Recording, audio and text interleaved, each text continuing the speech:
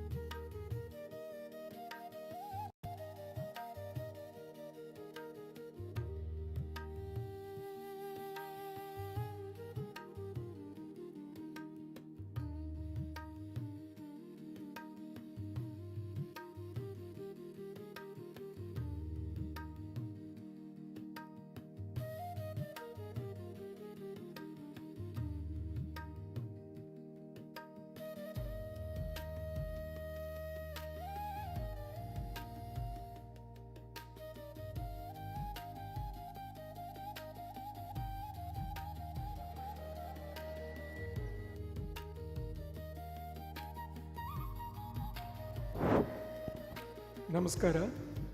We request the organizers to escort the delegates onto the stage, please.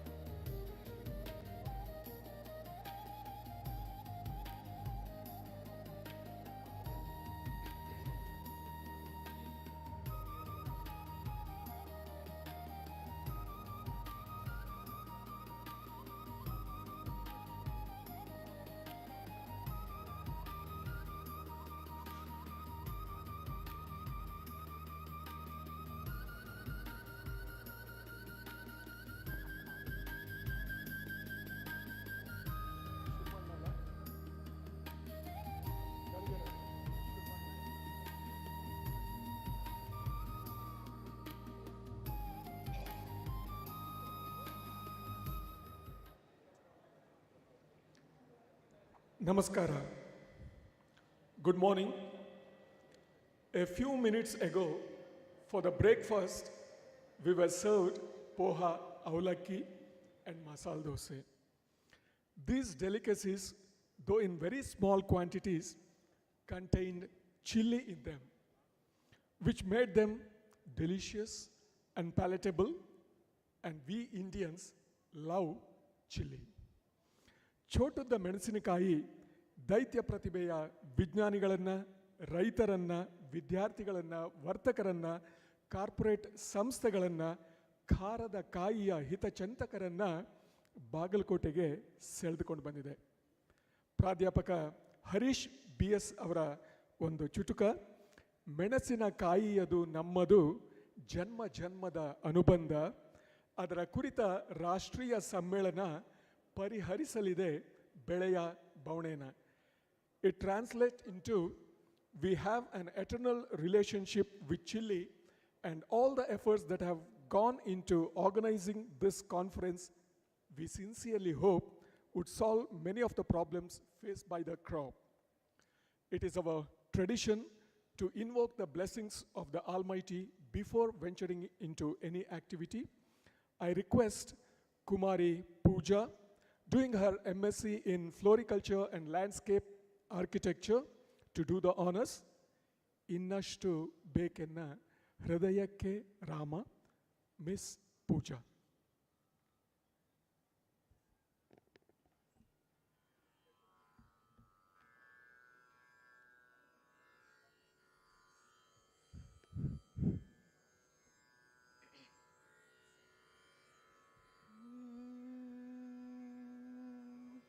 ಇನ್ನಷ್ಟು ಬೇಕೆನ್ನ ಹೃದಯಕ್ಕೆ ರಾಮ, ನಿನ್ನಷ್ಟು ನೆಮ್ಮದಿಯು ಎಲ್ಲಿಹುದೋ ರಾಮ.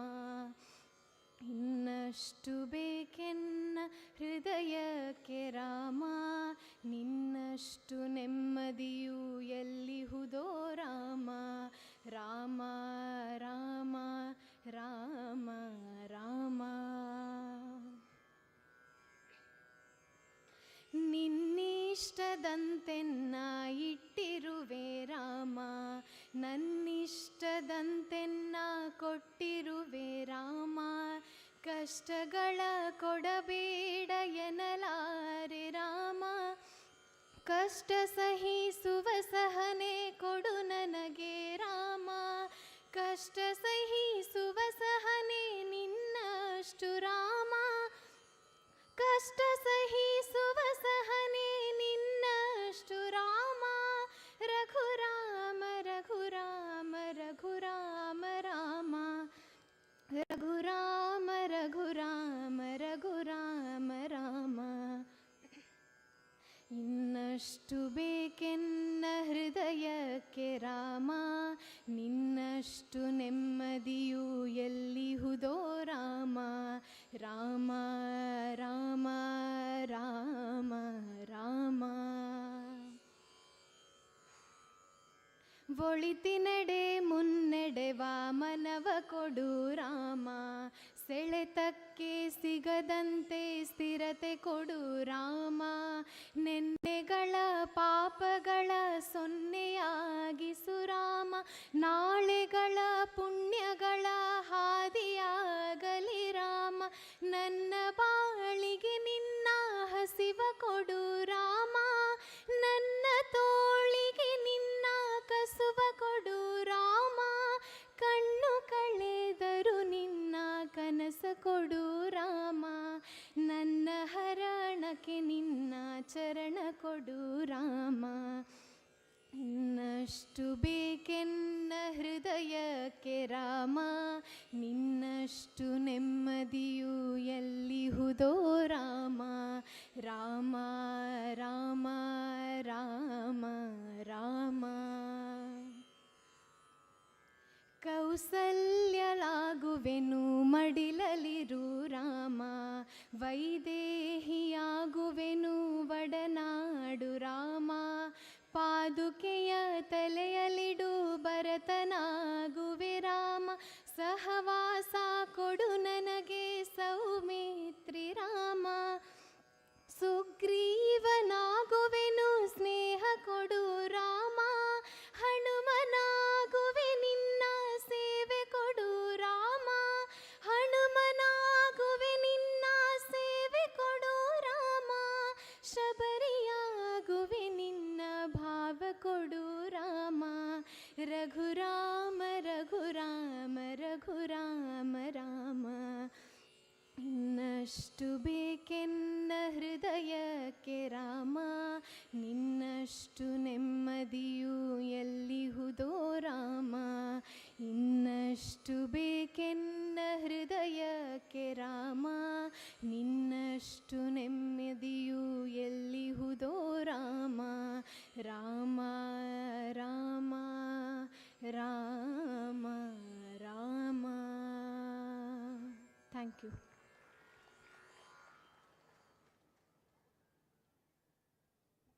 ಕುಮಾರಿ Pooja, thank you very much for the mellifluous rendering of the ಸ್ತುತಿ. ನಿಮ್ಮ ದನಿ ರಾಮನ ಹೃದಯಕ್ಕೆ ತಲುಪಿ ಅವನ ಅನುಗ್ರಹ ಸಂಪೂರ್ಣ ಇಲ್ಲಿರುತ್ತೆ. ಧನ್ಯವಾದಗಳು ಮತ್ತೊಮ್ಮೆ ಪೂಜಾ ಅವರಿಗೆ. The farmer who ploughs the land with dispassion is a ಕರ್ಮಯೋಗಿ, he is a tyagi. A meaningful philosophical poem written by Rashtrakavi, Jnanapita awardee Kuvempu, the Raita Gite. I request all the audience to kindly rise and keep standing to pay respect to the farming community. Raita Gite.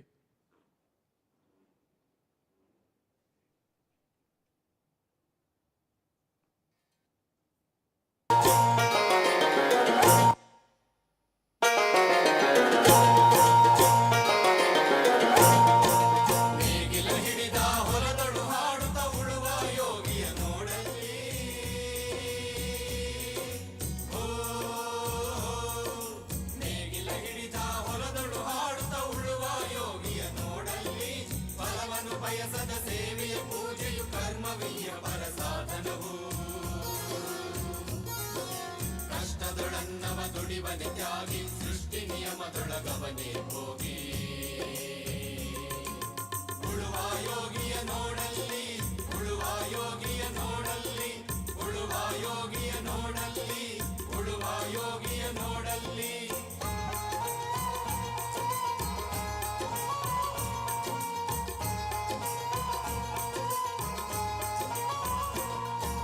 ಲೋಕದೊಳೇನೆ ನಡೆಯುತ್ತಲಿರಲಿ ತನ್ನಿ ಕಾರ್ಯವ ಬಿಡನೆಂದು,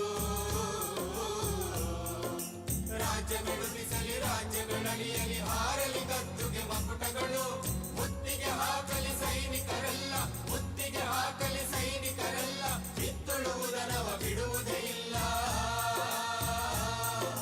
ಬಿತ್ತುಳುವುದನವ ಬಿಡುವುದೇ ಇಲ್ಲ. ಉಳುವ ಯೋಗಿಯ ನೋಡಲ್ಲಿ, ಉಳುವ ಯೋಗಿಯ ನೋಡಲ್ಲಿ, ಉಳುವ ಯೋಗಿಯ ನೋಡಲ್ಲಿ, ಉಳುವ ಯೋಗಿಯ ನೋಡಲ್ಲಿ.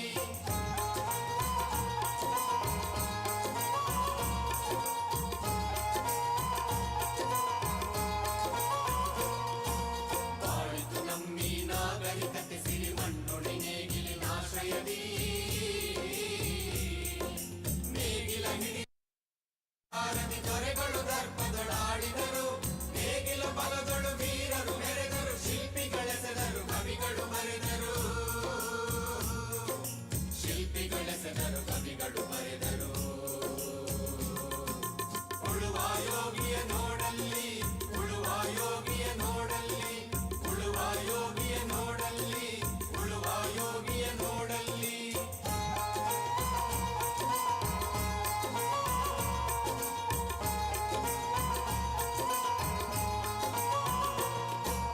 ಯಾರು ಅರಿಯದ ನೇಗಿಲ ಯೋಗಿಯ ಲೋಕಕ್ಕೆ ಅನ್ನವ ನೀಯುವನು, ಹೆಸರನ್ನು ಬಯಸದೆ ಅತಿ ಸುಖ ಕೆಳಸದೆ ದುಡಿವನು ಗೌರವ ಘೋಷಿಸದೆ. ನೇಗಿಲ ಕುಳದೊಳಗಡಗಿದೆ ಕರ್ಮ, ಓ,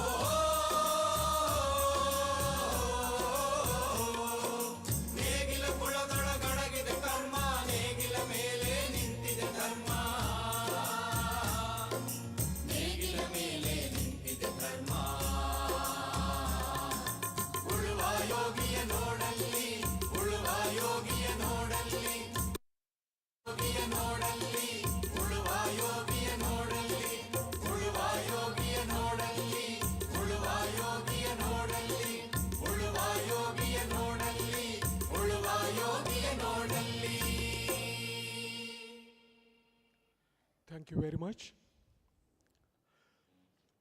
It was in 1492 Christopher Columbus sailed to American shores. In the next half a century or so, the Columbian exchange occurred and many crops including potato, maize, tomato and chili got introduced into the old world comprising of Africa, Europe and Asia. Capsicum peppers entered India in 1542. Delegates from all over the country have congregated here in the University of Horticultural Sciences Bagalkot campus to participate in this national conference on chili crop.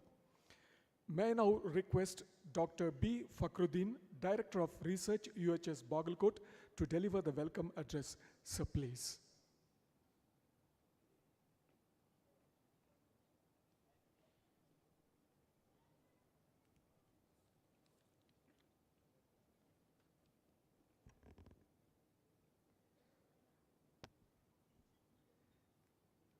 Namaste.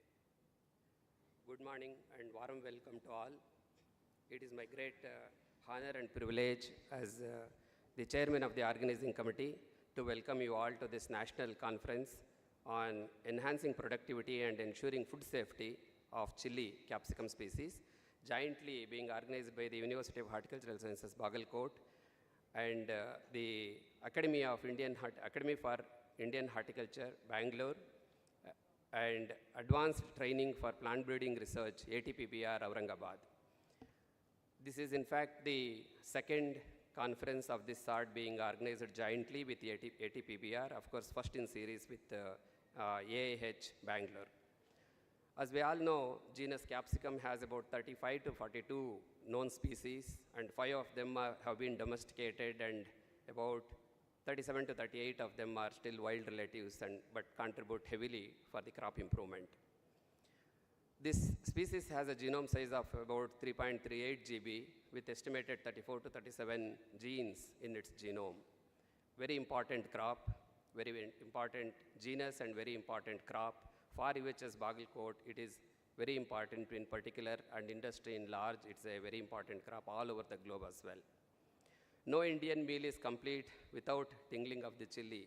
So this is how it is, and this small fruit makes its way to every kitchen, every curry, and every discussion on flavor.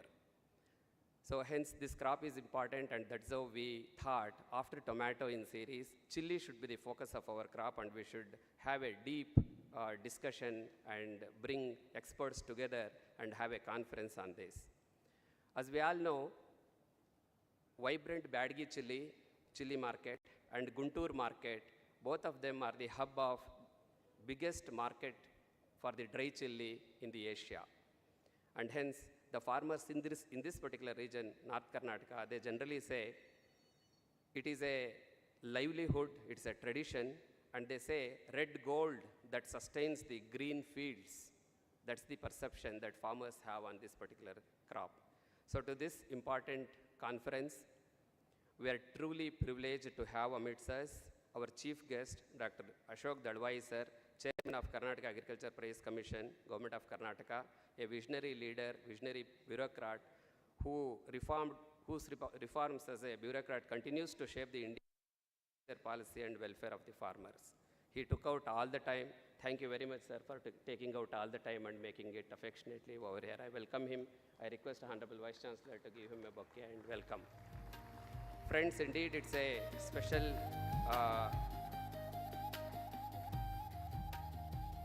I have the special word of thanks to our Honorable Vice Chancellor, Dr. Vishnuvardhan, who is the spirit and guiding force behind this entire operations.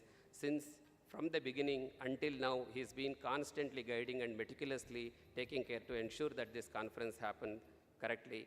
I welcome our Honorable Vice Chancellor, Dr. Vishnuvardhan sir, to this function. On behalf of the conference and all delegates sitting over here, I welcome our Dr. N.K. Krishna Kumar, founder, former DDG, Horticulture ICR, and the Secretary, AIH, who is the guiding force for the Indian horticulture sector. Welcome you, sir. I have pleasure in welcoming Dr. Surinder Tikku, an independent director of ATPBR Aurangabad, and he's a working bridge between academia and industry, standing very tall with a great knowledge of practical breeding. I welcome you, sir. Then I have pleasure of welcoming our founder, Vice Chancellor of this particular university, UHS Bagalkot, Dr. S.B. Dandin, sir, whose visionary leadership has laid a very strong foundation to this university. I have pleasure of also welcoming Dr. V.I. Benigi, Dr. Kattimini, who are on the way, and our former DE of this university, Dr. Y.K. Kotikal, Dr. Hanum Shetty, sir, and all officers of the university and faculty members. Friends, we have a distinguished academicians come industry leaders.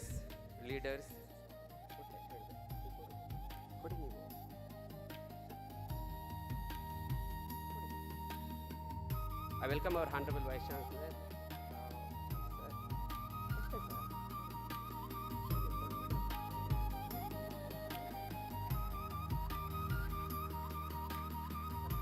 So, we have the distinguished academicians come industry leaders such as Dr. Sharan Angadi sir, who is on the way.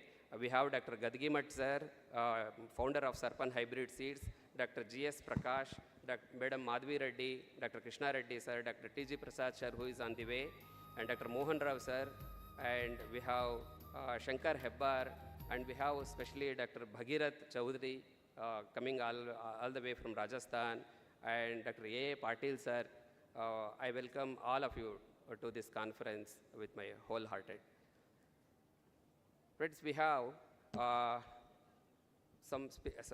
few speakers lined up online. Lined up Dr. Derek Berkjinger from the World Veg Center, Taiwan, and we have Sota Keda from Japan, Dr. Kang from South Korea. I welcome them as well online and to deliver the talk. This is a very special scientific conference. Unlike many other conferences, for this conference we have registrations received from respected farmers of our Karnataka state and neighboring states. I have a special welcome to all these farmers to this conference. Finally, I welcome all scientists, academicians, industry experts, students, delegates from all over the country to this conference, and I welcome all media personnel, electronic and printing media personnel to this. Friends, it is said chili, as we all know, it adds flavor, it adds color to every dish, and this conference, I am sure, in the same spirit will add a spirit to the discussion spirit to the horticultural sciences. A single chili may be very small, but it can spice up the whole part. Similarly, this conference on chili might spice up discussion, collaborations, and novel ideas to all our scientists, students, and farmers, and the overall value chain of the chili to come. On behalf of the University of Horticultural Sciences, Bagalkot, and organizing partners, I extend my warm welcome to everyone present over here. Thank you.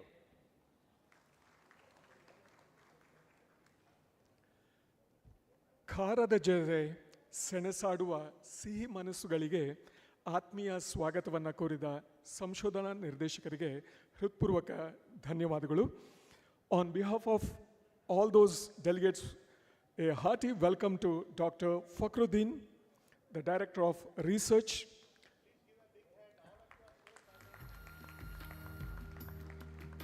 and Dr.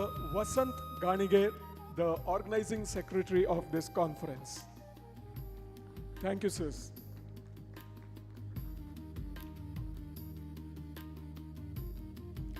We can never imagine a spicy dish in India which can be prepared without chili as an ingredient. We are equally perplexed that just 500 years ago, let alone cultivating chili, Indians had never seen, never heard of, or never tasted chili. This one crop has totally changed our culinary culture and has become one of the prized items of our grocery list. Unfortunately, of late, our spicy but loud chili crop is facing numerous problems. May I now request Dr. N.K. Krishnakumar, former DDG Horticultural Sciences ICR New Delhi, to share his thoughts on the events and that have led to the organizing of this national conference. Sir, please. Namaskara. Good morning to all of you. And respected Dr. Ashok Dalwai ji, Vice Chancellor Vishnuvardhana, dignitaries on the dais, my good friend Dr. Tikku.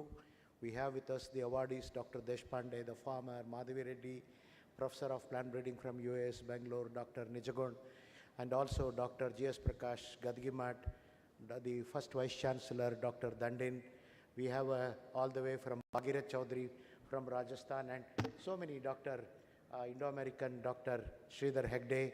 I mean, if I take the names, there are a galaxy of experts. Very briefly as to why this conference. The question we should be asking is, why not? It's not a question of why this conference, it's the question of why not. Ever since the spice route was 300, 500 years back nearly, ever since Vasco da Gama came and then Columbus discovered in his mind he called them peppers. That's why he thought they are black peppers, and that's how the name peppers began to get stuck for this. Those that were hot called red peppers and sweet peppers, etc. Thank God he called them as peppers. Otherwise, the discovery of the world from the Latin Americans would have been continued, and probably we would also be we will be Spanish today. A crop which got introduced from the Latin America with a primary center of domestication, secondary center of domestication at two places in Europe and South Asia, one leading to bell peppers and other leading to chili peppers, has become an inherent, integral part of our culture, cuisine, livelihood. It's not the top crops, just the tomato, onion and potato. Can any one of you tell me whether your kitchen is without chili? Can it go further even for a day? Probably we can go without potato and onion, but chili is such an important crop, it has to go. The crop itself has diverged into a kind of a variability, probably unknown to many parts of the world, and so also we don't know many divergence, variety between capsicum and chili.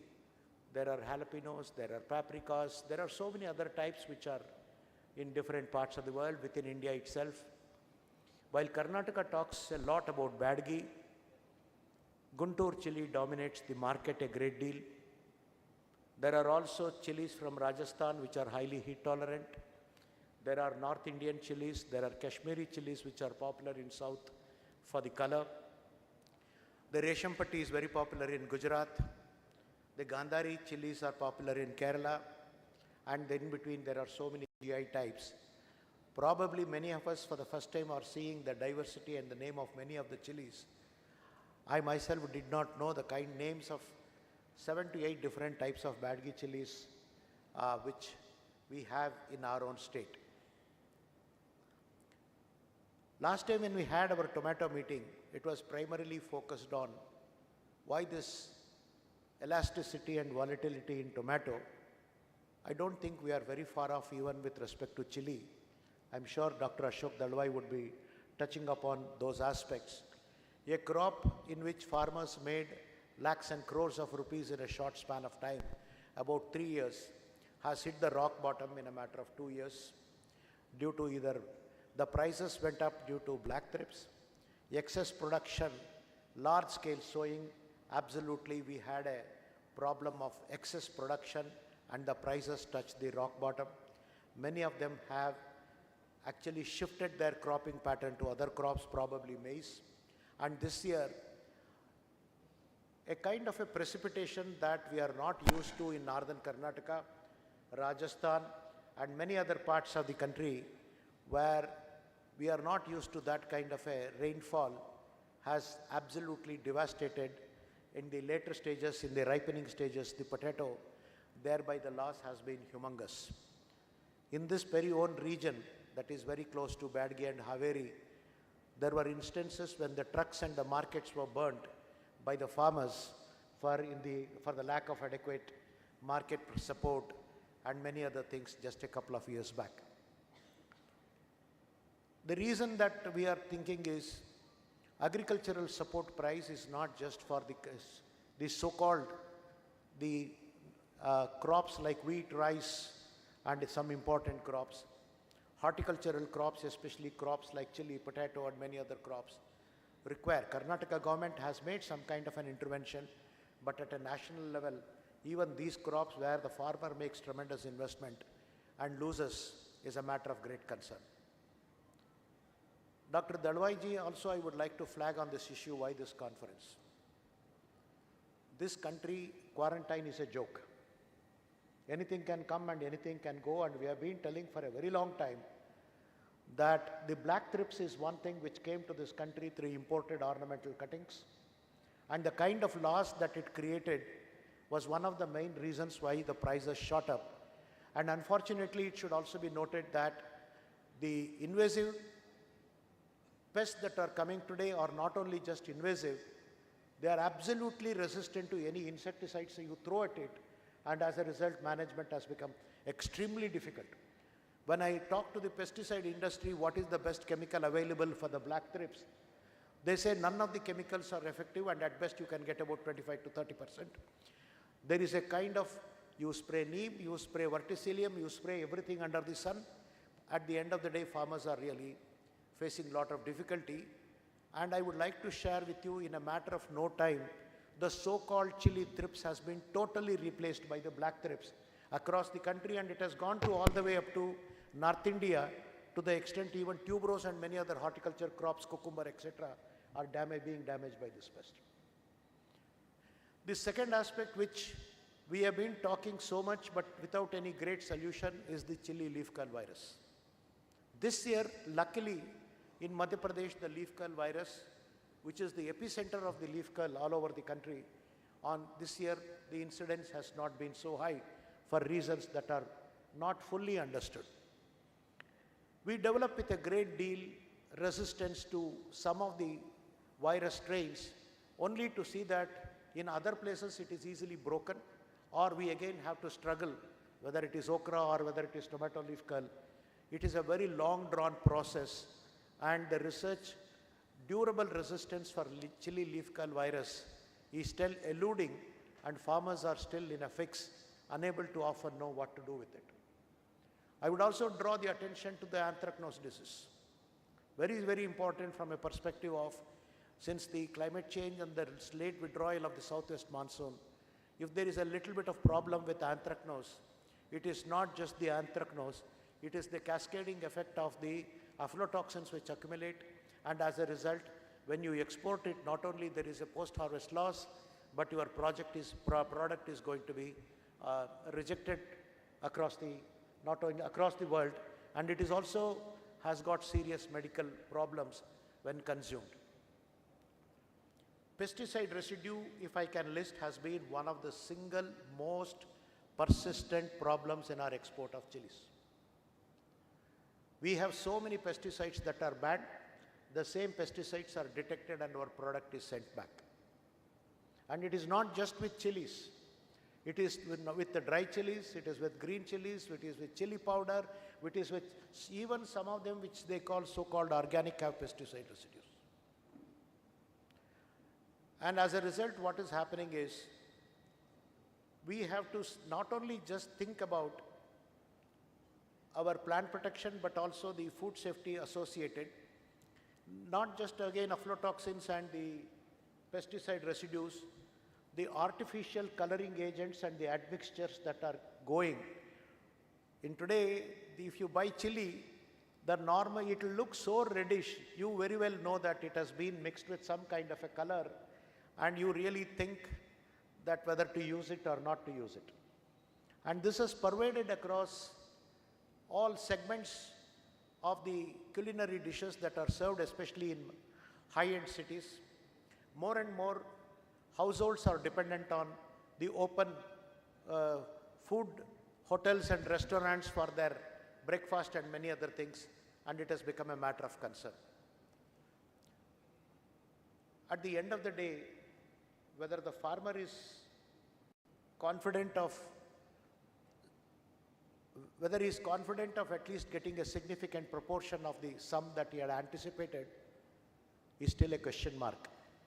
We are at the mercy of black thrips, we are mercy of the aflatoxins, we are at the mercy of anthracnose, we are mercy of leaf curl virus, and there is also a kind of, the market is flooded with so many companies and so many seed varieties, within that itself there is a lot of confusion. Again to Dr. Dalwai, who is heading one of the policy matters, last time also it was flagged. We have to have a Karnataka, or the respective states should have an attaché in different importing countries to push our material. If it is Badgi, Karnataka should have its own attaché in the importing countries to push our material. We don't have to totally depend on the government of India. We can do our own canvassing at a different level. So also for Guntur chilies, so also for other kinds of chilies. Kashmiri chilies is becoming very popular in South. There are industrial applications of chilies from the Northeast. In chilies, there is a requirement of low heat. There is an absolute requirement of high heat from the industry. There is a requirement of color, which goes into cosmetics and many other products. We are just touching the tip of the iceberg. The kind of biotechnological research that has been happening in countries such as Korea, South Korea, Japan, United States, and many other countries is absolutely mind-boggling. They have stripped the entire genome. They are able to go through very specific identifications of the traits, and they are going to push the product. And if you still do not grasp at this particular point of time the advances that are being made, I'm very glad to share with you, sir, that some of the most eminent, one of the persons who is going to give the talk is a person who got the World Food Prize, who is working in the World Veg. And one person is from Japan, another person is from US. So there are so many galaxy of persons who will be talking on many of these aspects. Badgi remains Karnataka's pride. We cannot compromise at any cost with regard to the pride of Karnataka. So also the Guntur, so also the heat-tolerant varieties from Rajasthan and many other varieties. Unfortunately, the northern belt, for example, I don't have any representative from Gujarat, I guess here. There is a variety called Reshampati, which is one of the finest varieties in the Gujarat region, and they would not compromise for anything other than the Reshampati types. So our culinary habits, our preferences, everything is very closely entwined with the culture of that particular place, and we would like to have that kind of traits. Chili is not about heat. Unfortunately, most of the Aam Aadmi or citizens do not understand the difference between heat and spice. A spice is a blend of aroma, whereas heat is how spicy it is. And often people think that more hotter it is more spicy. No. Capsicum can be a very, very mild, but it is absolutely full of aroma. So we have to bring in that finer culinary taste that is available across our chilies. With respect to the qualitative traits, I will take only 1 or 2 minutes. We are only focused on yield. There are no definite parameters, well-defined parameters for the quality. And unless you quantify the qualitative parameters in your breeding program, it's going to not further go into this. So I will not extend my talk further because I think the other dignitaries are there, very knowledgeable, who is going to share. So I just thought, we are having this conference. Thank you very much once again for giving me this opportunity to very briefly share with me some of my thoughts. Thank you.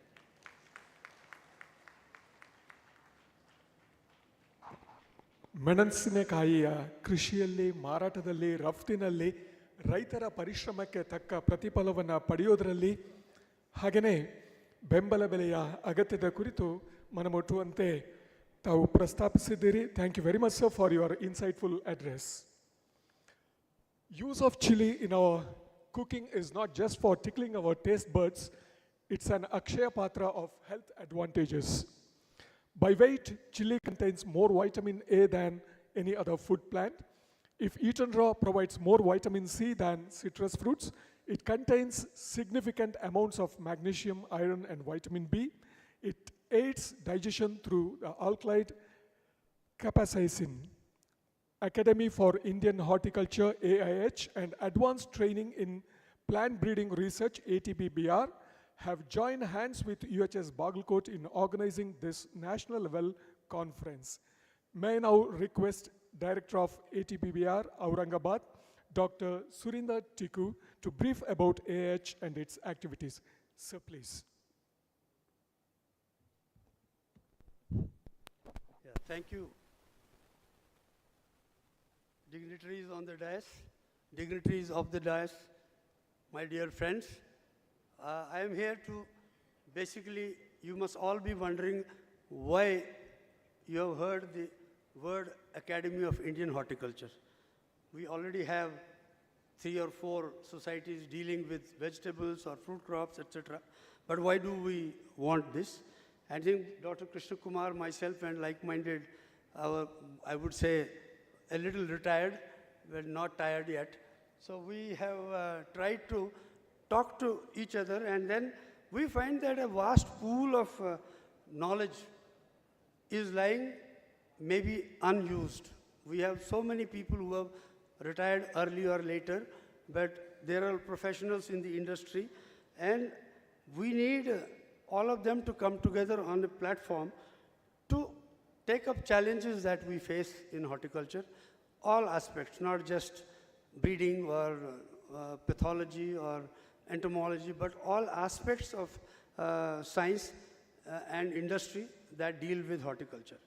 So we want to make sure that the private sector, the farmers, the scientists, they all pull together to set up away from the bureaucratic setup. You know, generally, excuse me for, most of the societies are under the control of a bureaucratic setup. So everything has to happen a particular way.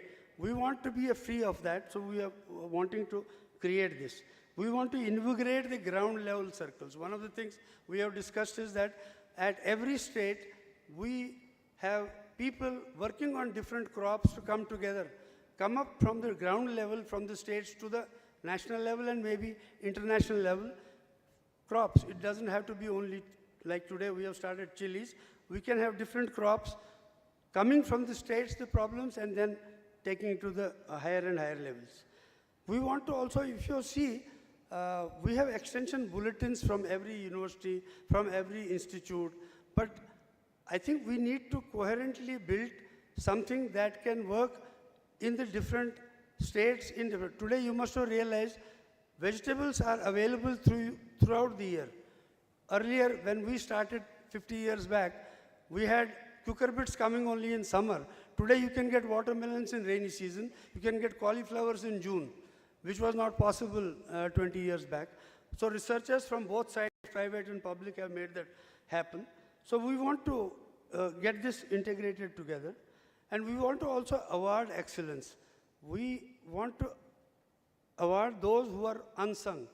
Some of them are getting awarded today because in the realm of things, only some people get awarded. I think we want to democratize that and take it to the next level.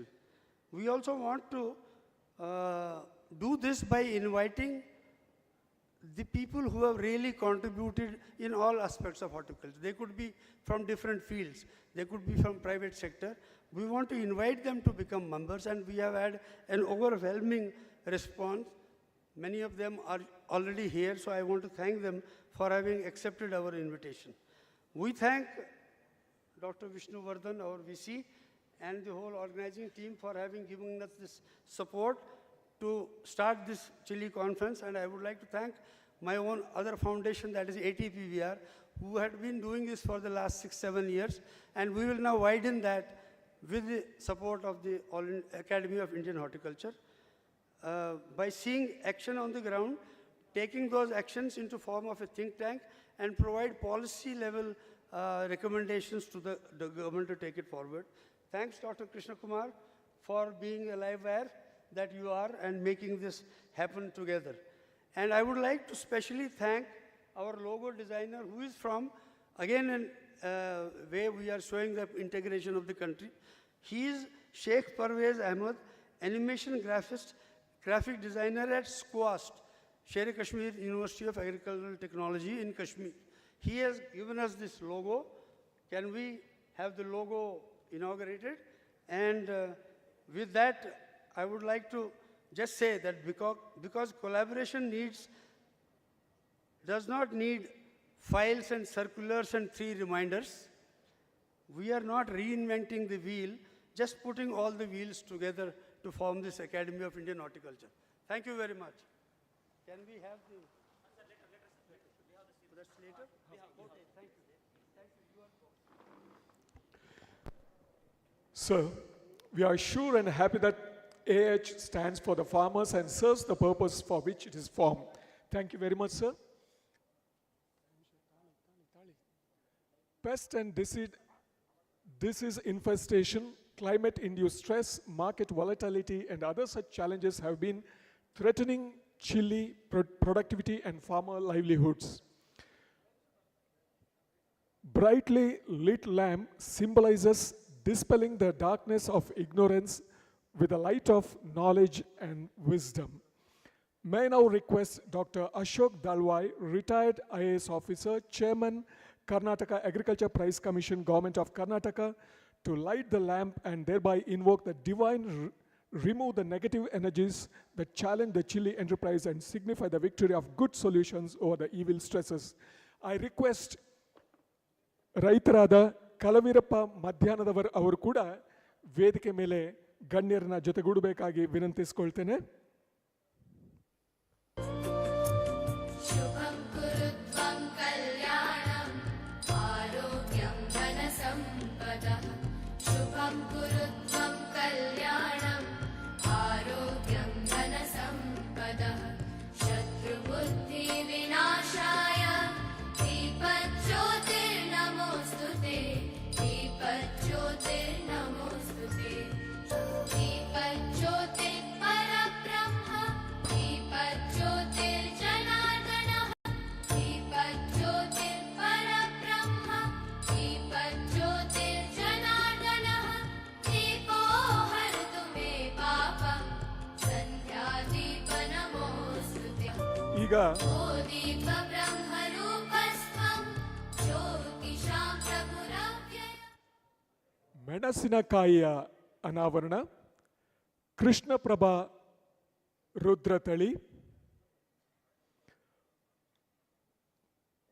The released chili the variety that University has of been Horticultural Sciences, Bagalkot, developed and released a new dry chili variety, Krishna Prabha Rudra, in the year 2017, and it was notified in National Gazette in the year 2024. The dry chilies of Rudra, synonym to its color, is characterized by deep red skin with a color count of more than 175 asta. The variety is known for its low pungency with less than 9,000 SHU. The variety is also identified by presence of prominent surface wrinkles. The oleoresin recovery is to the tune of 16 to 17%. Rudra chili variety is recommended for cultivation in both well-drained black and red loamy soils during Kharif and late Kharif seasons in transitional and dry zones of Karnataka. This variety is moderately resistant to chili leaf curl disease. The yield potential of this variety with good management practice is to the tune of 5 to 6 quintals per acre under rain-fed conditions, 12 quintals per acre under irrigated situations. Thank you very much, sir. Now, launching of the AIH logo.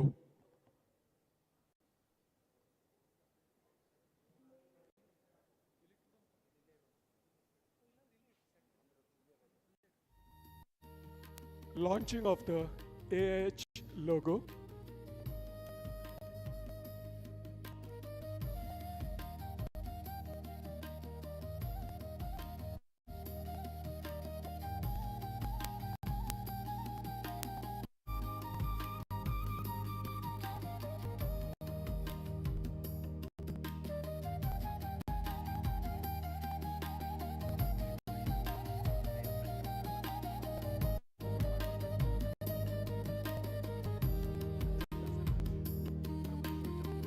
ಈ ಕೃಷ್ಣಪ್ರಭಾ ರುದ್ರ ಈ ತಳಿಯನ್ನ ಅಭಿವೃದ್ಧಿಪಡಿಸಿದವರು ಪ್ರಭುದೇವ ಅಜ್ಜಪ್ಪಳ್ಳವರ್ ಅವರಿಗೆ ನಮ್ಮೆಲ್ಲರ ಹೃತ್ಪೂರ್ವಕ ಧನ್ಯವಾದಗಳು.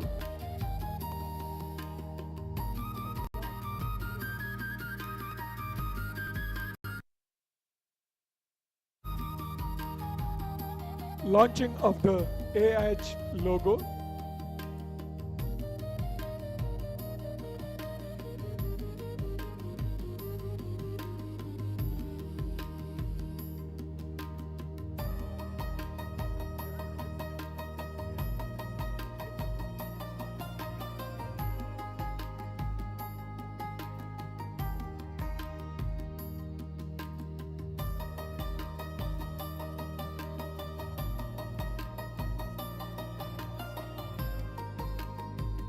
The breeder of Krishna Prabha Rudra variety, Dr.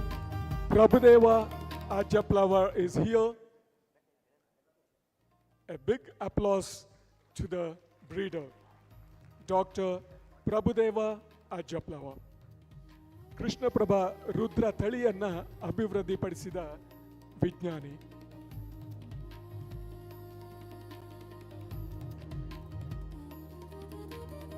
ಈ ರಾಷ್ಟ್ರೀಯ ಸಮ್ಮೇಳನದ ಫಲಶ್ರುತಿ ಮೆಣಸಿನಕಾಯಿನ ಸಮಸ್ಯೆಗಳ ಖಾರವನ್ನು ತಿಳಿಗೊಳಿಸಿ ಪರಿಹಾರದ ಸಿಹಿಯನ್ನು ಇಮ್ಮಡಿಸಲಿ ಎನ್ನುವ ಹೃದಯದಾಳದ ಹಾರೈಕೆಯೊಂದಿಗೆ ದೀಪವನ್ನು ಪ್ರಜ್ವಲಿಸಿ ಸಮ್ಮೇಳನಕ್ಕೆ ಚಾಲನೆಯನ್ನು ನೀಡಿ ಬೆಂಗಳೂರಿನ ಅಕಾಡೆಮಿ ಫಾರ್ ಇಂಡಿಯನ್ ಹಾರ್ಟಿಕಲ್ಚರ್ ಸಂಸ್ಥೆಯ ಪ್ರಾರಂಭೋತ್ಸವವನ್ನು ನೆರವೇರಿಸಿದ ಗಣ್ಯರಿಗೆ ಧನ್ಯವಾದಗಳು. Doctor Ashok Dalwai is a dedicated and committed professional with more than 40 years of career in All India services. He did his graduation in agriculture and post-graduation in agricultural economics from UAS Dharwad. As a member of the Indian Administrative Service of the 1984 batch, he has served in Odisha and Karnataka for several years. He has served in different capacities at both field and policy formulation stages in the two states and also Government of India. He has served as District Collector of Kalahandi District in Odisha and Raichur District in Karnataka, Commissioner of Bangalore City Corporation, Secretary and Principal Secretary in the Departments of Industries, Steel, Mines, Textiles, Agriculture and Water Resources. He has founded institutions and also led initiatives in restructuring of state public sector undertakings which were in the red following the liberalization of Indian economy in 1991. At present, he is the chairman of Agriculture Price Commission, Government of Karnataka. Belagavi ಜಿಲ್ಲೆಯ ಕೌಜಲಗಿ ಗ್ರಾಮದ ಪ್ರತಿಭಾವಂತ ಕೃಷಿ ಶಿಕ್ಷಣದ ಹಿನ್ನೆಲೆಯುಳ್ಳ ಜನಪರ ಮತ್ತು ರೈತಪರ ಕಾಳಜಿಯುಳ್ಳ ದಕ್ಷ IAS ಅಧಿಕಾರಿ doctor Ashok ದಳ್ವಾಯ್ ಅವರಿಂದ ಈ ರಾಷ್ಟ್ರೀಯ ಸಮ್ಮೇಳನದ ಉದ್ಘಾಟನೆ AIH ಸಂಸ್ಥೆಯ ಪ್ರಾರಂಭೋತ್ಸವ ನಡೆದದ್ದು ಅತ್ಯಂತ ಸಮಂಜಸ. May I now request Dr. Ashok Dalwai, Chairman, Karnataka Agriculture Price Commission, Government of Karnataka, to deliver the inaugural address. So please.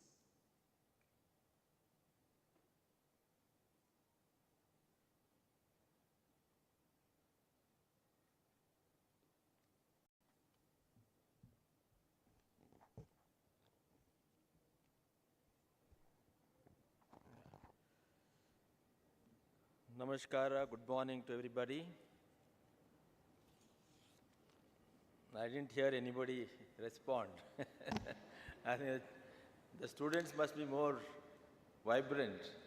So good morning to all of you, the last benchers. Thank you. Thank you. Good morning. So Honorable Vice Chancellor and President of this inaugural function, Dr. Vishnuvardhan, my other friends on the dais, Dr. Krishna Kumar, Dr. Surinder Tiku, Dr. Fakhruddin, Dr. Vasant, the former Vice Chancellor, founder, Dr. Dandin, all the former officers of this great university, distinguished delegates, all the faculty of the University of Horticulture Sciences, Bagalkot, and most importantly, the young student friends. And also friends from media.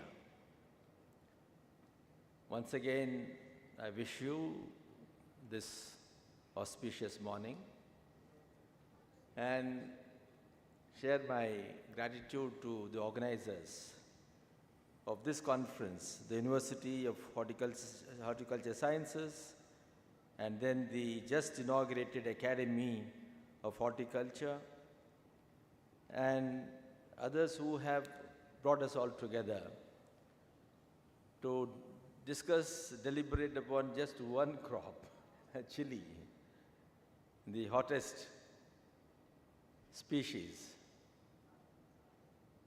And I'm sure that all of us over the next 3 days will be deliberating about this particular species. There are many species, of course, this genus, let me say, will stand to benefit from where we stand and how to move forward. And what I can see and what is the theme of this whole conference is enhancing productivity and ensuring food safety of chili.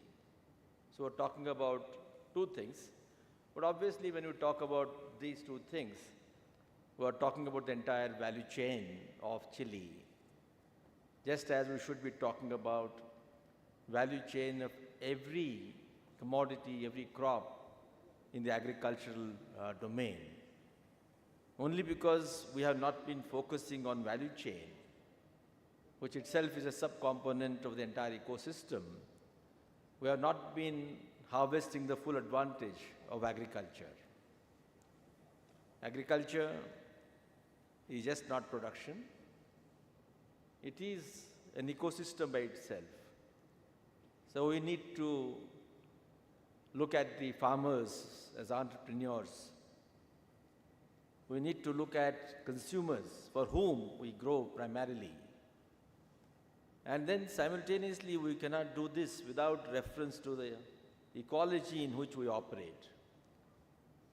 And most of us think that all these three are contradictory to each other, that they are in conflict with each other. It's not true.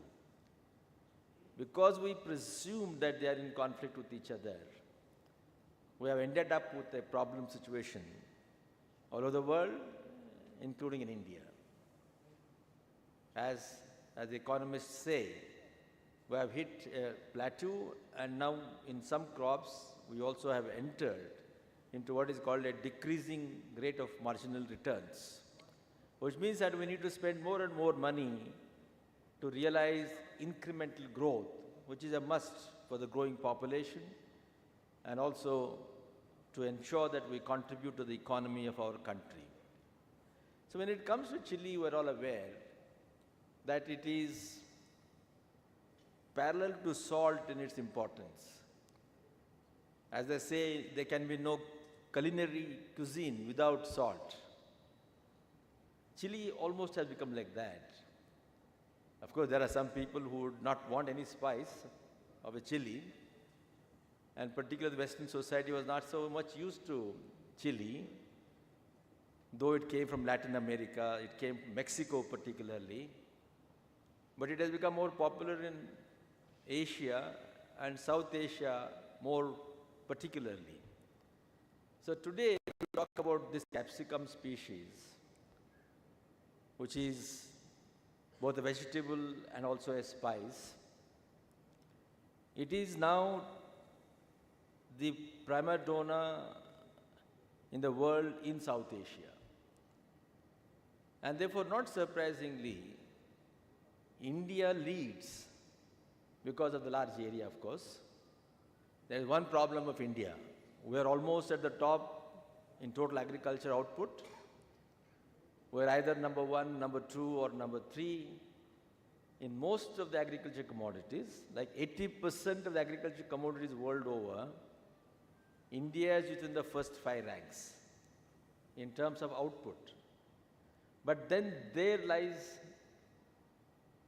a challenge. And in terms of productivity, we are not there. It is only because we have very large extent of area under cultivation that we are almost at the top. But then given the challenges to the land itself, we need to focus on productivity. So I'm happy that the organizers have picked up productivity as one of the important discussing points.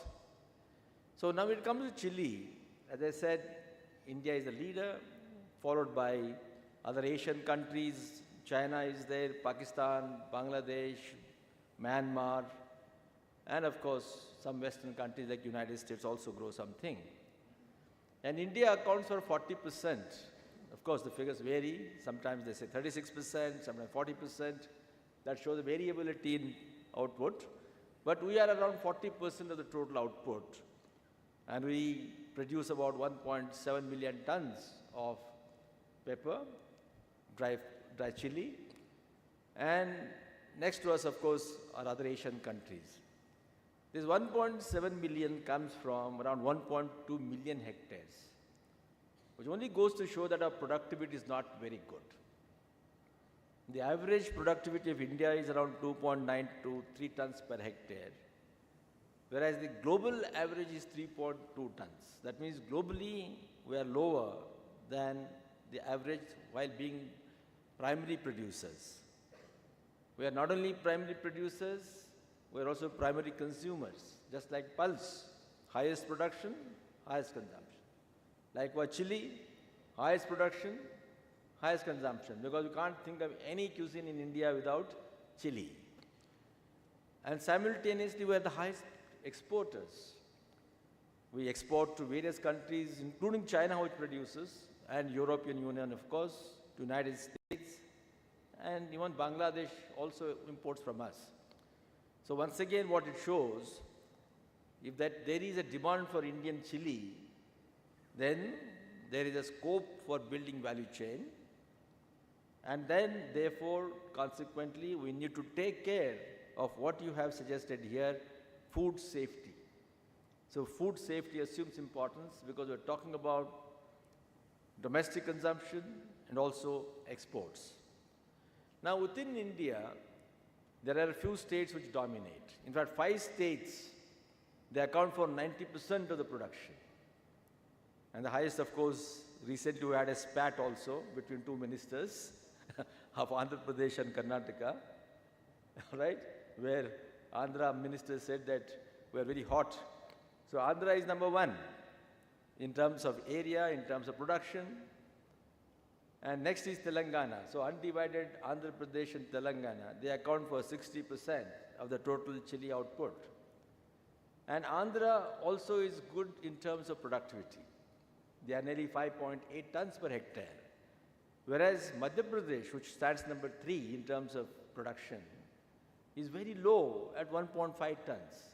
And that's what explains the low average productivity of India. And thereafter, of course, we have got Karnataka, which is one of the highest producers, and Odisha is another producer. So these 5 states are very important. And then, of course, you got Maharashtra, Gujarat, which also produce some small quantities of chili.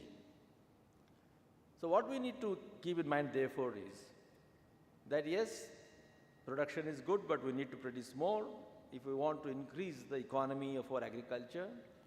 And simultaneously, how to ensure that? So here what I want to share with you, what is the meaning of productivity? All the time when we talk of productivity of any crop, or including even in non-agriculture sectors, we're always talking in terms of yield, what quantum we produce per unit of land, for example. Where now, from the perspective of sustainability we should be talking about output per unit of resources, because that's very important for chili. Per unit consumption of water, per unit consumption of labor, per unit consumption of nutrients, unit consumption of anything and everything that goes into production as a factor of production.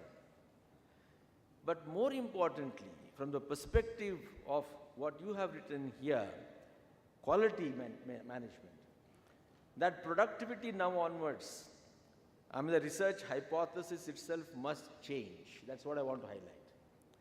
The research hypothesis now onwards for anybody, any plant breeder or any agronomist or anybody for that matter has to be, productivity means a blend of quantity and quality. If you do not take quality as a coterminous parameter, then we are not talking about productivity. After all, what is productivity meant for? To realize higher production. And production high for what? To meet consumption, because chili primarily is for consumption. And also for export, once again for consumption. If it is for consumption, and therefore the safety becomes very important, obviously we cannot be producing any quality of chili and then make it non-consumable, non-acceptable, particularly in the export market. Because export market always has certain standards. European standard, US standard, HACCP standards, ISO within our own country, FSSAI standards. If all these standards are there, and if our produce is not meeting that particular quality, then we are producing roughage, which has to be only thrown into compost pits. Therefore, the first point I want to really emphasize this morning is that now onwards for us, productivity must mean not just in terms of quantity, but it has to be in terms of quality. And obviously the quality parameters will vary from crop to crop. And in case of chili, we have very specific parameters. We are talking about odor, flavor, we are talking about pungency, we are talking about shape, size. So different aspects, there are various dimensions, external dimensions, and also internal dimensions that we saw here. So the quality parameters must also be kept in mind when we are talking about improving productivity, either through breeding or through better agronomic practices. Whatever the thing we're talking about, we have to be talking about quantity and quality. Now we're all aware that if we want to improve the productivity for purpose of high production, it has to bring results to the farmers. After all, why does farmer grow more? Farmer will grow more provided he is able to sell, monetize his produce, and see that he gets higher returns on his investment. He's not there just to cultivate. Yes, we all heard to the tributes we paid to the farmer in the morning, right? The Gita. As Kuvempu Vishwamanava called him as yogi, right? That is his song, right? He called farmer as a yogi. That means he is doing tapas. And we are saying the entire dharma stands on his plow. Okay, that's all fine. But we should also know that farmer is an entrepreneur. He has to earn, and therefore he has to make returns on investment. Which means that, unlike what we have done so far, agriculture, including chili, they have to be market-centric. They have to be demand-centric. And today, global market, Indian market are extremely dynamic. They are dynamic in terms of tastes and preferences. We therefore need to understand what are the different uses that chili can be put to. Chili or any agriculture produce is not just for consumption. While that is the primary responsibility of agriculture sector, to produce for human consumption, to produce for animal consumption, but in order to generate incomes, which is the primary aim today of everywhere in the world, including India, is that we have to understand what are the different uses we can actually put chili to. So we're aware that within the culinary domain, which is used for different purposes, it is also useful in pharmaceuticals and cosmetics. Today, pharmacy is recognizing greater use of chili. It is used in various health aspects, including, for example, improving the metabolism. And then many of us are interested in weight management. Good metabolism ensures that you are able to maintain your weight also. But more importantly, it is good for cardiovascular systems. It is good for digestive systems. It is good for so many things, including pain releases and so on and so forth. And within the culinary also, it is just not food consumption. It can be for different kinds of drinks, different kinds of sauces, different kinds of various things that we see in the world today. For example, within the drinks, many of you are interested in drinks. For a better kick today, they add chili spray into the rum, right? So there are different aspects. I'm just giving you the wide canvas that exists before us today. That chili is a very good candidate to get into the bioeconomy. So if it has got scope in pharmacy, in cosmetics, and various other entrepreneurial activities, the breeder has to see what kind of breeding he's doing, keeping in mind the requirements. Now in India, what are the challenges? What are the challenges to production? What are the challenges to value chain and management of the quality? That's what we are all supposed to be talking about. Now from the perspective of the production, not just within India, it's also problematic everywhere in the world over today. The major challenge, of course, comes from climate change. The climate change has a negative impact on every crop, including chili. Chili is particularly vulnerable, just like any other crop that belongs to the Solanaceous family. And climate change, let us take two important parameters, temperature and humidity, for example. Now, with increase in temperature, the fruit set gets affected, fruit size gets affected, and the quality of also fruit suffers. If there's an increase in humidity or there's a decrease in humidity because of the climate change, then it has its own negative influence because it renders chili more vulnerable to pests and diseases. And we also have now cases where because climate change can impact the pathogens to which chili is vulnerable, the chili can develop greater resistance to the change in the pathogen character. So there are multiple implications of the climate change on the chili crop. And the second challenge, of course, is that it is one of the most vulnerable crop to both biotic and abiotic stresses. And as you see, both of these things are getting affected today. Within the biotic stress, pests and diseases are important. We heard to large number of pests like thrips, mites, fruit borer and all that. And within the disease segment, we know both viral and fungal diseases impact chili very badly. And therefore, we have various kinds of diseases that impact both quantity as well as quality of produce. So that is another thing that we need to take care of. So there are several other challenges in India that structurally the farmers face. We are small farmers, we are marginal farmers, and therefore when we adopt practices, management practices, harvesting practices, there is a loss.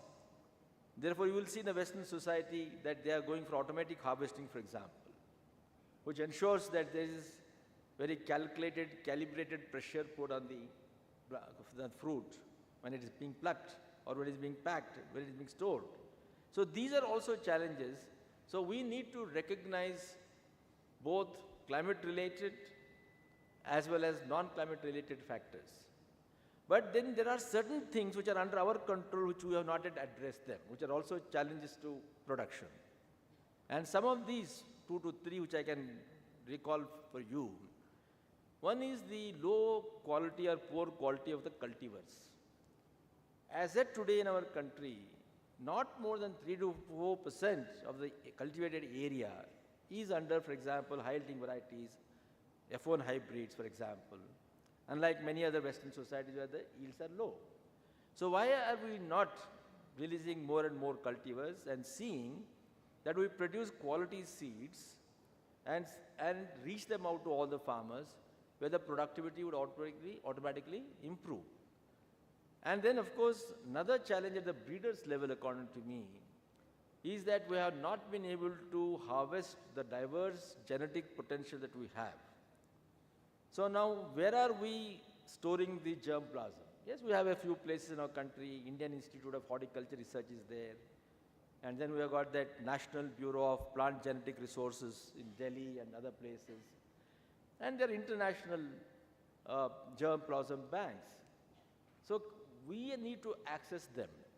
But before accessing them, we also need to delineate, identify where are the different kinds of germplasm in the nature. Like I understand now 16 GI tags we have won, which is a very good number. How do we conserve these things? Now we can have a conservation either in the germplasm bank or we can have in situ conservation. So I think in situ conservation, however difficult, challenging and costly it is, but for crops like this, we need to have in situ conservation. We need to identify the origins and then see where you can conserve these things. And then of course, technology intensive conservation practices like in vitro, which is also very costly, but very important. And then we have got cryogenetic conservation also. And then there are low technology things like highly ultra dry storage systems and all that. But depending upon our ability to access the financial resources, we should be able to conserve the genetic diversity. In fact, India is known for genetic diversity, not just for chili, but everything. In fact, in the world, India is blessed in terms of ecological diversity, in terms of biodiversity, in terms of soil diversity, anything and everything. India is a blessed country, but we have not tapped that advantage. Therefore, for chili, if we want to improve productivity and also meet the new demands that I was talking about in cosmetics, in pharmaceuticals, etc. In fact, in pharmacy these days, they're also talking about its ability to be used for cancer and diabetes management also. So there are many things. Science has no frontiers.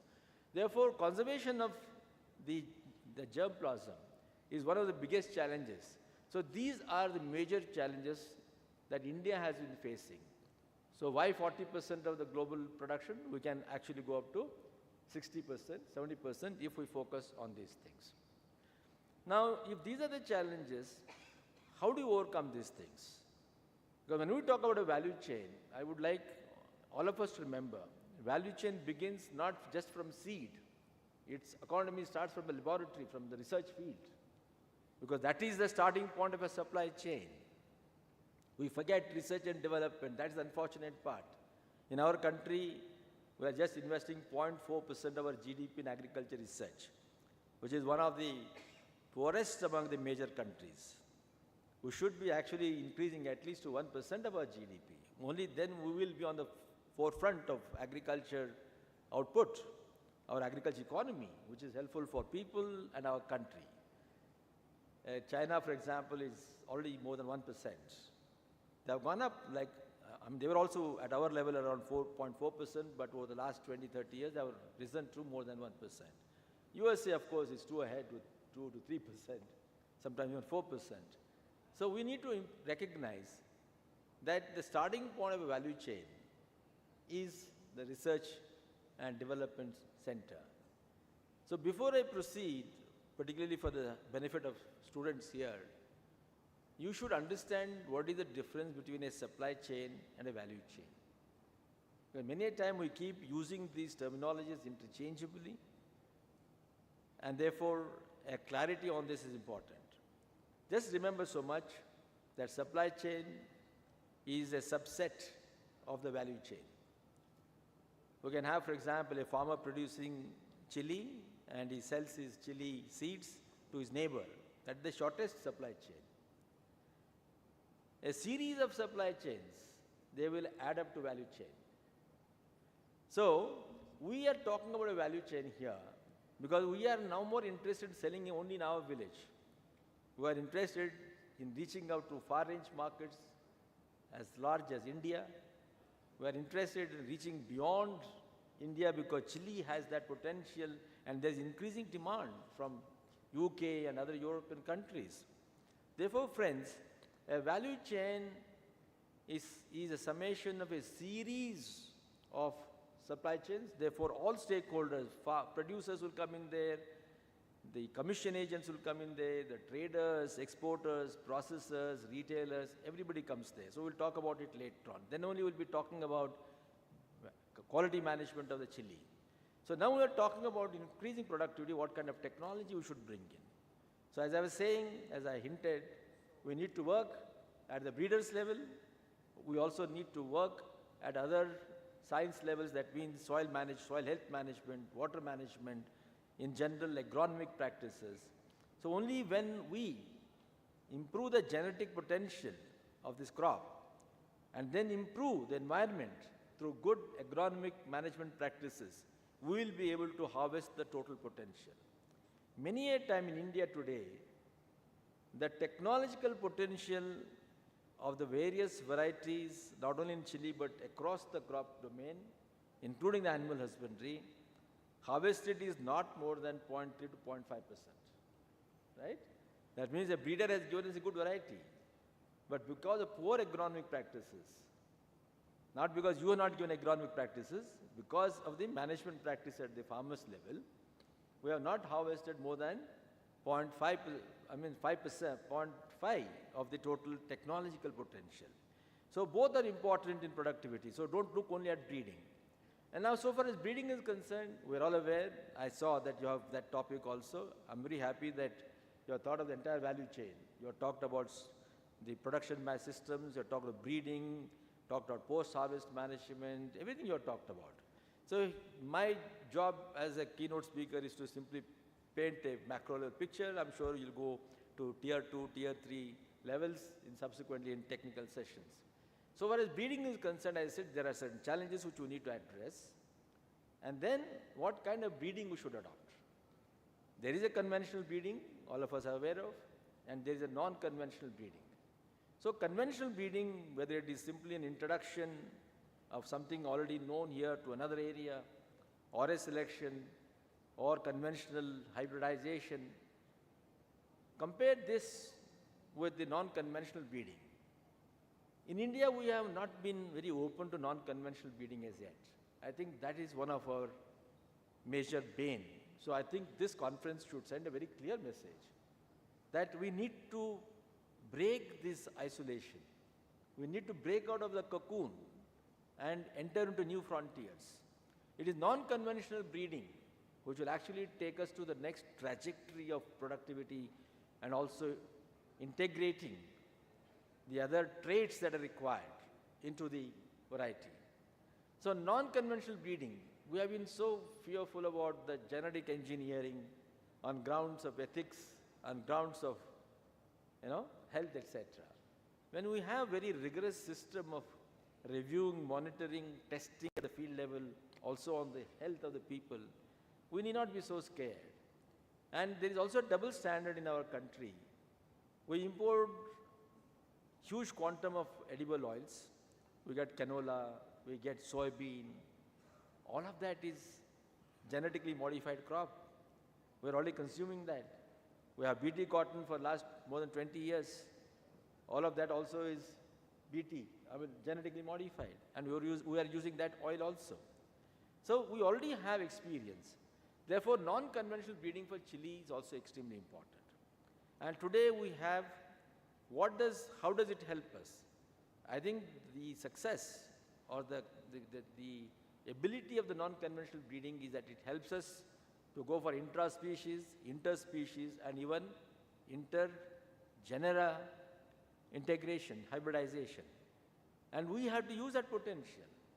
Unless we use that vigor that rests in different kinds of species, in different genera, in the name of being ethical, then I think we are actually losing a lot. Therefore, now that we know how to map the genes, we now have this, we are highly knowledgeable. India also is highly knowledgeable in terms of marker-assisted selection or molecular breeding. Not that we don't have these technologies, not that we don't have scientists. We have, but we have not given them the total freedom. So I think this conference should send out a clear message that if we want to improve productivity, break from this 2.9 tons to reach 5 tons, if Andhra has reached, for example, that means the whole country can reach that. Therefore, we need to get into non-conventional breeding. The advantage of a non-conventional breeding is also that it saves time. A conventional breeding will take you not less than 7 to 8 years. not less than 7 to 8 years. By the time you start your work, release it, test it, get it commissioned either at the state level or at the national level, it takes a long time. Whereas it is possible today through non-conventional breeding, because we can actually point out what we are doing, we will be able to save a lot of time. Only the spin-off is that it is costlier. But as I said, unless we want to invest more in agriculture research, we cannot hope to get the output. So we have to invest in agriculture research and utilize these new technologies and then see that we improve our productivity. But then, as I said in the beginning, when you talk of productivity, it is just not quantity, it has to be quality. What kind of qualitative parameters you want to introduce? And then there are other parameters also. We talked about flavor or odor, we talked about pungency, all these things are important. But more importantly is resistance to increasing abiotic and biotic stress. Unless we do that thing, we are going to have a negative fallout, and that negative fallout is increasing use of pesticides. And the amount of pesticides we use, I mean, of course, it varies. Average is much less for India, let me tell you. In average, pesticide usage is around 0.7 grams per hectare. I mean, 7 grams per hectare, which is much less than many Western countries. Yet, it is low because there are certain concentrated pockets where lots of pesticides are used, and there are regions where nothing is used. Like, for example, in Karnataka, Raichur region, Tungabhadra command area, is one of the most intense use of agrochemicals. Very interesting. Not only in India, not only in Karnataka, it compares with the best, with the highest use in India. So there are certain pockets where you use high concentrations of agrochemicals, including pesticides, and therefore the national average is low. Compared to even Japan, for example, which is much more, nature friendly. So what is important, therefore, is that we breed varieties, keeping in mind the increasing abiotic stress and biotic stress. And then that makes our agronomic practice that much more nature friendly. So other thing is that all those issues that we talked about have to be addressed. However, it is now time for us to go in for smart agriculture. We are talking about climate smart agriculture and climate resilient agriculture. So there's a little difference between climate resilience and climate smart. So in simple language, a climate resilience is to see that we don't lose much. We adapt ourselves, we adopt technologies, management practices such that we do not lose much. We try to minimize the losses. But in climate smart agriculture, we are being smarter than the nature. We're trying to be smarter than nature. That means we are able to use technology to predict what might happen and take advanced action in order to negotiate those challenges. It could be pests, it could be diseases, it could be weather, it could be various other unpredictable nature-related, market-related factors. So therefore, the use of technology, a basket of new technologies that is available must be utilized in agriculture production system. So in agriculture production, 3 to 4 very basic technologies that all of us are aware of but must be geared to be used for crop-wise, because each crop requires a different kind of approach. Each kind of topography requires a different approach. A hilly terrain, for example, requires altogether a different kind of machines, different kinds of technology compared to a plain area. So to start with sensors, I think today we're all hearing more and more about sensors. Why sensors are important? If we're using more pesticides, more agrochemicals, that means we do not know the actual status of the nutrients of the soil. So sensors help us in actually evaluating on a real-time basis the nutrient status, the water status, the temperature status, all kinds of parameters which are important to support a cultivation are all identified by a sensor. When we connect the sensor, today there is something called Internet of Things. Internet of Things is connecting one machine with another machine. So it becomes an intelligent system. So when you connect our sensors with mobile technology or create an Internet of Things network, then we are able to get real-time data on a continuous basis. So we need to make use of sensors and Internet of Things in our production right from pre-production. That means from the time we start preparing our land to the time of sowing and through the production process at different critical stages of the plant, so that we are giving right amount of water. We are not giving more water than required. We are not adding unnecessary fertilizers. You know that there is a variable technology today. That means we get so specific that within a given patch of land, there may be a patch with high nitrogen, but another patch with low nitrogen. Why are we adding nitrogen uniformly across the patch, for example? So that variable technology that is possible today using this emerging technology will make us much more sustainable. We're talking of sustainability. And the second, of course, is the increasing use of drones.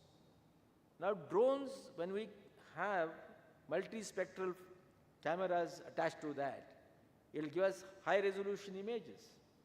So when you talk of images, we earlier only talked about satellites, and satellites are very distant imagery systems.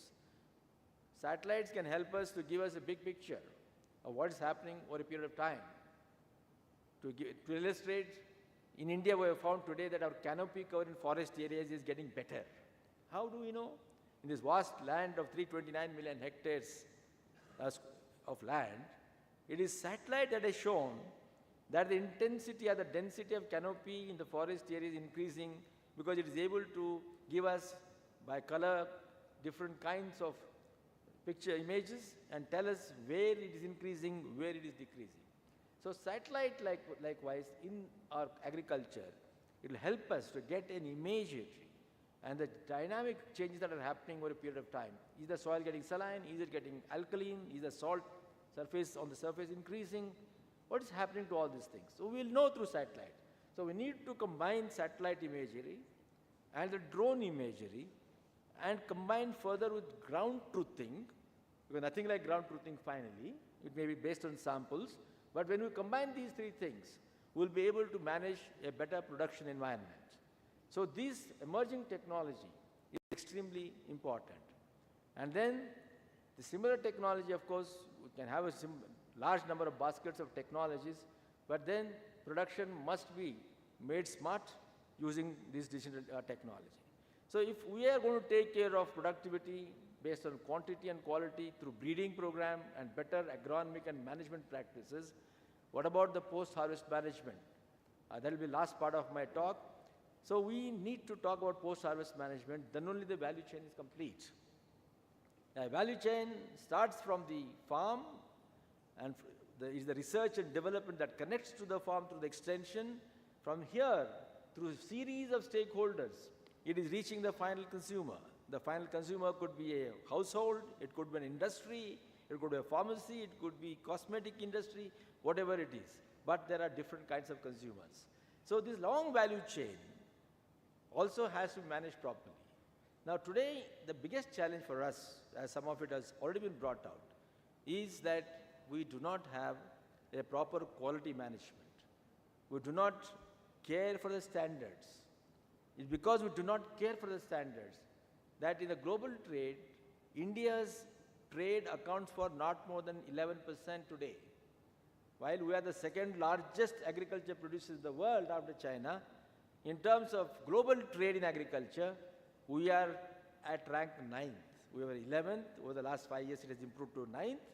But yet, it is as small as 11%. Okay? So how do we increase our share in the global trade? And that's where the quality management comes in.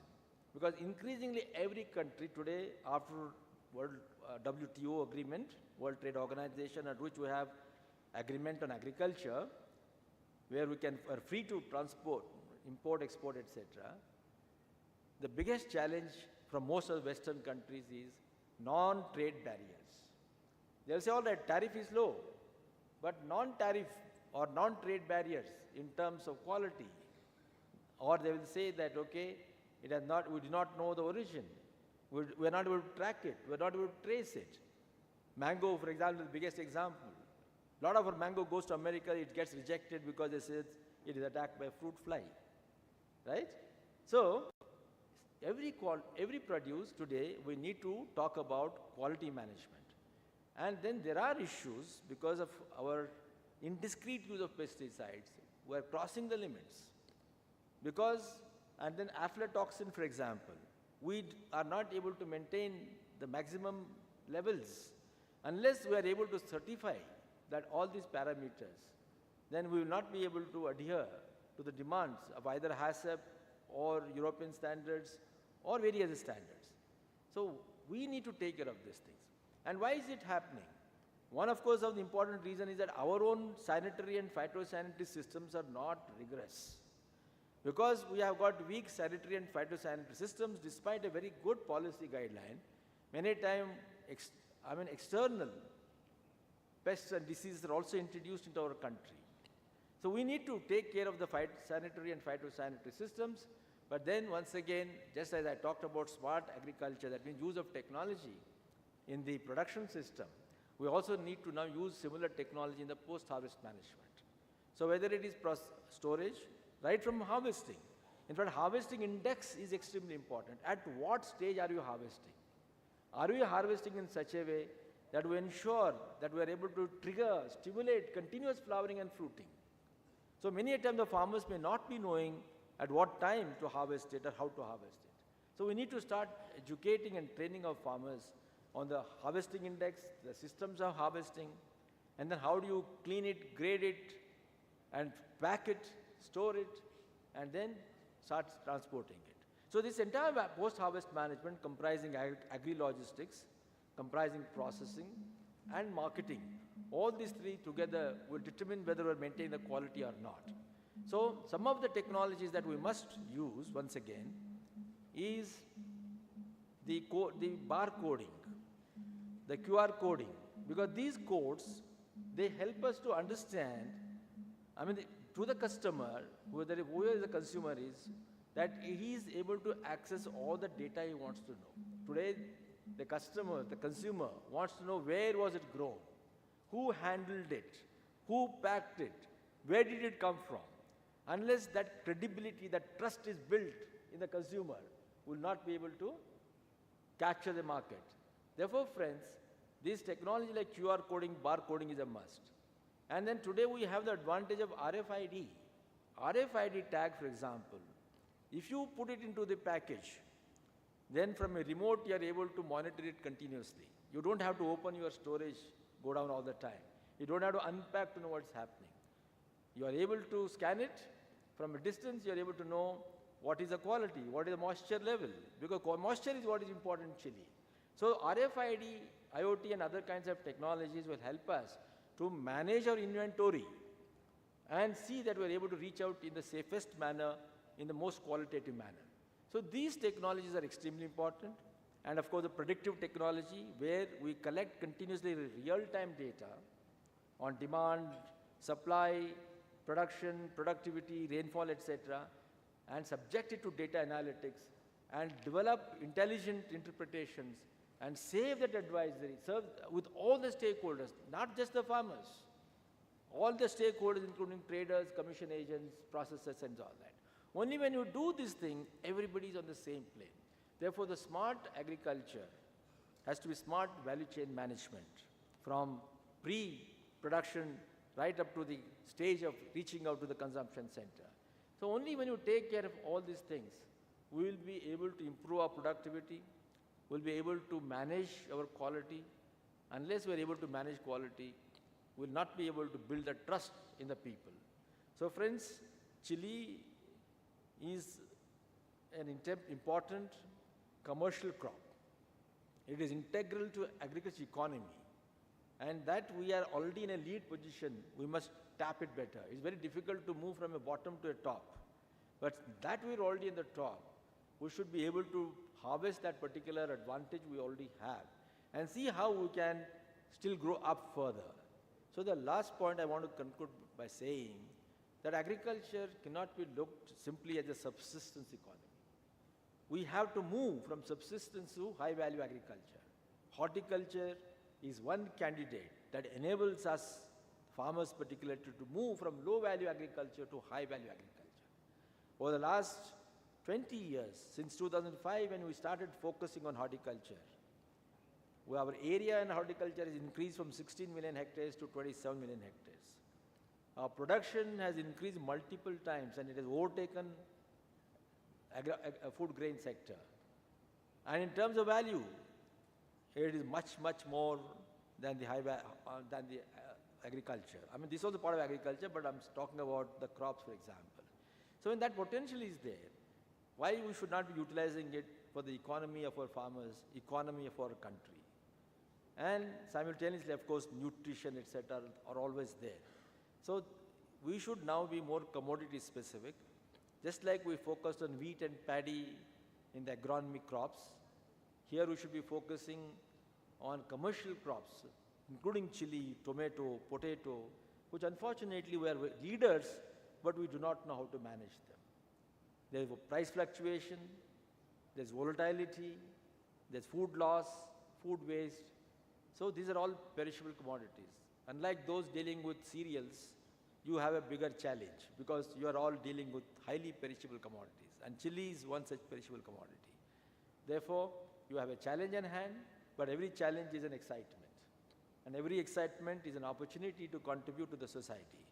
So I must really congratulate the organizers for having picked up this one commodity, chili, and then based on the deliberations that we will have over the next 3 days, we should come out with certain action plan which are actionable in short term, in long term, so that we start working on those, in terms of the time. And of course, advocacy is very important. I hope at least 5 to 6 papers come out in newspapers, in Kannada, English, and Hindi. Some of you should write. That itself is a good impact, that we had a conference and Chilli, these are the things, this is how it can contribute to the economy of the country. So there are many seniors here, even students can attempt, write at least general interest 5 to 6 articles in leading newspapers of Karnataka and elsewhere, so that they know that we have held this conference, they know that these are our concerns, and they know that this can be done.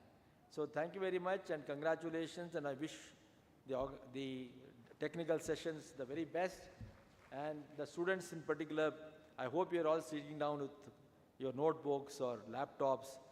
Don't just keep listening. You should be noting down these things.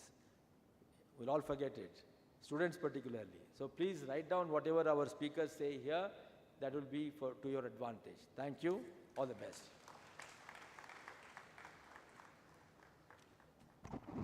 ಮೆಣಸಿನಕಾಯಿಯ ಉತ್ಪಾದಕತೆ ಮಕಜ ಸ್ಥಿತಿಯನ್ನು ತಲುಪಿ law of diminishing marginal returns ಅವಸ್ಥೆಯನ್ನು ಅನುಭವಿಸ್ತಾ ಇದೆ. ಉತ್ಪಾದಕತೆಯನ್ನು ಹೆಚ್ಚಿಸೋದು ಅಂತ ಹೇಳಿದರೆ ಪ್ರಮಾಣವನ್ನು ಹೆಚ್ಚಿಸೋದು ಮಾತ್ರ ಅಲ್ಲ, ಗುಣಮಟ್ಟವನ್ನು ಕೂಡ ಹೆಚ್ಚಿಸೋದು ಅದರ ಜೊತೆಗೆ ಮಿಳಿತವಾಗಿರಬೇಕು. ನೂತನ ಲಭ್ಯ ತಂತ್ರಜ್ಞಾನಗಳೆಲ್ಲ ಬಳಸ್ಕೊಂಡು ನಾವು ಜೀವನೋಪಾಯ ಉದ್ದಿಮೆಯಿಂದ ಕೃಷಿಯನ್ನು ಪರಿಪೂರ್ಣವಾಗಿ ವಾಣಿಜ್ಯ ಉದ್ದಿಮೆಯಾಗಿ ಪರಿವರ್ತಿಸಿದರೆ ಮಾತ್ರ ಸಮಸ್ಯೆಗಳಿಗೆ ಪರಿಹಾರ ಸಾಧ್ಯ. Thank you very much sir for your thought provoking address. Thank you sir. 3 eminent scientists who were pioneers in their fields of fisheries, millets, and horticulture have left us for heavenly abode. It is our sacred duty to remember their immense contribution and pay homage to the departed souls. Dr. N.K. Krishnakumar ಅವರ ಜೊತೆಗೆ ನಿತ್ಯ ವ್ಯವಹಾರದಲ್ಲಿ ಇರೋರು, ಅವರ ಬಗ್ಗೆ ಒಂದೆರಡು ಮಾತುಗಳು sir. There used to be a statement, Kannada Kobbane Kailasam. Kannada Kobbane Ayyappan also was one of the greatest personalities that the entire nation witnessed. A saint to the core, a scientist to the core, a gentleman to the core. We lost him last year in circumstances, in the last 1 year, under circumstances which were extremely difficult to digest. So also Dr. K.L. Chedda, a man who gave a structure, who solidified research, a great visionary, built institutions, and Professor Sitaram, plant breeder par excellence, a person who dedicated his life for sunflower, millets, and so many others. We lost three gems, as three agricultural scientists of very high eminence. In honor of them, I request all of you to stand a minute as a token of our respect to the departed soul.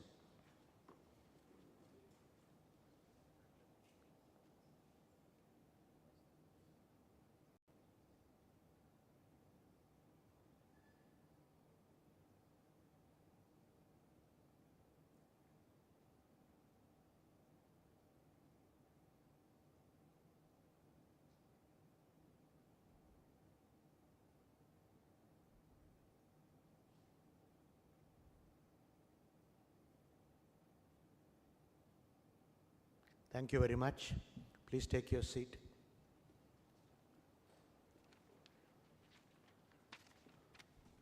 To commemorate all the efforts in organizing this national conference, an informative souvenir has been compiled. It is time to release the souvenir. May I now request Dr. Ashok Dalwai, IAS, to release the souvenir. Sir, please.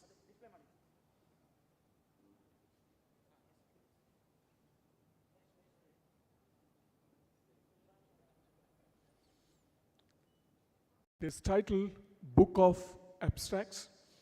There are more than 200 abstracts in this book, and the contribution by not only the national scientists but also those scientists from abroad.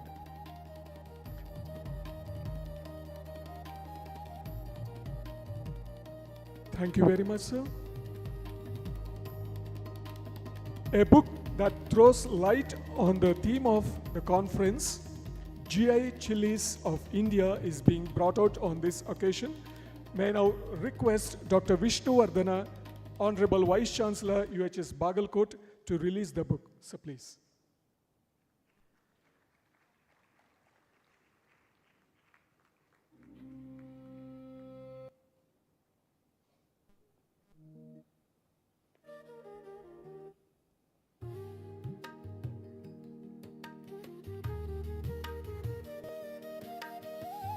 ಬಹುಪಯೋಗಿ ಗ್ರಂಥಗಳನ್ನು ಲೋಕಾರ್ಪಣೆ ಮಾಡಿದ ಗಣ್ಯರಿಗೆ ಹೃತ್ಪೂರ್ವಕ ಧನ್ಯವಾದಗಳು. This is an occasion to recognize and honor the achievers and those who have contributed immensely for the cause of chili crop.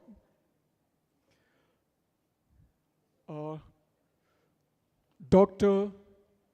Arvind Deshpande, I request the organizers to escort him onto the stage. Dr. Arvind Deshpande. I request Praveen Jolgikar to read the citation. Present the citation. Thank you, sir. Dr. Deshpande, sir, please come over to the dais. Dr. Deshpande completed his graduation program from Harvard in 1973 and in MSc in vegetable breeding in prestigious IARI in 1975. After an early research stints in horticulture at Bengaluru, he joined Agriculture Research Service ARS system at IHR and served for 2 decades, almost 20 years. At IHR, Dr. Deshpande made pioneering contributions in chili and capsicum breeding, developing lines resistant to powdery mildew and anthracnose, fruit rot, by successfully transferring resistance from Capsicum peccatum. His contribution extended not only to chili, to onion, tomato improvement, resulting in release of chili, capsicum, and onion varieties. After taking voluntary retirement from IHR, he proceeded to the private seed sector to head the vegetable research at Myco Seeds and later at JK Agri Seeds. He developed one blockbuster okra hybrid, JKOH 7315, which became a commercial success, generating over 100 crores of revenues, a testimony to his practical breeding and insight in the industry relevance. A scientist of rare dedication, innovation, and humility, Dr. Arvind Deshpande's 5-decade-long journey stands an inspiration for the generations to come ahead. The University of Horticultural Sciences, Bagalkot, the Academy of Indian Horticulture, and Foundation of Advanced Training Plant Breeding proudly honor Dr. Arvind Deshpande in recognition of his outstanding contribution. Please accept our thank you. Thank you, sir. Dr. N.B. Gadgin Mutt. I request the organizers to escort him onto the stage. Dr. Praveen Naikodi, please. We are very happy to felicitate Dr. Nijaguna Deva Basavaya Gadgin Mutt, born on March 23rd, 1960. He is also a teacher for me. He has completed his education from US Dharwad and worked as a faculty also. His contributions are, he has pioneered in standardization of cytoplasmic genetic male sterility. His introductions are several, among them introduction of sweet chili, Indian paprika in global market. He has developed Badgi chili, several varieties, nearly around 200 CGMS lines, 83 hybrids and varieties, and more than 350 varieties. So to mark his contribution, the facilitation is on. Thank you, sir.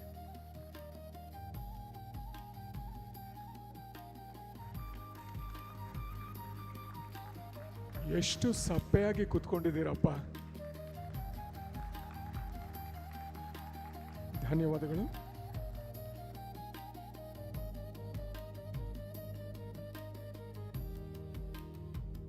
Doctor Madhavi Reddy,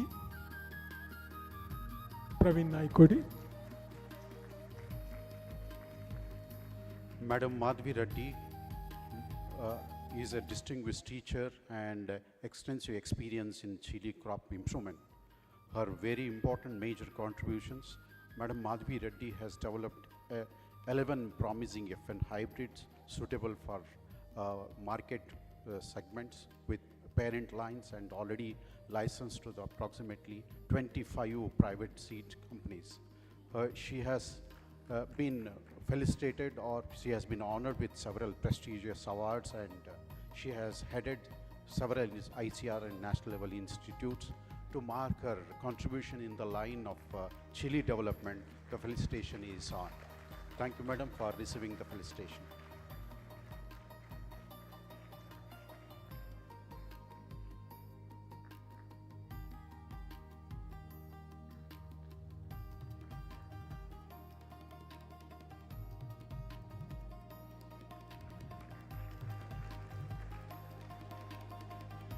Dr. A. Mohan Rao.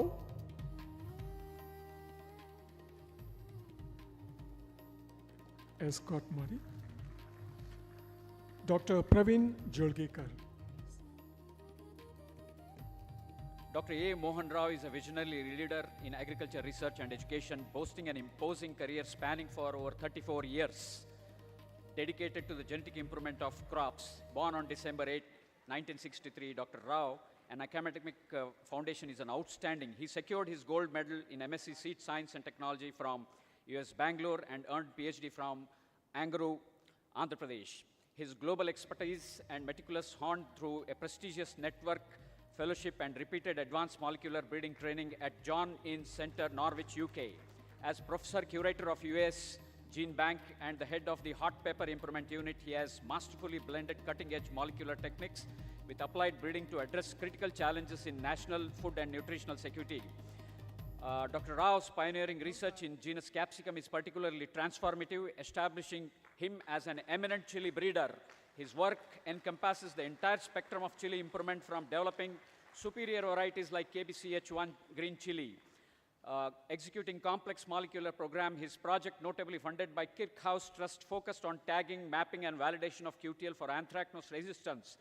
As a dynamic institutional builder, Dr. Rao has demonstrated exceptional prowess, with ranging almost 13.96 crores in raising those grants. On behalf of this University of Horticulture Sciences, in association with AIH and ATPBR, we proudly honor you, sir. Thank you. ಧನ್ಯವಾದಗಳು. ಮಾನ್ಯ ಕಲವೀರಪ್ಪ M ಮಧ್ಯನ್ನವರ್. Dr. B.S. Harish, please. ಶ್ರೀಯುತ ಕಲವೀರಪ್ಪ ಮಧ್ಯಾಹ್ನದವರ್ ಅಪ್ಪಟ ಮಾದರಿ ಕೃಷಿಕರು. ಸಂಕರಣ ತಳಿಗಳ ಬೀಜೋತ್ಪಾದನೆಯಲ್ಲಿ ದಶಕಕ್ಕೂ ಹೆಚ್ಚಿನ ಅನುಭವ. ಹಿಡುವಳಿ ಚಿಕ್ಕದಾದರೂ ಅದರಲ್ಲೇ ಸಾರ್ಥಕ ಬದುಕನ್ನು ಕಟ್ಟಿಕೊಂಡಿದ್ದಾರೆ. ದೇಶದಲ್ಲೇ ಬೀಜೋತ್ಪಾದನೆಗೆ ಹೆಸರುವಾಸಿಯಾಗಿರುವ ಹಾವೇರಿ ಜಿಲ್ಲೆಯ ಹಿರೇಕೆರೂರು ತಾಲೂಕಿನ ಮಡ್ಲೂರು ಇವರ ಸ್ವಗ್ರಾಮ. ಮೆಣಸಿನಕಾಯಿ ಬೀಜೋತ್ಪಾದನೆ ಇವರಿಗೆ ತೀರಾ ಅಚ್ಚುಮೆಚ್ಚು. ಜೊತೆಗೆ ಟೊಮೆಟೊ, ಹಾಗಲಕಾಯಿ, ಹೀರೆಕಾಯಿ ಮುಂತಾದ ತರಕಾರಿ ಬೆಳೆಗಳ ಬೀಜೋತ್ಪಾದನೆಯಲ್ಲಿ 15 ವರ್ಷಗಳಿಗೂ ಹೆಚ್ಚಿನ ಅನನ್ಯ ಅನುಭವ ಕಲವೀರಪ್ಪ ಮಧ್ಯಾಹ್ನದವರದು. ಇದರ ಜೊತೆಗೆ ತಜ್ಞರು, ಕೃಷಿ ಪರಿಣಿತರೊಡನೆ ನಿರಂತರ ಸಂಪರ್ಕ, ಸಾಮರ್ಥ್ಯ ವೃದ್ಧಿಯ ಕಾರ್ಯಕ್ರಮಗಳಲ್ಲಿ ಭಾಗಿ, ಕೃಷಿ ಕ್ರಮ ಮತ್ತು ಪದ್ಧತಿಗಳಲ್ಲಿ ನಿರಂತರ ಸುಧಾರಣೆ ತರುವ ಚಾಕಚಕ್ಯತೆ ಇವರ ವಿಶೇಷವಾದಂತಹ ಗುಣಗಳು. ಊರಿನ ಅಕ್ಕಪಕ್ಕದ ಊರಿನವರ ಸಹ ಕೃಷಿಕರಿಗೆ ಮಾರ್ಗದರ್ಶಕರೂ ಆಗಿರುವುದು ಕಲವೀರಪ್ಪನವರ ವಿಶೇಷತೆ. ಕೃಷಿಯಲ್ಲಿ ಉನ್ನತವಾದದ್ದನ್ನು ಸಾಧಿಸಬೇಕೆಂಬ ಹಂಬಲ ಹಾಗೂ ಅದಕ್ಕಾಗಿ ಇವರು ತೆಗೆದುಕೊಳ್ಳುತ್ತಿರುವ ರೀತಿ ಇವರ ಸದ್ಯದ ಯಶಸ್ಸಿನ ಗುಟ್ಟು. ತೋಟಗಾರಿಕೆ ವಿಜ್ಞಾನಗಳ ವಿಶ್ವವಿದ್ಯಾಲಯ ಬಾಗಲಕೋಟೆ, ರಾಷ್ಟ್ರೀಯ ತೋಟಗಾರಿಕೆ ಅಕಾಡೆಮಿ ಬೆಂಗಳೂರು ಮತ್ತು ATPBR ಔರಂಗಾಬಾದ್ ಸಂಸ್ಥೆಗಳು ತರಕಾರಿ ಬೆಳೆಗಳ, ಅದರಲ್ಲೂ ಮೆಣಸಿನಕಾಯಿ ಬೀಜೋತ್ಪಾದನೆಯಲ್ಲಿ ಇವರ ಅನನ್ಯ ಸಾಧನೆಯನ್ನು ಗುರುತಿಸಿ ಗೌರವಪೂರ್ವಕವಾಗಿ ಅಭಿನಂದಿಸುತ್ತಾ, ಕಲವೀರಪ್ಪ ಮಧ್ಯಾಹ್ನದವರ್ ದೇಶದ ಸಹ ಕೃಷಿಕರಿಗೆ ಮಾದರಿಯಾಗಿ ನಿಲ್ಲಲಿ ಎಂದು ಆಶಿಸುತ್ತೇವೆ. ಧನ್ಯವಾದ. Thank you.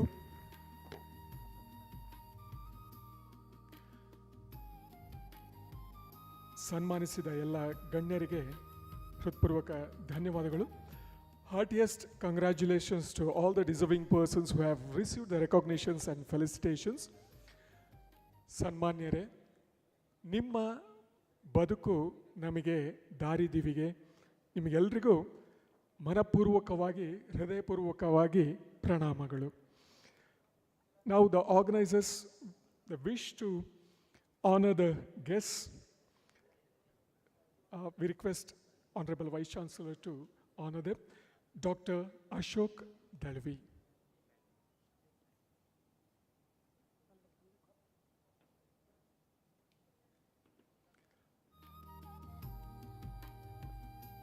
Dr. Ashok Dalvi.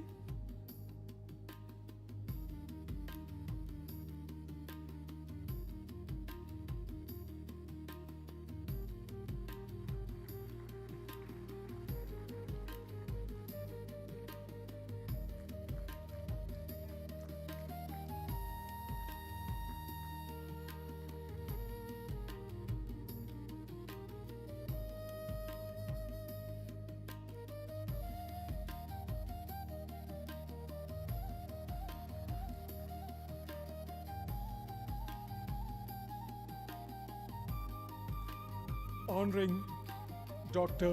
Surinder Tikku.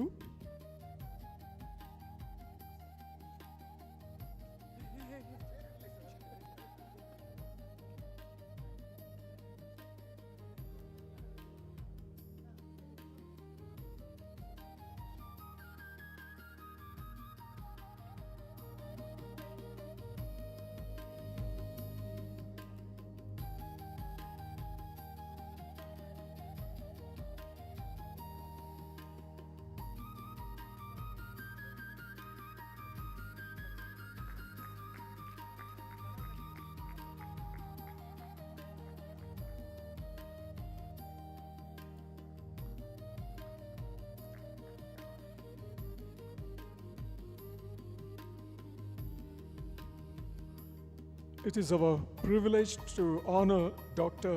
K.N. Krishna Kumar.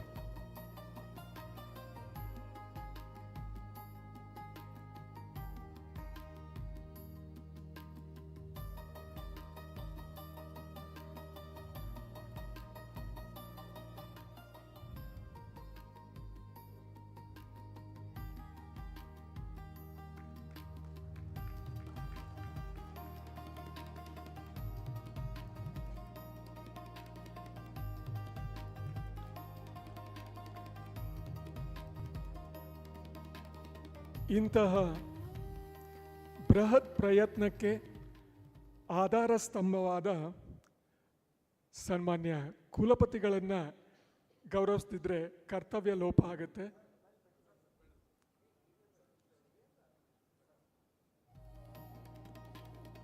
ಧನ್ಯವಾದಗಳು. May now request Dr. Vishnuvardhana, Honorable Vice Chancellor of UHS Bagalkot, to deliver the presidential address. So please.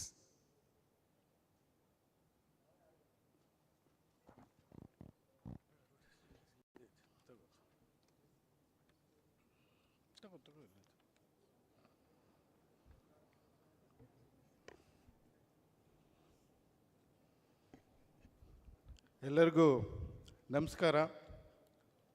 ನಮಸ್ಕಾರ. ಯಾಕೆಂದರೆ ತುಂಬ ಹೊತ್ತಿನಿಂದ ಏನು ರೆಸ್ಪಾನ್ಸ್ ಇಲ್ಲ ಆಡಿಯನ್ಸಿಂದ, ಅದಕ್ಕೆ. Okay, very good morning to you all. Respected chief guest of today's inaugural function, Dr. Chairman of Karnataka Agriculture Prize Commission and one of India's most brilliant and visionary bureaucrat and agricultural policy maker. Esteemed guests of honor, Dr. N.K. Krishna Kumar, former Deputy Director General, Horticulture Science, ICR, and Secretary, Academy of Indian Horticulture. Dr. Surinder Tikku, Director, AT PBR, Aurangabad, and well-known horticultural scientist. Dr. Fakhruddin, Director of Research of this university and President of Organizing Committee of this conference. Dr. Vasant Ganigar is the Organizing Secretary of this conference. Organizing team, Dr. S.P. Dandin, a founder Vice Chancellor of this university, distinguished scientists, academicians from ICR and state agriculture universities, friends from industries, farmer friends attending this conference, officers of this university, delegates from across India and abroad attending online, invitees, students, and friends from media. It is a moment of great pride and pleasure for the University of Horticulture Sciences, Bagalkot, to host this national conference on enhancing productivity and ensuring food safety of Chilli in collaboration with Academy of Indian Horticulture, Bangalore, and Advanced Training in Plant Breeding Research, Aurangabad. On behalf of the university, I extend warm welcome to each one of you. Chilli is more than just a spice. It is a part of our culture, a key driver of rural livelihoods and powerful engine of agricultural trade. Globally, Chilli ranks first among spices exported from India in both volume and value. Over past 2 decades, global production has doubled from 2 million tons to nearly 4.5 million tons of dry chili and 17 million tons to 66 million tons of fresh produce. Dr. Ashok Dalwai has mentioned in detail about area and production in India. India stands tall as the largest producer and exporter of dry chili with 9.9 lakh hectares under cultivation of 32 lakh tons of annual production, contributing around 40% of world's output.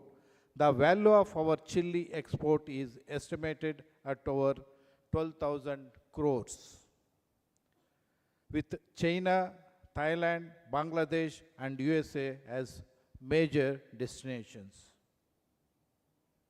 In Karnataka, chili covers around 1 lakh hectares, contributing significantly both the Badgi GI segment and the country's spice economy. The Badgi chili is known for its deep red color and low pungency has earned global recognition. I am happy that four of our stalwarts in chili research, both from academia and industry, and an innovative farmer, have been recognized and honored. I once again personally congratulate them, and I wish fellow scientists and students to follow their footsteps. Despite this impressive growth, Indian chili cultivation faces formidable challenges. Biotic and abiotic stresses, biotic stresses such as chili leaf curl virus, anthracnose, powdery mildew, black thrips, nematodes, that they are continue to reduce the yield.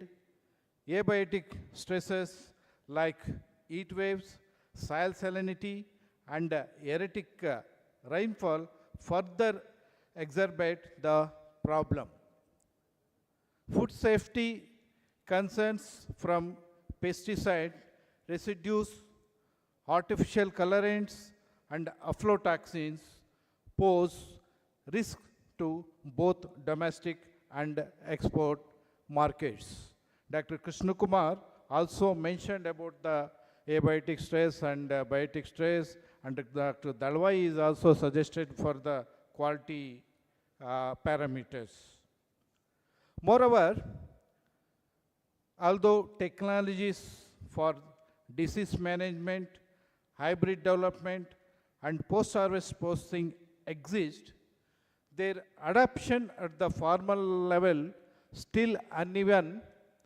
There is also serious gap between industry expectations and research outputs. To address these challenges or gaps, collaboration is the key between academia, research institutes, industry, policymakers, and farmers. This has to be done in this conference. The chili value chain needs to be evolved from linear production model to an innovation-driven ecosystem. Our Dr. Dalwai also mentioned about this one in his speech. Universities must partner with the private sector for germplasm sharing, molecular breeding, and value chain research. Industry feedback should guide our future breeding priorities, particularly for traits related to processing quality, food safety, and export compliance. The conference, with over 200 delegates, 38 invited speakers, 20 industry experts, provides the perfect platform to chart that course across the 6 technical themes. Deliberation will cover plant genetic resources, molecular breeding, stress management, precision production, food safety, and entrepreneurial ventures. Let us particularly emphasize on genomic-led improvement, climate resilience, climate-smart horticulture, as suggested by our Dr. Dalwai, traceability in food systems, areas where India can lead through initiatives such as digital phenotyping, genomic selection, and blockchain-based food safety monitoring. At UHS Bagalkot, we have made a notable contribution in chili improvement by releasing 6 high-performing varieties such as Krishna Prabha Rudra, you know that is already it is popular in Andhra Pradesh, Telangana and Karnataka. Krishna Prabha Sankara, it is a hybrid variety we released, and also Siddha, Krishna Prabha Siddha and 1 and 2, Krishna Prabha Sukha and Krishna Prabha GCS 94/68. Our ongoing efforts in molecular breeding and disease diagnostics reflect our commitment to innovation in horticultural sciences. The formation of the Academy of Indian Horticulture last year marks a turning point for Indian horticulture. It symbolizes the collective vision of scientists and industry professionals to build a platform for national dialogue, capacity building, and translational research.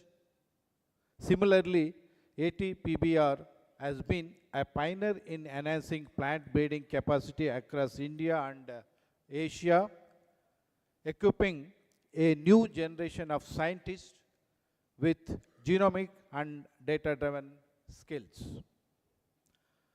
I firmly believe that together AIH, ATPBR and UHS Bagalkot can create a model framework for collaborative research and innovation that supports both farmers and agri-food industries. As we inaugurate this conference, let us reaffirm our shared mission to enhance productivity, ensure food safety, and strengthen the chili value chain from gene to global market. The deliberation here should not end with recommendations, but lead to actionable outcomes. And joint projects, policy briefs, and technology transfer that reach the forum gate. Once again, I thank our chief guest, Dr. Ashok Dalwai, for his presence and inspiring leadership in linking agricultural sciences with farmer welfare and market reform. I thank all our distinguished guests, speakers, delegates, and partners for making this event possible. Together, let us spice up Indian agriculture with innovation, collaboration, and resilience. Thank you. Thank you all. Jai Hind.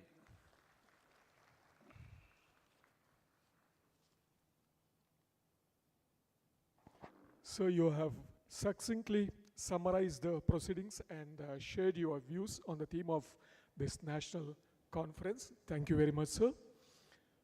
A number of people have put their heart and soul into and contributed immensely for the successful conduct of the inaugural program of this national conference. It is the bound duty of the organizers to thank them all.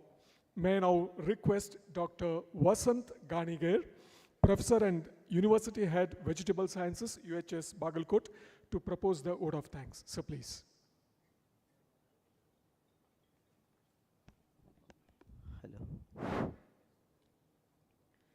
Good morning to all. It is my great privilege and pleasant duty to propose the vote of thanks on this memorable occasion of inaugural ceremony of National Conference on Enhancing Productivity and Ensuring Food Safety of Chilli, jointly organized by University of Horticulture Sciences, Bagalkot, AH Bangalore and ATPBR Aurangabad. First and foremost, I express our deep sense of gratitude to our chief guest, Dr. Ashok Dalwai, IAS, retired officer, Chairman of Karnataka Agriculture Prize Commission, Government of Karnataka, Bangalore, for gracing this event with his presence and for his insightful inaugural address that has truly inspired all of us, sir. Thank you, sir.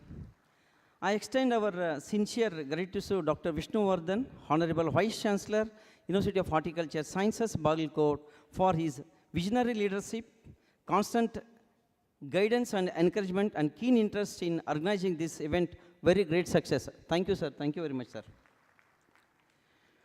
We are especially thankful to Dr. N.K. Krishna Kumar, former DDG, Horticulture Science, ICR New Delhi, for highlighting the relevance and need for this conference in the present context, sir. Thank you, sir. I especially note of appreciation Dr. Surendra Tikku, Director, ATPBR, Aurangabad, for his contributions and for partnering with us in this national endeavor. I also extend my thanks to our former and very brilliant and extraordinary Vice Chancellor of Construction of the University of Horticulture Sciences, Dr. S.P. Dandin, and also former Dean, the Director of Extension, Y.K. Kotekal, and V.I. Bengi sir, U.S. Dharwad, D, former D, and Hanum Shettar sir, D, Dean of COH Bidar. Sir, really, you are supported for conduct of this event in this your busy schedule, sir. My heartfelt thanks to Dr. B. Fakhruddin, Director of Research, UHS Bagalkot, and Chairman of this conference, for this warm welcome, continued support and guidance throughout the preparation of this event. I take this opportunity to congratulate all the awardees and recipient of recognitions who were honored today. Your achievements bring pride to our university and serve as an inspiration to the entire horticulture fraternity, sir. I also extend heartfelt thanks to all the deans, directors, officers, faculty members, research scholars, students, and non-teaching staff of our University of Horticulture Sciences for their tireless support in making this conference very successful manner, sir. Thank you and all, sir. We also fondly remember the eminent departed souls who have contributed immensely to horticulture science and inspired generation of the researchers, sir. Thank you, sir. Thank you very much. I would like to acknowledge the tireless effort of the all organizing committee chairman, co-chairman, and also convener and member of all the committees, faculty members, student, staff, laborers, volunteers of the student, whose teamwork and dedication have made today's event possible, very grand success, sir. Our thanks also due to delegates, speakers, and participants from across the country for their enthusiastic participations and for sharing their valuable knowledge during this conference. Finally, I thank the press, electronics media personnel, and sponsors for their cooperation and contribution in giving this conference a wider reach, sir. Let us carry forward the spirit of collaboration and innovation that this conference embodies and work together towards enhancing the productivity and food safety in chili cultivation. Thank you all once again for your gracious presence and support. Jai Hind.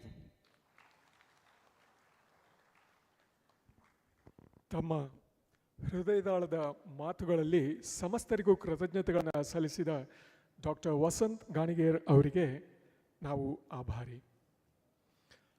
Inaugural program of this national conference is coming to an end. We shall conclude it with national anthem, and after that, okay, there would be a group photo outside this auditorium, followed by inauguration of the exhibition, and finally there would be high tea. I request the audience to rise and keep standing and sing the national anthem in chorus with the record.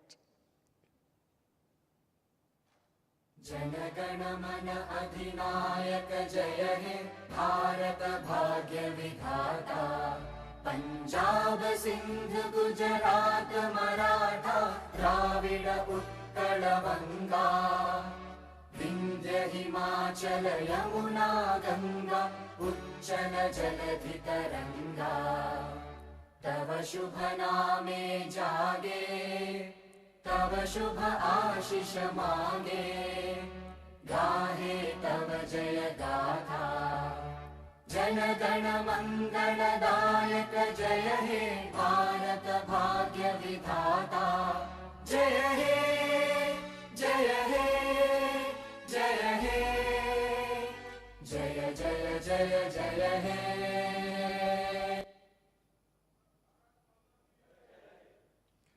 Thank you. There is a request. Those who have not yet registered, please register during the tea break or whenever you are free.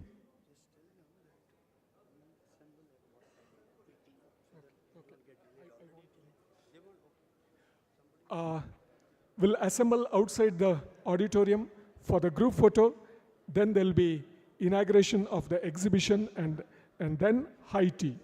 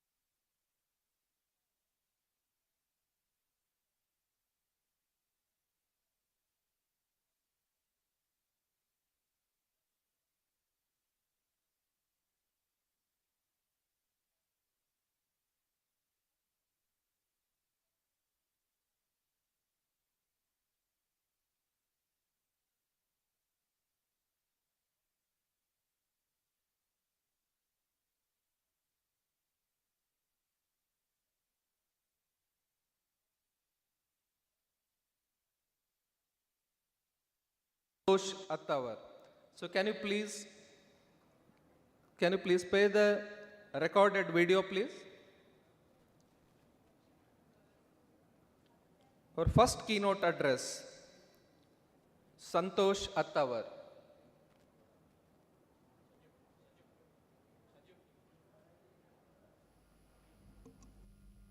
Good morning, everyone, to the University of Horticulture Sciences, Bagalkot, members of ATPBR, the Academy of Indian Horticulture. Thank you for giving me this opportunity to speak this morning, and my apologies for not being there in person. However, I have a few points to say, and I prefer to keep it brief since I'm not physically present. It would be very tedious to go through a long speech on video. The topic, enhancing productivity in chilies and ensuring food safety, is very important for both domestic and export markets and for all consumers of hot peppers that are produced. India is a leading producer in both fresh chilies as well as dried chilies, which are important in export markets as well as domestic consumption. And with our varied agroclimatic zones, India can produce a huge range of hot peppers, which is almost very similar to eggplant when it comes to diversity, where every district or within districts there's so much of variation in the palatability and in the quality of fruit, etc. However, let's now look at 2-3 aspects of the problems and challenges that we are facing today. In the international market, we've had rejections in recent couple of years, with the rejections being due to presence of pesticides, bacterial contamination, fungal contamination. So we have to take care and increase the awareness right until the grower level, the mandi level, which is the merchant level, and also right till the last mile connect, which is till the exports, so that there is quality assurance of the food safety right till the end. This is a primary challenge, and I think it's not just for the horticulture universities or for the academia.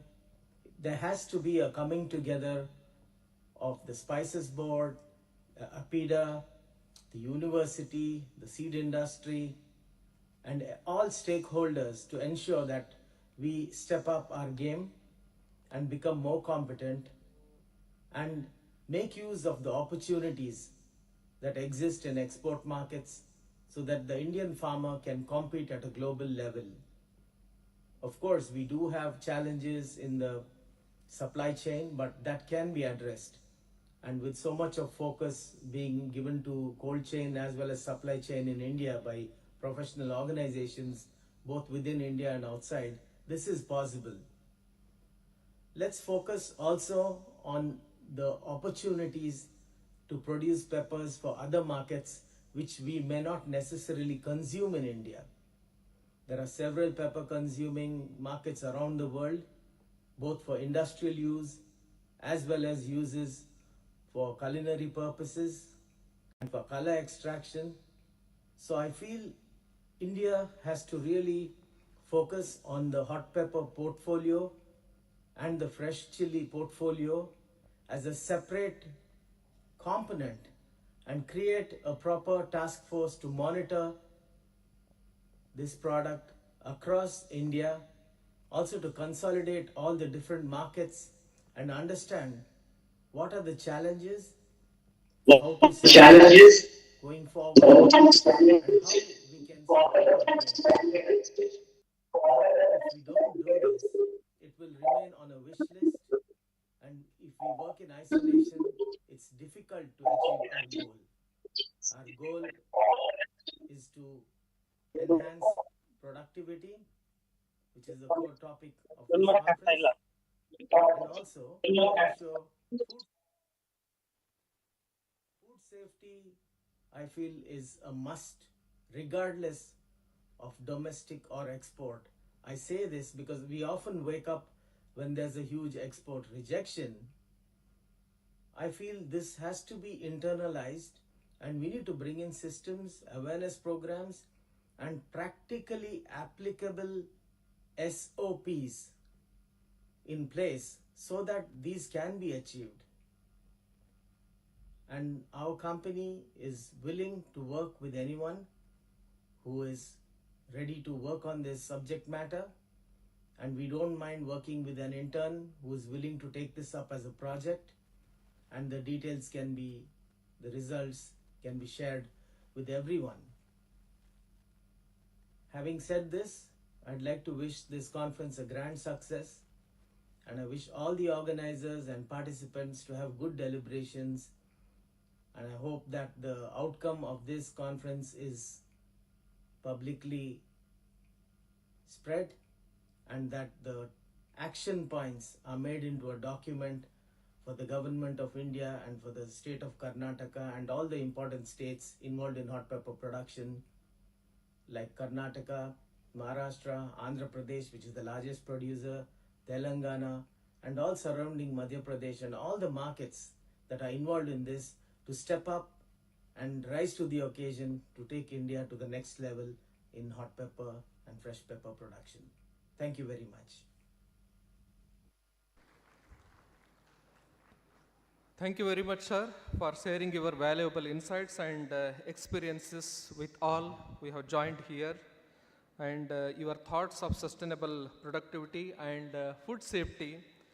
Truly, it is set a strong foundation for this discussion, what we are doing today, that will follow throughout the conferences. Thank you very much, sir.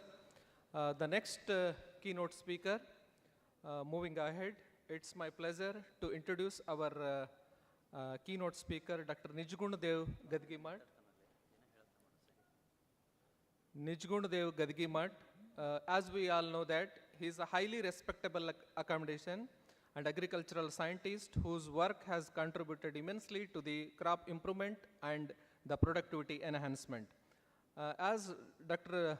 Gadgimat, he did his master's in agriculture and PhD from genetics and plant breeding, and he is a founder, managing director, and director of research and development, Sarpan Hybrid Seeds Company, Private Limited, Dharwad. And he served as faculty in UAS Dharwad for a period of 7 years till 1993, and he resigned and established a private research and development organization, Sarpan Agriculture, Horticulture, Research Center, and Family Enterprise since 1987. So he was having more than 200 diverse CGMS lines which are developed, and they are in pipeline, and 28 are under commercial use. So as we already seen his vision in breeding program since from the last 25 years ahead, even it is continuing. A great visionary and has a great passion for the vegetable crop breeding. So his research and leaderships have inspired many in field of agriculture sciences and technology. So we are privileged to have you today, sir, and please join me in welcoming Dr. Nijgun Dev Gadgimat for his keynote address. Sir, please. So the allotted time for the keynote speakers, maximum 15 to 20 minutes. So 15 minutes, sir, please.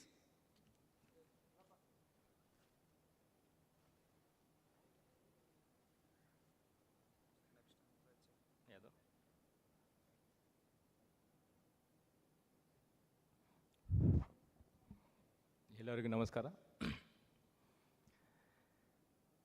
Distinguished participants for the national conference. It's really a proud and great moment for me to be amid such a high-profile delegates, participants. I should really thank the organizing committee, the president, secretary, and the committee members for giving me an opportunity to share my views, my 43 years of journey in chili breeding since 1993.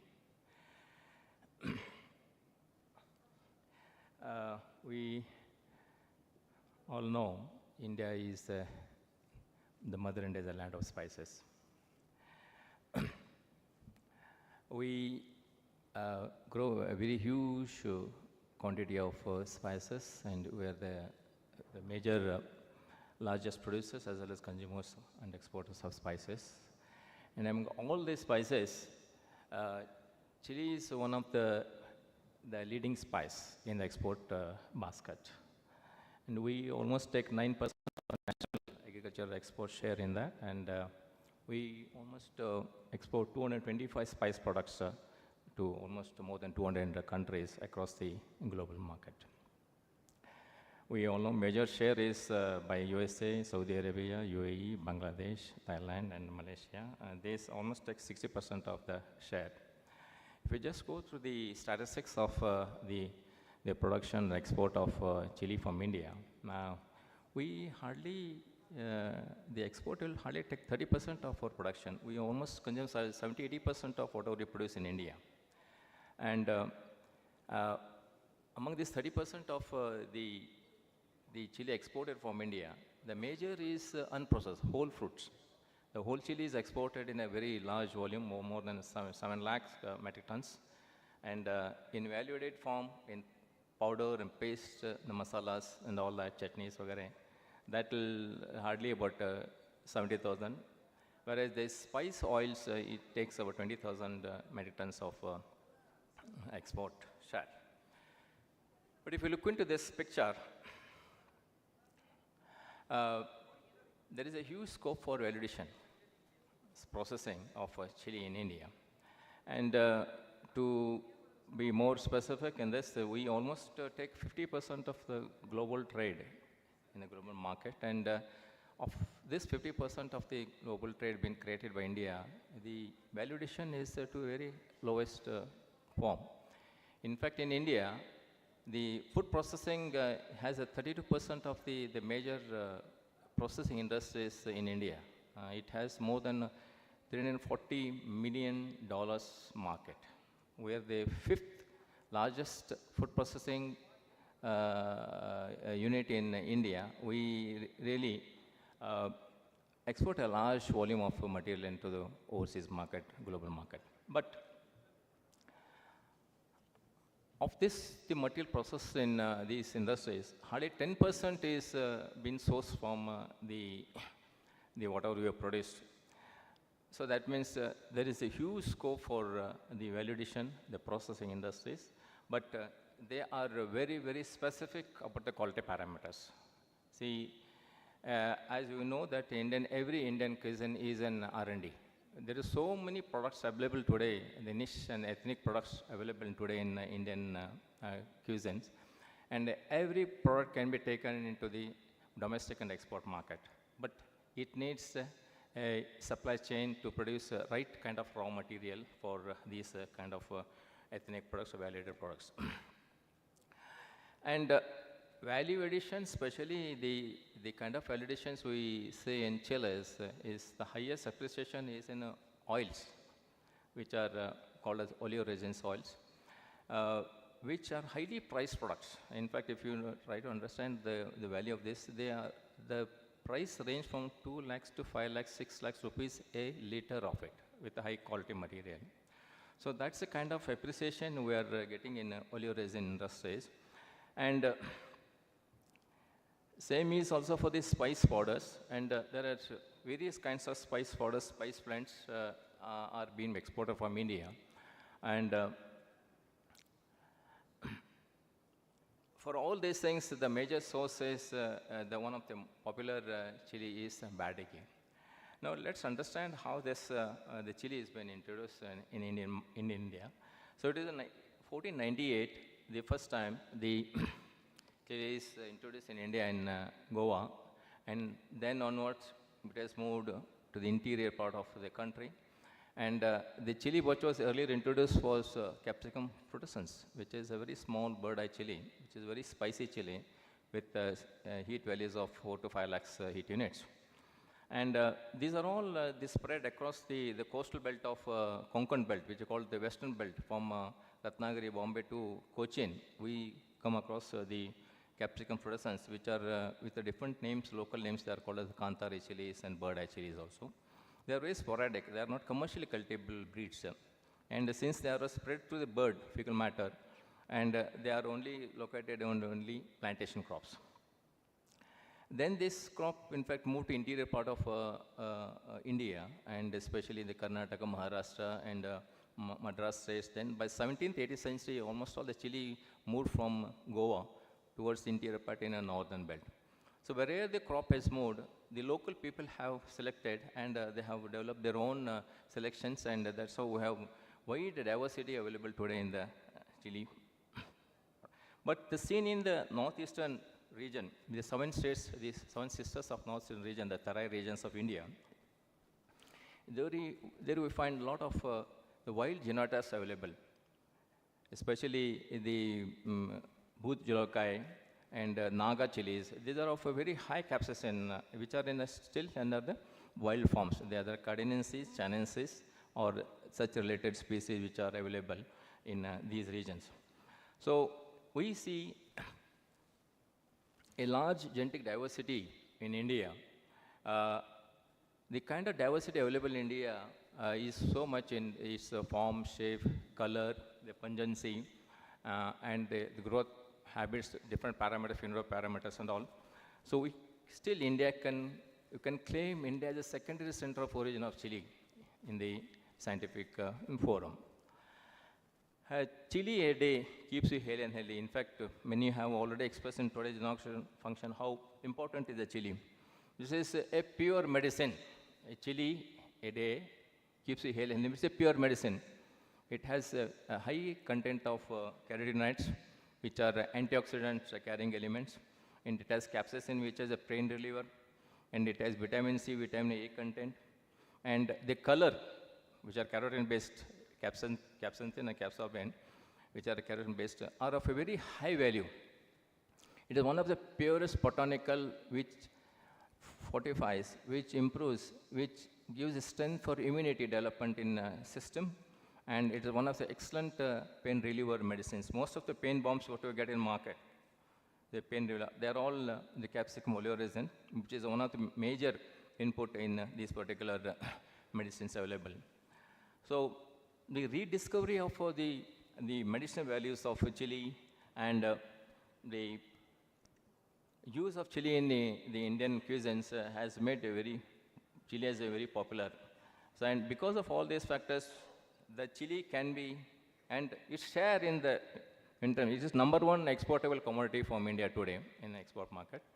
And looking at all this, we can still say chili is the king of spices. Black pepper is been said as a king of spices, but we can rename chili as the king of spices because of its very important medicinal values, its commercial values, its share in export. If you take these parameters consideration, it can be renamed as the king of spices. Well, this is capsicum frutescens, and which is seen in most of the Konkan belt. This is other version of capsicum frutescens, which is Kantare chili. These are very popular in Konkan belt because of the food habits. They are all used for seasoning or garnishing the food preparations, especially fish. So they use these very spicy chilies for seasoning the preparations. So that's why they're all very popularly grown in the western coast, and they're very expensive. In fact, if people have moved into the coastal market, especially Goa, you must have come across with chili being marketed in very small pouches of 50 grams, 100 grams of bird eye chilies, which are very expensive. 50 grams of this bird eye cost you 200, 300 rupees, just 50 grams. I'm talking the very old stuff. Today is a very, very expensive product, capsicum frutescens, which is bird eye chili. So then this is another variety which has moved, KNA chilies, which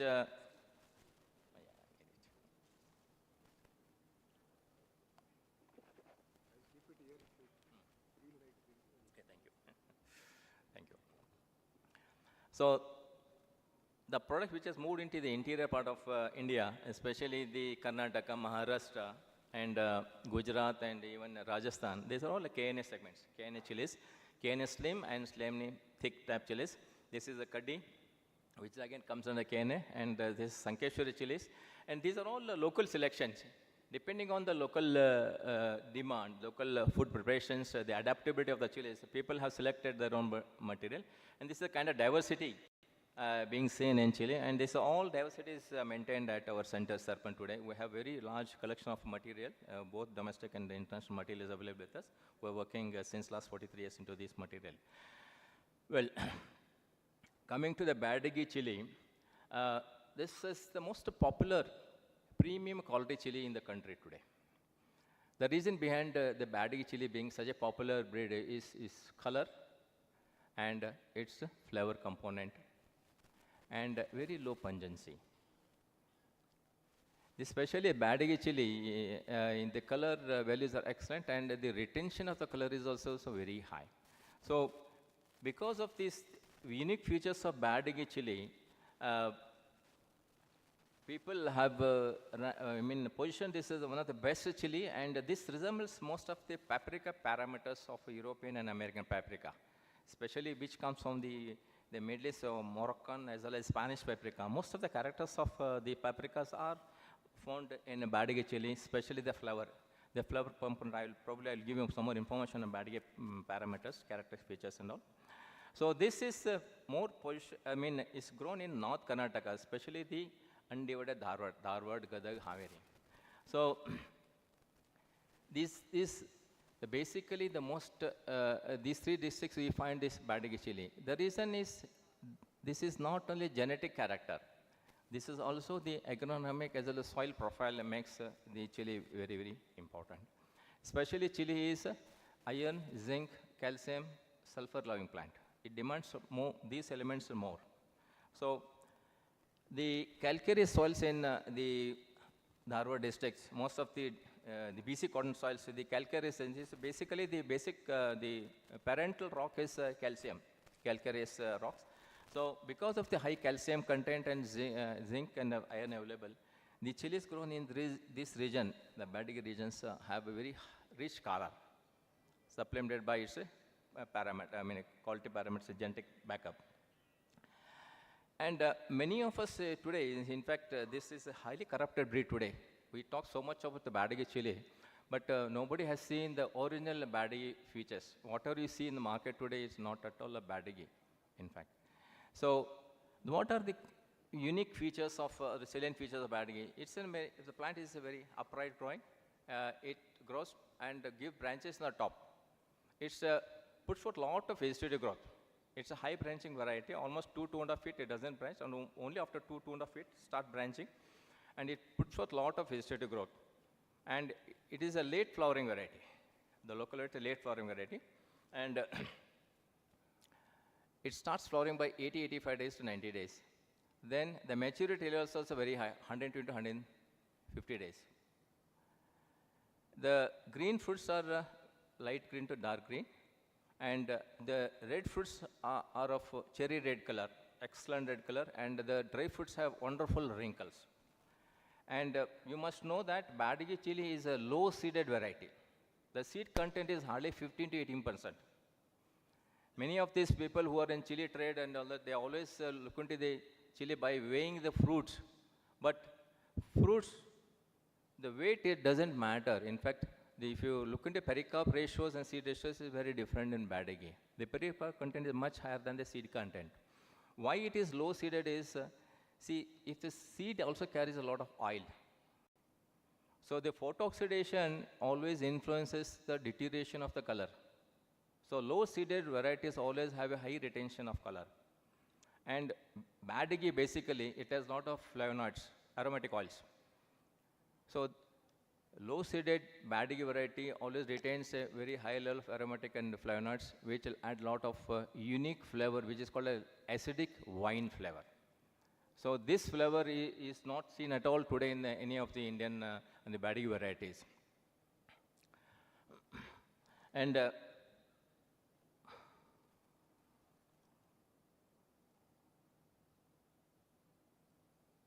okay, now coming to distribution of this, is a very interesting part of this Badegi chili is if you travel from Dharwad to Haveri, both eastern side and the western sides, they are all of Badegi growing regions. Both east and west side Badegi regions. The selections of these Badegi varieties also has has been practiced by the farmers in the same way. So if you go to the eastern side, we come out with W varieties, which are very thick, very broad shoulder, with the high wrinkles, excellent color, with the low seeded. But if you go to the west part of it, they are all thin cuddy types. They're all very thin cuddy types, which are called as Kenny slim type. Why this is the distribution? Eastern side, it is more of semi-arid regions. We get more of sunlight and more of sunny days. So the W varieties, for drying purpose of W varieties, it needs more sunny days. So that's why people have preferred, and selection has gone over decades, over seasons, only for W character. But if towards the western side, is again, you see the high rainfall areas where you have the regions like Haveri, Hanagal, Ajampu, Rattihalli, Hirekerur, Kaginale. Here, there the RH factor is also very high. Number of rainy days are more, number of sunny days are less. So drying of chili is very difficult. So people have selected cuddy types in the western side of the highway. So national highway has very clear cut divided the cuddy varieties and W varieties. Eastern side is W, western side is a cuddy variety. So you all understand, the botanically, most of the text information says chili capsicum is basically a self-pollinated crop. But it is a highly cross-pollinated or oftenly cross-pollinated crop. You can see this, the floral biology, the floral morphology makes this crop behave differently for pollination activities. So you can see here, these are all hot pepper types.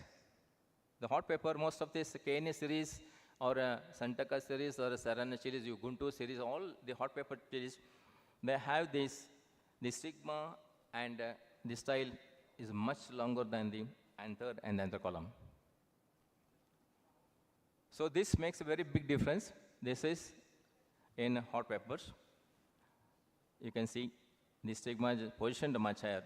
But in self-pollinated crops, you can see the stigma, anther are at the same level. See, you can see the entire the stigma is covered with the pollen. So this is in a grosum types. Those hot peppers are acuminum types. So grosum types, the capsicums, the vegetable capsicums, they are all highly self-pollinated. Whereas the hot pepper, they are highly cross-pollinated. So this is one of the biggest difference many of the scientists, the breeders do not understand, and they take up the breeding program without understanding the floral biology, floral morphology. That is very, very important. That's one of the factors why the Badigi has lost its identity, genetic identity, and highly corrupted breed in the market today. So the genetic contamination of Badigi chili, so because of the pollination behavior, and this is a highly susceptible breed. It's susceptible for pests, sucking pests, susceptible for anthracnose disease, fruit rot disease, susceptible for even the high moisture levels. So because of its low productivity, susceptibility to major pests and diseases, the people during 70s, 80s have moved to cultivation or looking for some of the resistant varieties. So because of the introduction and demand for the Badigi chili, people shifting from one variety to other variety, the outcrossing behavior of this particular variety has made the chili is a highly contaminated in the market today. So these are the scientific reasons. This is a highly cross-mated variety, Badigi. We use repeated OP seeds, which are unscientifically maintained variety over decades, and use of the seed material from APMC yards, leftover seeds from farmers. So there is no attention for this particular crop. So whatever seed available since the parental ages, repeated uses of these seeds. And in fact, what happened was during 70s and 80s, there is a boom in this industry, especially oleoresin industries. There's huge demand. Oleoresin oil, in fact, was brought to the notice of the scientific community, and the market was in the 1980s period only. So there is huge demand for the Badigi chili variety seeds. So whatever seed available market, the traders, the growers, the contract farming system used to distribute the seeds and see that the farmers grow and they get the produce, and that is supplied to the industries. There is no scientific approach in maintaining the variety, and because of all such kinds of new varieties, outcross material and mixed varieties from the various unknown sources has led to the high level of contamination of Badgi, and it has totally lost its identity today, and it has attained such a stage of non-return status, genetic status. That is the stage of Badgi. Almost, you can say, 4 decades to 5 decades of the outcrossing and contamination with various other characters, it has lost its identity. So, in fact, in 85, 86 only, in fact, we had a deliberation on this, and industry wanted, especially the industry, there are 27 industries in Cochin and 2 in Karnataka, and all these industries are bank on only Badgi variety. So, there's only one variety, and all these industries wanted, and every year by year, it's getting polluted, getting outcross. See, the capsaicin level of Badgi is 500 to 2,500 asta. I mean SHU. But because of outcrossing, the capsaicin levels, the heat levels went up to 25,000 to 30,000 heat units. So the industry was really in a big problem of a high level of capsaicin. Same way, also the spice pot industries were also having the same issue of the capsaicin levels. They are not able to really blend properly because the spice industry in India, especially, they use Badgi and Guntur chilies, type of chilies. There are only 2 major classes today in Indian market, is Guntur and Badgi chili. So the spice industries, the spice powder industries use Badgi in a different proportion, maybe 10%, 20%, 30% of Badgi and 60 to 70% of Guntur in different combinations, and they have their own blended products. It's like toning of capsaicin content, toning of color. So what we see in most of the milk industry, I mean what you get in market, is a tone for fat. Same way, they tone the spice powders for the color and for the capsaicin content. So these industries were coming across with a lot of problems because of variation in the capsaicin values. Right from 500 SH units, the units went up to 25,000, 30,000 rupees.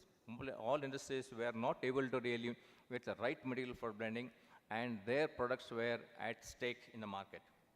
Every year, the quality of the branded product was totally going out of their control, and blending was a big issue, and everybody was asking for improvement of Badgi. Till that time, nobody knew the real values of Badgi.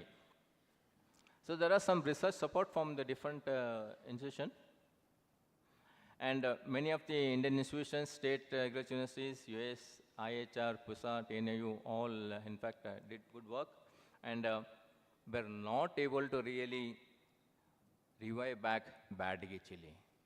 So that was one of the biggest challenge, and in my 45, 48 years of observations, I'm saying we have at least a few dozens of times we have interacted in all the sessions, national and this thing, we are not able to really revive back because nobody is trying to understand the scientific intricacies in maintaining the Badgi chili, which is a highly cross-monitored breed. And second biggest problem is this particular crop, it went through, it was the confusion in its classification. So chili as a crop is being handled by 3 different professional groups. An agriculture scientists classify this as a cash crop. Horticulturists classify as vegetables and spices and condiments. And the spices board export, they classify as spices and condiments. So all these 3 different institutions have their own different involvement. Nobody is interested in taking, this is my observations, it's not in a comment on this thing. This is what has happened. The chili has lost its identity because of our own negligence. Nobody has taken responsibility of reviving it back very scientifically. Nobody shouldered to take the responsibility of improving Badgi chili, though so many deliberations were also made. And in the spices board, this is not a mandatory crop. Though it is earning, it is one of the biggest earning product in the international market as far as the income, the taxation part of is concerned. Even spice board also is not giving a full support for mission mode activity of Badgi chili improvement.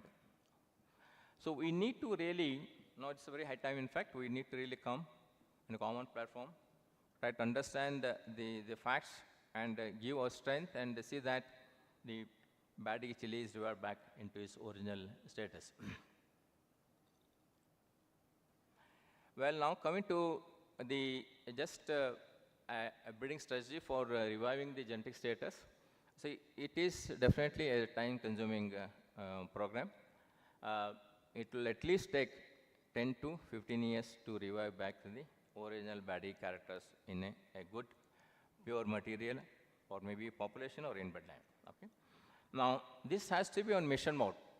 Unless until we all come together and work dedicatedly with commitment and a good leader, this is very difficult because 40 years already have passed.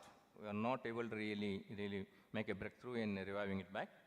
So, what are the ways how we can really do that program successfully is, so we have to really have a lot of material collected from the local level of material. It's a highly, the mix, it's a very big mixed population. Classify all the variability available in the region, maintain them at the different populations, make intercrossing, develop new populations. Since most of the characters in Badigi chili, it's a color you take, wrinkles you take, yield you take, and pungency levels, they're all polygenically controlled characters. So we need to converge them into one common pool. So for that, existing variability need to be classified depending on the quality parameters, make multiple crossing among them with the selected lines, build up different populations, allow them to outcross under isolated plots. Do not bring together, bring them isolated plots. Go for backcrosses wherever necessary because it is the very intelligent move from the breeder. Here I would like to see the selection is one part, rejection is also very important, which is very risky. Rejection is much tougher than the selection. So when you make a selection, you see that you converge most of the characters of the Badigi chili in those lines and identify those material, again go for backcrossing or go for multiple crossing, maintain separate populations, go for recurrent selection process. So by this, we try to attain at least 80 to 90% of the features in the sipped populations. And then onwards, you can cut short your procedures, you can release or you can go on improving this material over under 3 to 4 years of continuous the SIB mating under isolated conditions. And then we can take them for release of the material. And maybe I wish it will take at least 12 to 15 years for us to really revive the breed back in its original status. So this is one really, which is because our experience over decades indicates we need to work on this. But the market situation is very different. No doubt Badigi is very popular, but market scene is very different. What market needs today? What are its demands? So these are really the big challenges for the scientists as well as the production machinery in the country. See, what market demands is the consistency in the product profile, which is definitely needed for logistics of the value addition. Consistency is very much important for the industries. This is one important thing. Uniformity. So production and supply in volumes. It has to be in volumes, then only the industry can survive. The fourth is timely supply. Then competitive, stable price. These 5 are very, very important parameters for the industries to take forward the activities in scale because the industry needs huge investment. Oleoresin industry is also very huge investment goes into that. So these parameters, in fact, need to be taken care. These are the requirements of all industries. Most of the industries are very close to most of the oleoresin industries. All the time they say, give me the consistency, volume, timely supply, and be very price competitive because they have to compete in international markets. So this is one very, very common saying of all industries in oleoresin or in the spice trade market. Then is the sixth, the low pesticide and fungicide load on the produce. Then these are the new demands which are organically cultivated. By default, most of the arid regions of the Dharwad districts are organically cultivated. That's why they sell it as organic material. So paprika with a high color, low pungency, zero pungency, these are also need of the market today. And this is another new aspect which has come is de-stemmed chilies. So there is a new technology. We have also come out with the breed, F1 hybrid in that. And supply chain support for consistent, genuine material supply. This is very important. The supply chain, what happens is, when the farmer produces, he brings it into APMC market, and from the market it goes to the valuation industries. So there is a time slot, gap. at least it takes 30 days to 45 days to reach the industries. So during that period, the farmer, what quality he grows, what APMC people will buy, what end person was, they should know the value of it. So there should be a system for supply of the material. So those supply chain has to be supported with the right technology to give consistent, uniform, voluminous material to the industry. Then supply of genuine raw material for specialized other valued products. So it is not only the oleoresin or spice powders. There are so many other products like canning industries, like pickle industries, like chutney, paste, purees. So all these needs different varieties which we have to develop and provide to market, and a lot of work is also being done in India.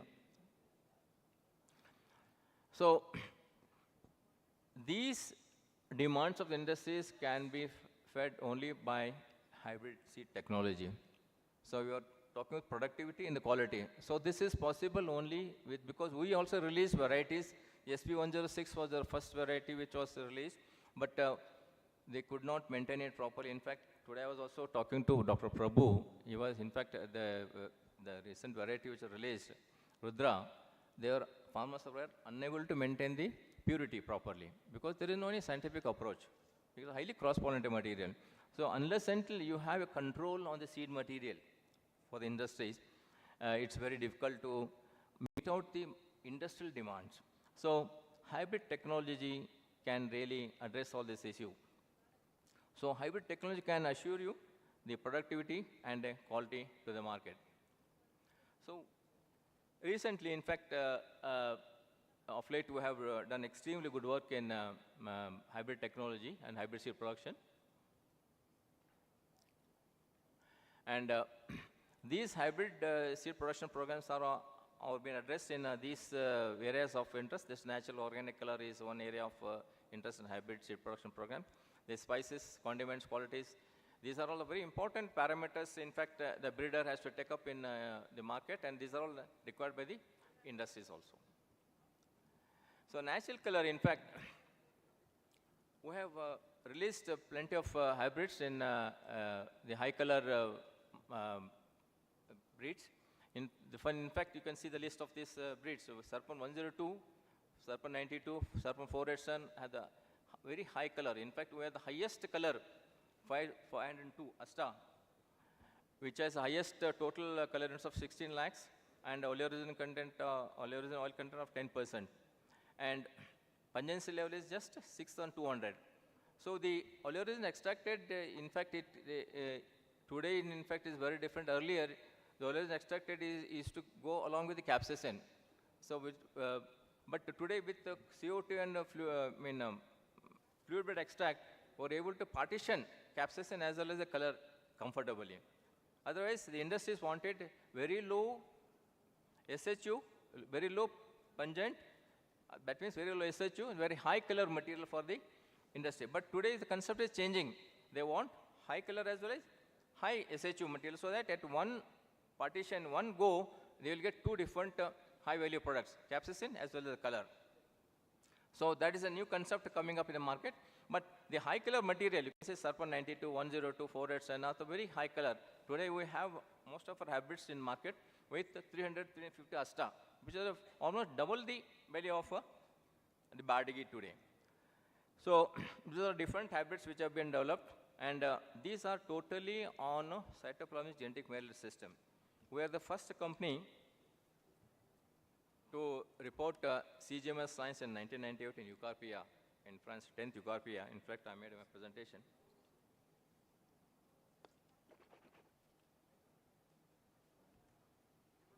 So all these hybrids are based on CMS technology. You can see the hybrids. These are all crossing plots, seed production plots, CMS lines.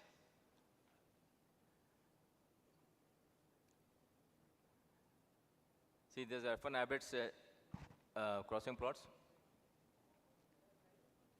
These are capsicums. We have CMS lines in almost all 30 global groups, and right now we maintain 200 different versions of CMS lines. 80 are commercially being used, and you have very, very good populations. More than 800 different versions are being developed at the center.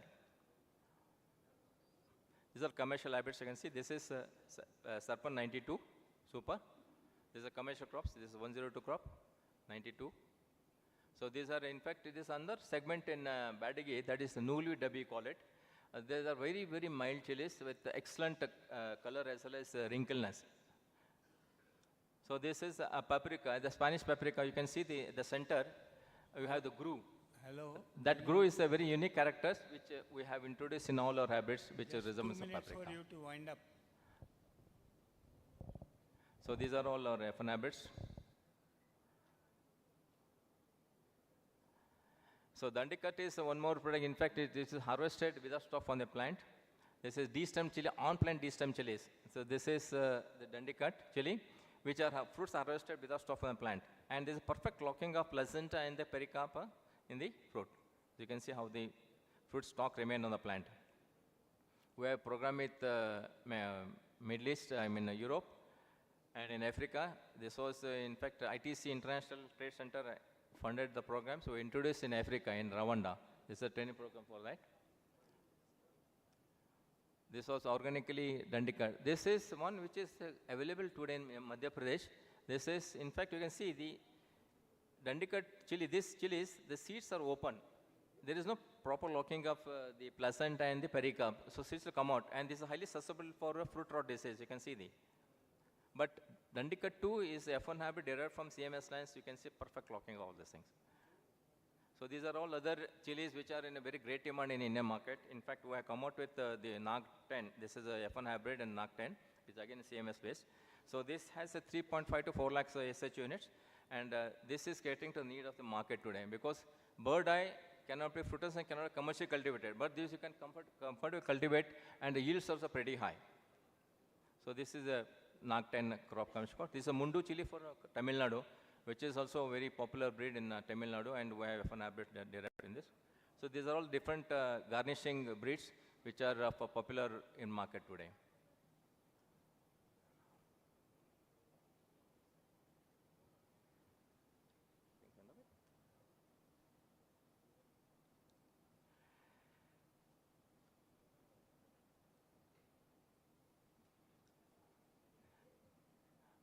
Yeah, these are all for especially these are bird eye chilies, or color chilies, which are very sweet. In fact, sweet chili is one of our greatest contribution in the field with the high values. These are Abaron chilies. We are working also on all these rare chilies. This is upright purple chilies, which is called this has a big requirement in Maharashtra. We have this commercial breed also in Mahalakshmi. Sweet banana. We have 83 F1 hybrids on CMS base produced in the country, and we proudly say we are the only company today with the CMS lines producing various kinds of hybrids. And we have attained such a stage today, you give specifications, we will be able to deliver the product. That is the state of affairs with the Sarpan today in R&D program. So that kind of work we have done. And there is a lot of scope for regional demands today. Gondal chilies for Gujarat, Kantari, and Konkan belt. Lokur, Hati, these are all various, a lot of scope is therein. So these are talking about high chili, high capsaicin, high material, high color material. And these are all the new areas where the students and the scientists can take up the work. In fact, a lot of information is there that is available. Okay, thank you. There's in fact, there's a lot of things I should really share with you, but because of short of time, I have to really conclude early. And I would really say there's a lot of scope, and we all have to come on a common platform, share our views, our strength, and see that we work on a mission mode. See that India is one of the biggest leader. The paprika, we have such a scope and potential, we can really contribute a lot for the international market also. So it is time that we all have to come on a common platform and share it and take the program in a mission mode. Thank you very much.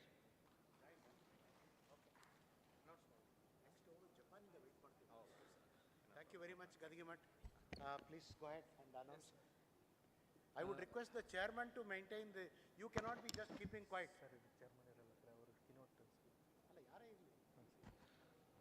Thank you very much, sir, for your enlightening lecture and valuable guidance, all of us present over here. Before moving on to the final keynote address, just I want to inform you that there is a slight variation in the program. So, as we know that Dr. Sota Koda, he is from Japan, he is waiting. I invite Dr. Praveen sir to continue and invite Sota Koda. He is with us online and he has been waiting patiently. Sir, please. Thank you. Good afternoon. Dr. Sota Koida, Associate Professor, Kinda University, Nara, Japan. He will be delivering a lecture on Begomo virus resistance in hot peppers and its application to breeding. He is presently working in Kinda University, Japan, and his area of work is breeding vegetables for resistance to Gemini virus, Begomo virus, and poliovirus. I request Sota Koida to please address the gathering. Thank you very much for your introduction. Can you hear me?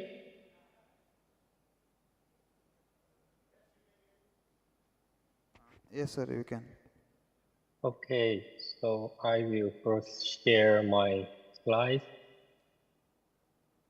So everything okay with your side? Can you see my slides? Yes, we can see your slide. Okay, so I will start my presentation. So first of all, thank you very much for inviting me to this interesting congress. And today I would like to introduce our recent research related to Begon virus resistance in peppers, and our final goal will be breeding a new cultivar resistant against Begon virus. Okay, so maybe all of you may know, but in around the world, more or less 42 million tons of peppers, capsicums are produced, and 5 big producers are like China, Mexico, Turkey, Indonesia, and also India is a big producer. And most of these countries suffer the Begon virus core disease. And we started this research around 2010, which is more or less 15 years ago. And this photo was taken when I first visited Indonesia. This is kind of typical pepper growing field. And if we get close to plants, we can see the viral disease like this in almost all plants.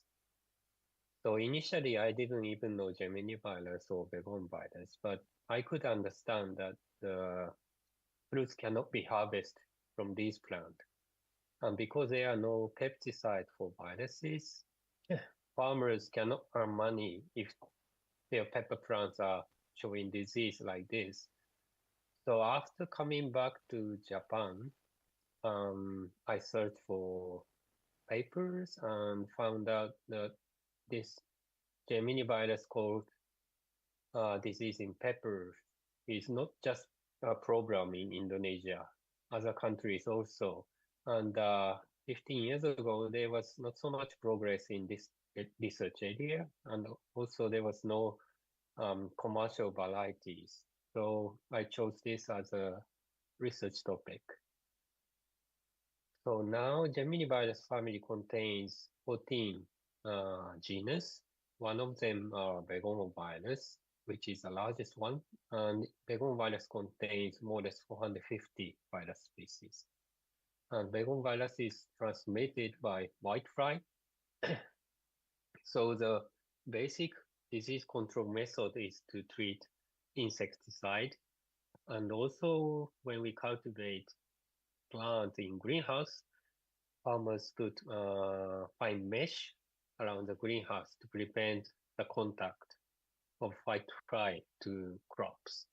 But because most of the pepper plants are grown in open field, this basic method is not so much efficient to control the disease. So this is why people need virus-resistant varieties. So there are several hotspots for Begon virus cold disease. One is Southeast Asia, one is South Asia, which also include India, Pakistan, Bangladesh, and also West Africa, Central America, and South America. So there are different Begon virus species, but basically they induce very similar symptoms, like yellowing or coloring symptom. And in case of India, you have so many Begon virus species, so I guess it is almost impossible to completely understand the situation. But anyway, we can say this is a global program in pepper production. So initially, we started our work in the field for screening resistant material. But if we did this type of work, we faced difficulty because in the field, not only Begon virus, but other virus like other RNA virus or other pathogen, or plants get stressed with heat or water. So everything is mixed up. So we decided to choose different approach. So for this, first we did research in climate control condition, in laboratory condition, using small seedling and also pure virus isolate, single virus isolate, and using the infectious clone for efficient inoculation. And these are all for accurate phenotyping of Begon virus resistance, because now we have NGS technique. Genotyping is not a big problem. I think phenotyping is the most important one. So for our research, we divided into 4 different stages. In stage 1, we visited Indonesia several times and did field survey to identify the virus. And then we did the inoculation method and did the screening. And in the first stage, we identified several resistant genes in peppers. So to make long story short, I think the design for the infectious clone is significantly important, because most of the Begon virus species which we use for our studies are bipartite Begon virus, which has DNA and B. So initially we cloned the full length and partial length DNA and DNA B in separate plasmid, but this will work nicely in Nicotiana, Benzamiana, or tomato, but not in peppers. So we clone both DNA and B in the same plasmid, and by doing this, we successfully inoculated Begon virus to pepper. This is artificially inoculated one, and this is the naturally inoculated one in field. So using this technique, we screened like more or less 900 pepper accession, which contains all pepper cultivated species. So we screened 2 promising material. One is DAPF5, which is Capsicum annuum, which we found in Indonesia, local accession. And another one is PG11, which we introgress resistance from Capsicum pubescens to Capsicum annuum. So we have already published these 2 genes. And let's start with BFF5. So when we inoculate Begon virus to BFF5, the plant is almost symptomless, but the susceptible pellet BFF4 is showing typical yellowing and also F1. So we could say this is a recessive resistance. And when we check the viral DNA accumulation of Begon virus in this plant, in susceptible BFF4 and F1, there is a lot of virus accumulating, but in BFF5, its accumulation is significantly restricted. So we would say BFF5 has a resistance against at least 2 Begon virus species.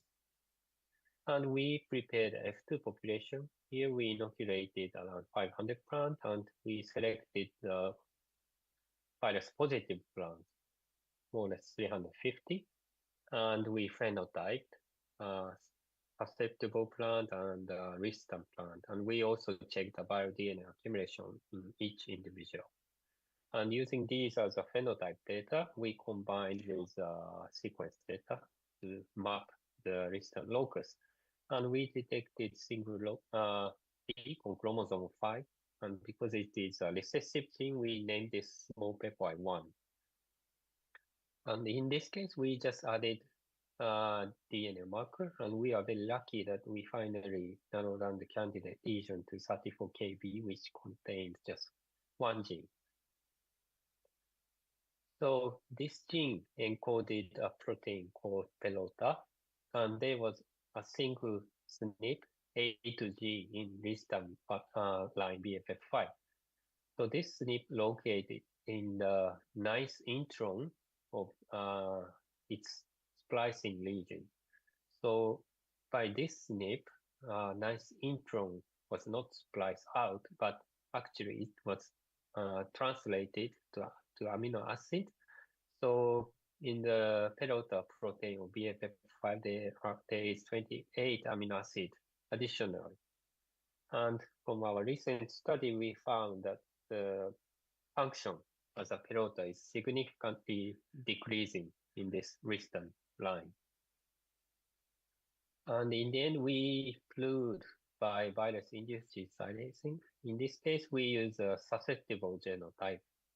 And when we check the control, when we co-inoculate TRV and peptide CIV begon virus, it's still susceptible. But when we silence pelota using VIX and inoculate begon virus, it became resistant. So we concluded that the small peptide 1 gene is encoding pelota. And also we developed a DNA marker on SNP, in this case CAPS marker, so we can distinguish the resistant genotype and also susceptible genotype, also heterozygous genotype, which is susceptible. So these markers are very useful. And we did similar thing also in PG11. So I should make the story short. So here PG11 is almost symptomless, although infected with Begon virus, and this one is a susceptible control. And in this case, the resistance is dominant trait. It is different from the previous one.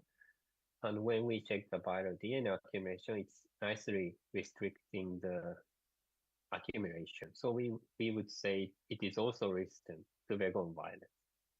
And we mapped the gene on chromosome 7, which is different. And we found out it encodes RNA-dependent RNA polymerase, which is RDR. And we developed an in-gene marker. Here we can distinguish the resistance to susceptible one. And in the end, we did bigs again. In this case, we use PG11. So in the control plan, it's still resistant. But when we silence RDR expression by pig and inoculate Begon virus, it became susceptible. So we can say large peptide 2 gene is encoding RDR. So in case of peptide 1 material, we finish the field test also. In this case, we cultivate more or less 420 F2 individuals with their parents.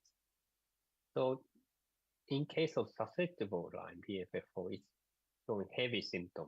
But as we expected, BFF5 show only mild symptom, but we couldn't control perfectly the disease. But what is important is that disease onset and progression was much slow, and at least we can harvest twice or double number of fruits. So most recently, we published this paper. It's very simple. We combine two genes, peptide1 and peptide2, to single pepper plant to make the peppers more, more strong against Begon viruses. So for this study, we use 4 pepper genotype. One is susceptible number 218, another one is Begon virus tolerant Capsicum Chinese succession GR1, and the previous BFF5 and PG11. So we check the presence of peptide-1 locus and peptide-2 locus, but with the previous DNA markers. And in this study, we use 4 Vegon virus species grouped in different two.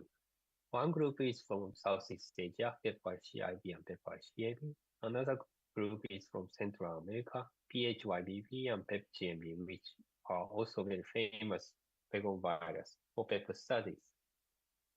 So in this case, we first singly inoculated 4 different Vegon virus to 4 different pepper genotypes. So the yellow circle means resistant, and blue X means susceptible. So in case of BA.5, it was resistant against both of the Asian Vegon virus, but not against the American Vegon virus. It was susceptible. But PG11 was resistant against all 4 Vegon virus species. And we also checked the viral DNA accumulation. So BA.5 was restricting the viral DNA accumulation of Southeast Asian Vegon virus, and PG11 was restricting the 4 different Vegon virus. Although PepGMB accumulated little more than the other Vegon virus species. So next, we use the previous plant, which was agro-infiltrated, to make artificially the mixed infected plant, which is often seen in the field. So in this study, we inoculate 2 Southeast Asian Vegon virus or 2 American Vegon virus with 4 pepper genotypes. So by doing this, the result became completely different. So just BFF5 show resistance against co-infection of Vegon virus from Asia, but not against American Vegon virus, and also PG11 became susceptible. So I would say just using one gene is not enough. So BFF5 is still restricting the Vegon virus of Asian isolate only. So in the end, we checked the pyramiding effect. So in this study, we used 2 Vegon virus, PHYBV and PepGMB, which is highly pathogenic in the previous study. So first, we agro-infiltrated the susceptible number 218, and we checked the infection, co-infection by PCR, and take the scion and graft to 5 different pepper genotypes. One is susceptible number 218, and BFF5, PG11, and we produce the F2 progeny by crossing BFF5 and PG11. So F2 hetero has peptide-1 in homozygous state and peptide-2 in heterozygous state. F2 homo has both genes in homozygous state. So PFF5 and PG11 was susceptible, almost same as number 218. But when plant has peptide-1 in homozygous state and peptide-2 in heterozygous state, the symptom was much mild. And in case of the plant which has both in homozygous state, it became almost symptomless. And when we check the viral DNA accumulation, here is a homozygous one, the purple one. It is restricting PH5BB, PepGMB both in 2 different experiments very nicely. So we can control that if we introgress 2 different genes in peppers with homozygous state, it will have very strong resistance against Vegon virus. I think it will work well with field condition. We will see. So in case of tomato, US, Israel, Netherlands, Japanese team work hard and they have already reported 4 genes. In case of pepper, we are the only one who cloned resistant gene, which is RDR and Pelota. And we are also working for cucurbit and other farinaceous plants, and we have already cloned RDR from cucumber, and we are now fine mapping some gene, cucumber, melon, and eggplant. So these genes will be used for each vegetable species, but now we have modern technology like genome editing or EMS mutation, so we can apply this knowledge across different crops, I guess. So more detailed information can be found in our website or research data anyway. So please contact this site if you are more interested. So this is all from me. Thank you very much.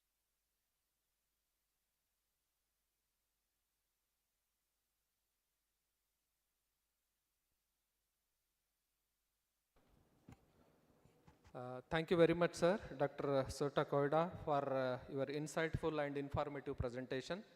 Now, we are glad to have with us Dr. B.C. Kang, joining online from South Korea, who will be presenting on the topic towards digital breeding in chili pepper. Sir, please. So, I request Dr. B.C. Kang to present. Sir, please.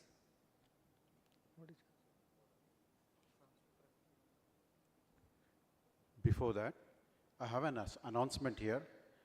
Our poster presentation session is going to be start by today afternoon after lunch. So I request all the participants who are scheduled today, they are requested to present the posters, which is organized in just first floor of this hall, so auditorium. So kindly note this request. Thank you.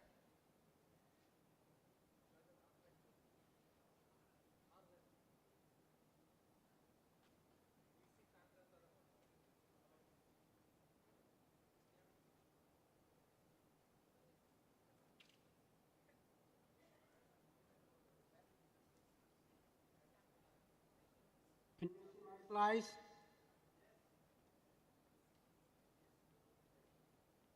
Okay. Yes, sir. Please proceed. Can you hear me? Can you hear me? Okay. Can I start? Yes, sir. Yes, please. Okay. Good afternoon, everyone. It is a great honor to present here today. I'd like to sincerely thank to organizing committee and Dr. Tiku for invitation. I'm Byung-Chul Kang from Seoul National University. Today I'll be presenting on towards digital breeding in chili pepper. I hope my presentation provides useful insight into the future of pepper breeding in India. The main content of my talk will cover the three key areas. First, the concept of digital breeding, and second, the molecular breeding status of pepper, and finally, genomic selection and the perspectives of digital breeding in chili pepper. Looking at the Korean market, for your interest, the cultivar types and market value show the dry pepper accounts for the largest share at 45%. Among fresh peppers,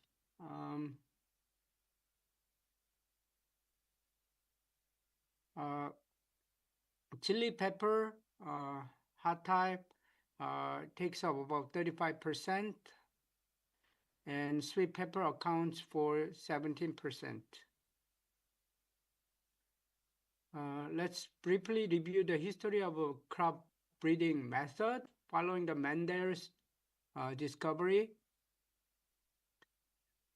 of the law of genetics in 1866. Crossbreeding began in 1900 and 19th century, 1900, and molecular breeding, marker-assisted breeding was introduced in 2000,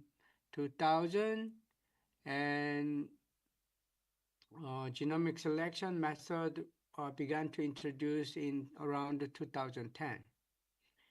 Crossbreeding usually takes up about 8 to 10 years to develop, I'm sorry, what happened? To develop cultivar. Molecular breeding, 6 to 8 years. But for digital breeding, when we combine phenotype data, genotype data, we expect that cultivar development time will reduce about to 3 to 5 years. So pepper breeding has evolved around a hybrid cultivar, and Korea was first country to use CGMS system.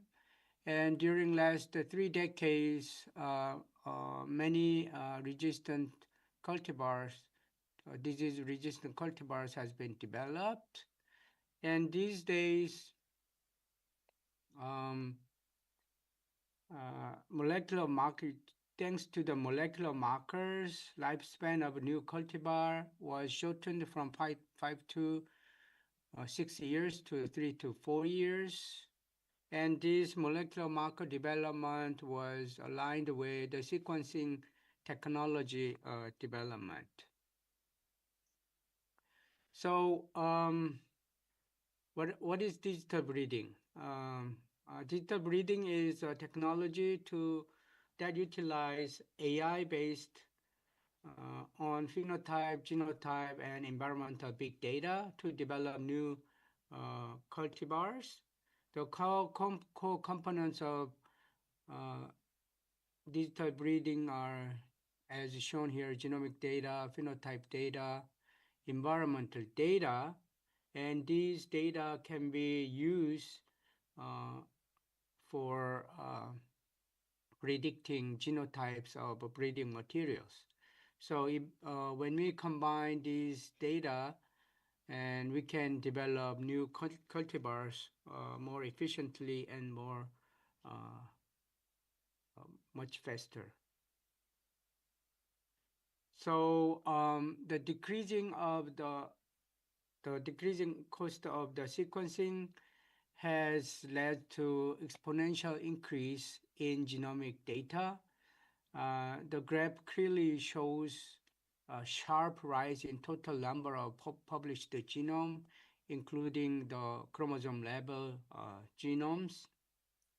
And this data surge is deriving the transition from molecular breeding focused on qualitative traits to digital breeding focused on quantitative traits. So since the first reference genome for pepper was published in 2014 by Korean group and also published by Chinese group, molecular breeding research has developed rapidly through whole genome resequencing of cultivated and wild species. But single reference genome cannot represent the diversity within a species. So therefore, the concept of a pangenome is become critical. The pangenome refers to the entire sets of genes found in all individuals or strains within a specific species or clade. Therefore, a pangenome integrating genomic information from diverse pepper lines is essential. So our lab is currently working on constructing a grep-based pangenome, as you shown here, using 26 annual genomes, and we are currently finished resequencing about 300 accessions of Capsicum annual genome. So why do we need to develop more genome information? High quality genomic data is essential for accuracy of digital breeding, while GBS and array data are low density and limited for internal LV based imputation. Reference-based imputation using pangenome offers rich variants and higher resolution. So high quality imputated genomic data improves rare variant detection and enhances genomic prediction accuracy. And we are planning to build haploid reference genome panel for pepper. So also the advancement of phenotyping tools is crucial for accelerating the breeding process. Phenotype can be categorized into cellular and biochemical and microscopic phenotype. Moreover, integration of image sensors, as shown here, RGB sensor, hyperspectral sensor, or thermal infrared sensors, revolutionized the way to research or collect data on plant growth, development, and response to stresses. These sensors can capture the detailed information about plant morphology, growth rate, leaf color, and other characteristics in real time and non-destructively. When combined, these genomic data and phenotype data with AI technology, this advanced analytical and phenotyping method offers powerful tools for plant breeders. So these are some of the examples we installed these days at SNU experimental farm. So we have XYG system utilizes camera, RGB and hyperspectral and thermal cameras mounted on moving rig to capture non-destructive and repeated images above the plant. Also, cabinet system monitors phenotypes of individual plants using cameras installed with a seated cabinet. And also we have a sensor system which can monitor the movement of water and nutrient to measure the drought tolerance and other nutrient movement. So this is one of the example measurement of a Phytophthora resistance using a thermal camera. So we used susceptible and resistant accessions, famous resistant accession CM334. And to make a long story short, as you can see here, these are susceptible responses, and the blue heat map is the resistant accessions response. As you can see, we could detect differences in the heat development by the resistant and susceptible lines. So we are making use of this information for more detailed phenotyping for disease resistance. So my laboratory has developed most of molecular markers used by pepper breeders in Korea. Pepper molecular breeding focused initially on the disease resistance, such as Phytophthora blight, CMBTSWP, potivirus, and so on. And these days, we are more focusing on secondary metabolites like capsaicinoid, carotenoids, anthocyanin, and other secondary metabolites. The main tools utilized include the genetic material and sequencing technology like GBS, Lensig, and whole genome resequencing. And using this information, well, we are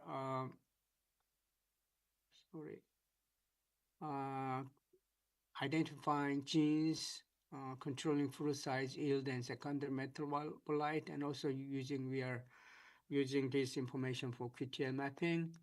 And these days we are using genomic selection method, which I'm going to talk later on for the quantitative trait improvement. So these are some of the examples of our work. So you can identify the published paper in Google Scholar. If you type my name, you can find all the information we published previously. Traditional molecular breeding primarily focused on single gene qualitative traits. However, agriculturally important traits like yield, content of secondary metabolite, and disease resistance are under control of a quantitative trait. There are several difficulties in improving quantitative traits.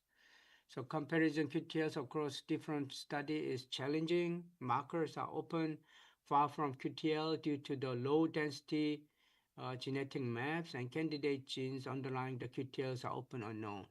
So, but new tools like genomic sequencing technology and phenotyping technology provides new opportunities.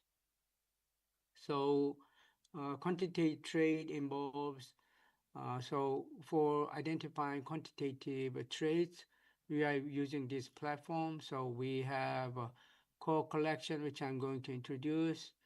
For core collection with genotype with different sequencing method and phenotype, about 30 different traits, including plant architecture, pungency, fruit color, and disease resistance.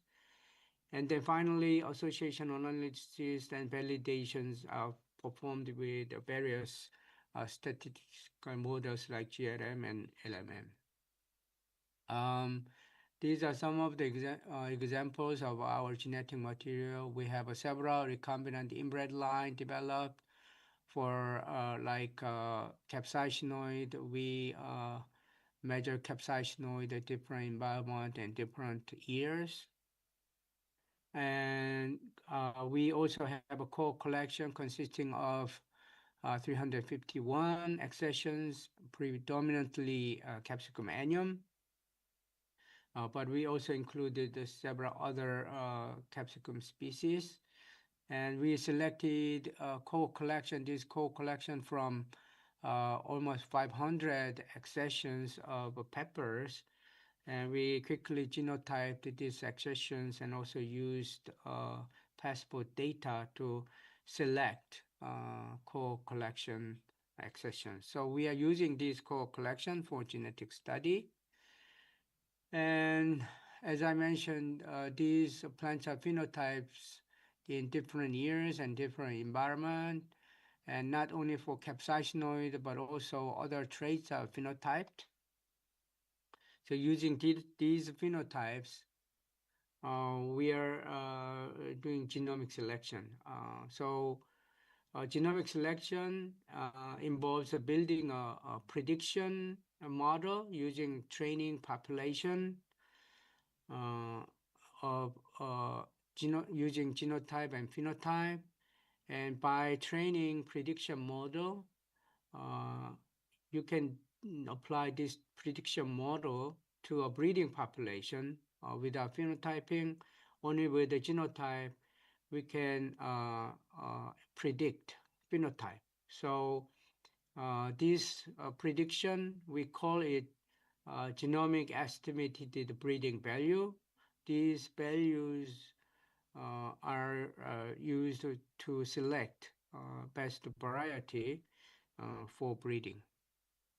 While this is comparison between genomic selection and mass, while mass is effective for qualitative trait or a few quantitative major QTL associated quantitative traits, genomic selection is effective for quantitative traits and uses all whole genome or genome-wide molecular markers and gives a better prediction for phenotype. So this table shows the 10 different models used in genomic selection. Genomic selection models are broadly divided into linear and non-linear model. Linear model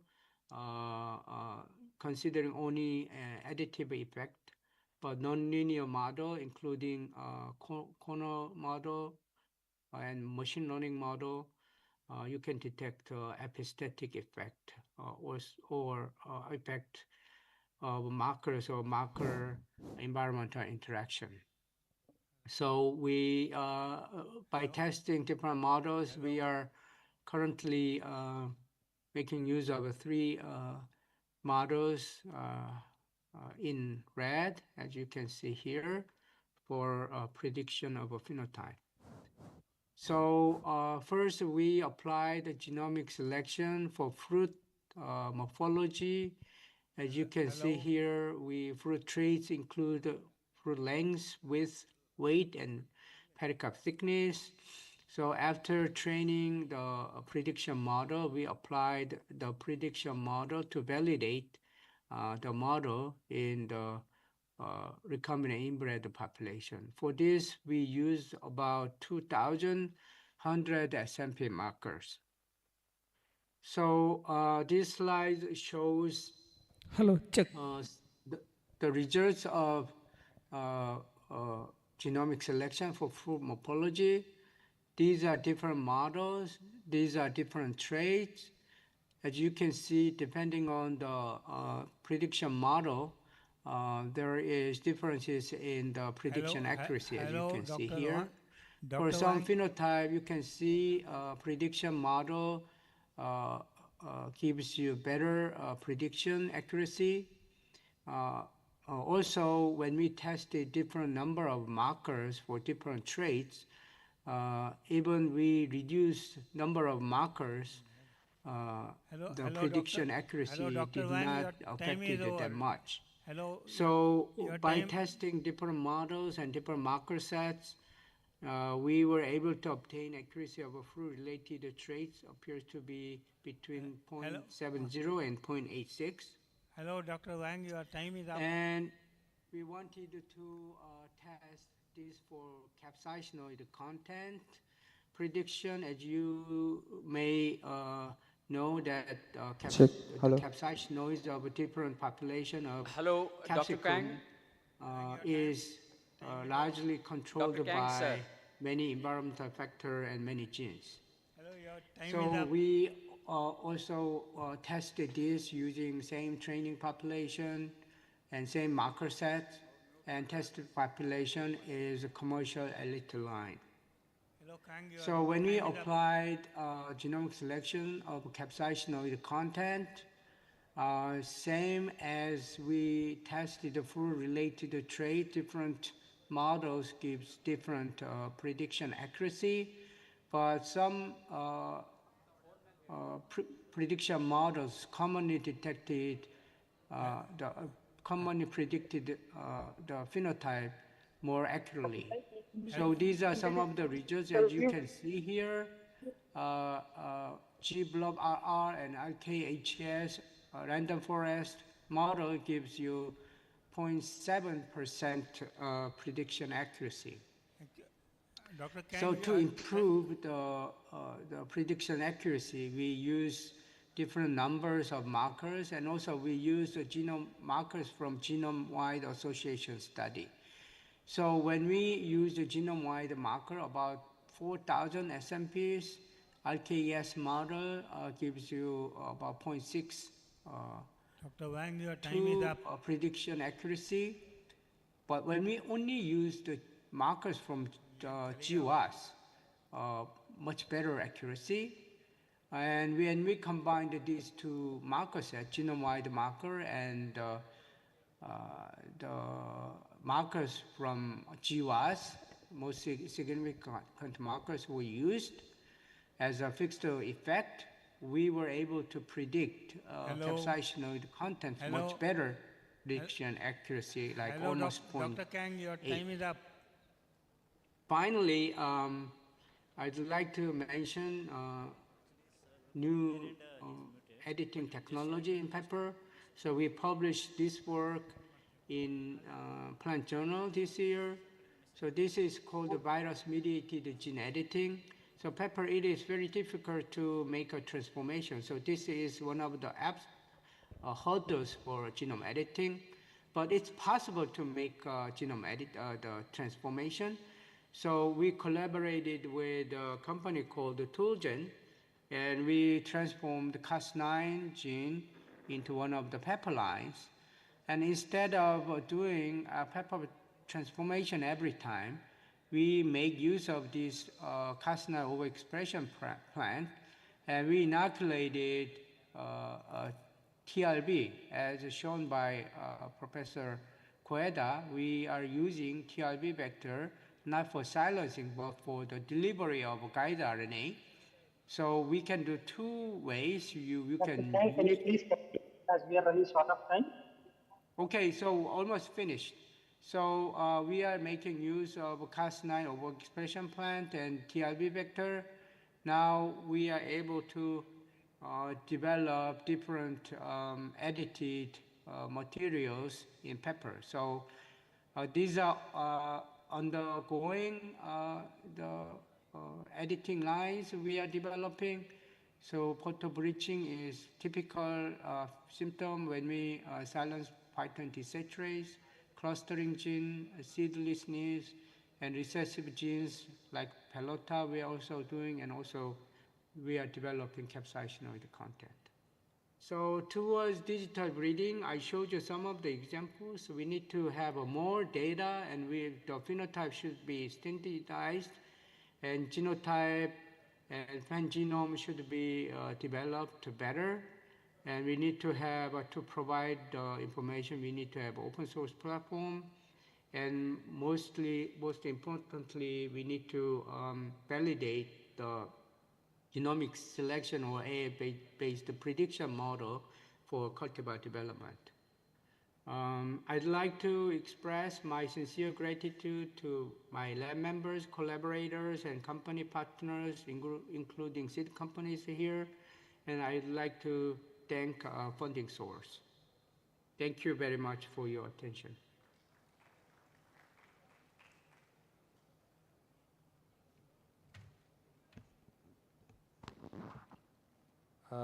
Thank you very much, sir, for your innovative and insightful presentation.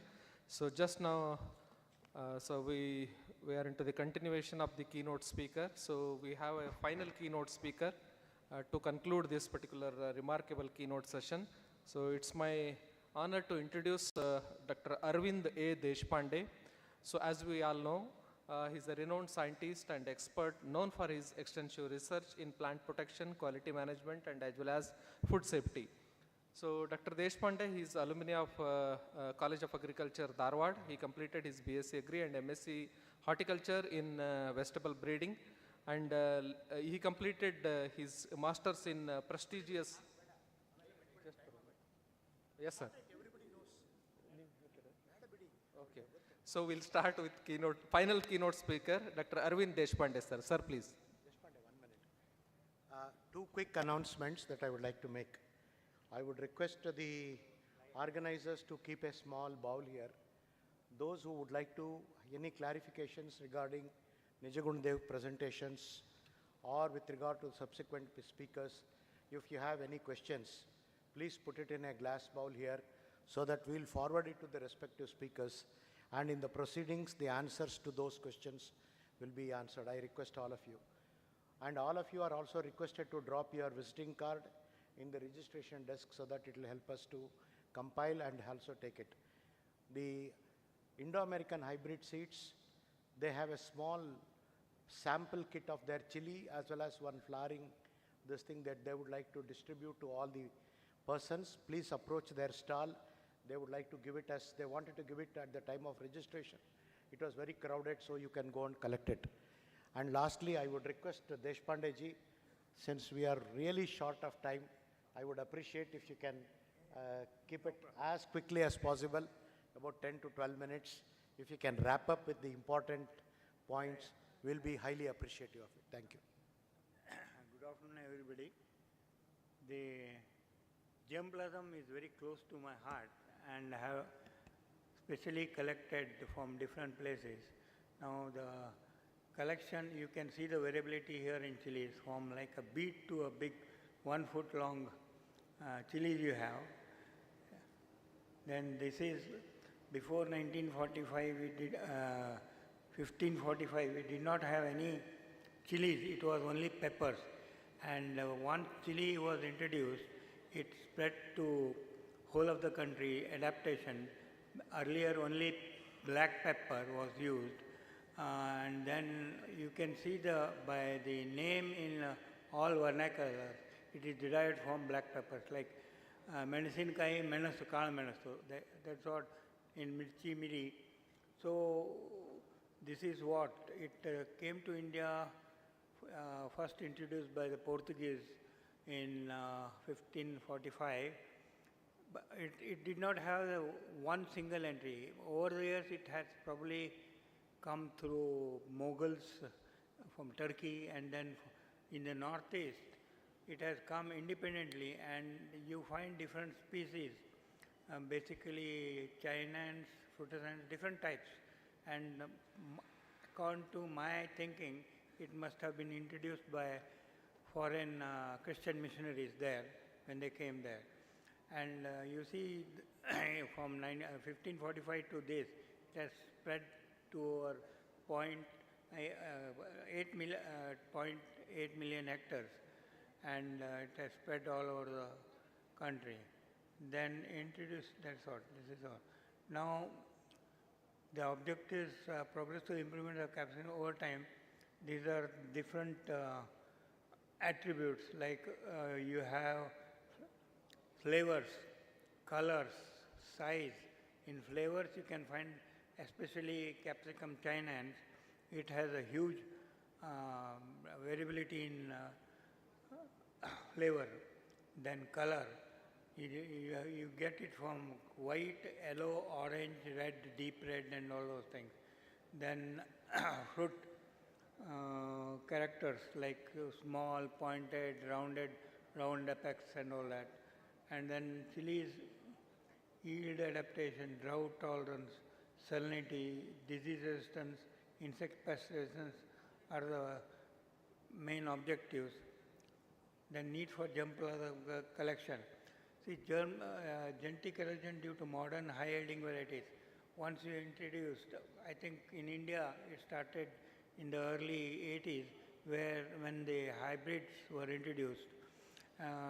Automatically, the high-yielding varieties and F1 hybrids replaced the land races.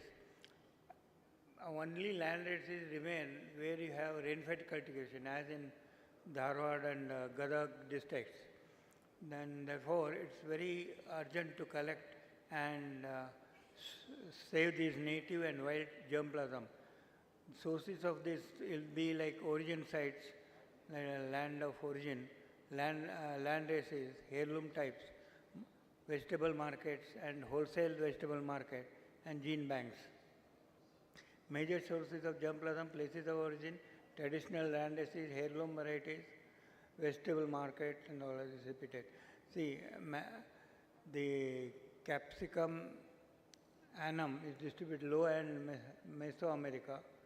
Then it's the wild species southern borders of USA to Peru. So you can see the chinans is from Caribbean islands to South Brazil, frutescens from Caribbean islands to northern South America. Capsicum baccatum or baccatum Bolivia, North Argentina, Peru,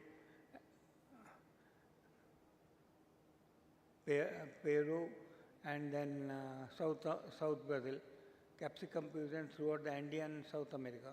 Central Eximium is Central America and South Bolivia to Argentina. Cardenacea is Bolivia. So these are the cultivated species and also wild different species. They turn to be around 40 of them. This is pubescens. Pubescens, you can see, it is almost like its flesh is thick, very thick and juicy, and probably where the species have originated, we can get a clue that this has cold tolerance, because its origin is Andean highlands, all along Andean highlands. So this is your distribution of baccatum. And while on tour in South America, I found this baccatum with almost like a bead-like fruits in some wilderness. I had been to a South American tour for a month, visiting Brazil, Argentina, Peru, Bolivia, and Chile. So this is again Capsicum annum. It's mostly in Central America and northern South America.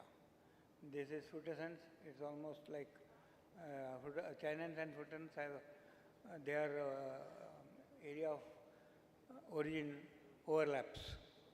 And this is a nuclear region where we need to collect the land races of India. Badgi, Sankeshwar, Gauribidnu, Chikbalapur, Gokarna, Warangal, tomato, Ramnath Mundu, Resham Patta, then Bumra, Kuchinda, Nandigram, Kashmiri, Mizo and Tejpur. These have evolved over a lot of years and they have got different qualities. Like Badgi has is a very good flavor and that's how they have developed. And while the farmer chooses, certain traits like disease resistance and all they don't have. So what we need in Badgi is introduce disease resistance. So, and for example, we have Kantari, Khola, Longpi, Sikkim, Dhalle, Khursani, that is around Mathania from Rajasthan, Hathe from Manipur. We have at least lost 2 land races in Karnataka. When I came to Bangalore in 1980s, we could see no other market chilies, green chilies, except Gaurabidnur and Chikbalapur. Now we don't see them. They are replaced by most of the hybrids. These two, Gaurabidnur had drought resistance and it had powdery mildew resistance, tolerance. In Capsicum annum, we don't have powdery mildew resistance and anthracnose resistance. So heirloom varieties, these NGOs and kitchen gardeners preserve heirloom chili varieties. Seed melas and WhatsApp groups enable exchange. Farmers from Northeast India, Nagaland maintain a rich collection. These are the traits of why we should have heirloom chili varieties. Then this is a collection what I made from Bhutan, around 26 collections. And we may expect cold tolerance here because we have low temperatures there. Then important gene banks where you can get chilies. Embrapa, Brazil is a very nice, and mostly in 80s I had got about 90 germplasm from this bank. And then we have Avignon, INRA. So we have Mexico, we have then Indian Institute of Hot Plant Breeding, that is Netherlands. Then we have Germany, then we have Hungary, India, and then we have Mexico again, Institute of Horticulture Plant Breeding, Wageningen, then Abaddon. These are major. In almost all countries they have their gene banks. And national, these are what 16 I have given, 17. Aviator is a good collection. In US, there are 3 or 4 USDA germplasm collection. You can get them if you write, but we have to get permission to import from NBPGR, which charges you almost 110 or 120 rupees per sample. Then vegetable wholesale markets. You can visit wholesale vegetable markets. See, once I visited Baikala in 1984, where dry chili, where trucks come and trucks go from all over India. And at one site you can collect hundreds of chili samples. But now I think we have to go almost all are hybrids you get. But this is what Nigeria collected a lot of chili. In Nigeria, it is mostly Chinese in Nigeria. And then in one, I collected, I met a farmer in one seminar in Nagaland, and I asked him whether he can send. He sent me dry chilies of about 10 different types. So that's how we can collect. Collecting chili germplasm is easy unlike others, because you go to any vegetable market, you will get. So I collected from Malaysia, Thailand, and then South America, Nigeria. This is the way you collect.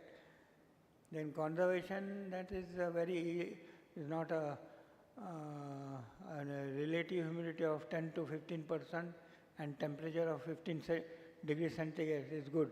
You can store the seeds in ordinary refrigerator at 4 degrees centigrade in water-proof polythene bags at least for 10 to 15 years.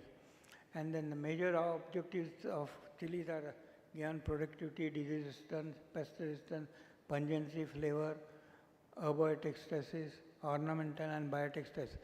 And also there is another objective for nutraceuticals. In peppers we find a number of different colors like zeaxanthin, capsanthin, capsorubin, zeaxanthin, and then another one is zeaxanthin, okay, cryptozanthin. Zeaxanthin is used in for nutraceuticals for preparing capsules, and it guards, along with lutein from marigold, it guards your pupil, eye pupil from ultraviolet rays from degradation. It degrades and saves your eye pupil. It's a very good market for India. Then utilization. See, once you have the different species, you should know that the crossability. For example, Bacatum annum is crossable, but with difficulty. If you make about, only thing you have to have is you have to do thousands of crosses, you'll get few seeds. But that few seeds is good enough. You can increase. I being a horticulturist, I used cross grafting. If I have one plant, I can make 10 plants. So you can use that technique also. And you get, in this I have used Bacatum to breed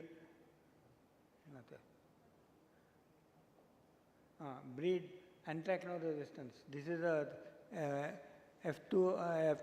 F4 generation of Capsicum annum into Bacatum, where you can see this is hand inoculated, means artificially inoculated, and you see there is no sporulation, it doesn't grow. And similarly, you have powdery mildew resistance. The anthracnose, there is a powdery mildew resistance. You can get it in a Capsicum Bacatum, Capsicum chinense, and Capsicum frutescens. Coleotrichum, and then anthracnose you get in Bacatum and chinense. But I feel if you test about 100, 80 of them will be resistant to anthracnose. So then Tospo, Capsicum chinense, and for LC we have from northeast quite a bit number of accessions are resistant to LCV. Thank you for your participation. Any questions you can ask?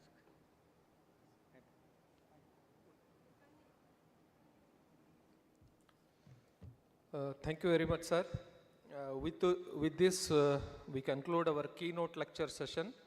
So we sincerely thank all of our distinguished speakers for their valuable time and very inspiring contributions. Their insights will surely help us to think advance towards the more productive and as well as safer chili industry. So on behalf of the organizers, I extend my heartfelt gratitude to all the distinguished keynote speakers. So as a token of love and appreciation, we would like to present a small memento to the keynote speakers and rapporteurs.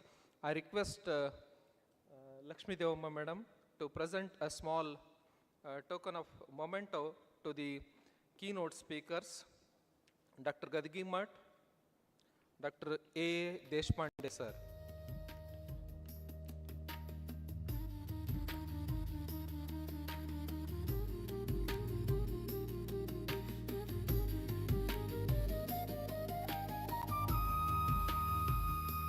And I also request Dr. Lakshmi Devamma to present a memento to the rapporteurs, Dr. Kiran Kumar Gorbal and Dr. Shripad Visweshwara.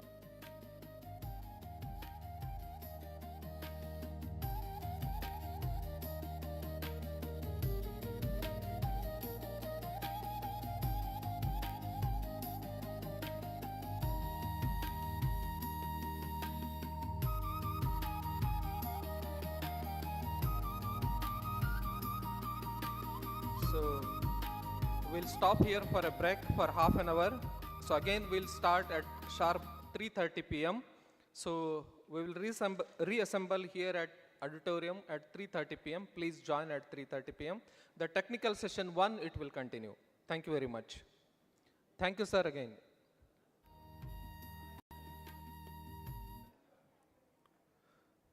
So lunch is arranged at Raita Vikasa Bhavana, right to the main auditorium. It is just 50 to 60 meters away from the auditorium. So please have your lunch and we'll reassemble at 3:30 p.m.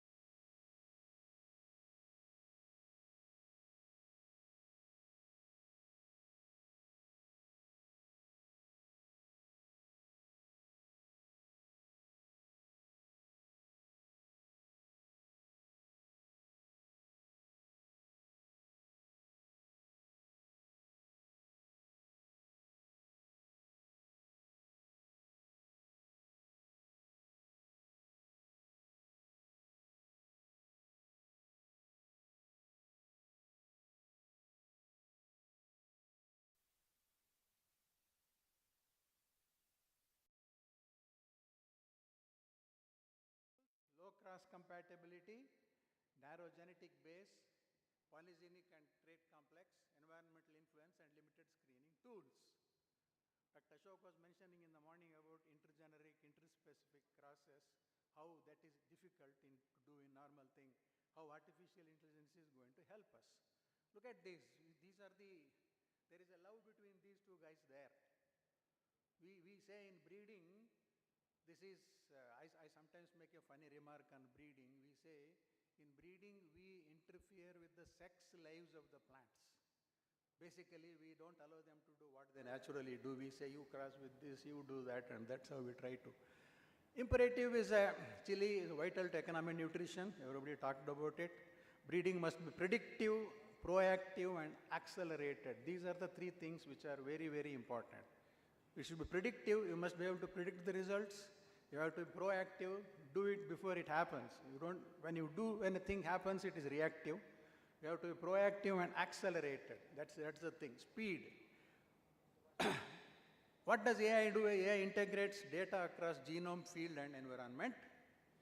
This is a conceptual framework. You see genomic data there, phenotypic imaging, as I said, predictive billing, genomic selection, and ultimately our aim is to have resilient cultivars.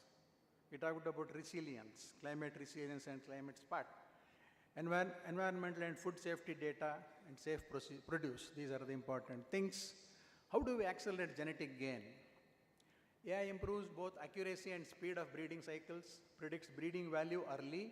Breeding value is something which a genotype has to have to be useful in a breeding program. It helps you to predict the breeding value, automates phenotyping data collection, models complex trait interactions, because otherwise if you have to do trait interactions, you have to spend a lot of time. As I said, it takes a longer time. So to avoid that, we do model complex trait interactions. Automated phenotyping systems accelerate breeding cycles. That's what the Japanese guy was telling in his presentation. Then we have what we call as high throughput phenotyping. And AI helps in high throughput phenotyping from manual to automated field assessment using drones and keep learning. Drones also Dr. Ashok mentioned in the morning. Applications, stress tolerance via thermal imaging, disease lesion quantification, because based on disease lesion, we assess the susceptibility or otherwise of a particular genotype. Fruit uniformity and color scoring, very important, you know it. Early capsaicinoid prediction. Capsaicin, as you know, is a pungent principle. You want to breed for different levels of pungency, we need to have early capsaicinoid prediction. So this is a pictorial thing, AI-driven phenotyping, as mentioned, combining multispectral imagery, DL-based feature extraction, and real-time trait quantification. Many of these things, I honestly would like to admit, are new to me. These are learnings for me also. Don't ask me, are you doing all this? Is it possible? I am only exposing you or expecting you to understand the possibilities or potential of these technologies. Advanced genomic selection models, traditional versus AI-based models. G-Bloop, in a while I'll tell you what is G-Bloop and what is, you already listened to him in the mornings, GEBM. I will come to that in a while. These are different genomic models. Just be aware of that. So here comes G-Bloop, that is genomic best linear unbiased prediction. Genomically estimated breeding value. These are the things which will help you to achieve your results and goals and objectives faster. Then deep learning architects, FNNs. So these are all a little bit of complicated things. I will leave the presentation with you. You can go there, look at it and make a detailed analysis of that. So I just mentioned what is haplotype. It is a set of DNA variants along a single chromosome that tend to be inherited together. So then this is a deep learning architectures used in AI-powered genomic selection for predicting complex Chilli traits. Very, very important. This will help you, once you predict the complex traits, then you can know how to use it, or you can make a strategy or a plan to use them. Then comes to the food safety part. Oftentimes, we also heard several speakers mentioning there is a problem of contamination of chili by fungal, bacterial, viral, or whatever. So here, productivity and safety both are to be ensured. Two pillars are predictive modeling for pest and disease management, Another is hyperspectral imaging for contaminant detection, because there is aflatoxin contamination which has to be detected. As somebody was mentioning, it is non-destructive method. Predictive modeling in action. What does it do? Uses weather, soil and pathogen data, generates pest risk maps, reduces chemical inputs up to 40%. That's great. Enables early interventions to prevent yield loss. Then AI-enabled predictive modeling. It integrates weather, soil, and just a pictorial thing of what I said in the previous slide. Then real-time contaminant detection. This is HSI. So as I said, the contamination because of the aflatoxin or whatever. So this is what it uses, fingerprints of aflatoxins using NIR spectrum. The NIR is near infrared. AI models classify contaminated pods. Pneumatic systems instantly remove contaminated pods. So this is how it works, what I explained there. This is a pictorial representation of that. So there is illumination source and whatever is rejected bin that goes into that, whichever is a contaminated fruit.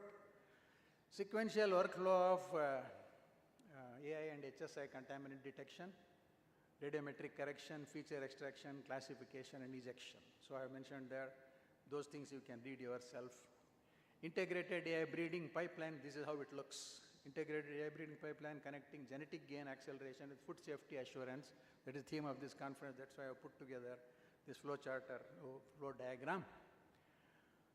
Then combines, again, just to summarize, it combines HTP, GS and HSI-based safety systems, create a closed-loop breeding ecosystem, accelerates improvement and ensures food safety. Holistic breeding ecosystem combining multiple AI-powered technologies. Key takeaways are speed, resilience and safety. Then we also talked about policy. Dr. Dalwai was mentioning about policy recommendations. Invest in national scale AIPB infrastructure, that is artificial intelligence and precision breeding. Develop AI genomics, data integration platforms. Ensure India's leadership in chili research and safe exports. Thank you. That's it. 12 minutes.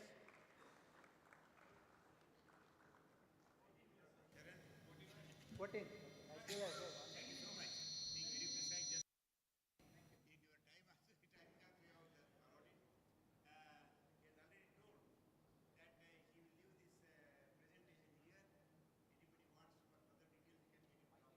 Yes.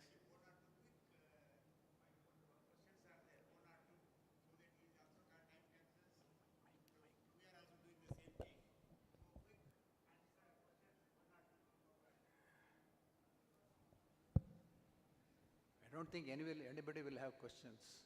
Even if you ask, I'll say I don't know. Refer to my. You have a question? Go ahead. Mike, please take the mic. Don't ask a tough question, eh? Ask a simple one. Check, hello. Mic kodi avrige. Sir, thanks for nice presentation. This is nowadays passion towards AI. Really, we need realistic data, accuracy in the data. Because AI is everybody working, realistic data is very important than just dragging things and putting things. Sir. I'm getting the echo. I can't hear you. I think Tikku can explain that. Yeah, please. Because I think if you all heard Dr. Kang's lecture, what he said is actually happening. He didn't talk nonsense. He is actually doing it and I've seen it. And from 2014, the kind of genomics work that group in Seoul National University has done, that's why we requested him to come. Please go through his and interact with him. You will learn how they have converted 4,800 accessions were first DNA profiled, and then they went into core selection. The core selection was then further analyzed, and then they found the association of the traits with the sequences. And they are now using actually sequence breeding. So it's not in the air. We need to spend time. Instead of becoming a seed company, please work on the breeding aspects and come out with new traits. Sorry. Thank you. Thank you, Dr. Tikku. But as Chairman Sir was telling, please drop your questions there, and also you can use the presentation which I am leaving with you read it and try to understand. Can I thank you, Chairman, sir? Yeah. Sir, can we train AI to select impartially? Sometimes human beings will be, they might be partial. Bias. Unbiased It selection. removes the bias. I think I mentioned in one of the slides, it removes the bias which we may have as breeders. Yes. Yeah, a lot of data, yeah. As Dr. Dalwai was mentioning, it is deep learning, machine learning, IoT, everything gets combined. So that's why I didn't want to repeat any of those. Sir, one last question. Yeah. Yeah. Sharad. Sir, aflatoxin is something caused by aspergillus, as I understand. Am I audible, sir? You are audible, but I can't, there is clear, echo is there, echo. Aflatoxin you were talking about. Aflatoxin, okay. Yes, okay. yes. It is caused by aspergillus. Aspergillus flavus. Yes. Then Yes, why that's it has right. to be sorted out at the breeding level? Is it genetic? Is it carried forward to the next generation? Yeah, what happens is certain genotypes are resistant to aflatoxin and certain genotypes are susceptible. So here, by clearly selecting or discarding those which are susceptible, you are selecting lines which have a better resistance to aflatoxin. Yeah? Does that answer your question? Thank you. Thank you, sir. Thank you very much, sir, for your nice presentation.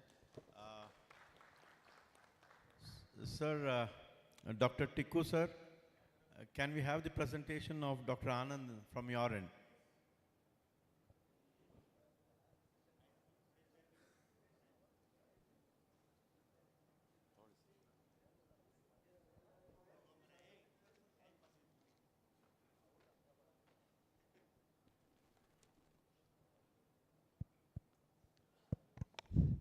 Can you hear me? Good afternoon, everybody. Actually, I am going to speak on behalf of Dr. N. Anand, who is unable to be here and not feeling too well. So he is in Europe right now. So he wasn't able to come in. So I will do my best to finish in 10 or 12 minutes and do justice to what he has done. He has made a presentation on the sterility systems in hot peppers. About 20 years back, we didn't use sterility systems in hot pepper. We were doing hand emasculation and pollination to create commercial hybrids. But today, majority of the companies who are selling hybrids are using the both genetic male sterility system and cytoplasmic genetic male sterility system. Can you please, Harish, can I have the presentation? Okay, because it's not my presentation, I am going to speak on behalf of somebody else. Historically, as you heard Dr. Kang, Koreans gave the first practical male sterility gene in hot pepper. I think it's called MS3. Some of the breeders are here, they might know it better. But there is a gene that is used to transfer to commercially acceptable female lines to develop an AB pair system in the female and the restorer system. So they got the restorer system also, and they have today a marker also for the restorer.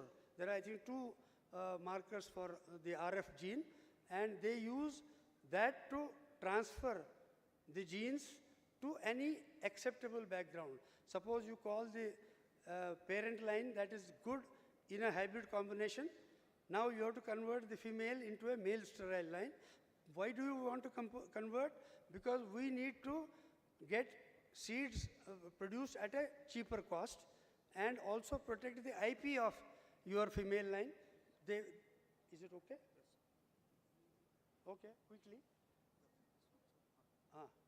So this is my presentation. What is happening? This is next one. Harish, this is my presentation. Anand's presentation. Sorry, my surprise element is going, but I'll continue. I don't have time. Because the key point he wanted to say is that there are markers for RF and there are markers for even the maintainer genes, and today they can backcross this efficiently within, I remember my colleague in Syngenta, he used to transfer the male sterility gene into a parent which was already a good combiner. He used to convert that into male sterile in 1.5 years. And this is before the background genomic systems were available. Why he used to do, he would have marker, he will grow 100 BC1 plants and select the heterozygote for male sterility gene and backcross, make the next backcross. So they were able to do that 3 generations a year. So within 1.5, 2 years, they were ready with a BC F6. But today, they are using background genomics of the female parent and the marker of the the RF gene, and they can transfer it in 2 seasons. Because what happens is, I don't know how many of you are aware that today, when you are making BC1 and you are raising a population of 100 plants, you can get almost some plant with more than 90% of the background genome. And if you have the background genome possibility within your lab, you can select those few plants where the gene is, and the next generation you are nearly at 99%. Now, because of that, the companies like Syngenta, like Monsanto and other companies, they have what they call inbred factories. What they do is, the breeder does hybrid breeding, he makes the combinations that are his best and selects the best possible hybrids that have a chance to become a commercial hybrid. So he will give those female and male lines to the inbred factory, and that guy will add the gene of interest into the female or the male line within 1.5 years. So that is why speed breeding is happening in them. Today even that is, now you are taking 5 generations a year with the speed breeding equipment that we have. So you can do in 1 year what you were doing in 6 years earlier. So I'll just quickly then go through. I think most of you are from the breeding, so I don't want to get into this. Statewide chili production, I think we have heard that since morning. So cytoplasmic male sterility and genetic male sterility. Genetic male sterility, you have no restorer is available. So what the F1 will be heterozygote. Then what you have to do is, female line, when it goes for production, you will have to wait till the first flower comes and remove the fertile plants, because you get 50-50 segregation. So you transplant only the sterile plants from the female into the field. So it's a little tedious, but was being done commercially. But now CGMS system makes it much more efficient, and this is now the routine thing that's. So you can see from 1970s to 2020, GMS lines was where we started. Can I see it? Well, it's not working, I think. Oh, here. Is it? I can't see. No, this is moving. I want to pinpoint. Okay, the pink one is the GMS lines, orange one is the restorer fertility genes, and CGMS is the blue one. So you can see how the progression has happened, that we have moved from GMS into CGMS system, right? And then this is the kind of history. Peterson was the first one to give us the CGMS gene, then the MS10 gene, MS8 gene, MS4 gene, and RF1, the restorer genes are available, and those are the people who have been responsible for giving us this.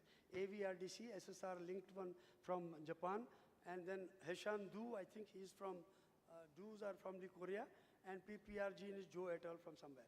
So the reference is there. We don't have time. Yeah, the stability, on the right side focus, that a limited virus resistance in sterile line development is a problem. Susceptibility to leaf curl virus, wilt and anthracnose resistance is still a problem, although anthracnose has been transferred from Bucketum, but it's still a problem. And these are the things that the breeders today are using to improve their female lines so that they can get resistant F1 hybrid. So your sterile lines are being improved, putting these genes together. And then Breeding strategies are expanding genetic diversity through wild species, integration programs combining ability testing for hybrid performance optimization, and molecular characterization of the restorer efficiencies that I have already. And you have to maintain the pool. Your B line, see now, because you are using AB lines, you cannot improve the A line, it is sterile, cytoplasmic. So you first have to improve the B lines. Here, I want to only give one suggestion. When do you decide which line to be converted to a CGMS female? Because if you start doing it from F3 onwards, you will be taking too much baggage, too much cost. So what you should do is, as soon as you see normal B and R lines showing good combining ability, and your first generation hybrids, you see that 10 or 12 are having good chance, take those females and start converting. By the time you reach the advanced stage, your female lines will be ready. That's the only additional practical solution there. Molecular characterization, that is again, when you are having a sterile system, you must make sure that you test it in 3-4 environments where you have to do the production, because these are sometimes environmentally unstable. So you need to go there and do the performance and then convert them. Yeah, this is available lines available from India. Dr. Anand has been able to put them together. There's ARCA series from PUSA, from TNAU, from PAU, from US Dharwad. So 36 CGMS lines are available from the public sector today, and 21 total GMS lines have been developed. So please enter into collaboration with the public sector and utilize them in the breeding programs. I think I have already talked about it. This is how molecular advanced timelines, 2020-2024, research publications on male sterility. What how they have proliferated in a very short time, and that proliferation you also saw in Dr. Kang's presentation earlier. Yeah, what stage I have already discussed. So you need to do B line improvement and then convert to A, and you need to constantly do. My principle is, because AB line will take more time, spend 75% improving the studs, the bulls, and spend 25% time, because Shakti daily nahi banti hai. Hindi mein bol raha hu. Shakti, Barodilla, Shakti is the female. So you must spend very quality time in improving the Shakti, because it's already strong. So you don't spend too much time there. That's a practical suggestion from my side. And I think we have GMS lines, maintenance protocols you have to develop. Yeah, today, this is, you can see, production cost is 35% less. Quality control is taking 25%. 20% gives you the IP protection. Technical support is 20%. Market access is increased, but market access you can get also with the normal hybrids. So that's why it is shown as less. The rest, IP protection is the big thing in India. Unfortunately, whether I should say it here or not, but the problem is too many things are happening from the production fields. We lose parents there. The companies spend 10 years, 5 years to develop a new parent, and in 2 years it is gone. There are people coming March in Ranebenur from abroad also. They spend time there and go away with the parents. Sorry to say that, but that's a reality.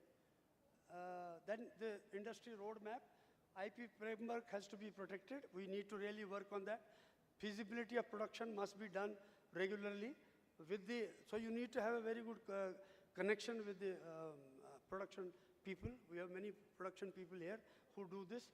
And it gives you, international market penetration through quality standardization and a happy seed production staff, because the system becomes very well, and market growth, sustainable revenue models for continued production. Thank you.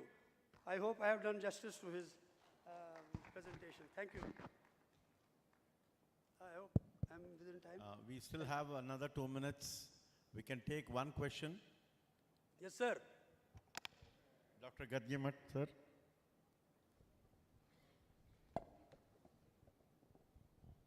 Hello. Hello. In fact, you are talking about just conversion. 1998 only, we have CGMS lines already established. I know. And we have all our hybrids today are CGMS based, and we are working on commanding ability in a very big way. It's continuous process. You cannot stop. ABR conversion is a different program. A conversion different program. B is a different population building up is a part of the program. So we in fact can do wonderful things in this. But only problem is its stability in different agroclimatic situation has to be confirmed. Stability. Sorry, segregation. Stability of CMS. Stability. Its expression. He has says to be stability of CMS lines need to be. I talked about that. Yeah, that's the one. In fact, yeah, it is basically a tapetum. There's a tapetum is the gene in the tapetum influences that part. You know, सभी कुछ cooked नहीं मिलता है, खुद भी काम करना पड़ता है थोड़ा. To make the best use, you need to do your own stability testing to find the right line. The breeder has to work a lot in this. Yes. His person in all minds should really yield results. Otherwise Breeder's job will never end. Yeah, correct. That's why I request university to continue the breeders in the same crop. They'll keep on changing the breeders, which is not a good practice. This is my request to all the policy makers of the university. Keep the breeders in the same position. Promote them in the same department and same crop, but let them continue the crop research in the for a longer period. Then only they can achieve a lot. There is no end to it. Has to continue. But today it is commercially used. I don't know what is the percentage of hybrids. Maybe some private sector seed production person. What is the today percentage of male sterile based hybrid production? Anybody? No, we. Yes. See, 100% are male sterility used. Sir, I'm telling you, all my hybrids, today you see my shelf there, all our hybrids are CMS based only. I am not disclaiming. I am not disclaiming. Point is, the technology is very much advanced today. Yes, you are doing. Not only me, in fact, it's very much advanced today. You can make best use. That's why you have to come on a common platform, discuss this matter, share the things. And you can give the inbred lines, you can produce hybrids and give. You can evaluate the R lines also, the potentiality and commanding ability now. So what options are available today for the request to Dr. Anand was to kind of give an overview. I hope I have done justice to that overview, because that is, I know that you have been using hybrids for a long time, but it has now become common. Everybody is using. Okay, sir? Tiku sir, can I have one? Sir, thanks for a nice presentation. Sir, can I have one? Yes, anybody. Yes, sir. Sir, you raise a very important issue with respect to intellectual property. Sorry, intellectual, yes. Intellectual property. Now, knowing that we have Plant Variety Protection Authority in place since 20 years in row, they have guidelines for protection given to breeders. It's in practice, I may say, for many years now. So what issues companies are facing with IP on different lines that you have? I think it's a very big question, because it will need. No, I will tell you one thing. Here, so it is very important. I will tell you one thing. Problem is implementation. Not that the laws are not there. Laws are completely there. But the implementation at the ground level is missing. How do we do that is one half-day session. I would suggest, how do we protect the. It takes, I'll give you an example. It takes a private sector minimum, the budget. In my Tierra small company, we were spending 1.5 crores per crop per year, and every year growing by 10%. And how do we recover that money if from the production size the parent goes, you lose? So, and that's why is private sector not in pulses? Or why? Because they cannot be hybrids. You spend millions of dollars developing a new, tomorrow everybody sells by the same name. Rather they give it different name. In rice it is happening, right? Rice mein ho raha hai. So this is something, one, our own morality has to improve. Second, we need to have very big open discussion on this. How do we stop? How do we stop? I have no way to stop, right? Thank you, Dr. Tiku, for making time, and also thanks for audience. Now, thank you. I will request Dr. A. Mohan Rao, Professor of Genetics and Plant Breeding, US Bangalore, to present his lecture. Of course, he is one of the co-chairman. I need not Good evening, everyone. I thank UHS Bagalkot and the organizers of the National Symposium on Chilli for providing me with this opportunity. I'll try to finish as quick as possible. Can I have the slide? I'll not get into the details.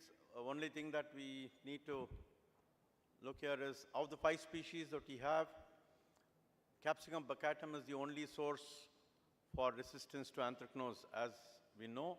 Apart from baccatum, we also have chinense, which is resistant to, which carries genes for resistance to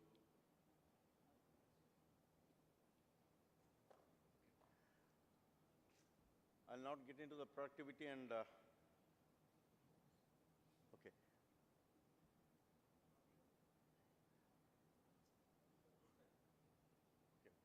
Okay.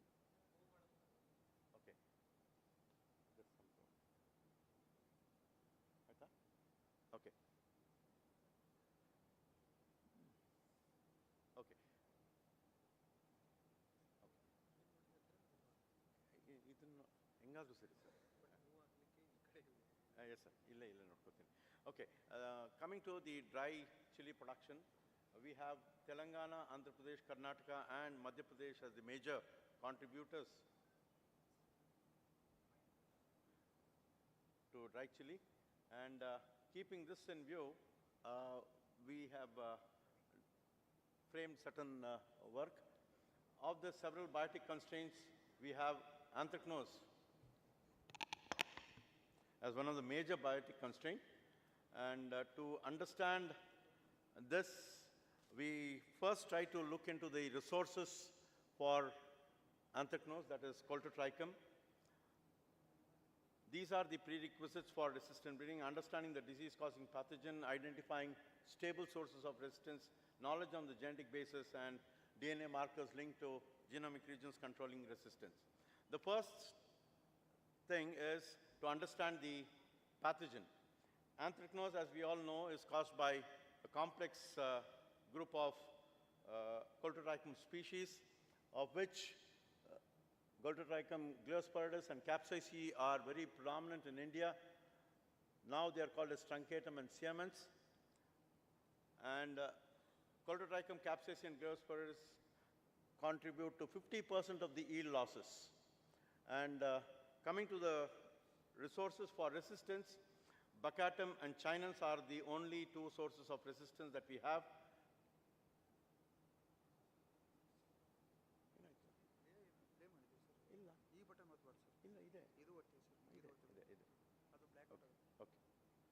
Okay. Now we carried out a survey of the 3 major states, Andhra, Telangana, and Karnataka. We collected about 130 infected samples. We characterized them, and these are the places, and we characterized them using different protocols. We looked into the concentrations of molecular characterization, DNA marker approach, and then we looked into the colony characters like the colony morphology,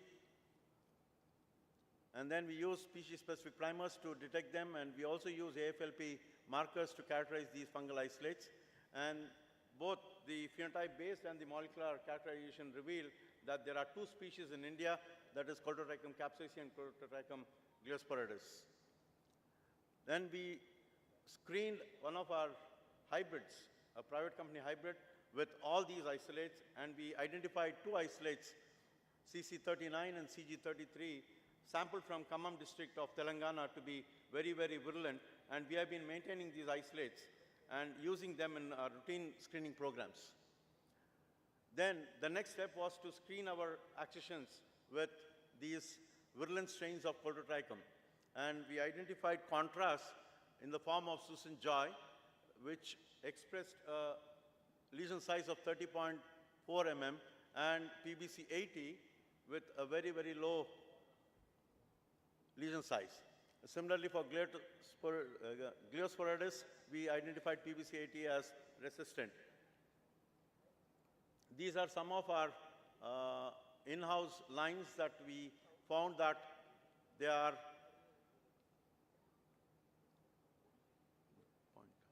These are the right side panel shows the in-house lines that were resistant to anthracnose. These are the cultivated types that were resistant. And here you could again see PBC 80 and 81 are the resistant sources. These are the resistant sources. Then as a first approach, we made crosses between PBC 80 and annum. And we used CA14 that had 29 millimeters. And what we found was there were reciprocal cross differences in terms of the seed formation itself. When we used PBC 80 as the female parent, there was no seed set. So we had to interchange, and then we found annum as the female parent and baccatum as the male parent produce seeds. However, all the seeds that were set were aborted. So the next step was to rescue the embryos. But that took a lot of time, and we now have a protocol wherein we have been able to recover an F1 hybrid embryo between Gauri Bidnor, a local line. Today morning they were mentioning that Gauri Bidnor is not available now, but we have Gauri Bidnor seeds with us. Gauri Bidnor into PBC 80, and Gauri Bidnor also happens to be one of our parental lines of the hybrid. One hybrid that we released, the parental line is Gauri Bidnor. We have sufficient quantities of those seeds. Here we have now recovered a plant that is now at that stage. At the right panel you see that we have the F1 hybrid embryo between Gauri Bidnor and PBC 80 recovered. However, we started with a second approach. We wanted to understand the genetics of anthracnose resistance. Then we involved two baccatum lines, a resistant baccatum and a susceptible baccatum. SB is susceptible baccatum. These are the plant types and the fruit characters. And the response of the baccatum susceptible and resistant lines are as follows to Coltotrichum capsicum and Coltotrichum gliosporidis. And we made a cross, we derived the F1, we sell the F1 to derive the F2, and the F2 was screened for the anthracnose disease. And we classified the responses into immune, highly resistant, moderately resistant, and susceptible. And later on, you'll see that the first two classes, the immune and highly resistant, are categorized as resistant, moderately susceptible, and highly susceptible are classified as susceptible. And we used a special scale to record the lesion size so that we could convert a qualitative character into a quantitative character, because this is the experimental setup in-house. And this is the distribution of the overall lesion diameter. And the lesion size ranged from 1 millimeter to 11 millimeters in the C baccatum, intra-C baccatum cross. And then we tried to identify a marker that was linked to it, and we found SSR marker E081 to be linked to resistance.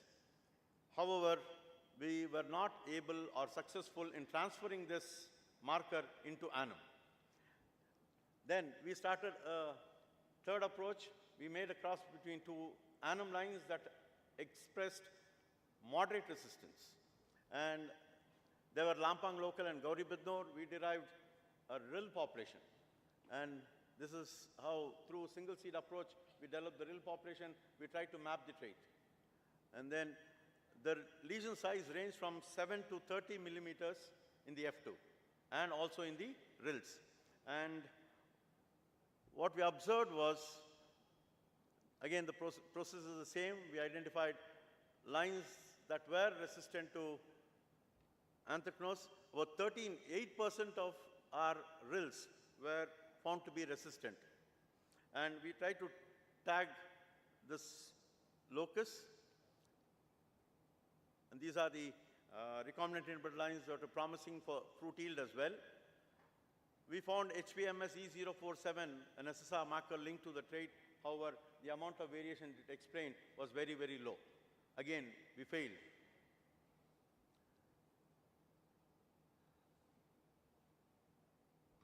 Breeding for anthracnose resistance has been a failure, but we are now progressing towards some results.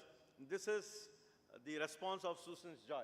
In the first couple of slides I showed, Susan Joy is a contrasting parent with a very, very high lesion size. We use Susan Joy as the female parent crossed it to PBC80. And we derived the F2. So this is the shape of the F2. And then we also backcrossed it. And when we backcrossed it, this is the advanced backcross derived line SP1. Susan Joy into PBC80. And this line has shown tremendous improvement in terms of the response to anthracnose infection with lesion sizes less than 5 millimeters. However, the fruit shape and the fruit characters are not very encouraging. This is the fruit shape. Not very encouraging. And then the next thing that we did was, having this in mind, we did a Jiva study, including 180 germplasm lines, and then we found, using 250 markers, of which 166 were polymorphic. Then we found these genotypes, PBC80, 81, SP1, and other lines reporting to be resistant to anthracnose. These are the resistant lines. All of them are baccatin. And this result is from Jiva study. Then we found some markers associated, 3 markers associated with, putatively associated with anthracnose resistance, that is coltotrichum infection. And these 3 markers were now used in our further studies. For this, we generated another cross. Based on some studies, we studied both Mendelian inheritance as well as the quantitative trait inheritance. And we wanted to know the number and mode of action of genes controlling resistance. So for that, we made a cross between S343, a highly resistant genotype to LCV earlier, but now resistance is broken down, with the SP1, an in-house developed line.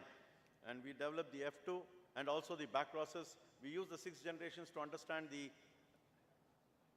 genetics of the trait. And for this, we have the assistance from Namdari seeds as well. One of our doctoral students is working with the Namdari seeds, and we are progressing towards some results.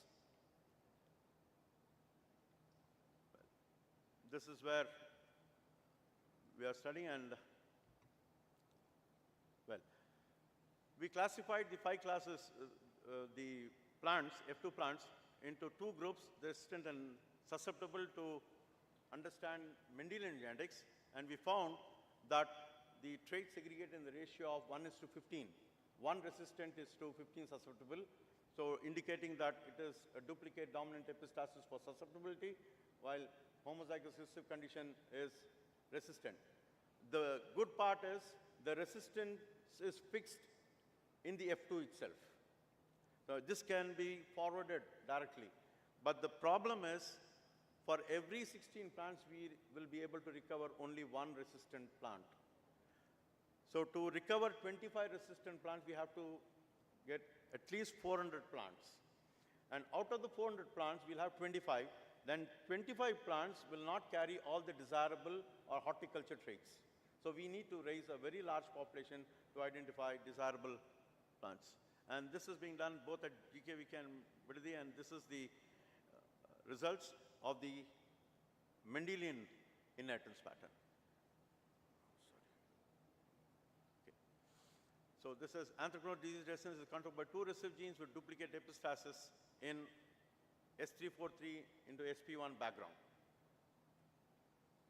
Now, the breeding implications is, I told you, we need a large population to get hold of resistance as well as horticulture traits.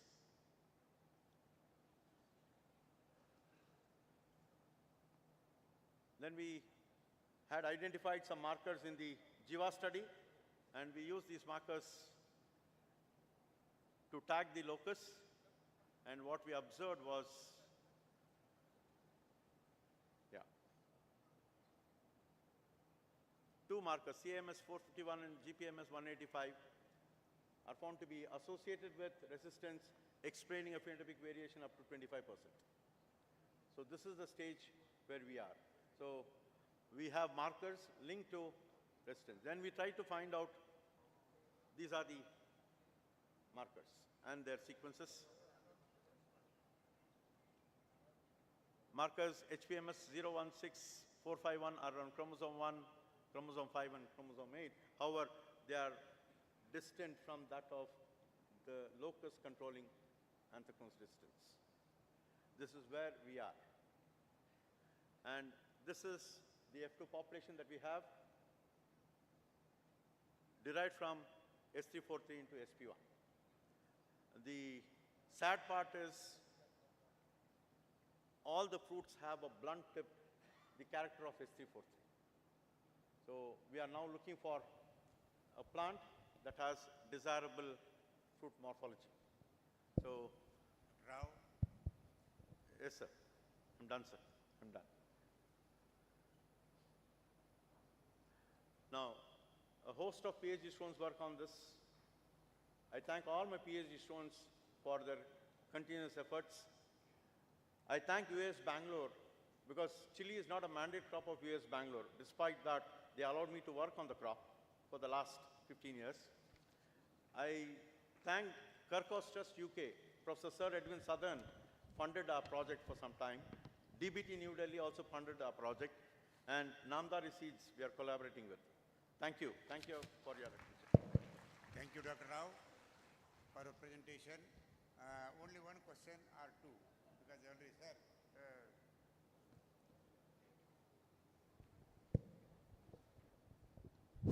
First of all, congratulations for two things. One, having gone through all that work, because this kind of work is very good. And the second, that you accepted that at the end, we are not where we need to be, right? Yes. People don't accept failures. So I congratulate you for that. Because it takes time. You have done an excellent work. But there is my 2 bits worth of suggestion. Number one, when you are doing interspecific crossing, please take the wild type as male. You will get better at your crossing success. Number two, don't take the direct F2 if you want a good type. You must do 2 or 3 back crosses. That's why you are getting the blunt one. Please take 2 or 3 back crosses to your recipient parent or wherever you want that, so that you can increase your better genotypes. For academics, you did what you were absolutely right. That is how you will know. You can make RILs today with DH. You could have made RILs if you have that facility. Then you can do in 1 year all that F2, etc. need not be made. Yes, sir. So those are the two things I want to add. And you also brought out a very good point. We don't understand that we need a very large population if we have to be successful. My friend in Israel, a erstwhile colleague in Pioneer, is Yanni Yelkind, a very legendary capsicum breeder. He, in our webinar once, he said, I am doing 10,000 F2 plants, and that to BC1 F2. So please keep this as my suggestion. There is no question. Excellent work. Thank you. Thank you, sir. Thank you for the suggestion. To inform the House, we have 10,000 F2 seeds of this crosser. Dr. Jalwai, sir, you have a question, sir? Jalwai, sir, you have any question? Okay. The last question, please. Lady madam. Sir, nice presentation. Which species of anthracnose you have used for marker development? For marker development, Pultotrichum capsicum. Anthracnose, but which species? Pultotrichum capsicum and Gluosporidis, madam. That SP1 is annum or baccatum? SP1 is a derived line from baccatum again. Crossed with? Crossed with PBC80. We cross Susan's Joy with PBC80, and back crosses we derive SP1. Do you think Susan's Joy is capsicum annum only? Yes, sir? Susan's Joy. Susan's Joy is annum. It is cross-compatible with baccatum? Madam, with very great difficulty, we got only 3 seeds of this cross, of which 1 plant we retained, and from that we progressed further. Sir, in our work we used Chinans as a bridge. We could get some success. Yes, madam. Naresh will be presenting later. Yes, madam. One of our students, Dr. Ganesh Prasad, who is now working for a seed company, is here in this hall. He did the bridge cross as well. Annum into Chinans and then into baccatum. Is that marker getting validated in baccatum also? the population what you developed CB into CB? No, madam, we didn't do that. We didn't do that now. Thank This is a recent one, 2024-25. One of our PhD students is working in collaboration with Namdari Sikhs. I think we are little We have ahead. shared the population with them. Our work is little ahead, I feel. Naresh will be presenting that. Okay, madam. Thank you, sir. Okay, madam. Thank you, Dr. Rao. I think, sorry, because one more request has come with the additional paper. I don't know whether we'll be able to manage time. Quick question. Last question. Good evening, sir. Myself, Mr. Sharan from Indo-American Hybrid Seeds. Sir, you mentioned that PBC 80 is tolerant to gliosporides and capsicum. Yes. So does it confirm resistance to Sovile and Acotatum also? Because of late, anthracnose is appearing on the green fruit as well, sir. And there are reports this green fruit anthracnose is caused by Coleotrichum Sovile. Sir, we did not test this. We did not test this, but we'll have to do that. We have not yet tested, sir. Acutatum, we did not test. Sovile, sir, Sovile. Yes, sir. Thank you. Thank you, Dr. Rao. Thank you very much, sir. Thanks for your patient We'll, care. move on to the next speaker. It is Dr. Tirumalappa. Data Consultancy with Puno Network, Bangalore. The title is The Role of Data and Collaboration Improving Crop Yield and Quality. Yes, please. Have you given your this one, PPT for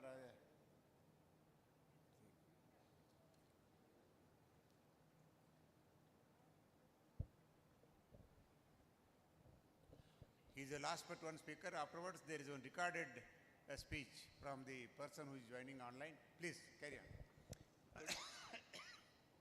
Try to Good evening.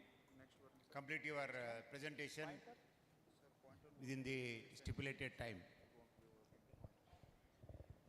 Good evening, and thank you for the opportunity to participate in this conference. So my next 20 minutes of conversation is about it's about the data being generated by each one of you in our respective experimentations, and how that's being collaborated between the stakeholders. So that's about the discussion I'm going to have for the next 20 minutes.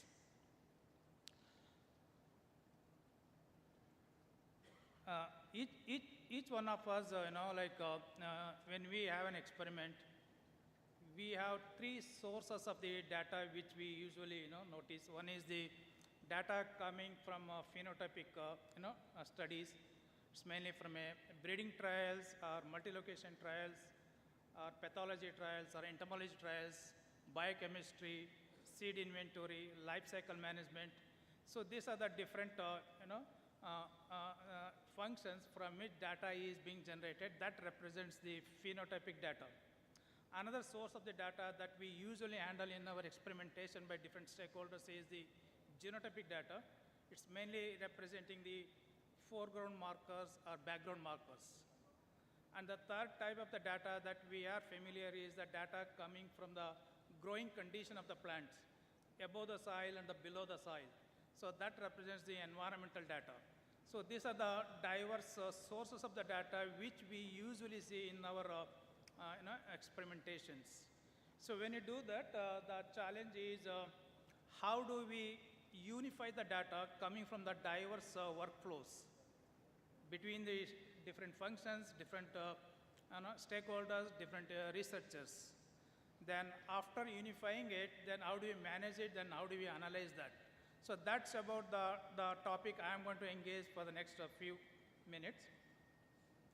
So in order to unify the data between the different stakeholders is we need to integrate the data between all the types of the sources of data we have. To do that, what we need is we need to have a structured format of the file or the sources of the information. And to make that to happen, we need to have a platform. So once we have a platform, that will allow us to structure the data in a way that it will allow us to link the data between different sources of informations, again linked to a particular germplasm. That means each germplasm should be linked with the data coming from the breeder. That's mainly a passport data. When I talk of passport data is what are all the parents of the germplasm, what's the generation, what is the pedigree. All that information will help us to define what the germplasm is.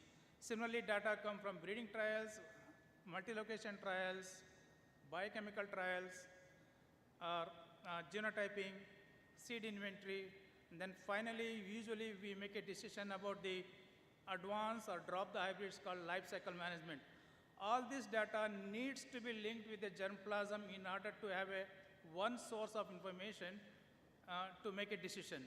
So that's about the, how do we structure the data and what is the need to have a kind of a platform that will help us to do that. So once we do this, usually, we do different types of the analysis. The end goal of the analysis is to identify a germplasm or identify a variety that has the potential to beat the benchmark hybrid we have included in our experimentation.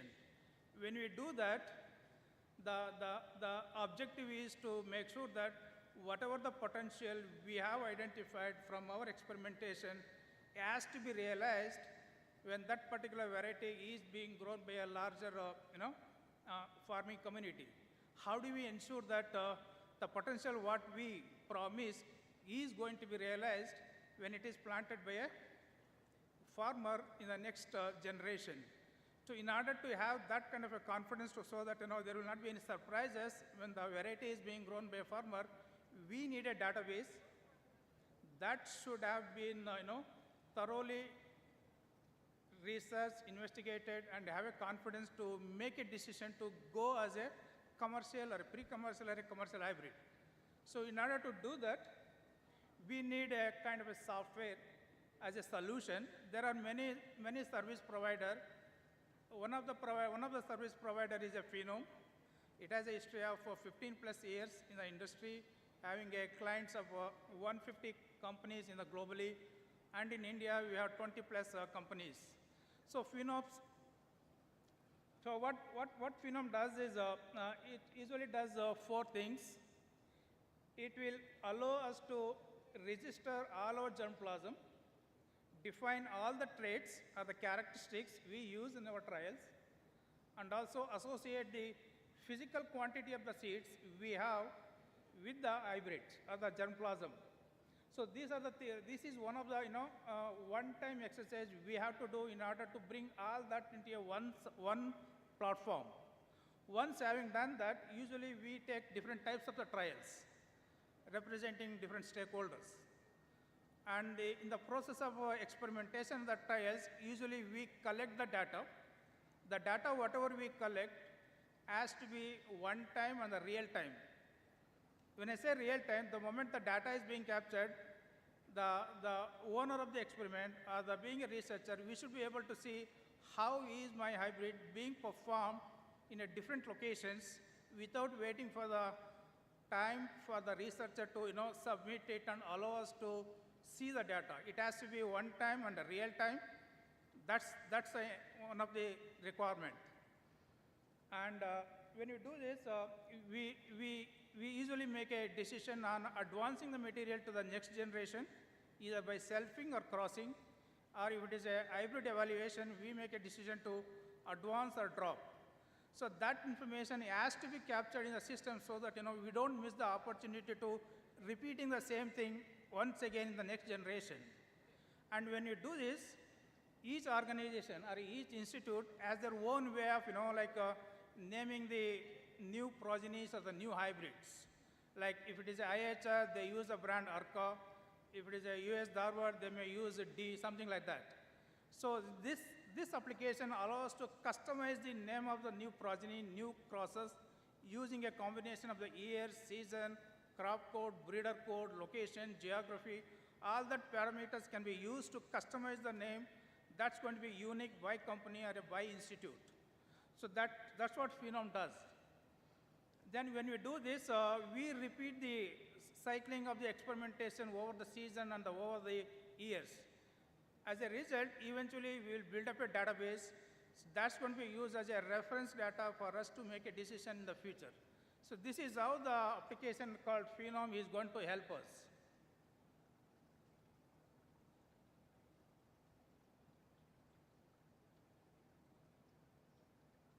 It's not moving here. Okay. So Phenome, as you know, the main system will allow us to do most of the things, but that being complemented by different modules. So one of the module is Insight. What Insight does is once the data comes into the main system, it will allow us to see the analyzed report on the go. So immediately you can look at what is the potential of the inbreds or the hybrids you have to make a decision. Then to make a real-time data using an app called Phenotop that will allow us to capture the data using either online or the offline feature. You can use a smartphone or the tablet or Android or the iPhone. Then we have another module called Image Gallery. So what it does is usually we use the data to analyze and represent the potential of the variety or the hybrid. But now we have a module called Image Gallery. What it does is, in the process of our experimentation, we have a habit of capturing the images of the variety at different locations, or different stages, or by different years. We use that as a source of information to visualize how is the hybrid in compared to the parents using the images as a reference. If there's an outbreak of a disease, we usually say yield is due to because of such and such disease. But we will not be able to visualize what is the impact of that disease if there's an outbreak.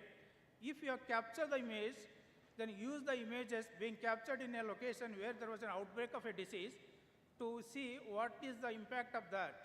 By using this kind of visualization, then the decision making is going to be easy to a stakeholders who has not seen the hybrid, because we cannot expect everyone to see all the locations. So that is how the image gallery is going to be helpful. Then another module what we have is inventory. It will allow us to physically associate how much is the seeds we have and how much is the seed being used by different experimentations. Then Phenogene is another module mainly used for trade integration. It will allow us to make a decision on how many crosses one has to make, what should be the population of the generations, then how many generations you want to advance in order to get a one plant having all the desired traits. Usually we do that in Excel depending on the skills of the individuals. So in that process, we might lose the potential of the information. So Phenogene is the one that's going to help us in optimizing the resources in terms of how many crosses, what should be the population size, and how many generations you have to advance in order to get the desired plants having all the traits.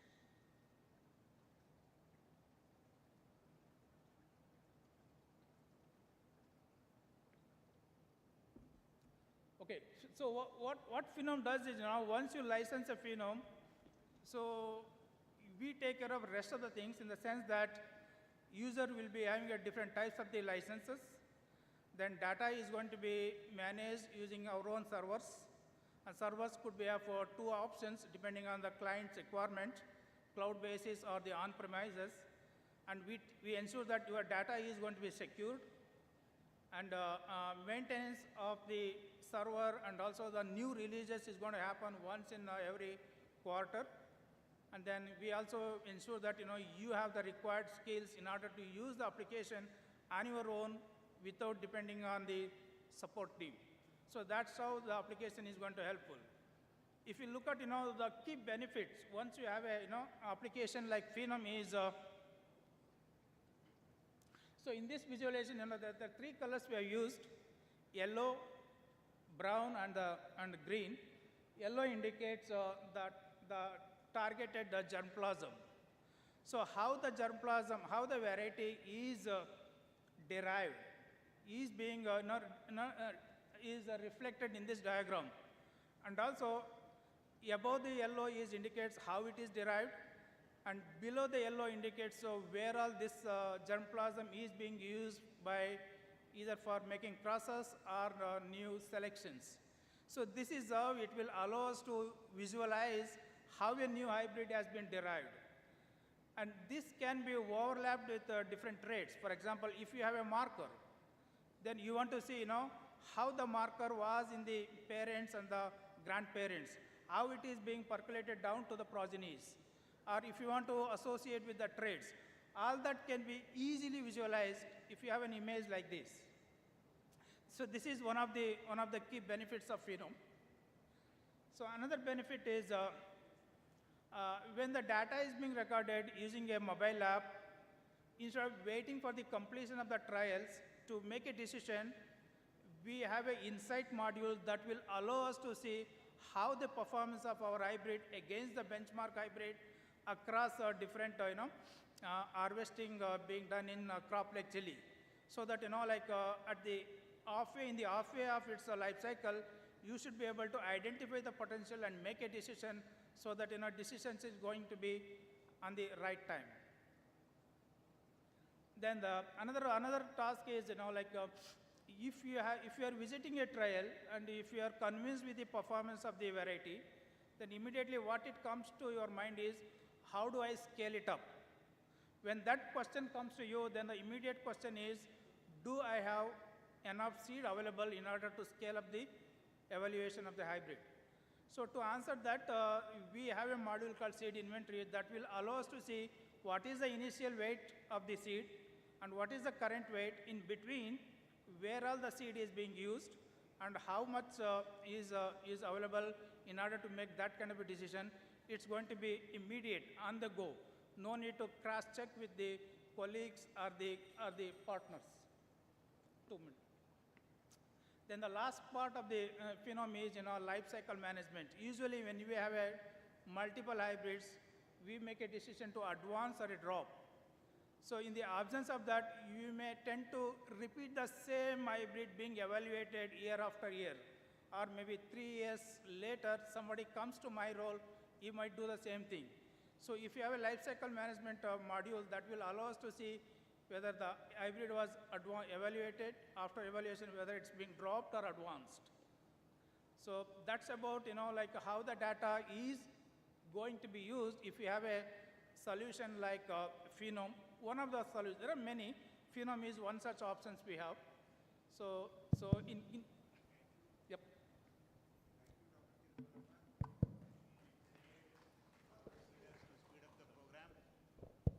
As well as have a prediction and a precision models. It is a tool to aid the breeding phenomenon and breeding process. So it is also a part of the AI, and they are all offering their courses. I hope there are no questions, because it is very clear how best you can make use of this tool to add precision and speed to your programs. Thank you very much, Dr. Tirthabalappa. Now we have a last speaker who is recorded his presentation. We request them to play the I request Dr. Tikku sir to please come out to the dais and share brief about Dr. Derek Barchengar, whose recorded message will be played. Sir, I'll just take 2 minutes. The next speaker is Dr. Derek Barchengar. He is the senior pepper breeder at the World Vegetable Center, Taiwan. He joined them about, I think, 8 or 10 years back. And Dr. Barchengar was 5 days back at the World Food Prize ceremony. You all must have seen on Facebook and everywhere. He was given the Normal E. Borlaug Award for Field Research and Application. So I would like you to give him 3 cheers. He is there. He has done a phenomenal job on peppers in World Vegetable Center, and he has recorded his presentation, but we wanted to share this good news. We will inspire younger breeders to do that kind of work and grow in life. Excellent breeder, and I think we have his presentation, and I don't know if he is online. He had said he might be, because he is at the moment in USA. So it must be early morning, 5 a.m. for him. Thank you.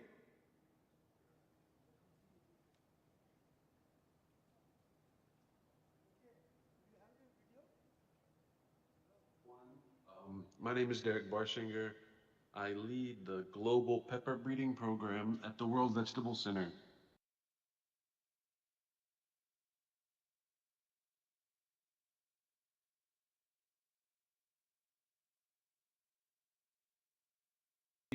For breeding resilient varieties to benefit smallholder farmers. So I probably do not need to show this, but I always like to kind of show how important pepper is. So in this map, the darker the green the country, the more production a country has, and you can clearly see that for pepper in 2023, China, India, Indonesia are the three leading countries in Asia, and they make up the vast majority of the global pepper production. China has more fresh green, while India is leading by far in dry red production. You can see based on the color, no, most of the world is far, far behind these three countries. We estimate that about 65% of total global pepper production occurs in Asia, about 20% in Africa, and then the rest of the world makes up the remaining part. However, when we look at average yields, what we can see is that despite leading production, our acreage anyway, our yields are far lower. So you can look there, global average is about 22 tons per hectare for chili, of course, or for pepper, let me say. And then, of course, there you have Europe, which is about double the global average. And a lot of that is because they use bell peppers, they use glass houses, protected cultivation, which increases their yields. But if you look at Asia, it's about global average, about 22.5 tons per hectare. And a lot of that is because of East Asia. We have China, we have Korea, which produces a considerable amount of very large chilies. But when we look at Southeast and Southeast Asia, we're far lower than global averages. So there is some yield gap that we can see. Now, of course, as I've already mentioned, a lot of that productivity is likely due to market segmentation. You know, the larger your fruit size, almost automatically you have higher yields. But still, there are some issues with yield gaps that are existing beyond market segmentation. So the World Vegetable Center last year in 2024 distributed about 1,340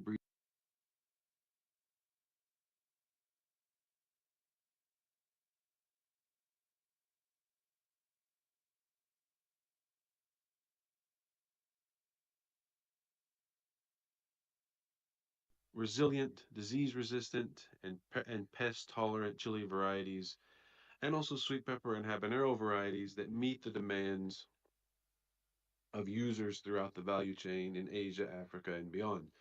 You can see very clearly, I think here, this the right side, this slightly greenish piece of the pie, that's India. And that's 17.8% of total shipments. So almost a fifth of the total shipments that we made last year were just to India alone. You can see how many other countries there are, but still, India makes up by far the greatest proportion of seed requests or line requests that we have from the breeding program. And if we break that down by region, you can see that Southeast Asia and South Asia each make up around 33%. And then the rest of the world makes up the other 30%, with East Africa West Africa followed by East Africa, and then Latin America and the Caribbean. That other is about 4%. That includes places like Europe, North America. You can see here the number of chili varieties that have been released is totally around 200. You can see India by far has the greatest number of varieties released based on World Veg Genetics. We estimate that to be more than 60. I think this is an underestimate because a lot of the varieties that have been released are released through the private sector, where information sharing is not always so good. But anyway, we can still see that it's not a small number. It is a significant value But you can see the rest of Asia also has many lines and hybrids, varieties released based on World Veg Genetics. And we're now expanding into Africa. You can see more and more countries are releasing varieties based on World Veg Pepper Genetics.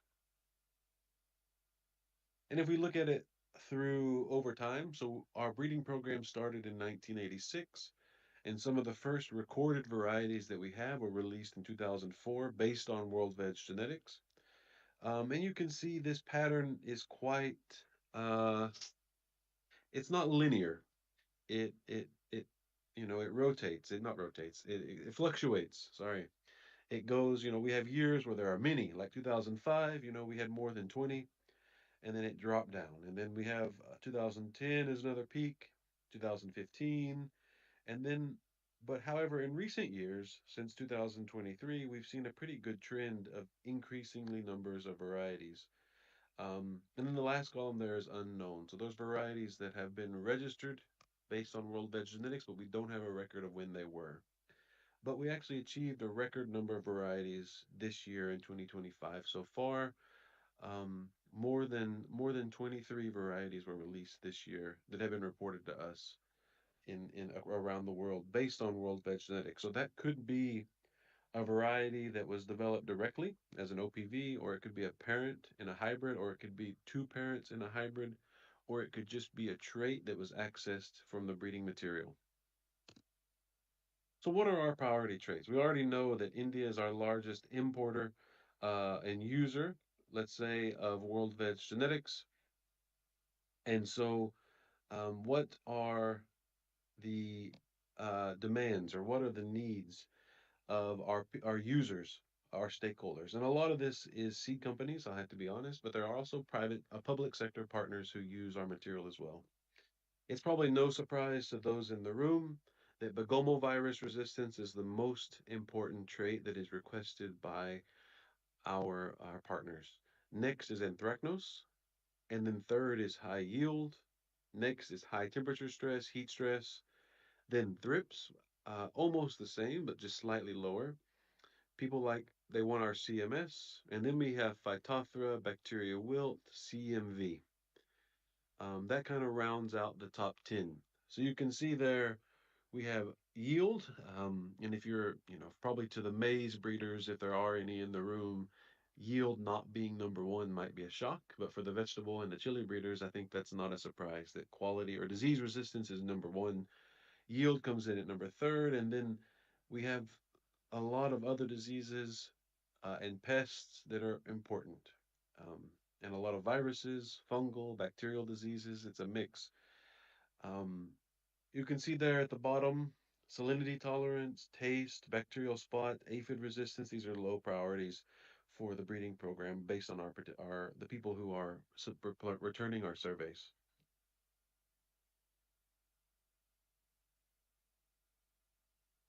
Although we do have some challenges in pepper breeding. So of course the traits I mentioned are complex, they're not easy, but we also have other difficulties. So unlike other crops, the use of diverse genetic resources, particularly wild species, but also land races and other secondary gene pool lines, is very limited. We also have an issue with most molecular markers that are publicly available are based on biparental populations. So these really have limited applicability across breeding programs. So if you say in your breeding program you have resistance to a certain disease and you make a marker, and I don't have that source, or my strain is different than your strain, it's very difficult to use your molecular marker. So we have and we also have a lot of race or strain specificity in a lot of the diseases we work with. We see this with anthracnose a lot. We see this with virus a lot. With, we can develop resistance in Guntur, but when we take it to MP, it's not resistant anymore. This type of thing. It's a big challenge, and more globally, anthracnose is a really good example of this. The resistance that holds in Korea or Thailand or Philippines, for example, is different than the resistance in India. And that's a lot because of the species of pathogen that's there, the stage of the fruit, fresh green versus dry red, for example. We also have a limited use or limited use of genome-wide association studies or GWAS in pepper. And those that do use GWAS or develop studies on genome-wide association studies, they use very low marker density. So whenever you have low marker density, you have a limitation in your breeding program because you're not able to accurately pinpoint where the markers are or where the SNPs are. The regions between polymorphisms can be bigger, so you have less precision in your marker development. Another issue is that we have a very large genome, 3.5 GB estimated, with about 80% transposable elements, similar to maize. So we have this very large genome, and we have this high number of jumping genes that cause some issues whenever we are doing our genetic studies. So one of the ways that we have tried to tackle this is the development of a core collection. So we call it the Global Capsicum Core Collection.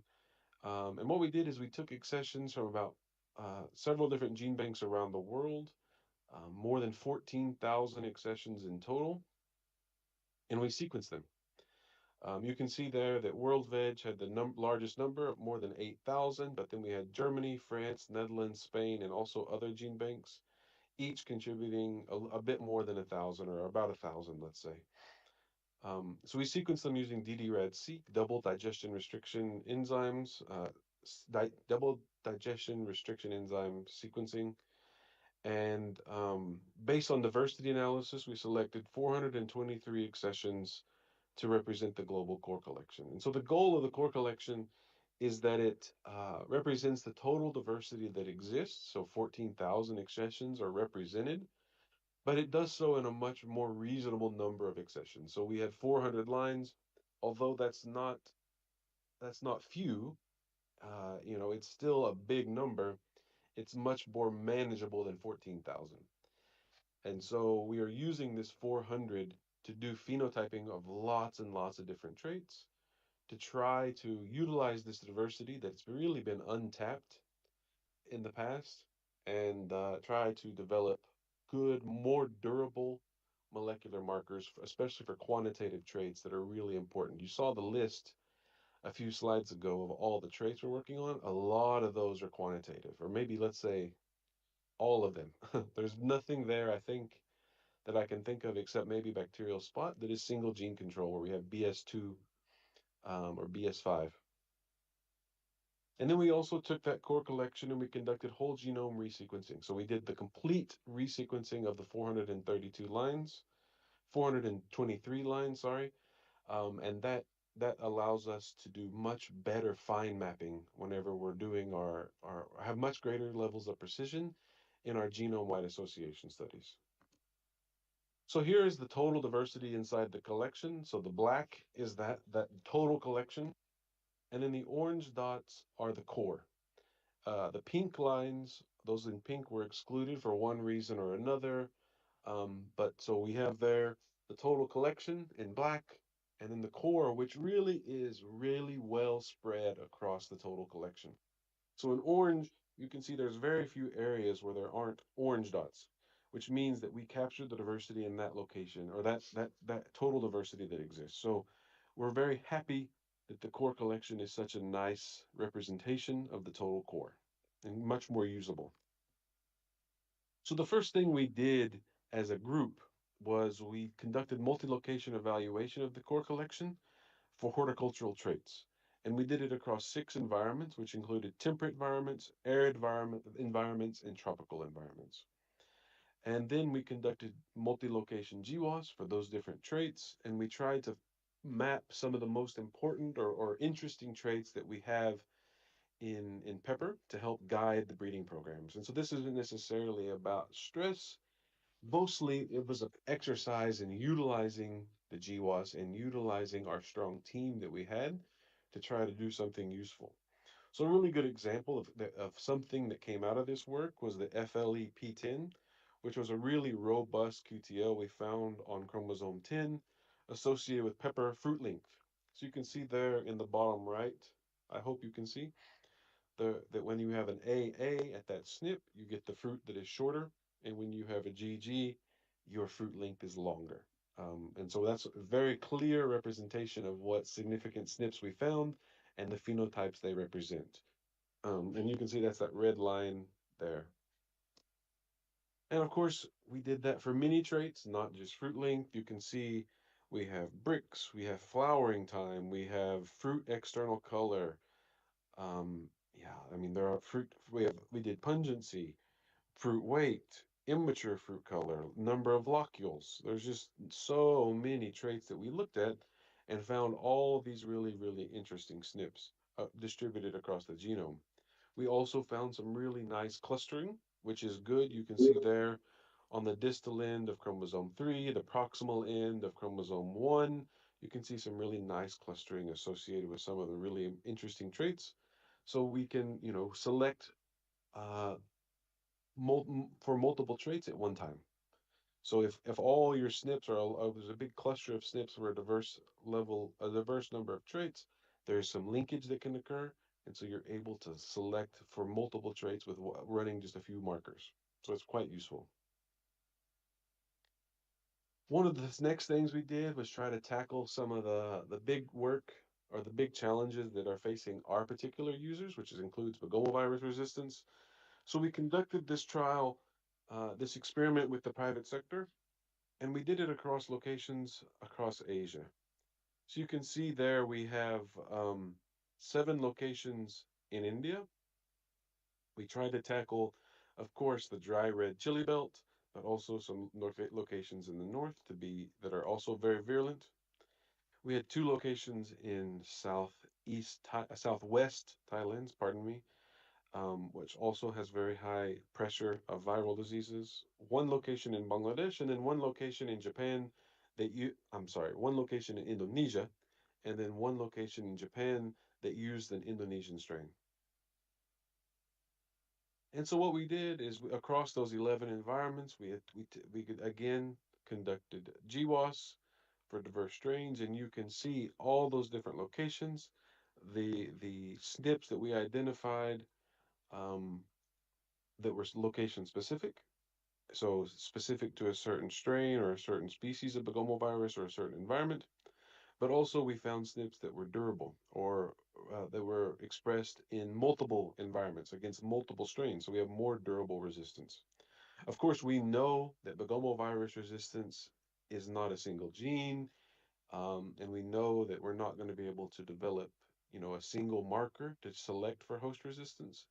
I mean, tomato has a much smaller genome than pepper, and you can clearly see there are multiple TY genes and multiple alleles of individual TY genes that are contributing to resistance. So we expect even something more complex in pepper given how much bigger our genome is. So we did find a lot of SNPs. And we filtered those SNPs based on certain quality parameters and mapped them. You can see we have some pretty interesting hotspots. So here on chromosome 9, there was a SNP that was identified multiple times with a very low p-value. We had a few regions where there is clustering. You can see here on chromosome 4, on chromosome 3, and then we had several other areas that were associated with host resistance to diverse strains. So it is across multiple chromosomes, and a lot of times it's at the very distal end, which of course can pose a challenge whenever you're doing markers because there's a lot of crossover during meiosis.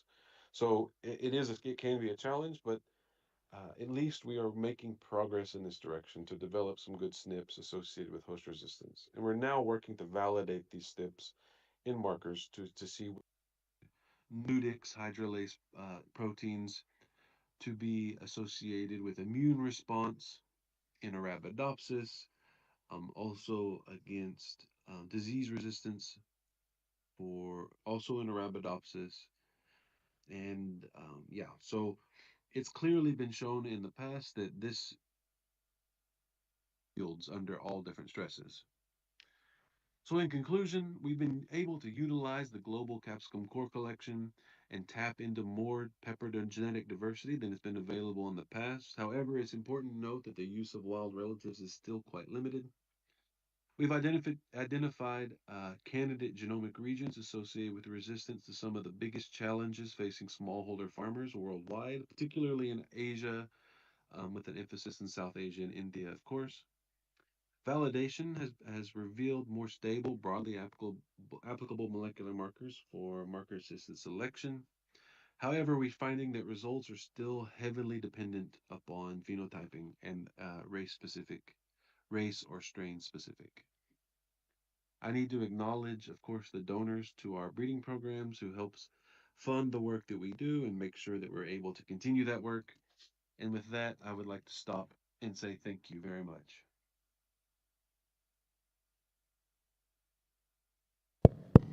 Yeah. Thank you. Thanks to Dr. Barchinja. Any questions in this? Maybe we'll have the bowl to drop the questions so that we can send it to Derek and then get the feedback from him.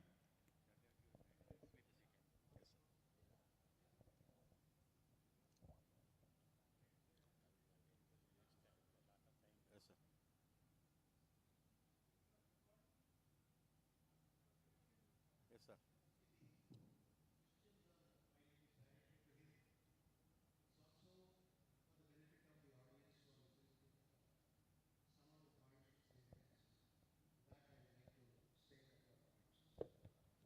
When we say tropics, are we talking dry tropics or humid tropics? That will make a lot of difference with respect to some of the things we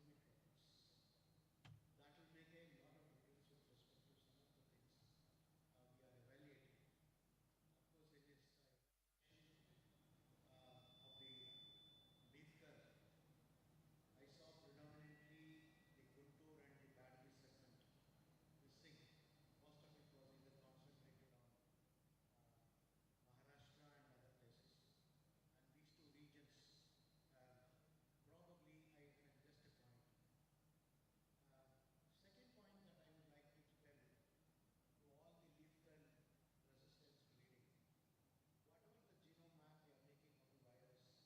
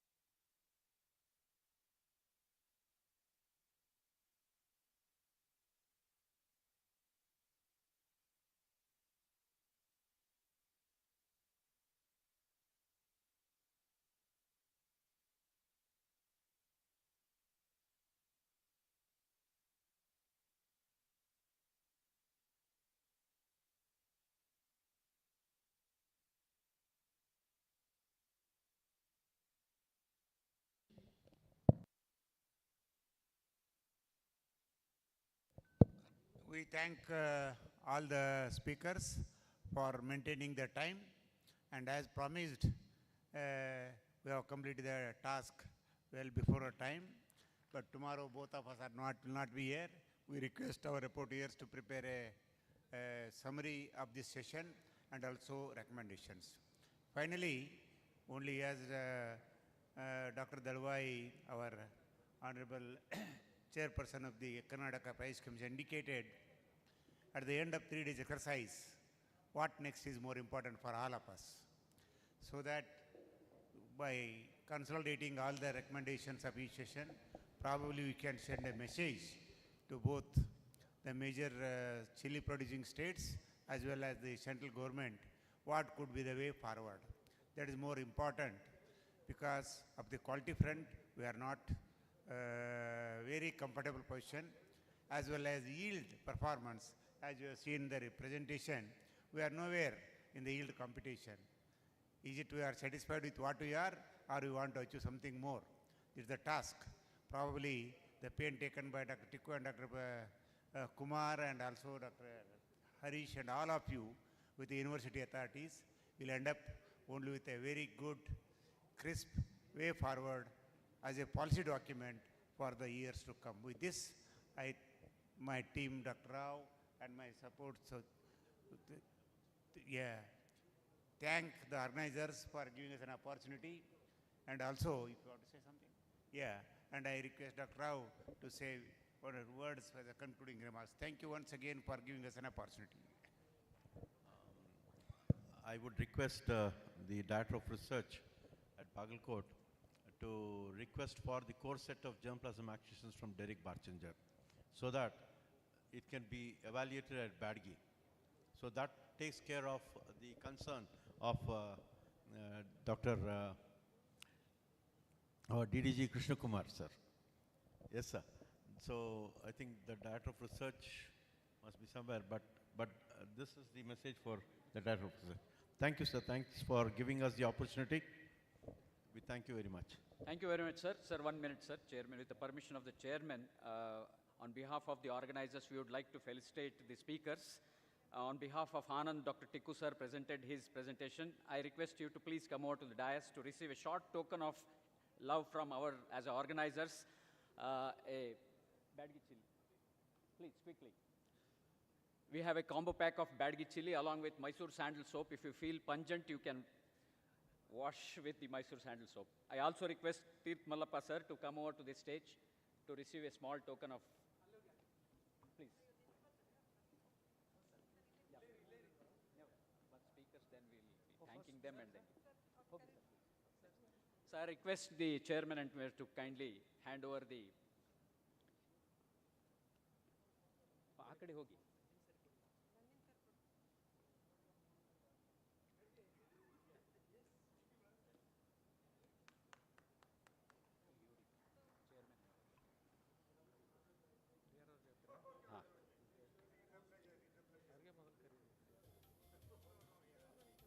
Thank you very much, sir.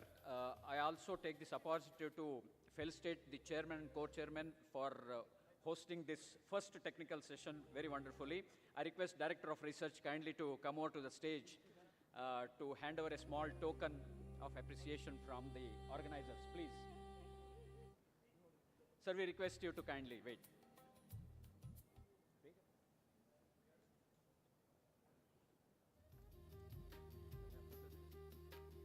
I also request the rapporteurs, Prabhudev and Gunaya, to please.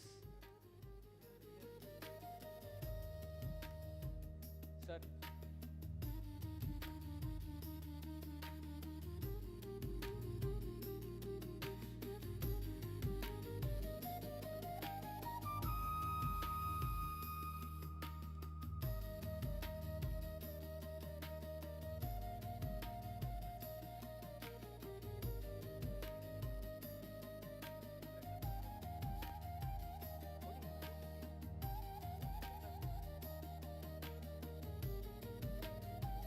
Thank you very much.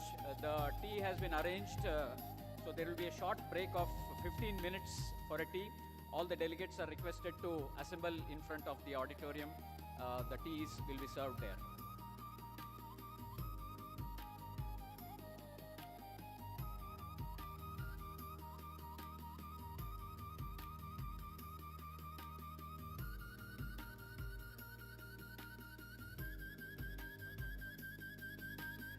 The delegates are requested to reassemble back at 5:45 sharp. The next technical session will initiate that. There is also one more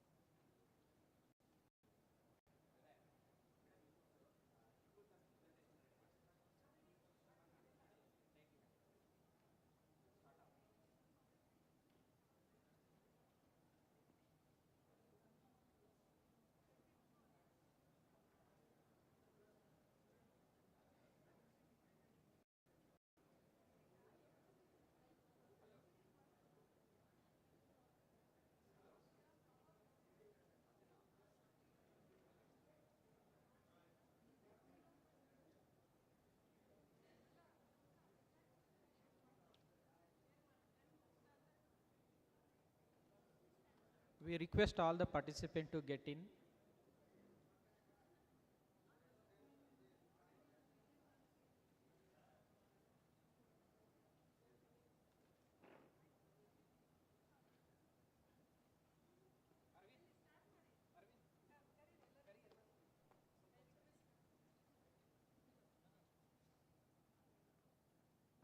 We request all the participants to get into the auditorium.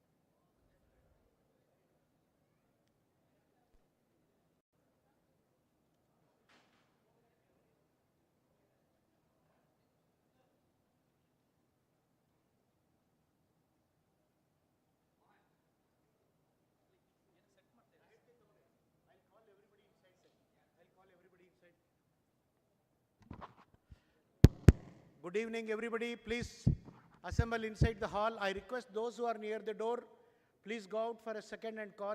Aparna ji, thoda hame madad kijiye sabko. Agar aap kahenge to andar aa jayenge. So please tell them, if you want, you can take a stick.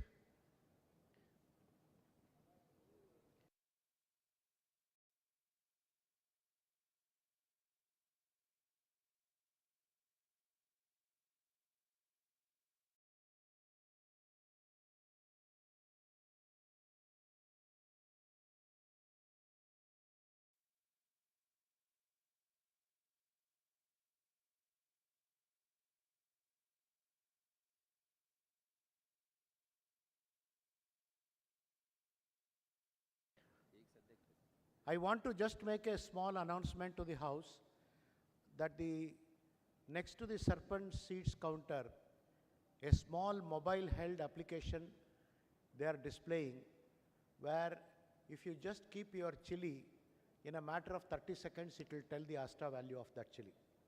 It's a very unique kind of an invention. Those of you who are interested, I think it was patented by and family. So those of you who, I think it's one of the very fine inventions, and I think our people should make more and more use of it. So please start, Dr. Tiku, automatically people will join. Unless everybody has, the speakers are here. आप थोड़ा पहले speakers को पूछो ನೀವು ಎಲ್ಲರದು load ಮಾಡಿದ್ದೀರಾ ಮಾಡ್ಕೋಬಾರ್ದು all of you come inside quickly please come fast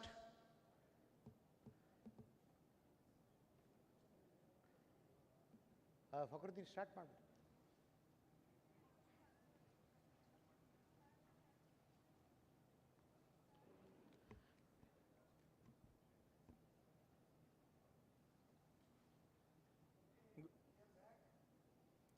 Good evening.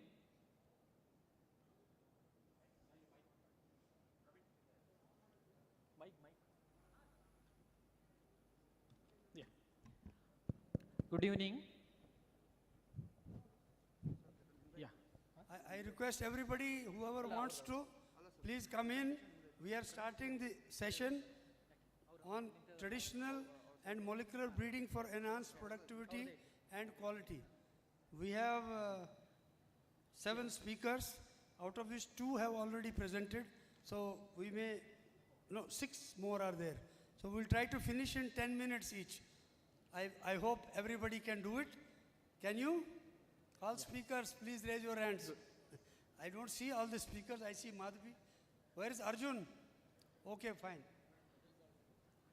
So all are, Good evening, distinguished guest and esteemed speakers. just tell your salient points. What exactly you want to say? Yeah, thank you. And all the participants. I guess that everyone has activated TRP1 receptor by eating chili bhaji. And I think so they stay alert for this highly important technical session, traditional and molecular breeding for enhanced productivity and quality.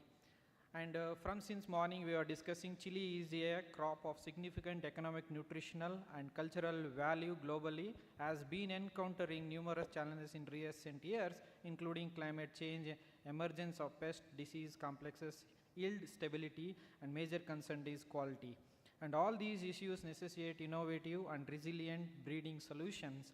I am Dr. Mohan. It's my pleasure to moderate this technical session. We are honored to have today's chairperson, Dr. S.K. Tiku, Director, ATPBR Aurangabad. He is a distinguished academician and leader in agriculture science over past 5 decades, experience in plant breeding and research and teaching, and he has worked in both academia and as well as MNC globally, and he has also received a fellow of Society for Promotion and Horticultural Sciences and as well as Translational Research Award. And also with us our co-chair Dr. Fakhruddin B. Is Director of Research, University of Horticulture Science, Bangalore. Bagalkot, with a strong academic background and a wealth of experience in horticulture research with over 4 decades of experience in molecular breeding research and teaching. And he has played a various roles in academic advancing agriculture and horticultural research and practices. His leadership has been instrumental in guiding research initiative and fostering innovative in field, contributing to the development of sustainable solutions. Under his guidance, UHS Bagalkot continues to make a significant strides in research and development, benefiting both scientific community and farmers.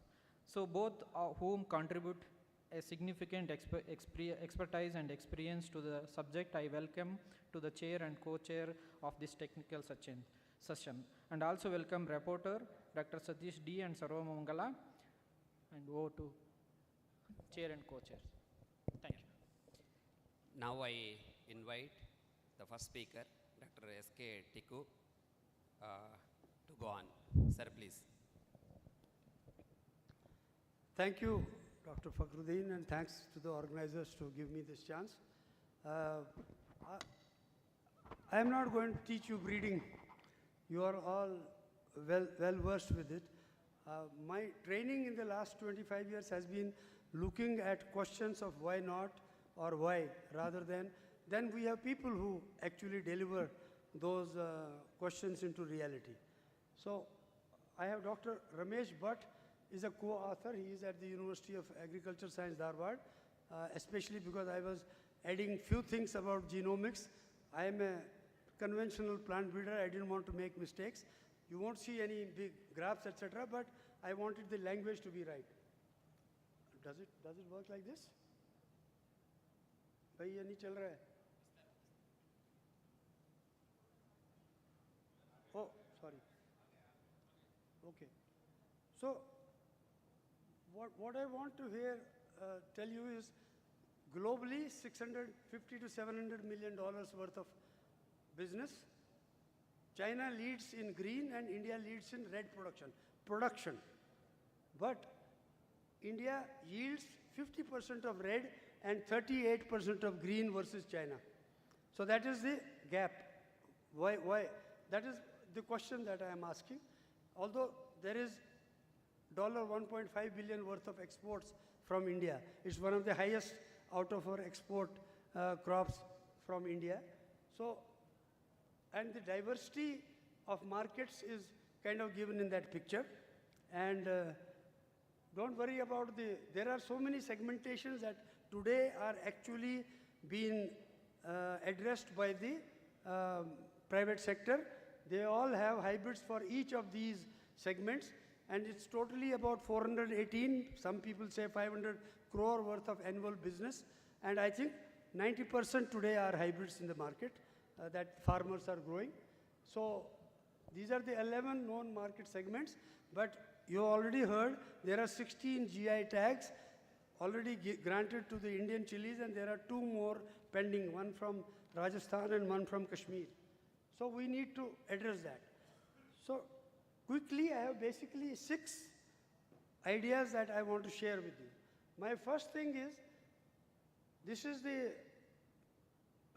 not working. So to me, what is happening is our best farmers take the same yield as the Chinese or the Americans are taking, but our averages are, as I showed, 50% less than China, and for both red and short, we are short. So our problem is, we have to help farmers realize genetic potential, improve our harvest crop quality, new germplasm and trait-linked markers for stress tolerance, breed for cuisine-specific traits, red segment genotypes, mechanical harvest. You may not have heard of that. I want us to move towards that. And lastly, the collaborative platform for genomics, and you heard those presentations today, but we are not doing that in our country. So out of those 6, first, fixing the knowledge gap. As I said, our farmers are not able to realize the genetic potential. There needs to be our cultivation guides are very minimal. We need to make them user-friendly, and we need to make them state-wise, in their own language, in their working against their problems. It is not happening, so we need to make it user-friendly. We need a finishing school, because I think one of our biggest problem is we don't have extension on the ground. That is one of the biggest mistakes that we have. The farmer doesn't have the access to better knowledge, so we need knowledge transfer. And I am proposing 3-tier system of plant doctors, analogous to human health care. We have general practitioners, we have specialists, and we have super specialists for us as humans. I think plants are also live, and we need that care for them. So we need general practitioners for plants. We need specialists to focus on crop protection, soil health, water management, and super specialists addressing complex issues, climate resilience, precision agri. Compulsory rural service. China had the same problem. China was the same as us in the 70s, 80s. Today, they are 3 times ours. And what they did 10 years, 15 years back, they created a platform where all the young graduates from this agriculture all over the country, 2 years rural service was made. But they made them ready to be able to transfer the knowledge. So we need to create that ecosystem. And my last and the most important thing is, if we have IAS, we have ARS, I want Indian Extension Service to happen.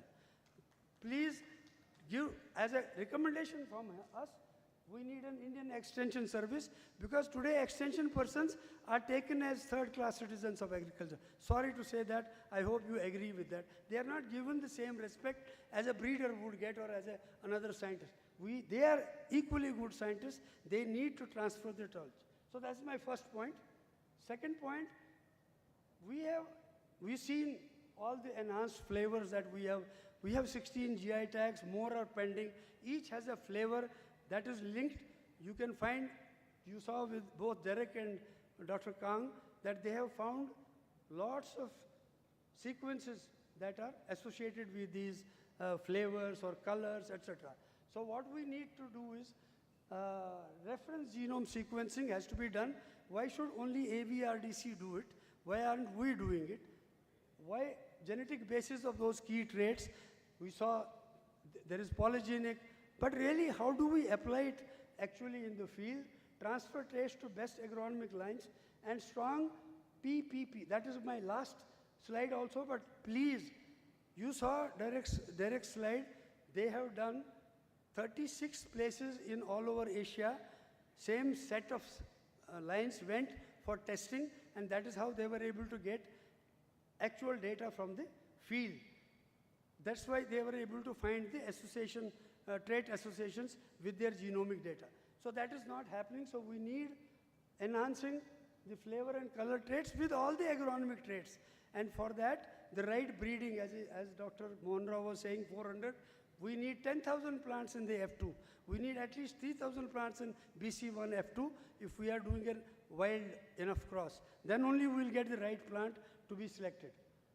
Third one,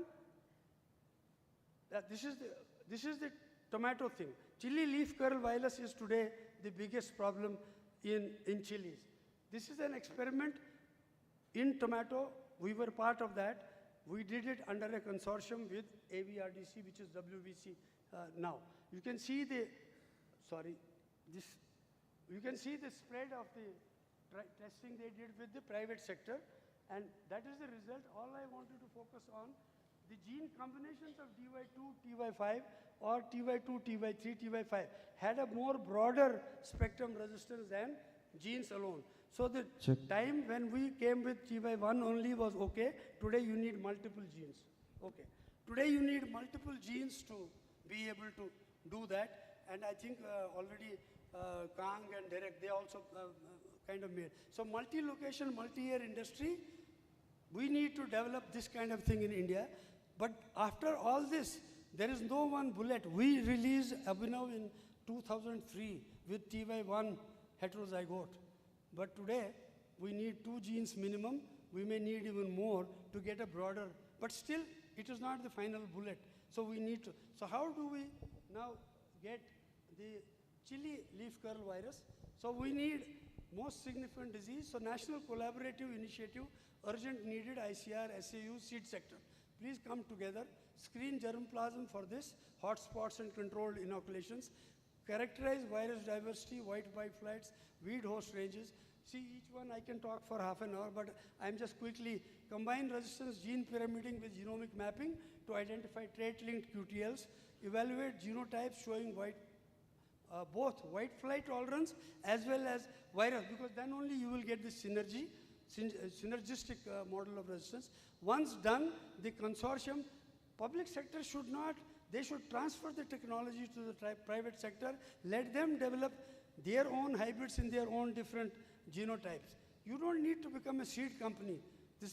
I've been saying that for 10 years, I'm a bad guy, but you don't need to be a seed company. You can be a seed company in the open pollinated varieties where private sector will not do because of the IP protection not being there, as I said in the morning. Lastly, 2 more, cuisine-specific trade breeding. I'll shorten it in the sense we have, I don't know, 30, 40 different cuisines made with peppers, right? Different flavors, different colors, different way. We need to add the agronomic traits in those types so that there are 16 GI marketing commercial hybrids for all the GIs in our country with all the agronomic traits we need. So it will not happen over a day. It needs collaboration to be able to give them the right agronomic background with the flavors that they have. And we can also transfer the flavors to that are not having the flavor today. So this needs discussion and developing the topic. Last but one, mechanical harvesting. I have a story here. I was in USA in 1982.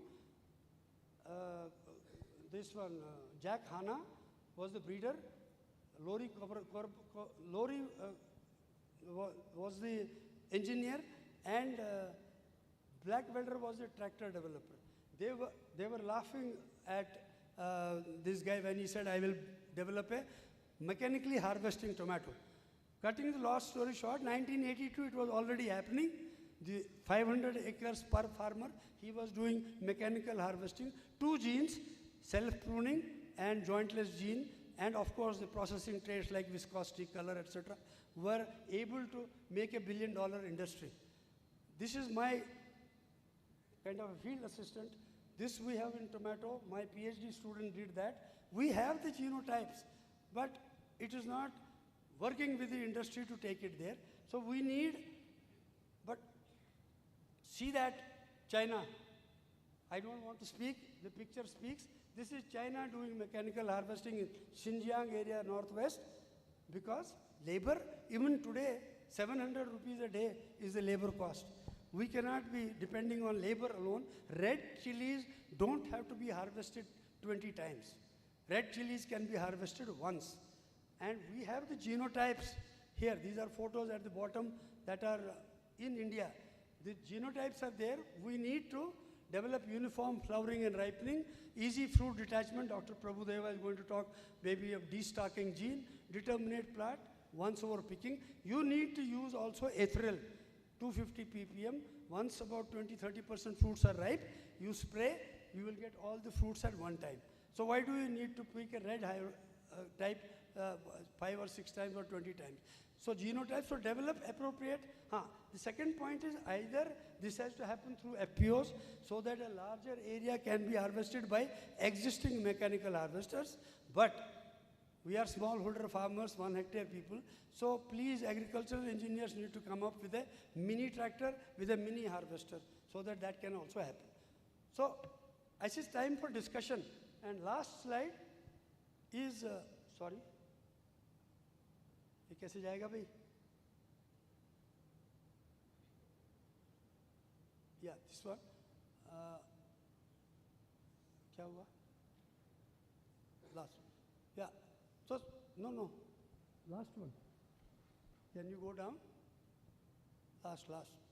Anyway, the last slide is about us doing the right genomics experiments and using all the modern breeding tools. You have had a plethora of, all this was already mentioned by the earlier 2 breeders, and Dr. Mohan Rao also did something like that in another scale. We need to strengthen this work under a PPP mode. I call it pre-compete research. Pre-compete research means it doesn't have to go to commercial at that stage. Once you understand, develop the marker, discovery, then give it to the breeders and let them develop the hybrids. I think these are the 6 from my idea, but please give your thoughts to it. Write us in the small ones, the bowl is missing. Please send us by email. We need to develop this as a policy document that we can give to the government and wherever Karnataka government can also think of. Thank you very much. That's my. Thank you, sir, for a very thought-provoking, very novel talk. Thank you very much. Now I call upon participants to have, if you have any questions. Quick few questions. Yeah, there.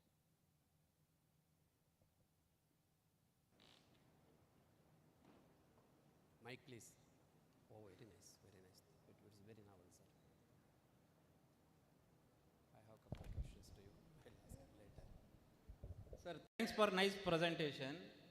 This vector component is totally neglected with respect to virus. This, sir, vector component. What you mentioned, the biotypes, vector component is old system as neglected, sir. Then what is your Viral use? vector. Vector, especially now. There is White flies. Yeah, today there are reported papers on whitefly resistance in the germplasm. So we need, if you have whitefly resistance as well as the genes, you will have a higher level of more broad spectrum resistance is my feeling. You are more practical, but I feel there has to be some synergistic effect brought into the system. Maybe Dr. Madhavi can add to that, because I think it is a good, because if you have only whitefly resistance, that doesn't give you resistance to virus. You need for both. So that's my idea. Out here. Yes, sir, please. I beg to differ, because vector resistance often does not translate to virus resistance. Very often. So let us not be under a futile chase, because in the entire lifetime of plants, one snapshot of vector infection is enough to, if the plant is susceptible, it will become susceptible. Yeah. So let us not try to build human beings resistant to mosquitoes. Let us find answers for malaria. The question that I am trying to tell you in a very different way is, the other point is, Dr. Nijagun said today morning about the very, very elite segment of chili oleoresin extracted through seeds and oils. And I think in the overall chili improvement program, since that is at the top segment, which translates to extremely high money, We are one of the largest producers of the red chilies. I think now this is the time for the India and the entire group to come out with how best we can draw a map so that we really harvest the fruits of the segment which is going to be most profitable at the end of the day. Yeah, my last slide was about that. Through the genomics field, because otherwise it will take too long. You can't transfer it by conventional breeding alone. You need a combination. Okay. Some more? Yeah. Question, sir. Yes. Okay, sorry. Sir, my request to all the breeders is with two different aspects, sir. Especially in vegetable crops, including chili. Nobody talks about lines with more nutrient efficient types. We are all talking about yield and quality, but I want low input responsive hybrids. Under normal or ordinary management should outperform as expected. This is most important thing, sir. Second question is with respect to chili. This year, we have lost nearly 11,200 hectares of chili crop in Karnataka alone due to heavy rains and very high soil moisture. Do we have, as breeders or as agronomists, any solutions for these two situations? Thank you, sir. Number one, you can't fight with nature. You can't get all the genes together in one go. People have been working for 30 years, 40 years, because climate is also changing. So to get a chili that will not get even one disease, you need to also see that it grows under anaerobic conditions, because the water is totally, full of water. So you need a huge, screening to find where those genotypes are. So there are 14,800 accessions that AVI receives.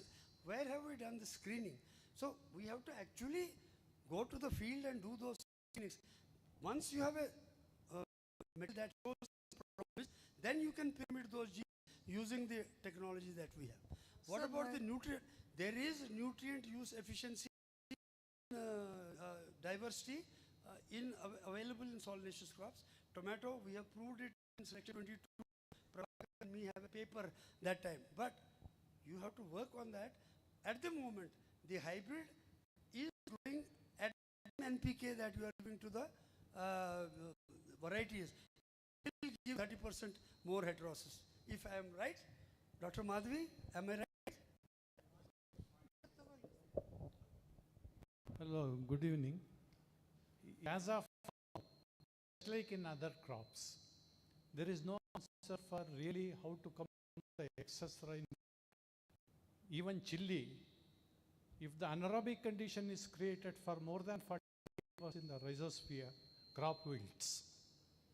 AVIDC is doing attempt, I don't know how is the progress in World Vegetable Center now. Brinjal as a rootstock for chili, it is feasible. And it is more tolerant than chili for waterlogging, they have found. They are brought out in tomato. IHR has also found our own brinjal hybrids as rootstocks for tomato. But chili, this work is not done. If somebody will be presenting from Vienna. It's one of the leading, this one are rootstock and the grafting technology in chili. Till genetically it is brought out, it is just like combination of rhizosphere of a crop of mesophytes and hydrophytes in one crop. It is not that easy, I know that. So till that, there are some agronomic manipulations feasible. Tomorrow in my talk, I will be presenting on that on a very small one of the points. Thank you. Thank you. Dr. Madhavi wants to add something. Sir, we have tried actually. Chili and brinjal are not compatible, graft compatible. That is one thing. They are not graft compatible, like tomato and brinjal. And also, right now, what we can do, proper drainage, and fertilizers, if we can incorporate, that will solve our problem right now. Because breeding for that will take longer time for waterlogging conditions. See, C335 is an oldest phytophthora-resistant genotype, and very successfully. No, we in have Korea, developed we had two hybrids at IHR. They are performing very well. Yeah, Tried. But grafting, as far as I know, not as successful in chilies as it is in tomato. I published the brinjal and tomato for bacterial wilt in 78 in Current Science. So we know it is commercially exploited in Southeast Asia, Japan, China. They sell grafted seedlings. Vietnam, they sell grafted seedlings on bacterial wilt and fusarium wilt resistant rootstocks. Please, last one. In fact, in my presentation, we missed it. Rootstock breeding is in chapter today. I request now we have Dr. many Krishna to rootstock load the breeding slides. material already now we are releasing in the market. We have WR 1, 2, 3, 9 breeds which are giving in coastal belt of Maharashtra. They go for grafting, chilies. The rootstock for that is very different. We have material for that. We have hybrids for that also now, which can sustain even a high moisture status. This is one. Second is early maturing hybrids are excellent today, which can be climate resilient. Because today, every day, the expenses by the farmer, when the crop attains 80 to 90 days, the expenses go up like every day 1,000, 2,000 rupees expense to manage the crop, the pest and diseases. So if you can introduce in earliness, we have introduced, this is one of the very important characters to introduce in all the F1, there are 40, 45 days early to any hybrid today in the market. So these two aspects, in fact, rootstock breeding is a very challenging area, and we have already 3 hybrids released, and many more are in pipeline today. So that's really coming up well even in India. Thank you. Thank you. Thank you, sir. Thank you very much. Sir, I have one more last question to you. You mentioned about finishing school. How do you think that we should structure it? We had given Meanwhile, I request Katta Krishna to come up and load his slides. from ATPBR, we had given many times a suggestion, and we would do that from AIH also, that when your graduates are about to, there used to be a 1 month or a 2 month kind of an exposure to give them practical crop-wise idea on how to face these, what to do and how. But that needs to a collaboration again between those who are in the field and also in the universities. Find a method by which we can make this finishing school happen. Thank you.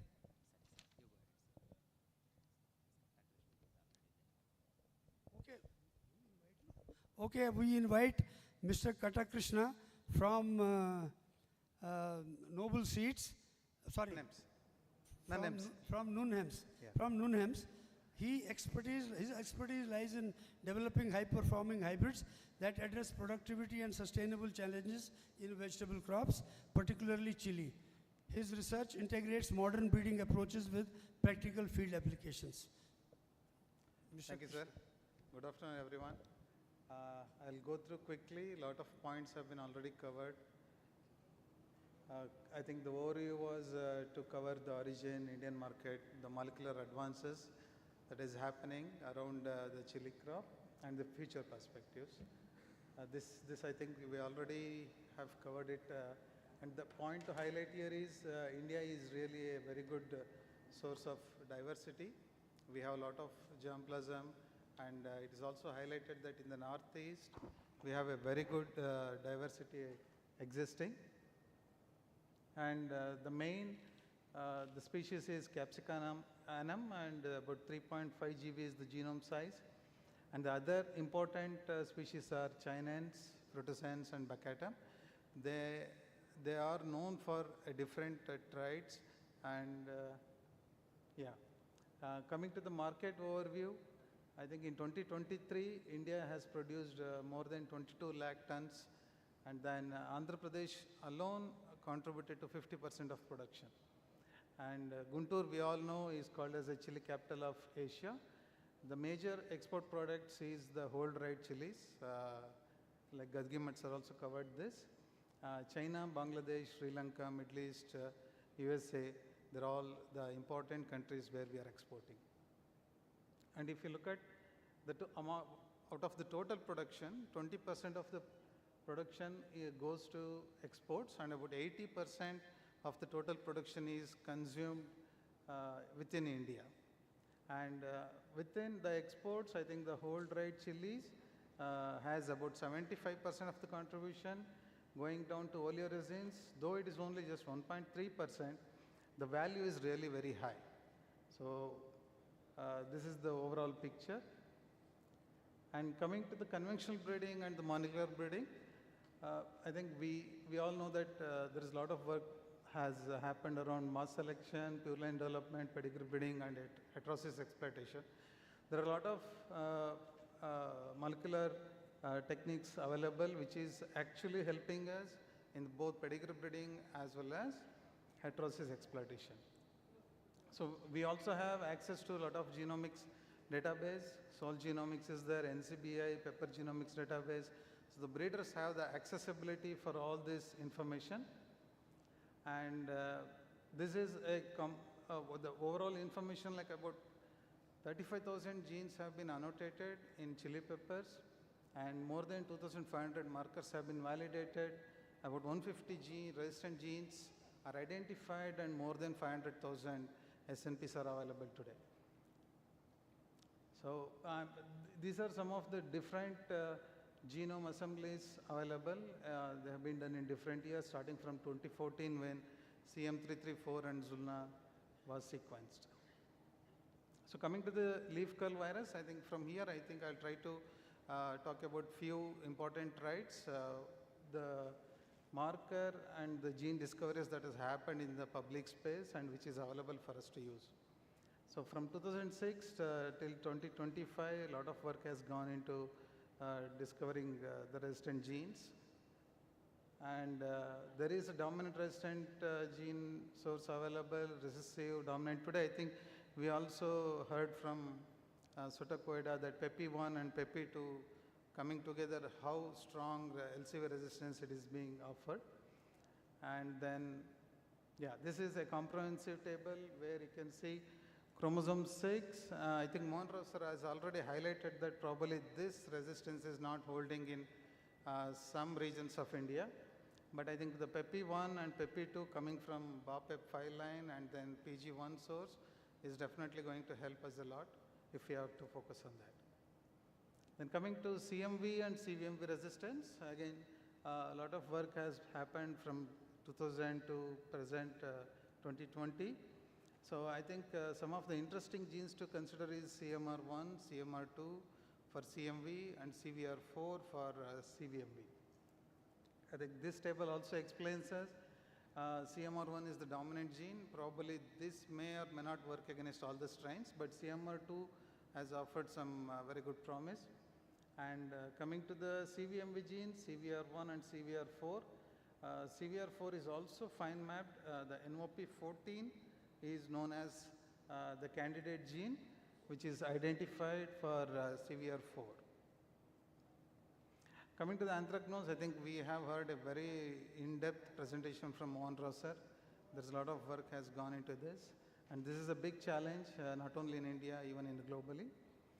And there has been quite a good number of works happening around this disease, especially covering PBC80, PBC81, PBC932. These are the genotypes. So I think there are some notable genes have already identified like CR12.2, CCR9 and P5 clusters. So all these genes, I think the focus also has come from PBC80, 81 and 932. I think it will be good for us to try some of these genes into our populations and then test it. Similarly, Phytophthora also is widely studied disease, and like Tiku sir was suggesting that CM334 is one of the important genotype which is actually carrying more than 3 to 4 genes, helping towards the resistance of Phytophthora.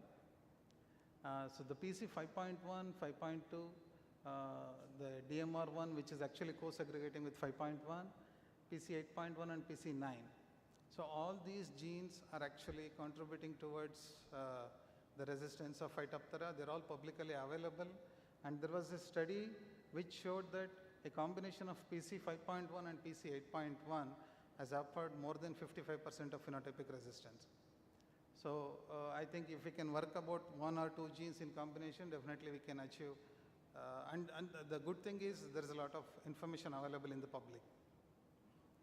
And this is one of the studies where they identified that CA-DMR1 was co-segregating with 5.1.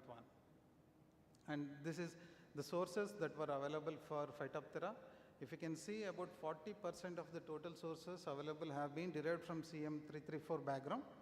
And there is another line called PI201234. So both of them account for about 65% of the sources contributing towards Phytophthora. Coming to the other quality traits like capsaicin as well as the color value, which is also very important considering the dry pepper market. From 2003 to 24, there's a lot of work happened. Initially, I think the loss of function was the thing which was studied, like PUN1 gene. So here you can see there is quite a good number of genes which is available in the public. Starting from PUN1 to PUN4, these are like presence or absence of the pungency is determined by these genes, whereas the other genes BCAT, BCKDH, ACL, PAL, they all are contributing to a different levels of pungency. So probably once we try to test these genes in our material, we will understand the phenotypic variability that these genes are actually answering. Similarly, for ASTA value, I think the major carotenoids, capxanthin and capsorubin, these two are actually contributing towards the red color. And this is a graph showing how the ASTA value develops from immature to the deep red. There was a study conducted where about 226 pepper genome germplasms were evaluated, and they found from 0 to 300 plus ASTA. I mean, there is a very good variability available. Even Gadgi Sarmat was also highlighting about the kind of the ASTA rich lines they have. And there is also some very good progress happened around chromosome 8, chromosome 10, and there is some fine mapping progress happened in terms of ASTA.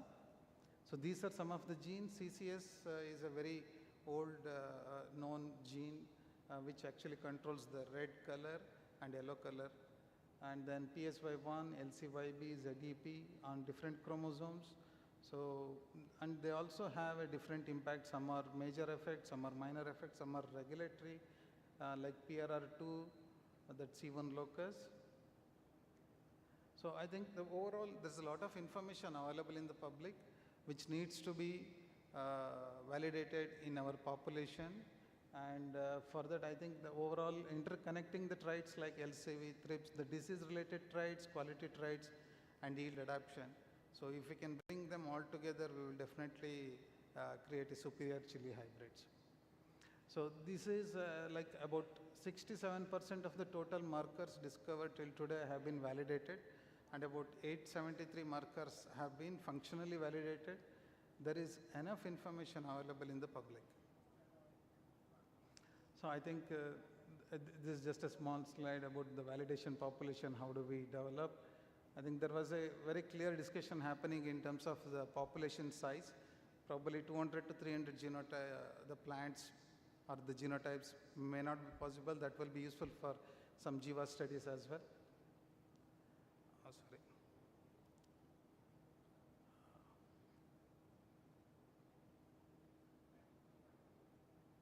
One more slide. I just missed the last slide. Yeah. So the future of chili breeding, I think if we consider there are 3 steps, that's marker assisted selection, multi-trait selection, and genome selection. Probably some of us are in the stage 1, some of us are in the stage 2. Definitely there is a lot of scope to move towards the stage 3. And I would like to thank my team. Whatever you have seen, I think many of the things we are also working in a different backgrounds, in a different genes.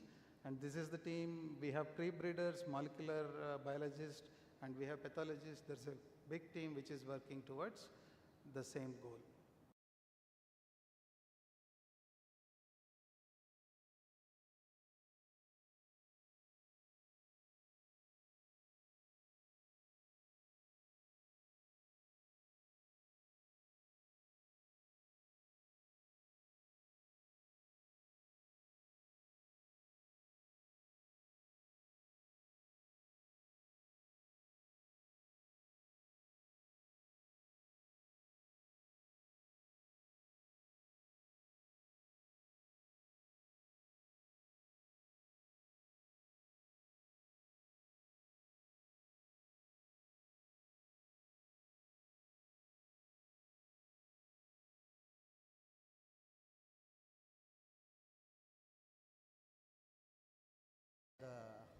black thrips tolerant.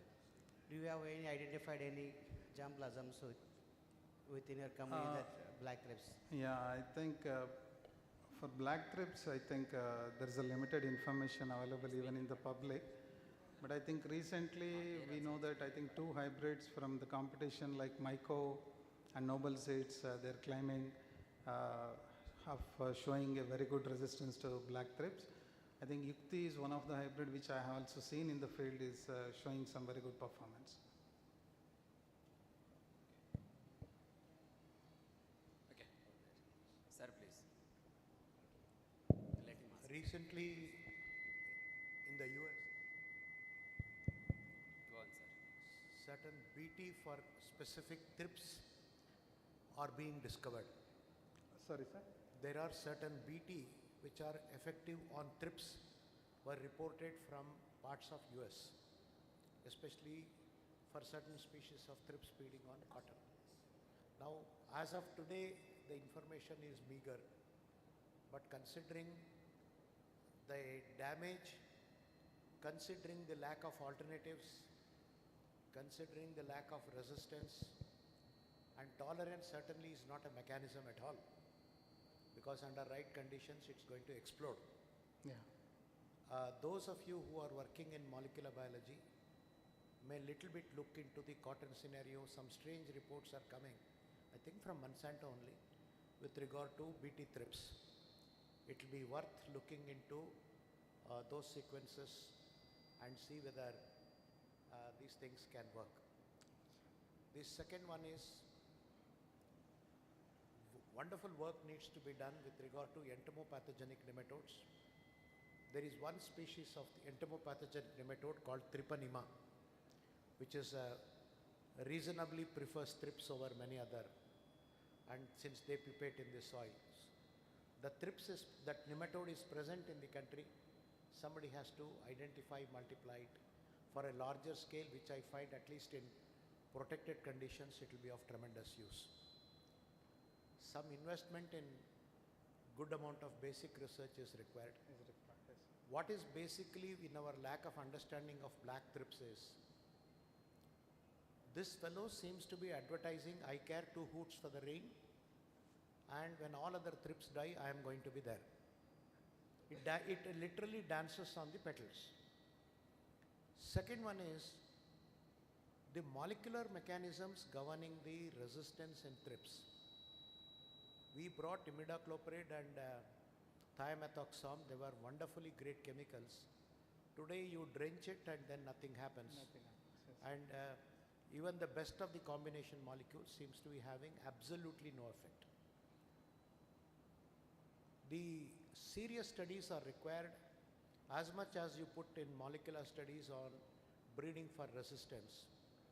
The mechanism of resistance to insecticides in black thrips.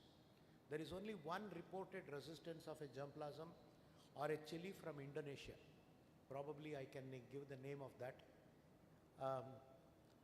The mechanism of resistance to thrips, unless it is properly understood, we will not be able to come out with a chemical and will be still groping in the dark. This thing only answers at this point is, forget about breeding for resistance through the traditional way in chilies. Insect resistance is not going to come through the traditional way. It is only molecular resistance which is going to contribute tremendously to insect resistance, and this is the time that those companies who are looking for should really, through CRISPR-Cas or gene silencing, should put in for a high amount of, I would only like to add a little bit here, though it we are slightly deviating from the topic. Capsicum and chili belong to the same species. In capsicum, you see tremendous scarring on the fruit surface, not so much so on the chilies. There is simple reasons being, you observe your genotypes. Wherever post-fertilizations, the sepals, dry sepals are retained on the fruit, that is where the thrips scar maximum takes place. I am not disputing the fact that the leaves are not damaged. When you are looking for resistance to chilies, you should look for both resistance on the leaf resistance on the other surface. So it's a very complex thing, and that needs a little bit more of a deliberations.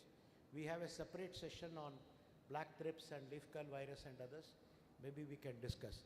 But my take-home message is, I would request all the companies who are into molecular breeding, put a little more effort into molecular breeding for insect resistance, because this is the time you can do something significant.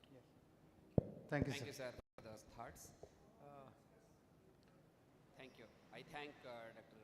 Krishna for the Thank you. very nice talk. Thank you very much. Now I invite Madam Madhavi Reddy for her talk on breeding chilies for industry use. Madam, please.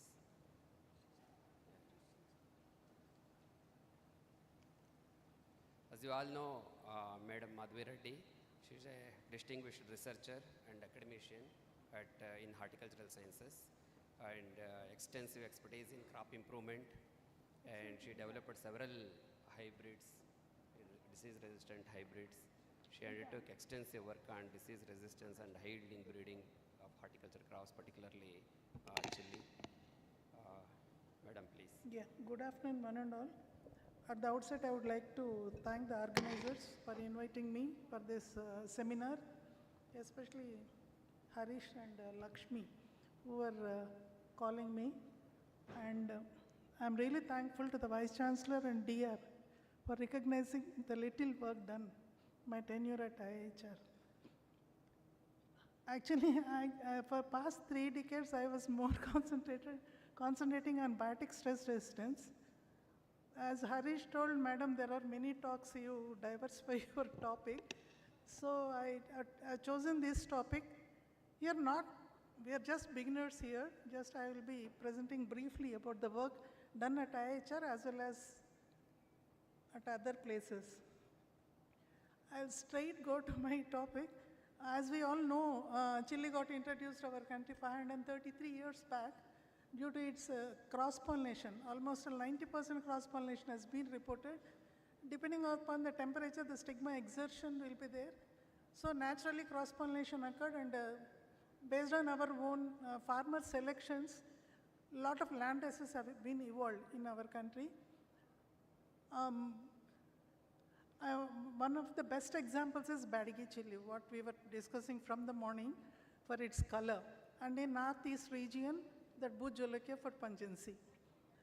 These are the major bioactive compounds of capsicum species, mainly capsaicinoids and carotenoids. These are the major biotic compounds. Altogether, the oil extracted is oleoresin, as we all know. And there is alternatively, for capsaicinoids, there is another compound called capsinoids, where people cannot eat the pungent chili, but with all medicinal values of capsaicinoids, there is a scope for exploiting capsinoids in capsicum species, which are very specific to capsicum genus.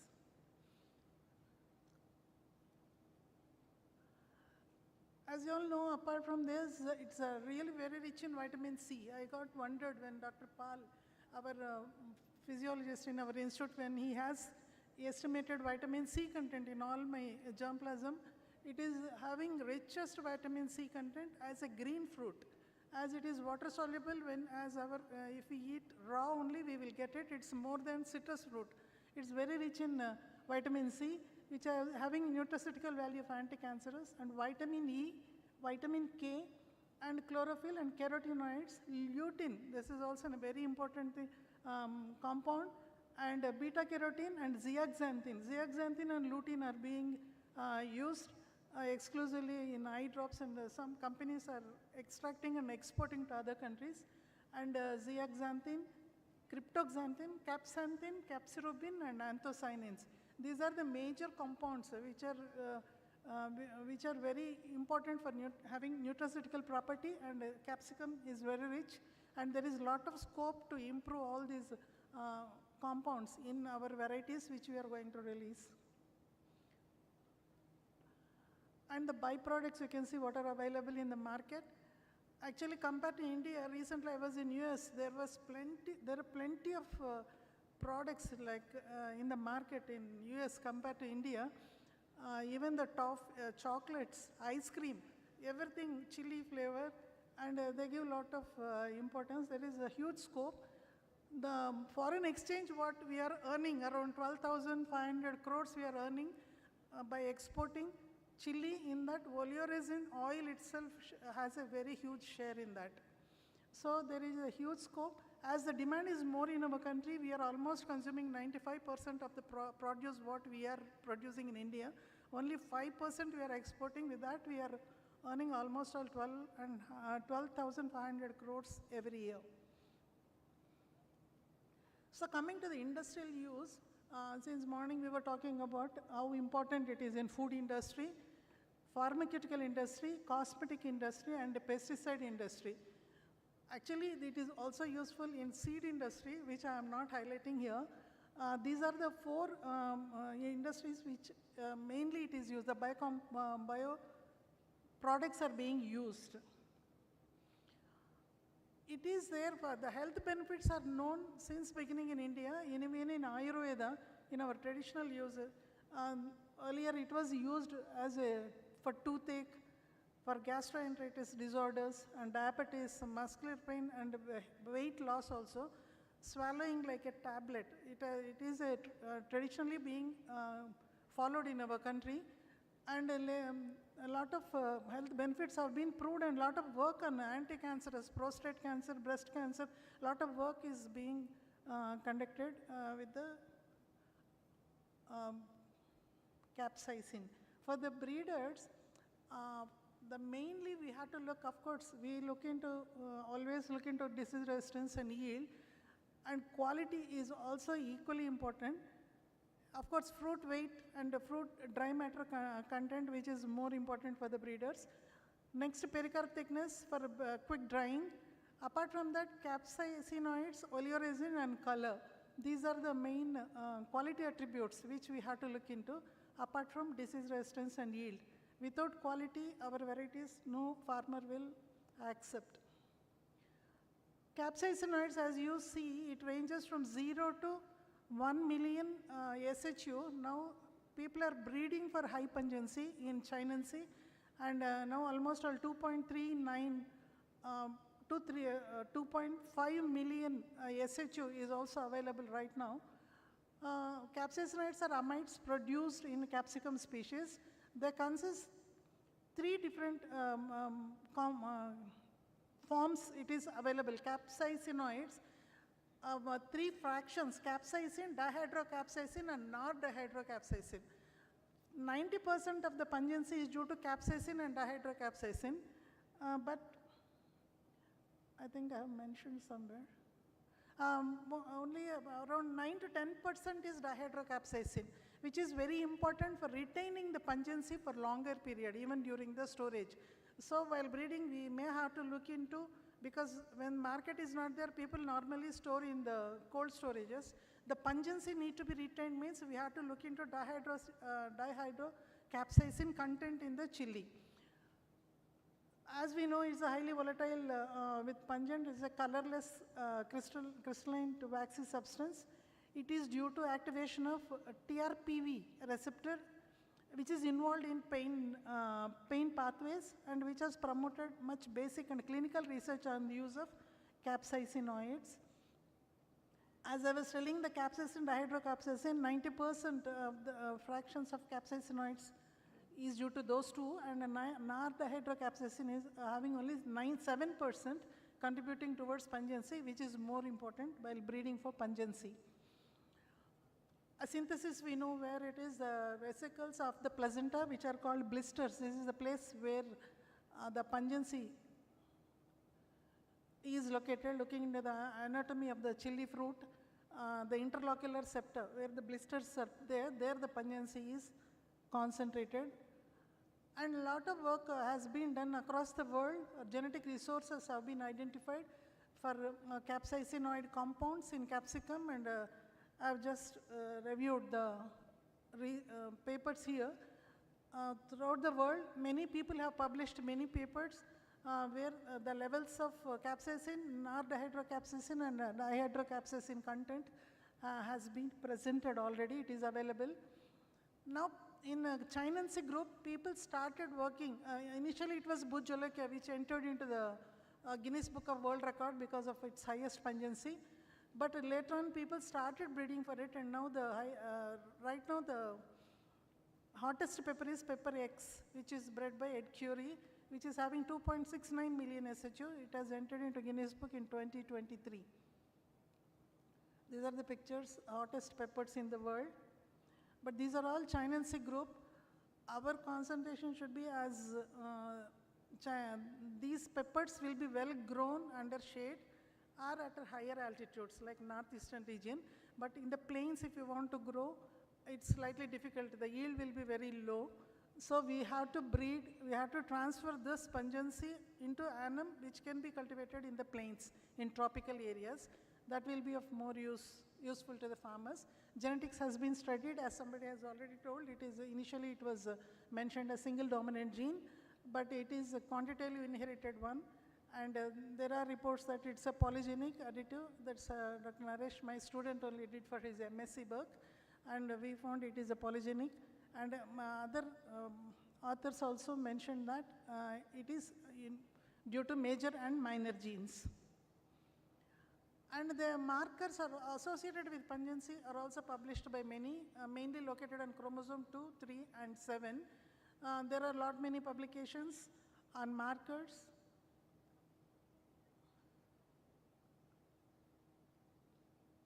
Oh God.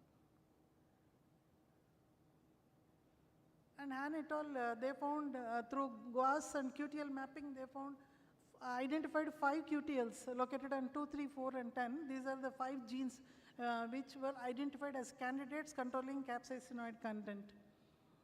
Coming to capsinoids, as I told, they are low pungent capsinoid analogs which were first isolated from the low pungent capsicum annum cultivar CH19 sweet. This was first reported from Japan. These were people who are having allergy towards capsaicin, the pungency which they cannot consume. This is a good alternative. It is having just similar structure of capsaicinoids, but have ester group instead of amide group. That is only the difference between these two.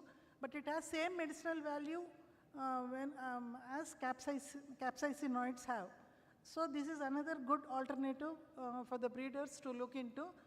These are the genotypes which are having very good level of capsinoids which has been published. And we also worked at IIHR.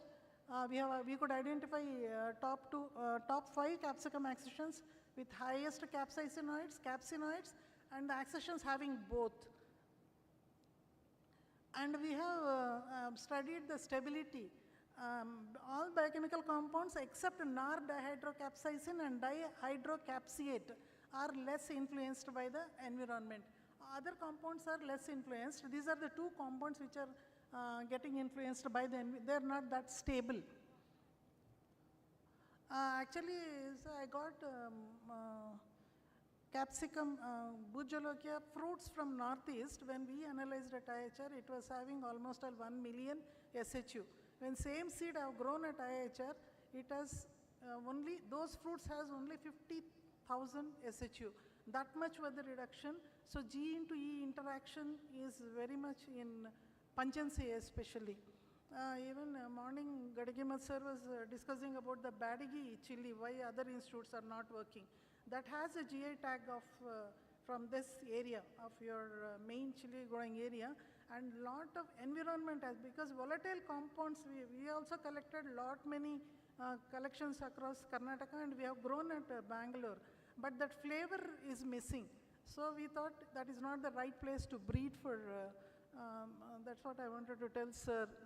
This region people only Dharwad, Devi Hosur, these area people, if you work, you will get better Badigi types if you want. Otherwise we can breed for Badigi like chilies, Badigi like hybrids. And when we have done the stability analysis, the genotypes which are more stable for capsaicinoids and capsinoids across the seasons I have mentioned here. This is one of my PhD students' work.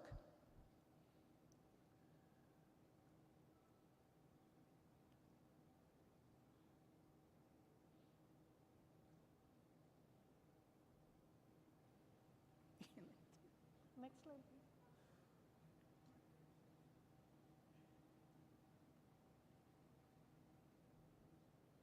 Can you change the slide?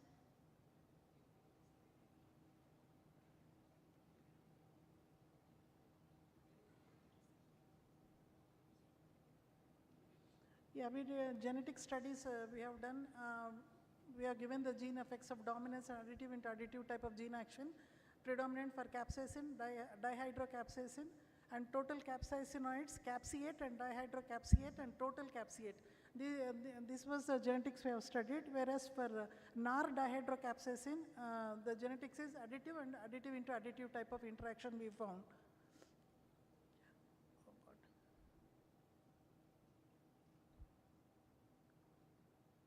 And we did little marker work.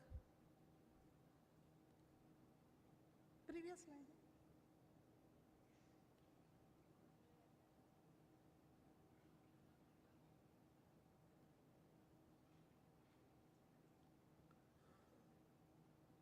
Next slide.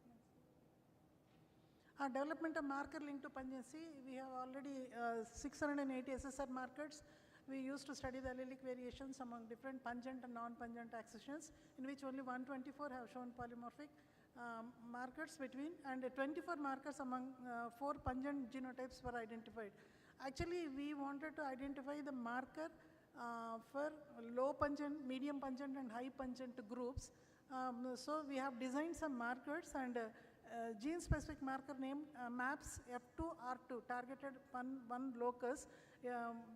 We have developed that marker, and it has showed polymorphism very clearly between KTPL19, which is paprika with zero pungency, against Bujolokia, habanero, and Andaman collection.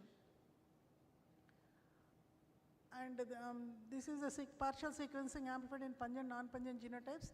The regions, we have designed this marker MAPS F2 bar R2, and this we could amplify in our populations. And the phenotypic variance we found in the segregating population, about 67.88% in the interspecific F2 population.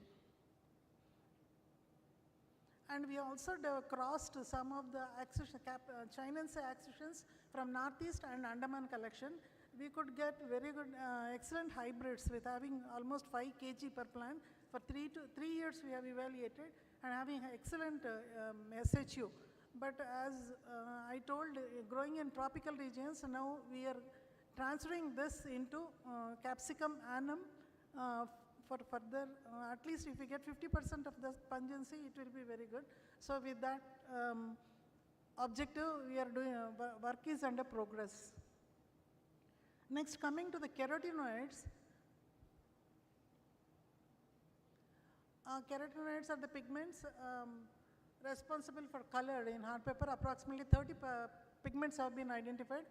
The pericarp is rich source of these carotenoids. These are the different major carotenoid of contribute 60% of total carotenoids at the time of ripening. It is found, and it has an inhibitory effect, are carcinogenic compounds, which is having good medicinal value.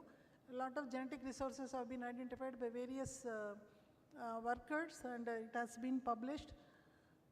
And this is a Badigi chili with high color and low pungency, having GI tag, as we know. And normally the genetics is, it's controlled by 3 genes, and red color and other colors corresponding to Y locus gene, resulting in capsanthin capsirubin synthetase gene. And monogenic dominant nature for red fruit color, it is mentioned by Kang et al. 2000, and additive and dominance effect were found to be controlling carotenoid compounds. It is not a single gene, it is 3 genes. Again, Dr. Naresh, when in his MSc, he did this work, and we have published it, whereas non-additive gene action and additive gene action has also been reported as per genetics. These are the candidate genes which have been identified for carotenoid biosynthesis pathway. That CCS gene is responsible for red ripe color in pepper. Either presence or absence, deletion of this gene leads to the orange and yellow coloration in the peppers. This actually happened, next oleoresin, of course, this is oil in total, which can be collected and being exported to other countries. A lot of genetic resources have been already published by many people, and how many more? Only 4 or 5 slides, sir. These are the genotypes with highest content with respect to biochemical compounds. Another PhD student, she has worked, and we have identified a very good genotypes which are having good level of different compounds, and significant G into E interaction we found for carotenoids and vitamins, except vitamin K. For carotenoids and vitamin synthesis, the temperature of 27, and we have worked at a different seasons we have worked, and we found that sunshine hours of this much is very good, favorable for carotenoid production. And anthocyanin, also the cooler climate with low temperature are ideal. And genotypes which had stable and average mean performance. Here we have mentioned 2 IHR accessions which are having rich in vitamin C and total chlorophyll, and total carotenoid and vitamin E. And this anthocyanin in these 2 lines, which is highly stable with high anthocyanin content, and whereas IHR 4432, vitamin C and average stability it had. And this Badigi chili, what I was talking about, one yellow variant, what we found in the farmer's field, actually we collected it from Bagalkot farmer's field only. We found 17 BP deletion at CCS region. That is the reason the red fruit has become completely yellow, and it is very rich in lutein. We have estimated lutein. It was found very rich, and these are the overall best performing accessions having good level of biochemical parameters. And this is a natural mutant which we found. That is because deletion of 17 BP deletion of CCS gene, and it was very rich in lutein. Only one plant we found that we are just maintaining at IHR. Allelic variation, where we have 17 towards 5' end coding sequence. And we found these 3 genes which are conferring for color biosynthetic genes, which we have evaluated, that CCS on other genes were not having much effect except in IHR 4, 5, 6, 9. The yellow, orange, light red, medium red and dark red genotypes we have grouped. There is no allelic variation between different levels of color with these 3 markers, except for yellow and orange. There was some difference in the genome at genome level. So very latest study, just this month they have published, Dr. U.K. Reddy from West Virginia University. They have done wonderful work for pungency, carotenoids and flavors in chinancy, 244 accessions of chinancy through GWAS, TRAS and spatial transcriptome. This is the first integrated study which revealed key regulators of the fruit quality traits. This has given very good information which in future we can look into it. Breeders who are working. Apart from that, apart from all the health benefits, capsaicin is also being used in solar cells, which has increased efficiency of solar cells for 21.88% from 19%. It has good scope in this line also. To conclude, hyde peppers have very wide industrial application. There is a need to focus breeding with enhanced bioactive compounds and develop varieties or hybrids specifically suitable for these industries. Available germplasm resources can be evaluated at specified locations and can be used in breeding program. The information on candidate genes identified by various workers can be explored for identification of novel genes in existing germplasm. Allele-specific markers and precise marker-assisted selection will be enhancing the compounds of interest. There is need to introgress desirable genes to develop good varieties or hybrids. I would like to acknowledge my director and all the scientists who are associated, and DST, which they have funded one project on quality, and PMO CIA fellowship. Nunhems has supported one student. He did the work here, and my both students, PhD students who did work on this quality analysis. Thank you so much. Thank you, Dr. Madhavi. Extensive, nice. Thank you, sir. Thank you, and I don't think one question. Okay, you raised the hand. Quick. And then, Madam, the pungency. Dr. Prabhu ka kidhar hai? Huh? pungency marker. Ah. Marker for pungency that you have identified, right? So that marker will classify the genotype into non-pungent and pungent group, right?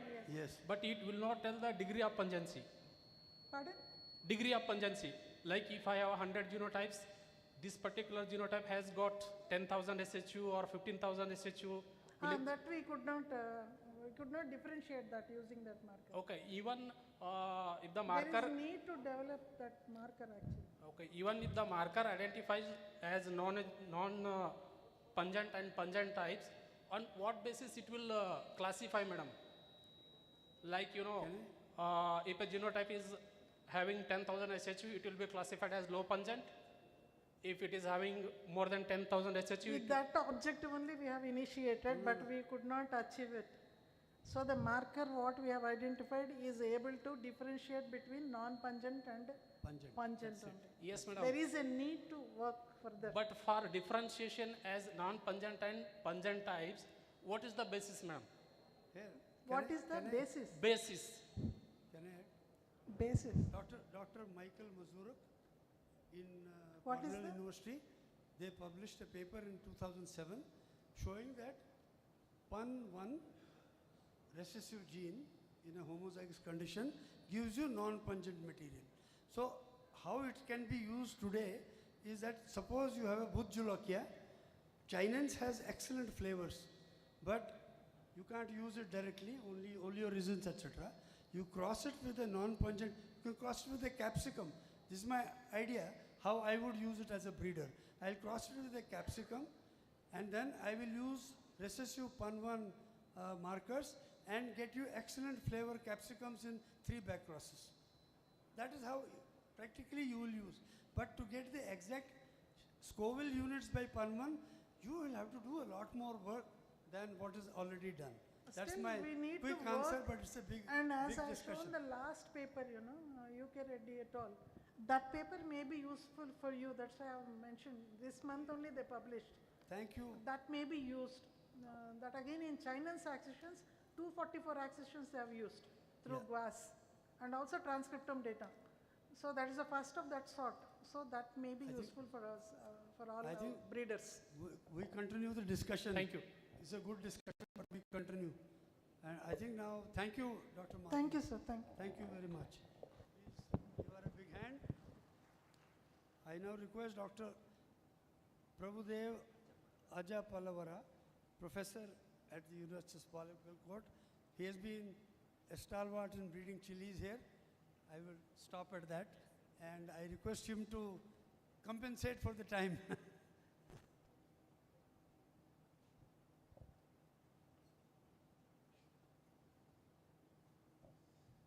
Thank you, sir. First, I would like to say thank you for the organizers for giving me an opportunity for speaking on chili, especially an overview of Badgi chili breeding in UHS Bagalkot. Here, these are some of the agendas I would like to put before the house here. Already earlier speakers have given the introduction for this crop, but here I would like to say one point here, because already this crop becomes an industrial crop because of its cheapest. The chili is the cheapest source for the heat as well as the color. So many of the industries are depending on the chili, especially even beverage industry is also depending on the chili now because of the color as well as the heat value. And coming to the species, the cultivated species, these are the cultivated species which are originated and domesticated in different regions in the New World, and then it is introduced to the Old World very recently during 15th century onwards by the New World people while their navigation and as well as the invading to the Old World. Especially India is now one of the richest source because of our varied agroclimatic condition as well as the taste of the Indian people, those who have selected, and as well as the mechanism of the pollination of this chili. That these three factors have influenced for increasing the diversity in chili, especially in India. Among them, these are the chilies, especially the India. For their taste, the farmers have, means the earlier our ancestors have selected their own varieties and cultivating since many decades in their particular locations. So that especially in India, we have about 16 GI varieties based on their taste and all they have cultivated since many decades in those areas. And among them, our Badgi is one of the GI crop in, especially this is from the Karnataka. And here I would like to highlight three issues in the, particularly for the state of Karnataka, for area, production and productivity. See, we can see here this one 1.3 lakh hectare area in chili cultivation, particularly for the dry chili. Here, almost more than 50% of the dry chili area is in kharif condition. First one. Second is more than 50% of the dry chili area is in rainfed condition. Third one is more than 50% of the dry chili area is with the traditional variety. That is particularly mainly means about our Badgi variety, Badgi variants only. Because of this reason, our productivity is, Karnataka productivity is less than the national and as well as the global average. So that these are the issues where we can intervene to increase the production and productivity in the state of Karnataka. Next here, I already said no, the area under cultivation of the Badgi in the dry chili, the major is with the Badgi variants. Then what is the Badgi chili? Already our Gadigimat sir and previous speakers have already explained about the Badgi chili. This Badgi chili is originated and acclimatized by the farmers of Haveri district. There, this particular Haveri district comes under the transitional tract of northern transitional tract of our Karnataka agroclimatic zones, where the major area is with the rainfed situation. And that to suit their means the purpose, the earlier farmers, they are to escape from the climatic vagaries. This particular variety was selected to suit for the different cropping systems like intercrop as well as the mixed cropping system. So this, because of its erect growth habit, already Gadigimat sir has explained about the growth habit. It is very much suitable to cultivate under the intercrop and mixed cropping system. So it was cultivating because of this reason to overcome the vagaries of the climatic condition, and the value of this one, particularly it is having the highly commercial importance in the market because of its color, like high color and high color retention capacity and low pungency, as well as the characteristic aroma. This is very peculiar character of our Badgi chili. This particular character is only expressing if it is grown in this particular tract. This is the northern transitional tract, so that this is having the GI tag for the Karnataka. And next, already this one, no, the particular temperature for the expression of these character is the warm and humid climatic condition during the vegetative growth, and dry climate during the fruit ripening stage. And the temperature in between 20 to 38 degrees Celsius is very ideal for the expression of these characters. And rainfall is a very well distributed rainfall across the cropping period, about 500 to 800 millimeter. This is very much prevailing in our northern transitional tract. And the soil pH between slightly towards the acidic, about 5.5 to 6.5, and rich with the potassium. These are the requirement for the expression of the Badgi varieties and Badgi quality characters. Next, please next. See, but we can see the, we can find the many of the variants in the Badgi chili, especially in the market as well as in the cultivators field. Among them, there are two important ones. One is the Badgi Kaddi and Badgi Debbi. These are the diversities mainly because of the fruit morphology. Maybe thick, thin, and intermediate like that. Among these, Badgi Kaddi and Badgi Debbi, they based on this one. Kaddi means the very linear and thin one, and it measures up to 15 centimeter long. And it is also having very wrinkles, prominent wrinkles over the fruit surface, and it is medium pungent one, so that it is consuming for the dual purpose, both green as well as the dry purpose. But Badgi Debbi, it is mainly using for the dry purpose, especially many of the industries, they are depending upon this cultivar only, because high color and high color retention capacity, and it is very low pungent one, so that it is mixing or using for the blending purpose.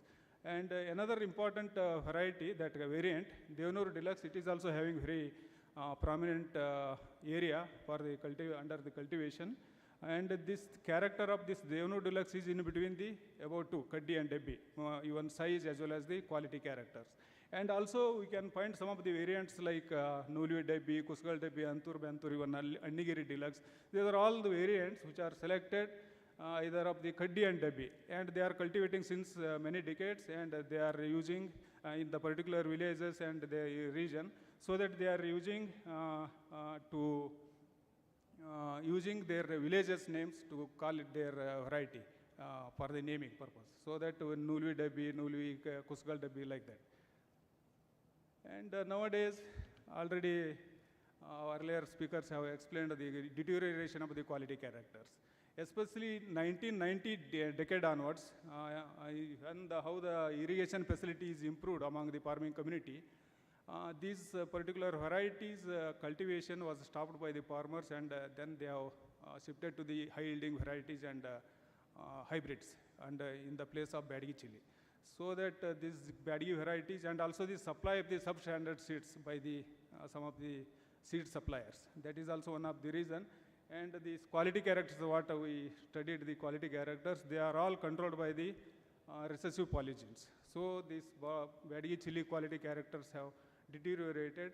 Then our university and government of Karnataka, we initiated the purification of the variety. Already our sir, Gadimat sir, told, and already we did, sir. And in this one, we did a very systematic collection and evaluated, and then selected some of the stable lines for the characters of the both Kaddi and Debbi in the HREC Devasur and UHS Bagalkot. Especially in Kaddi, about 256 different variants which were collected from the different sources like farmers field, even markets, and even some of the institute who are involved in the chili research. From them we have collected and evaluated for 6 to 7 years. And then in that we selected about 18 Kaddi types, very prominent and allied chili lines, Kaddi lines. Then we evaluated for the characters as well as the yield. And those lines we already submitted to the NBPGR and got the IC number for them. And also we are multiplying those seeds and supplying to the farming community. And simultaneously in the same Badgi Debbi also, we about 288 different variants we collected from the farmers field and different sources. Those also we evaluated for the yield as well as the quality. In them also about 17 allied lines we selected and deposited to NBPGR and collected, got the IC number. And also those lines are also we are supplying to the farming community based on their requirement. This is the performance of our allied lines. We can see the range of yield, 0.98 to 2.39 ton per hectare for the dry chili yield. And the quality characters are almost very near to our traditional variety. These are allied lines. And these are the images of our allied chili lines, Kaddi.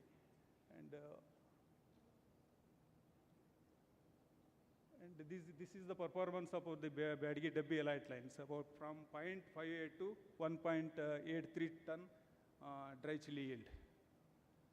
And these are the images of them. Like this, usually, until it gets the fruit setting, we are waiting, and then we are observing the plant, then we are removing the off types, and like that we are doing the exercises and then selecting the ideal ones, sir.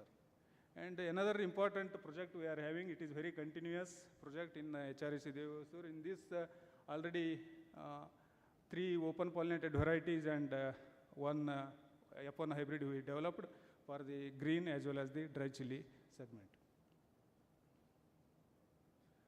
And this is the very popular variety among the farming community because of its color as well as the yield in both the rain-fed and irrigated rhizome. And this is one Shuka, it is for the green chili segment. This is Sankara, it is dual purpose, both green as well as the dry chili. And another program, the breeding program, mutation breeding. In this, we developed two mutant for the, especially the deciduous character, that is means the easily separable character, and it is very useful for the industrial purpose. Directly they can use. So those lines, they have shown the stability for the yield as well as the quality characters. And then we submitted to the PPA for getting registration as well as the notification. Very recently, the dust characters of these lines have published in the PVJ, 19th volume of the 2025. And please show the video.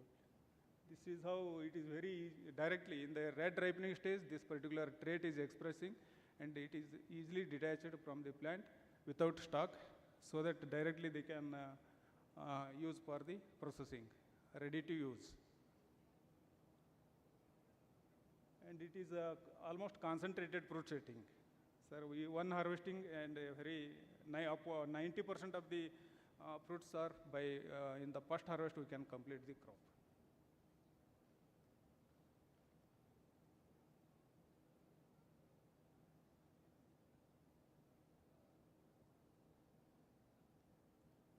So this is the dry.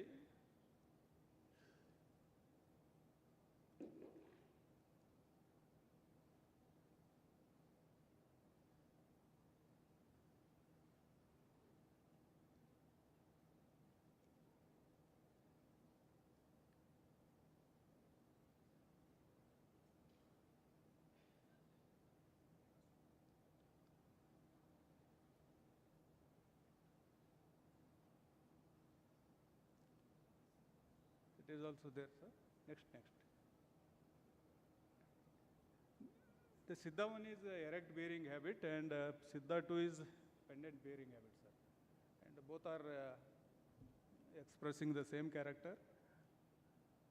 They can directly use for the processing.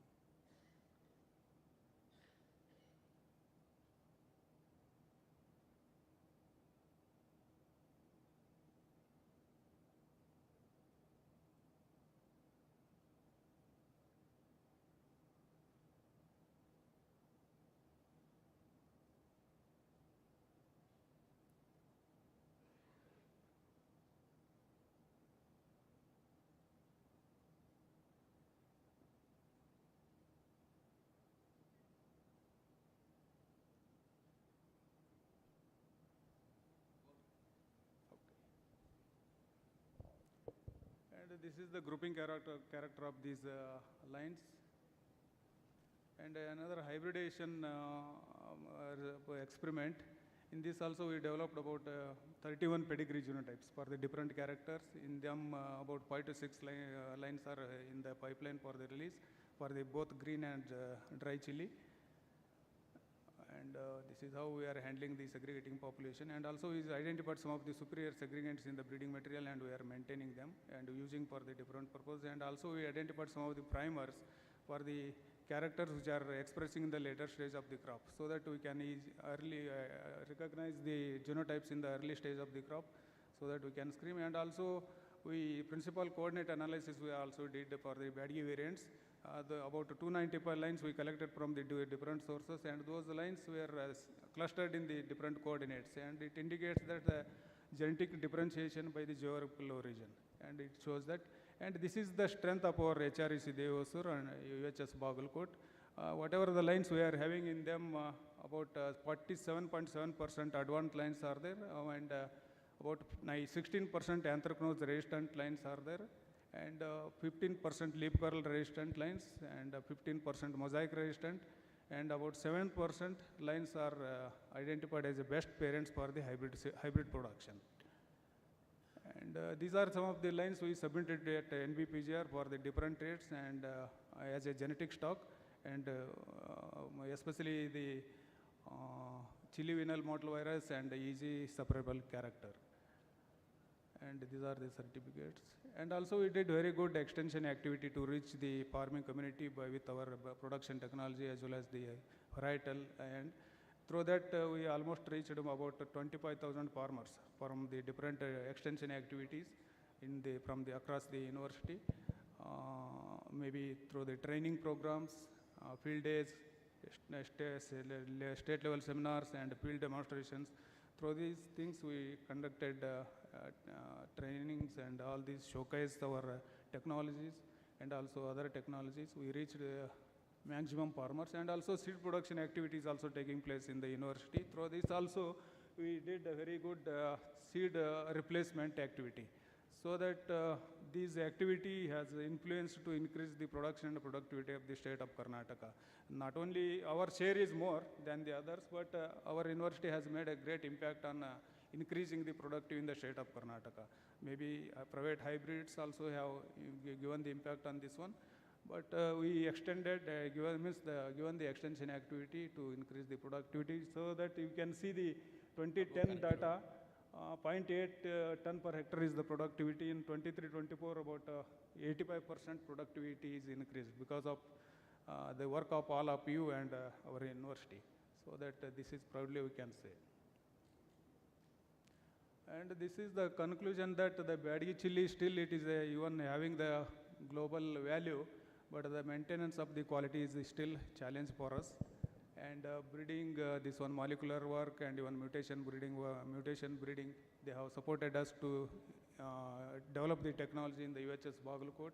And another important apprehension as well as the conclusion is, in the market still from the university side as well as from the private side, even though the quality is on par with our Badgi variety, we are facing the price for our newly bred hybrids or variety. Because of there is something is needed, means the intervention is needed from the government side to solve this problem, so that it will be helpful for both private and public varieties. Thank you, sir. And next is the acknowledgement for the university as well as PPO Pore, and special thanks to my team of the HREC Devasur and students. Thank you, sir. Thank you, Dr. Prabhu Ajapalavar. Any quick one question? Okay, please.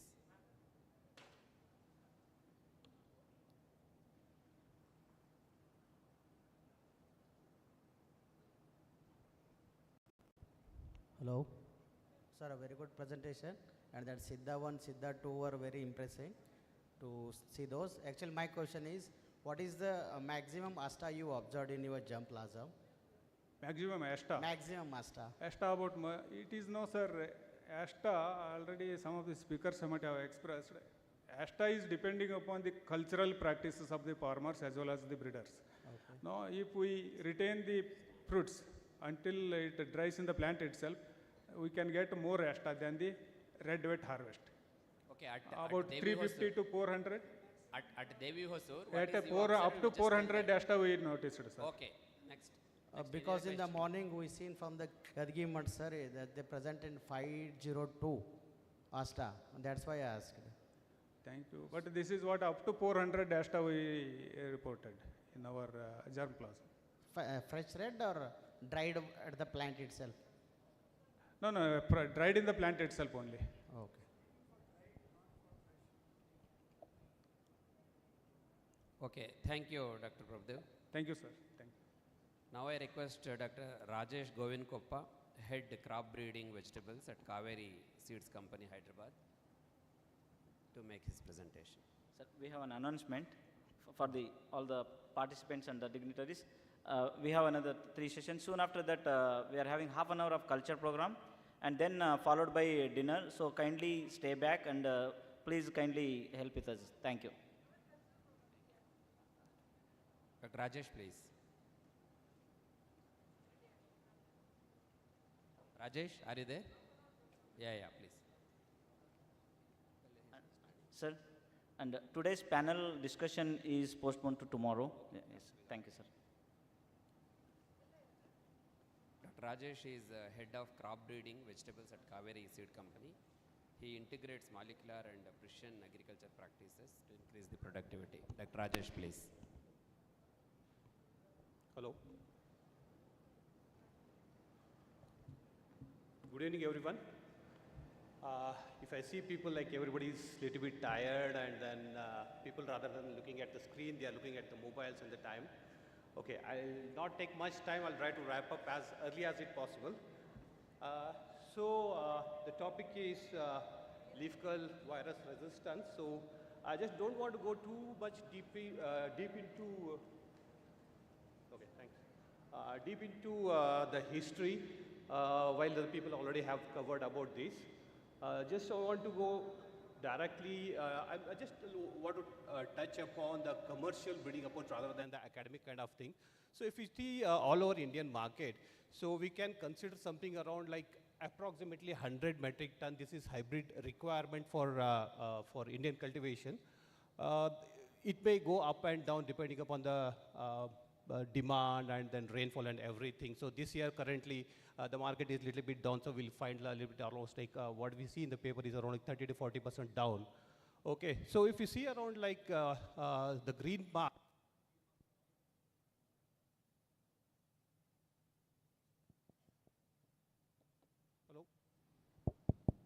Yeah, thank you.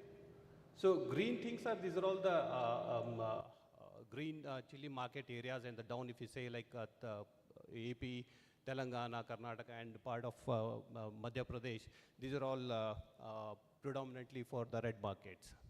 So when we talk about leaf curl virus in India, this has been identified long back in before the 1990s.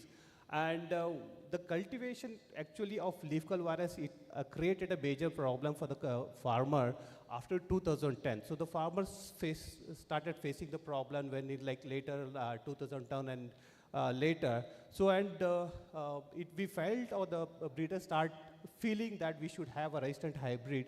So started they are seriously looking for the resistance sources after 2010. So when we see about the virus, there are like three kind of virulence, what we say, or the severity. So this is like a high virulence, which we usually see in the center part of India, Madhya Pradesh. And the moderate would be in the southern part, it is like AP, Telangana, and part of, we can say, adjoining Karnataka also. Okay, so then mild to moderate virulence, what we see it in the northern part of India. So earlier it was not there, but gradually it has started covering the northern part of India. Okay, so we have different species of viruses, leaf curl viruses. So if you take a little bit, a small punch of leaf curl virus, that will have a different, maybe 2 or 3 kind of different species in that. So when we speak about different species, here what we see is, so chili leaf curl virus, then you can find Bangladesh virus, Palampur, New Delhi virus, or papaya virus. There are many kinds and many different species of virus are there. Okay, so when we have a small punch of leaf curl leaf tissue, we may find different combinations of these kind of viruses are present there. So to make it more complex, so what we find is the beta satellite particles, which makes it more severity. So the details of this kind of, the severity that might be pathology must be covering in the future presentations. So how do we start resistant source identification? So because this is one of the most desirable and target of any breeder to start his breeding program. So what we have to identify is a durable and long-lasting resistant source of the sources is most important for us. There are many publications. I'm not going to work on the link. So if you Google on that, we'll find many kinds of viruses, which resistant varieties, like long back from the 1970s to till date. So we have a list of OP varieties which have been publicized you can find it in the Google. So along with that, so we find OPs, land races show good resistance at local isolates. For example, West Bengal collection, Orissa, Northeastern land races, still they hold a very good resistance, not only for that particular region, even also to the different location specifics. So, and most of the, I would say the private companies, they are tapping on these kind of sources which are most durable. Okay. So now identification of resistant sources at commercially hotspot. This is what I've underlined here. So commercial hotspot means we have to go it in the area where it is commercially a hotspot where the virus resistance is actually testable. We can test there. So what are these testing locations? Maybe If you see northern India, where the strains are a little bit mild, so we can opt for Karnal or the Ghaziabad. Okay, and for central of part of India, Khargon, Sanawad, Ratlam, these are the areas where the pressure is quite high there. So there we can do, and then for the and the South India, so it's a typical equal error. So it's a South India, we have to be like Guntur surrounding area, that would be ideal. So this is the one of the few photos I just want to show. Like few years back when we were trying to identify some of the resistance sources, so we were like looking for the sources, and then we are putting our material and everything. Like if you see the first spot where even the plant was not growing even the half a feet or the 1 feet above the ground. This was the situation earlier when we were trying to find a source of resistance there. So gradually we started developing hybrids at the recent time when we see it. So now the Guntur isolate, what we say on the other side, the plants have little bit started growing up. Before it started like fruiting, the virus is impacting, and then still in the both the cases, the fruit yield or the commercial yield what farmer is expecting is not able to get that. Okay, so the previous photo where we are doing is where we can test our material at leaf curl resistance. What is the another way is like artificial inoculations. So where the whitefly colonies have been grown in isolation and pure format. So that will be acquired in like virus acquisitions with a twig, with the infected ones. So those will be transferred to the testing entries of the tensis plants. What I've shown you down below is the mass inoculations, or even the plant or the breeders or the pathologists, they can go for the individual no escape, so mechanism that can be done. So those plants or the, after the inoculation, so that we can keep it for another 12 hours, 14 hours. So we have the different SOPs and the protocol based on that. We can test, and then after the symptoms, we have to wait like, maybe we have to wait for another 20 days, 15 days, depending upon your susceptibility to show that reactions. So then we can score the diseases there. So this is how we see it in a tray of around 7,500 or 50 holes will be there in a tray. So there we can see a different kinds of a level of reaction of a particular isolate. So screening by breeding methodology, what we can do, what kind of germplasm we have. So this could be anything. It could be your elite germplasm, it could be wild accession germplasm, different collections from different sources, land races, different species, their derivatives. It could be anything, whatever it is there in your germplasm, that should be screened. So viral exposure under both natural and artificial inoculation is the initial step to identify the resistance sources. So one of the best method for what I would recommend for the artificial screening is, so the most, usually what happens, for example, for this year, in MP there is a huge, not huge, a lot of rain, which is like from May to June is happening there.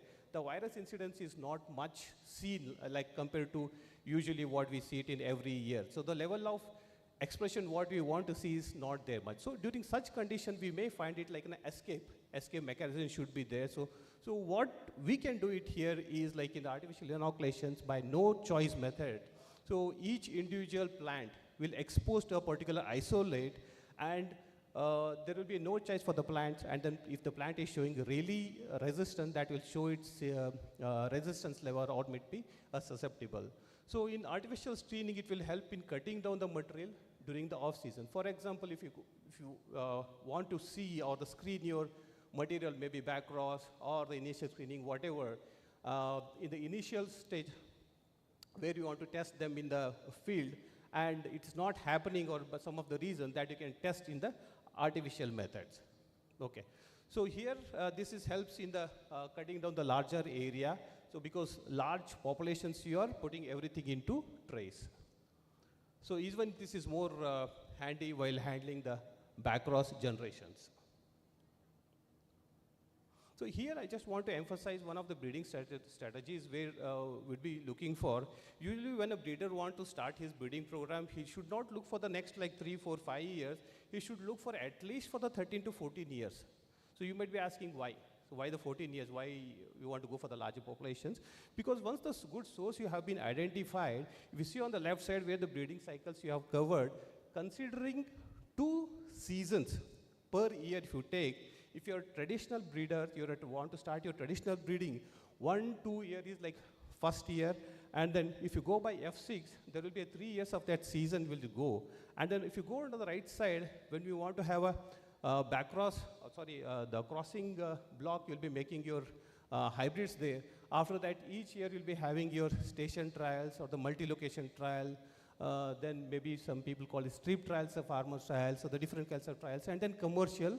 And after the commercializations, there has to be the hybrid is there in the market, at least for the minimum, it has to be there for the 6 years. So that is the minimum what we have to calculate on the cost-benefit ratio. So if we consider all from the start to the at least 6 years of life cycle, it will be at least for the 14 years. So when we want to start a breeder, particular breeder want to start his breeding program, he should see that the sources what I'm currently using, will it give me a result for the next 14 years, which the organization is looking for, because we are working for the long term, not for the short term. So whenever we start a project or the leaf curl resistant source of breeding program, there had to be like a long term, and then it has to be durable. So coming to the gene action, so you have already made your strategies, and then so what kind of gene actions it was already, it has been explained by many of our presenters, where they have mentioned different levels of different kinds of gene actions. Here I would say, so like single recessive gene is there, single dominant gene is there. So what I would see is the IHR 1615 is shown is a dominant, single dominant gene at Raichur isolate. Okay. So Raichur isolate, it doesn't mean that if we are testing in variety or of my own resistance source which is holding good in the Raichur isolate, so it doesn't mean that it holds goods in the Guntur, maybe it holds good in the MP or in the northern Interloid. So whatever the information is there, so that has to be validated by the breeder at his testing locations. So okay, so like that, we also have 2 recessive loci have been identified using Bangalore isolate. So there are a lot of publications already. Krishna has also given some information in the table format that also can be referred once. So, but there has been like unpublished, and then many private companies are using. So where polygenic recessive have been identified, and it works for the durable resistance. So what are the factors of influencing the gene actions? So it is like different virus isolates, that's what I was mentioning about. So the isolate what we say is resistant. For example, I would say that I've tested my hybrid or the variety or whatever it is in the Guntur. So doesn't mean it will work in other isolate, or maybe a Guntur sometimes will not work in the Khamma, maybe not in the other or other location area where it is hotspot or the different change in the species. So different isolates, for example, my resistant variety hybrid, so it is resistant to Jaidapur species, so it might be susceptible to New Delhi, or it could be papaya, or it could be chili leaf curls, or whatever it is. So that might be the situation. So there are different mechanisms by the genetic diversity of the varieties. Even there are like certain examples where the plant will not show any symptoms, but it's a symptomless carrier where the virus is already inside it, but is not showing the expression. So when we talk about durable resistance, a single source what we are working for is it works for the long-term duration, may or may not. So during this kind of situation, so how we should do our gene pyramiding? So how should be our strategy? What should be our gene strategies that we should work? So this is a leaf curl virus is a little bit complex, and it mutates fast also. So keeping into all these situations, breeder has to make his planning very systematically, looking into the long-term strategies plans. So combining different sources of genetic resistance pool, this is one of the way that he can pool his resistant levels. So this can be involved by making single cross or double cross or maybe a complex process. That I'll explain a little bit later in the next slide. So recurrent selections can also be done when you're involving the multiple crosses. That recurrent selections can also be thought of. So for initial steps of generations, you screen your material in the hotspot so that the gene or the trait of your interest gene which will be fixed, so that you can take the later generations in your own breeding stations. So this is what I was speaking about. If you see on the right side, so where diverse resistant sources are there, 1, 2, 3, 4, 5, 6, 7, 8, they represent maybe different different level of resistance, different sources. Along with that, they might be having CMV, CVMV, powdery mildew, anthracnose, good traits, whatever, blah, blah. So all these things. So what is your objective is that blend everything into one and derive a good type of or a good level of resistance with a good trait of plants and fruit characters and everything. So on the left side, if you see, so how we can do is like you're considering like around 6 parents, P1 into P2, P3 into P4, P5, and P6. So like this, if you can make type of crosses, this is just an illustrative kind of example, not necessarily you have to do. So this is like up to the art and the interest and gene actions, what is expecting from the breeder. So that can also be tried.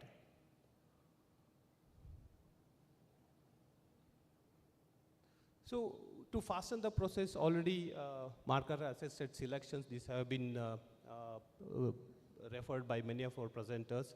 So molecular markers are there these days, so that we can work on. But I would come to the down part where the challenge is developing markers with small and cumulative gene effects positioned in the different chromosomes sometimes is a different challenge. So there are, because when we are speaking about the polygenic recessive traits, so there are small effects from different genes positioned in the different chromosomes levels. To accumulate everything and developing a marker for that, sometimes it's a challenge.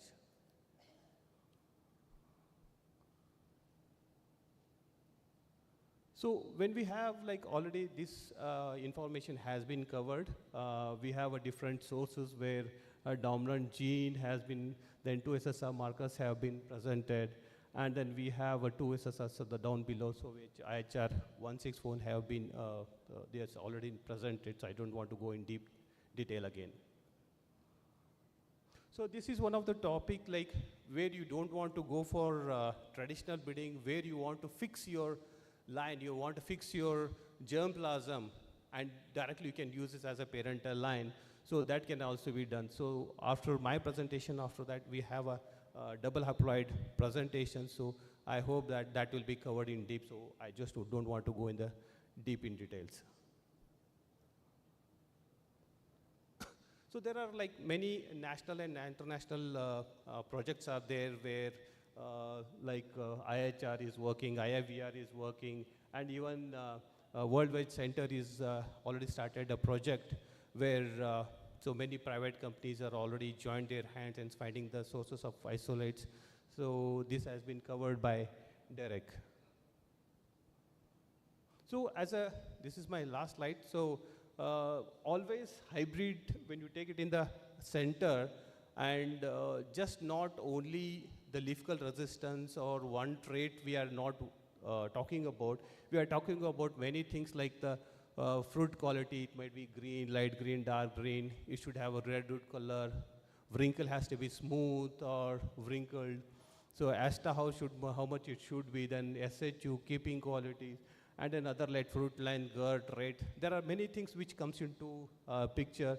So on the other side, if you see the multiple disease resistance where we are working, so they're like CMV, CVMV, Phytophthora, then powdery mildew. There are many parameters, and each trait, each source will have a complex kind of things, isolates, strains, and there are many complexities that is going to involve the breeder, and it keeps breeder's job active, alive for many generations to go ahead.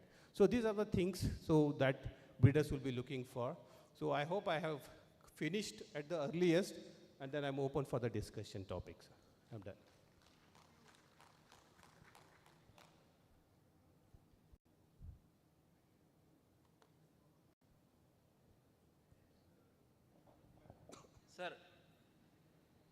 For nice presentation.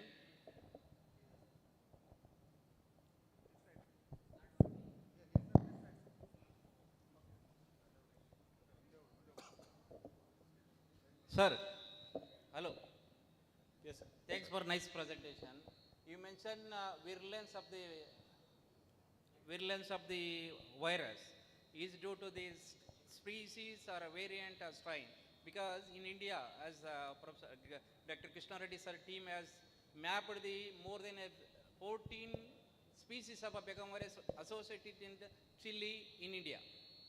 Because the virulence pattern based on a species or other factors associated with this? Yes, sir.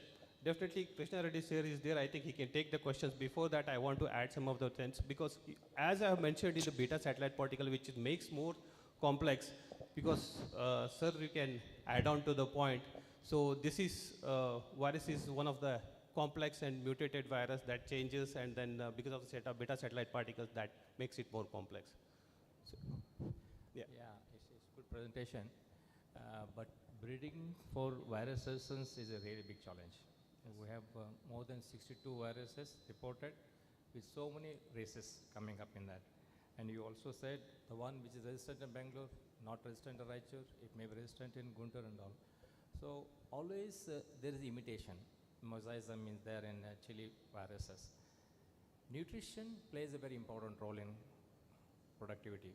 So many times micronutrients, the symptoms and the viral symptoms almost match. But how do you really identify it? And do you have any way of screening your material under optimum level of nutrition status? Because physiological resistance is one area where we have to work a lot today. Unless until we build up immunity in our breeds by providing a good nutrition status in the soil, especially the CN ratio.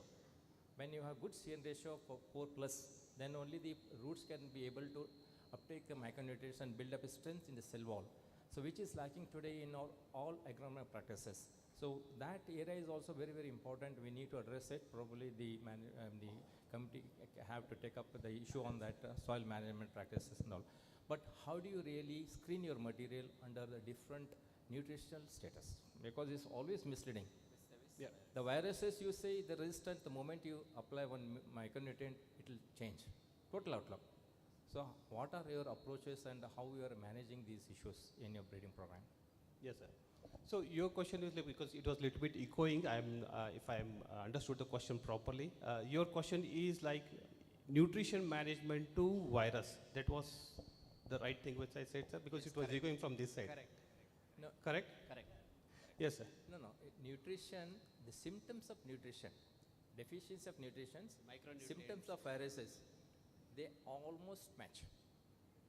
Many times we come across such a situation, a deficiency in micronutrients, we always wrongly take it as virus. Simple application of micronutrients will take care of the normal growth, which is a physical resistance.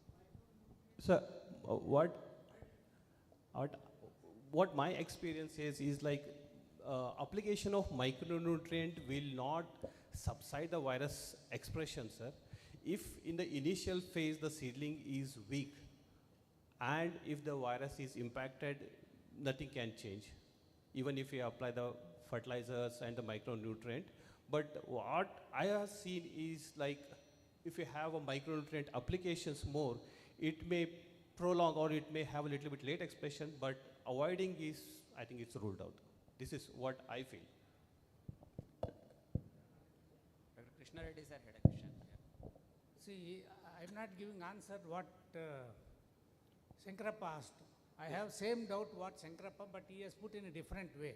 Okay. You have grouped virulence in 3 forms. Yes. High virulence, medium virulence, and low virulence.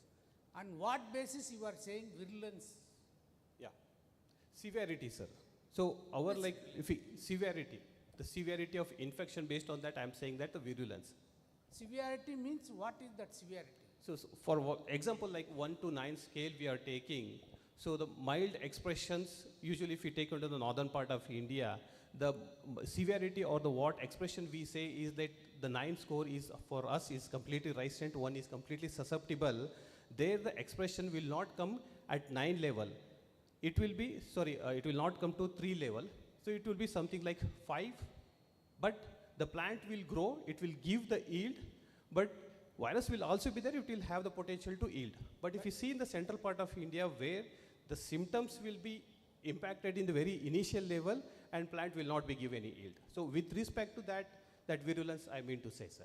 But that is not the proper definition of virulence. Okay.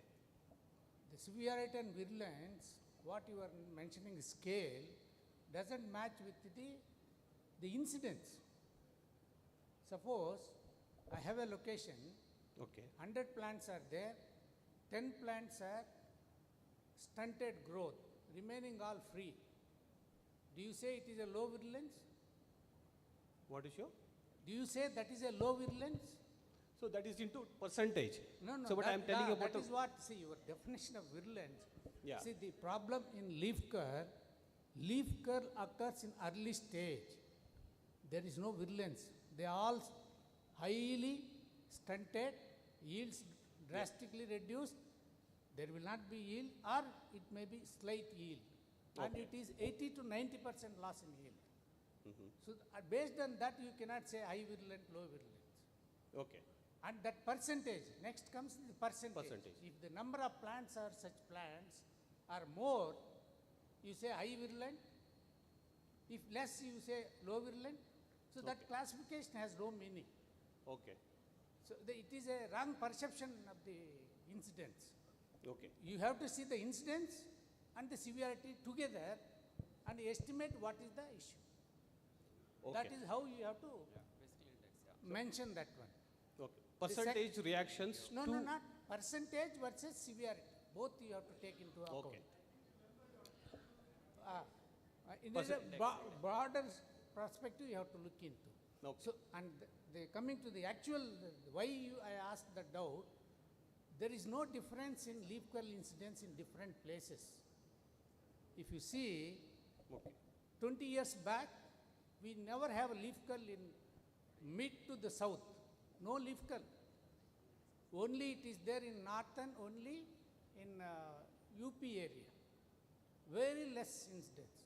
That is how C1, Pant C1 and all bred for the tolerance. Yeah, long back, sir. Long back. Yes. That time the leaf curl is more severe in north only. But as time passed, it is progressed and spread has come to the till Southern to the part. Kanyakumari. Anywhere now chili is grown, leaf curl is there. Yes, sir. Correct. The level of incidence varies according to the environment. And the environment is depending on humidity and rainfall, which is directly influencing the whitefly population. The population dependent virus spread. So there is no low or high. This time you have in Madhya Pradesh low incidence. Yeah, it's white. But as per you, it is high virulent. No, this is a general classification, that usually is what why. we say, but not So, for this no, particular my point environment. here telling is don't use these terms. Okay, virulence. It gives wrong message to the people. Okay. Fine. That is why I wanted to clarify that point. Thanks for the correction. sir. Yeah, Thank you, sir. second That was issue a- is 1 minute. Please go ahead, please. Only to clarify doubts. Please go Not, ahead, please I am not questioning, I am not No, answering. no, thanks for the clarification, sir. Yeah. This for the audience. Second thing, you highlighted 4 viruses. Out of 4, 3 are not at all important. Yeah, correct. sir. There are many things No, are there no, which no, I have no. highlighted. No, no, my point is, the important chili leaf curl virus you have not mentioned. Why? So there are many are there. No, no, which- no. I am That's not what I've- saying many are there, Yeah. but you should have told chili leaf curl virus. But you have mentioned chili leaf curl palmpur virus.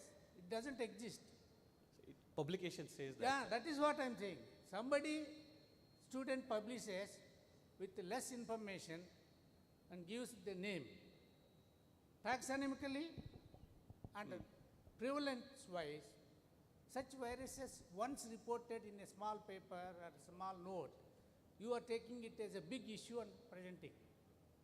I am telling this audience, so we should look into what is the major. See, all viruses will cause leaf curl. You cannot differentiate leaf curl viruses based on symptom, right? There are 31 viruses reported, okay? But 31 are not prevalent all the time. Correct. That is one thing. Yes.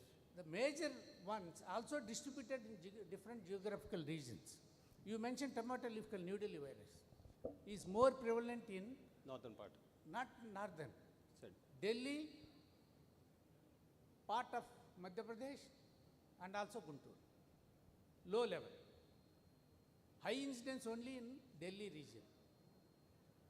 The next important virus was what you mentioned is the papaya leaf curl. Papaya leaf curl never occurs on chili. It is an experimental host only. Naturally, it doesn't appear. So you mentioned that. But the predominant ones in India are chili leaf curl virus is the number one, Correct. present throughout the country. Right? Yes. Second one is chili leaf curl Ahmedabad virus. Second most important. Third one is tomato leaf curl Jaidapur virus. It is present only in Punjab, parts of UP, parts of Bihar, and Bhubaneswar. These are how they distributed. So that is how the difference. Dr. So Reddy. Yes. that is why I wanted to clarify these viruses are different, the ways of occurring.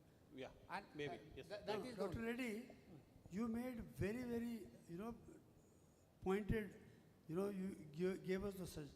This is why during my presentation I said, we are all working in silos with limited information, Yes. and we try to become, the best breeders, etc. Not possible.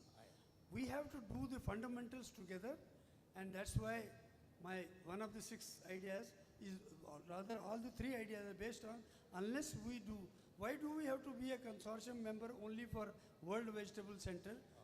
We are No, not we can do doing it all together. Everybody, SAU working separately, ICR working. For these problems, we need collective solution. And if there is not that is not done, we will 10 years later be still talking the same thing. No, Thank this, you. I think Thank for you. Thank past, you. This information for past 5 years, in every meeting I am saying. But still I am getting this information, that is why I surprised. Yeah. Because I thought some change is happening. Let us go to the Yes, sir. next one. Yeah, that Thank is the you. only. Thank you. Thank you very much. Thank you. Yeah, yeah, Two things. we have to invite the next. No, but 1 minute, let me listen Yes, why please. I am telling this. Yeah. You will appreciate. All the breeders, for heaven's sake, don't breed varieties which are just symptomless. Don't breed varieties. Symptomless varieties are not resistant ones. Yes, yes, Because yes. you create symptomless, Yes. but it is a source inoculum. Yes. You are going to spread the virus. Don't attribute it as a mechanism of resistance. Very true. And it is, I find repeatedly telling tolerance coming again and again, it is counterproductive to introduce something on this line. Number 2, while evaluating, my perception is, if stress predisposes for the virus, let your seedlings also be predisposed for a good amount of stress before they are getting exposed to whitefly. Thank you. Yes, Thank you, sir. sir. Thank Very you. good remarks, very good discussion. Although we are running late, we thought we should have this discussion. Thank you. Thanks, sir. Thank you, Dr. Rajesh. That was a very good presentation and discussion followed by that. Now I request Dr. Naresh to come and make his presentation. Naresh, please look into the time and...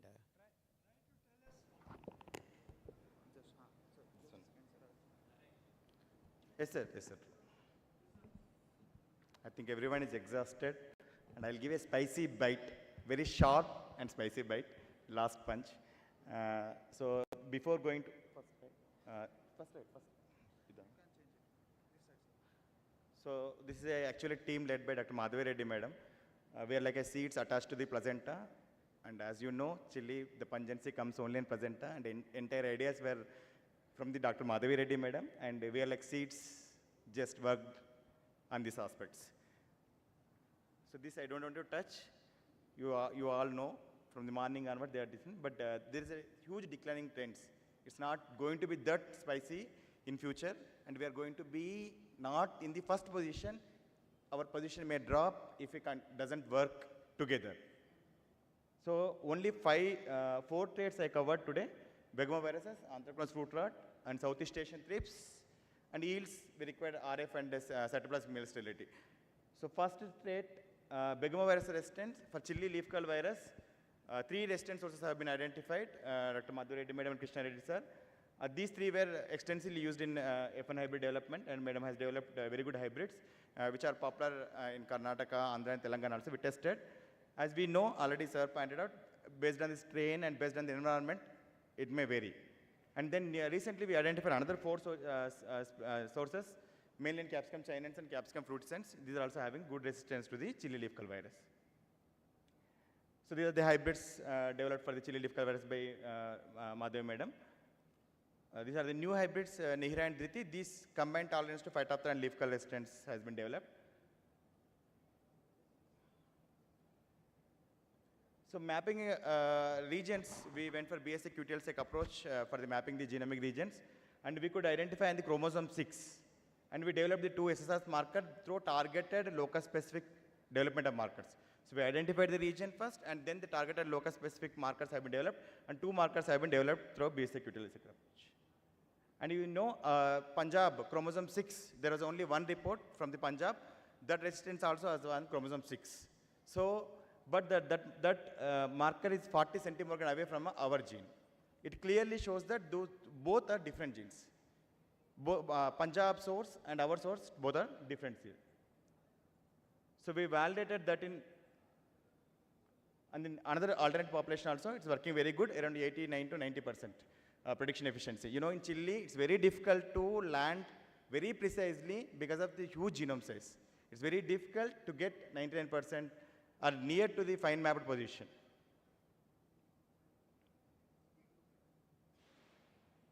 It's not working. So these are the publicly available sources so far. PEPI1, PEPI2, already we know, very pioneer, that PEPI1, PEPI2 are not working in our sources. Those genes are not there in our sources. And PEPI3, we thought Punjab, as reported earlier to us, it might be the PEPI3 gene. We have reported on chromosome 6 another source, that is maybe PEPI4. And another, even private companies might be having so many resistant sources, it might be so many PEPI genes might be there. So this is what we require to combine all the genes for the durable resistance.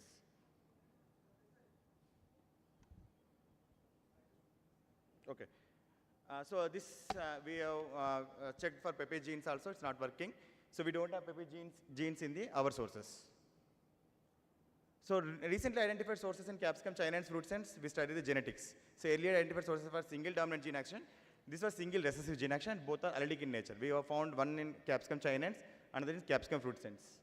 And then when we went for BSA QTL-seq approach, again we landed on different chromosome. It's on chromosome 5 and 11. So same virus, but we landed on chromosome 5 and 11. So this might be another PEPI gene conferring for the resistance. It clearly indicates that there are different genes acting for the different viruses are different based on the source also. So if you want BrahMos for leaf curl virus, you should breed pyramid all the genes into the one background. That is the only option available for the begovirus resistance. So entire work in the short form, 3 good sources have been identified, which is single dominant gene action. And then we identified markers on chromosome 6 for chili leaf curl virus. New sources identified in the Capsicum chinense and fruitescens. These are single recessive gene, which are on again chromosome 5 and 11. So this is what we are doing. We further, now our next target is to combine all the genes into the one background. This is about chili leaf curl virus. Next comes to most important next target that is anthracnose fruit resistance. It has been 30 years over. PVC 80-81 are the only sources available for the anthracnose fruit resistance.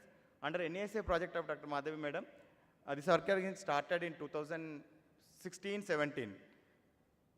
We studied the genetics and its inhibitor gene action, 13:3 ratio, inhibitor gene action. Then the population. Then population, we went for the GBS, genotyping by sequencing.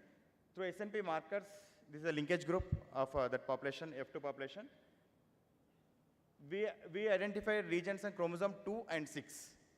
2 regions have been identified having conferring resistance to the anthracnose fruit resistance. So this again, our hypothesis has been proven, 13:3 ratio, 2 genes, and here also we got 2 regions exclusively on chromosome 2 and 6. So this was a very huge region, 15.12 MB on chromosome 2 and almost 5.09 MB on chromosome 6. So this we fine map through target locus specific markers, which has been targeted, and the fine mapping position now it's chromosome 2, it's 836 KB, and chromosome 6 is 139 kb, and as already we mentioned genetics, these two are epistatic in nature. And with this markers on the both chromosome 2 and 6, if you use combinedly in epistatic gene action, almost 74 to 78% we can predict. This is good in case of Chilli. So these are the different selected genes in chromosome 2 and 6. As in refined positions, there are only 12 genes which can be used for the further validation. So this is again, I want to point out why other sources, other markers doesn't work. You can see we have landed only in chromosome 2 and 6 for our strain. No reports are there so far on this chromosome. So all the other countries, Taiwan, Thailand, wherever they work, they have different genomic regions identified. So this clearly shows that our strains are different. We need to work for Indian strains only. So next approach, we went for the incorporation of resistance into the ANAM background. We tried ANAM into bucketum, we failed. There is a huge embryo abortion. 1 2 plants we could get, but it also set fruit, but again, the embryo abortion was there. It's failed. We tried with, sorry, this is not working. You can move at least. Excuse me, you can only move. It's not working. Okay, sorry. So Chinans also we tried, and here also same problem. We could not succeed the hybrid, and this is the hybrid weakness. The plant stayed for more than 1 year but didn't flower. So this is the hybrid weakness, and whatever fruit set, there was no seed inside. So normally we think this is a virus, but it's not the virus. It's a growing control condition, but it's a hybrid weakness. So with the fruit sets also we tried, we also failed. Same thing, hybrid weakness, no fruit set. Even it set also very aborted fruit. So we went for the bridge cross strategy, Capsicum ANAM into Chinans, and then the bucketum. We could develop the population through backcross strategy. So we developed 3-way hybrid population, then went for the backcross progeny. This is how in the 3-way hybrid backcross progeny, still there was seed set was a problem.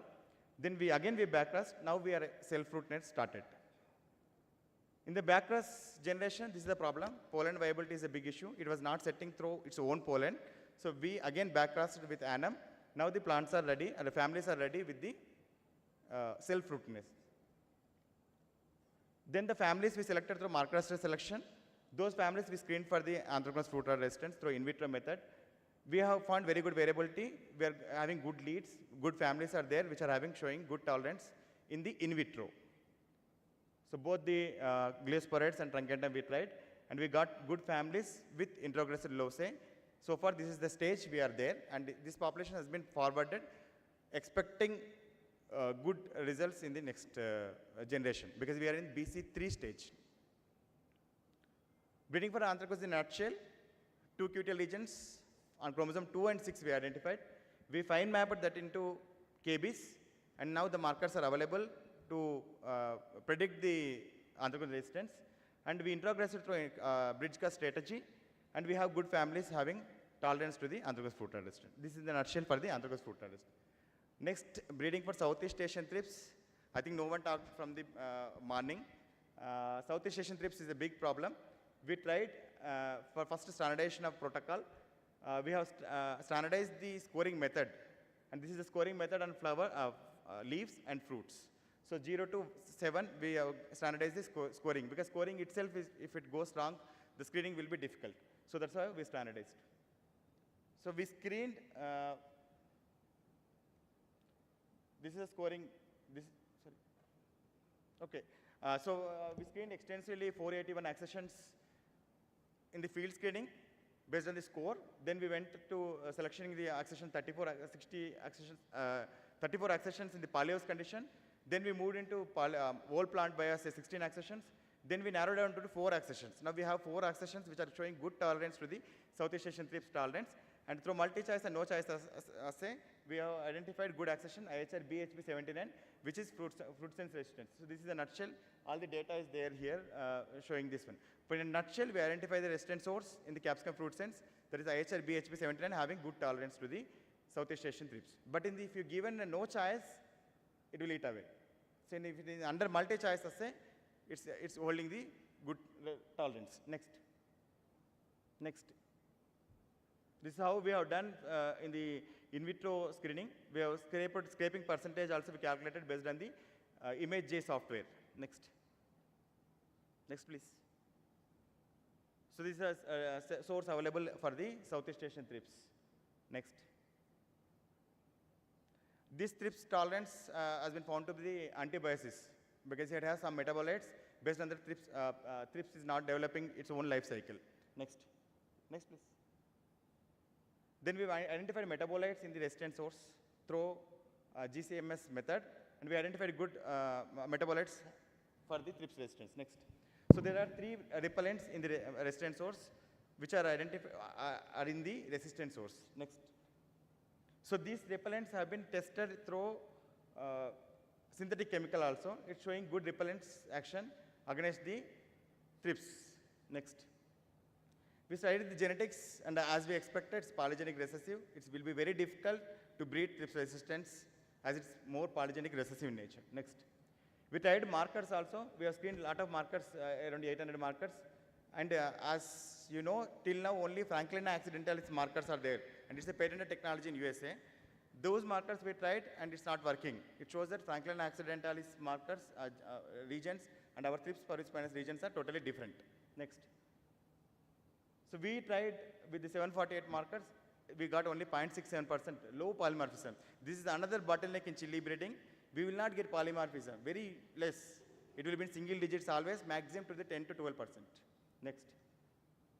In a nutshell, we standardized the protocol for thrips parvus resistance. We identified the source having good tolerance in the capsicum fruit sense. We identified the repellent compounds in the source, which can be used as go for the IPM technology also as a repellent strategy. And resistance is polygenic recessive nature, and we identified 2 markers showing very less PVE, 8.63%.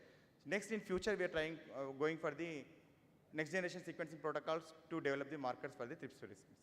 So this is about Southeast Asian thrips. Next. Very important for the hybrid development, we need sterile cytoplasm markers and also RF markers. And sterile cytoplasm marker, many markers are available, ORF or 456, ATP6-2, and recently marker 16 and 18 from Joe et al. Also we tried.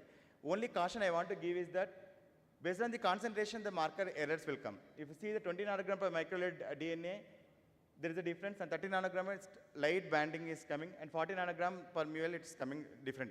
So this is due to substoichiometric effect. We have to be very careful when using sterile cytoplasmic markers. Fix the DNA concentration and use across same. If you change the concentration of DNA, there will be errors in your scoring. Next.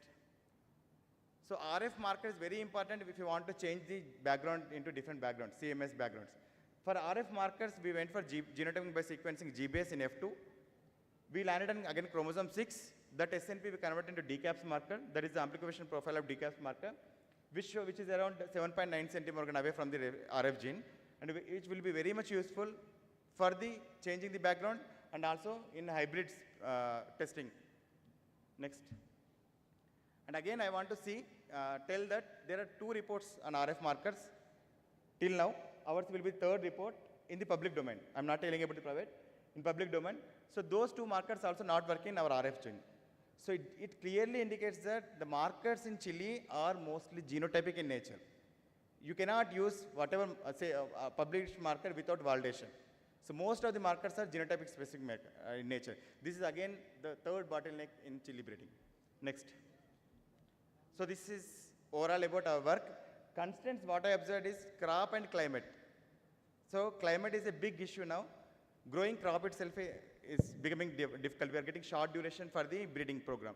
Because if you delay the planting, the temperature is rising and we will not get sharpwood seeds. Second is often cross-pollinated more than 65%. If you miss chance in selfing, you will lose the generation and you will go back. Third is larger genome size. As I said, very difficult to pinpoint the genomic regions. It will be very difficult. You cannot find like tomato and all. It cannot be possible in chili. Third is markers are highly genotypic in nature. So it cannot be reproducible across the genotypes. Very tough in chili. And fifth one, everyone is speaking, the collective collaboration efforts really not there in chili because we need to come for the gene pyramiding approaches, different sources approaches. This has to be done. And varied states in pathogens. Many of the sources, many of the markers reported elsewhere in Taiwan, Thailand, doesn't work for India. So if you want to breed for Indian source, we only have to collaborate and cooperate and work. This is because based on our work, I'm telling. And next, varied strains and wild species, no one touched so far. So always, many speaks that wild species means capsicum, China and fruit sense. No, they're all domesticated species. There are 5 domesticated species. Wild species like Capsicum toveri, Capsicum pubescens, Capsicum galapagos, still not been explored, not been tried. So that also another area we need to think, exploring those genotype, those accessions for the breeding program. So with this, thank you very much. Thank you.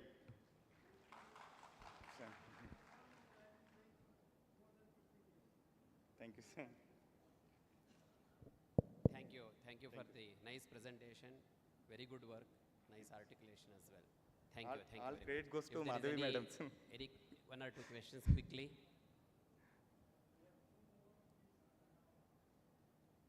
Thank you. If no questions, now we request, we invite Dr. Nirala Ramachari to make his presentation. Dr. Nirala, he's there around. Okay, we'll go to Dr. Arjun. Nirala is there? Oh, he's loading, he's there. Yeah. Dr. Nirala is from the JNU, Jawaharlal Nehru University, New Delhi. He focuses on chili.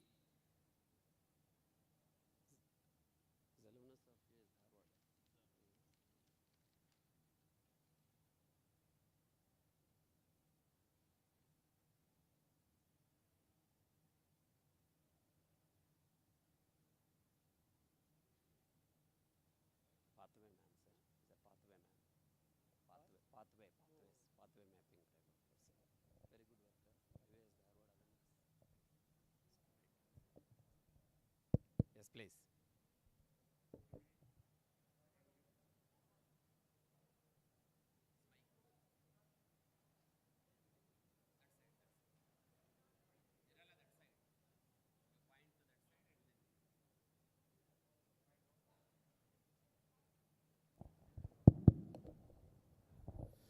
Good evening, everyone. Thank you very much. At the outset, I thank organizing committee for inviting me and giving me opportunity to, share my work that I have been doing for the last more than 1 decade. So, going to today, many talk has been already given, but especially I want to concentrate on the Northeast chili, which is already 4 Northeast chili already have been got GI tag. First, coming with the bird-eye chili, Capsicum proticens, then came Naga King chili, then came to that, Dali Korsani, Sikkim chili round, then recently 2001 that Sirara Kong that used for coloring. Next, please. So, this is GI tag already have been given. Next, please. Next. So this has been already done. Just I want to show that instead of common chili, that Capsicum annam, I have been mostly working on Nordic chili. This is Bhujolokia or ghost chili. Next, please. So why ghost chili is important? Because 2007 it became the world famous because of highest pungency containing chili, natural local chili in the world. So by the time, many, scientists from abroad came, and before that time we didn't have GI tag or other things. They have taken away all, and n number of commercial products have been already produced by them, Western scientists. And if you go to Western country, you will get chili sauce, many other products utilizing that ghost chili. Next, please. So if you look at ghost chili Bhujolokia, you will find in Google like this, like everywhere ghost is given. Actually, the Assamese word bod means it's big size. Earlier people used to say it is big size, but it became bhoot to now become ghost, all famous nowadays. So if you look at here, you will find like this, and if I cross 5 to 6 chili here, you'll be sneezing, coughing, all these things. My students have a tough time to extract the RNA or some other DNA from the fruits. Thank you. Next, please. So there are many uses already, previous speakers have already told, out of which I want to highlight specifically, since it's Northeast pride, Bhurjolokia, and I belongs to the Assam. That's why traditional use, and since, when we were very young, my parents used to give, with the curry, if we have fever or something like cold, and after drinking, taking that curry, you will have sweating and all the, fever and everything gone. Next, please. So it not only known for the pungency, it has created many world records, including the 2009 when the famous UK, this one, cook came, Gordon Ramsay. This lady Ananita, she rubbed 51 ghost chili on her eyes and 21 sea opals, became world record. Recently in 2020, Jack Ma, he ate in 2 minutes 240 grams of that chili, and the right side, bottom left, he tried to create, world record. He had, ghost chili, but unfortunately he had a hole in the esophagus. That's why he had to admit in a hospital. Next, please. So in 2009, since 2009, it became the world famous, Defense and DRDO, Defense Research and Development Organization. They have adopted this to develop chili grenades. And next, please. Next. So this is a successful example. In 2015, it came in the paper when one Pakistani terrorist entered Kashmir, and he was firing with AK-47, hiding in a cave. And the Indian Army tried to, fire back, but they couldn't do. What they did is that with ghost chili, chili grenade, they fired back. After 10-15 minutes, they didn't get. That is what the paper reported. Then when the Indian Army went there, he was almost crying without looking anything. He was not able to say anything, so he was caught in 2015. Next, please. So if you look at commercial food market, you will get in UK and US like 100 ml of that chili sauce, 11.7 to $12 or pounds or something like. Still you will get. Next, please. Many uses it has. You have commercial food market. In Japan in 2009 and 10, because that time dollar price was Indian currency was less, so $1,000 per dried chili of Bhurjolokia sold in 1 kilogram. Next, please. So again, many chili sauce in the world.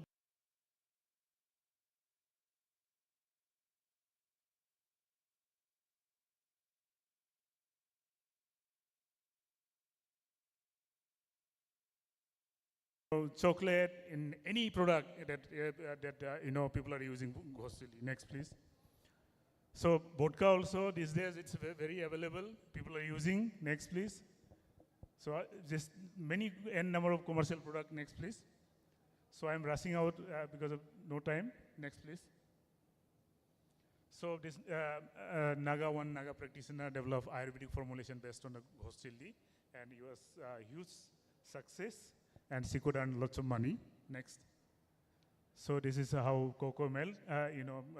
This girl has, mixed Bhurjolokia with cocoa and strike commercially she could exploit.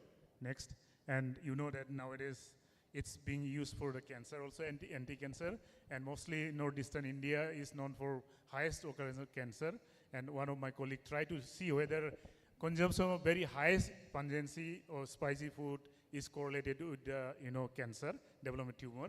But our observation in mice found that even though we use this carcinogen along with the Bhurjolokia treatment, the tumor size reduces in vivo in mice. Next, please.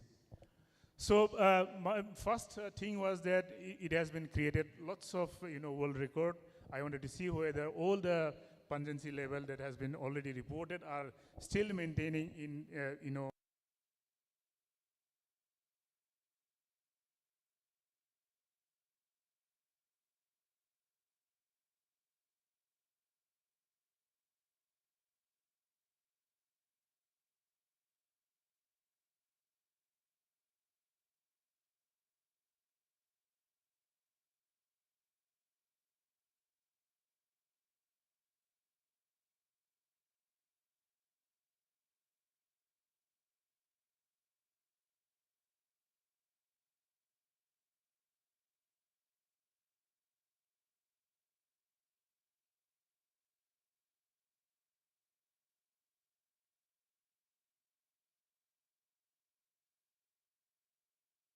capsaicinoid already.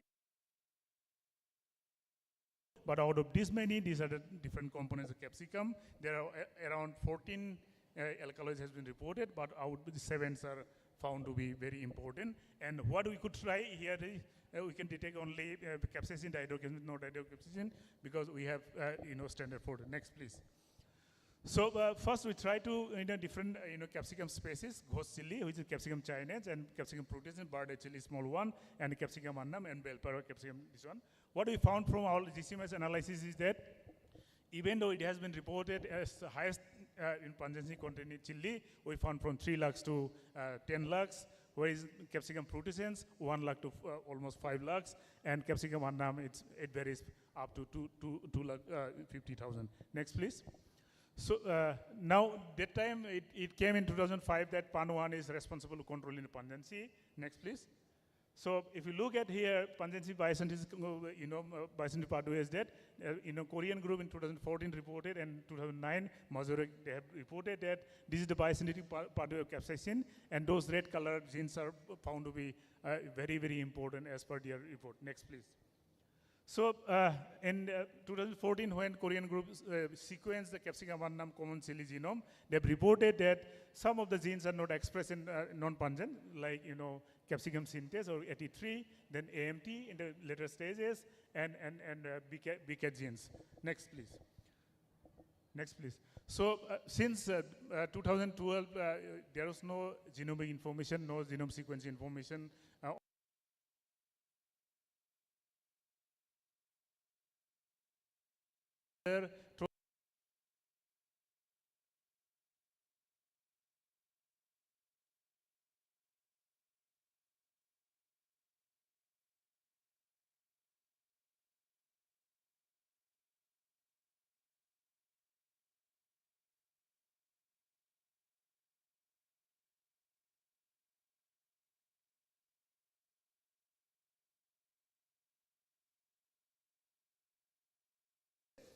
Why we have taken this? Because it has been reported that all the pungency biosynthesis genes highly express a gene at the 20 to 25 stages and divide.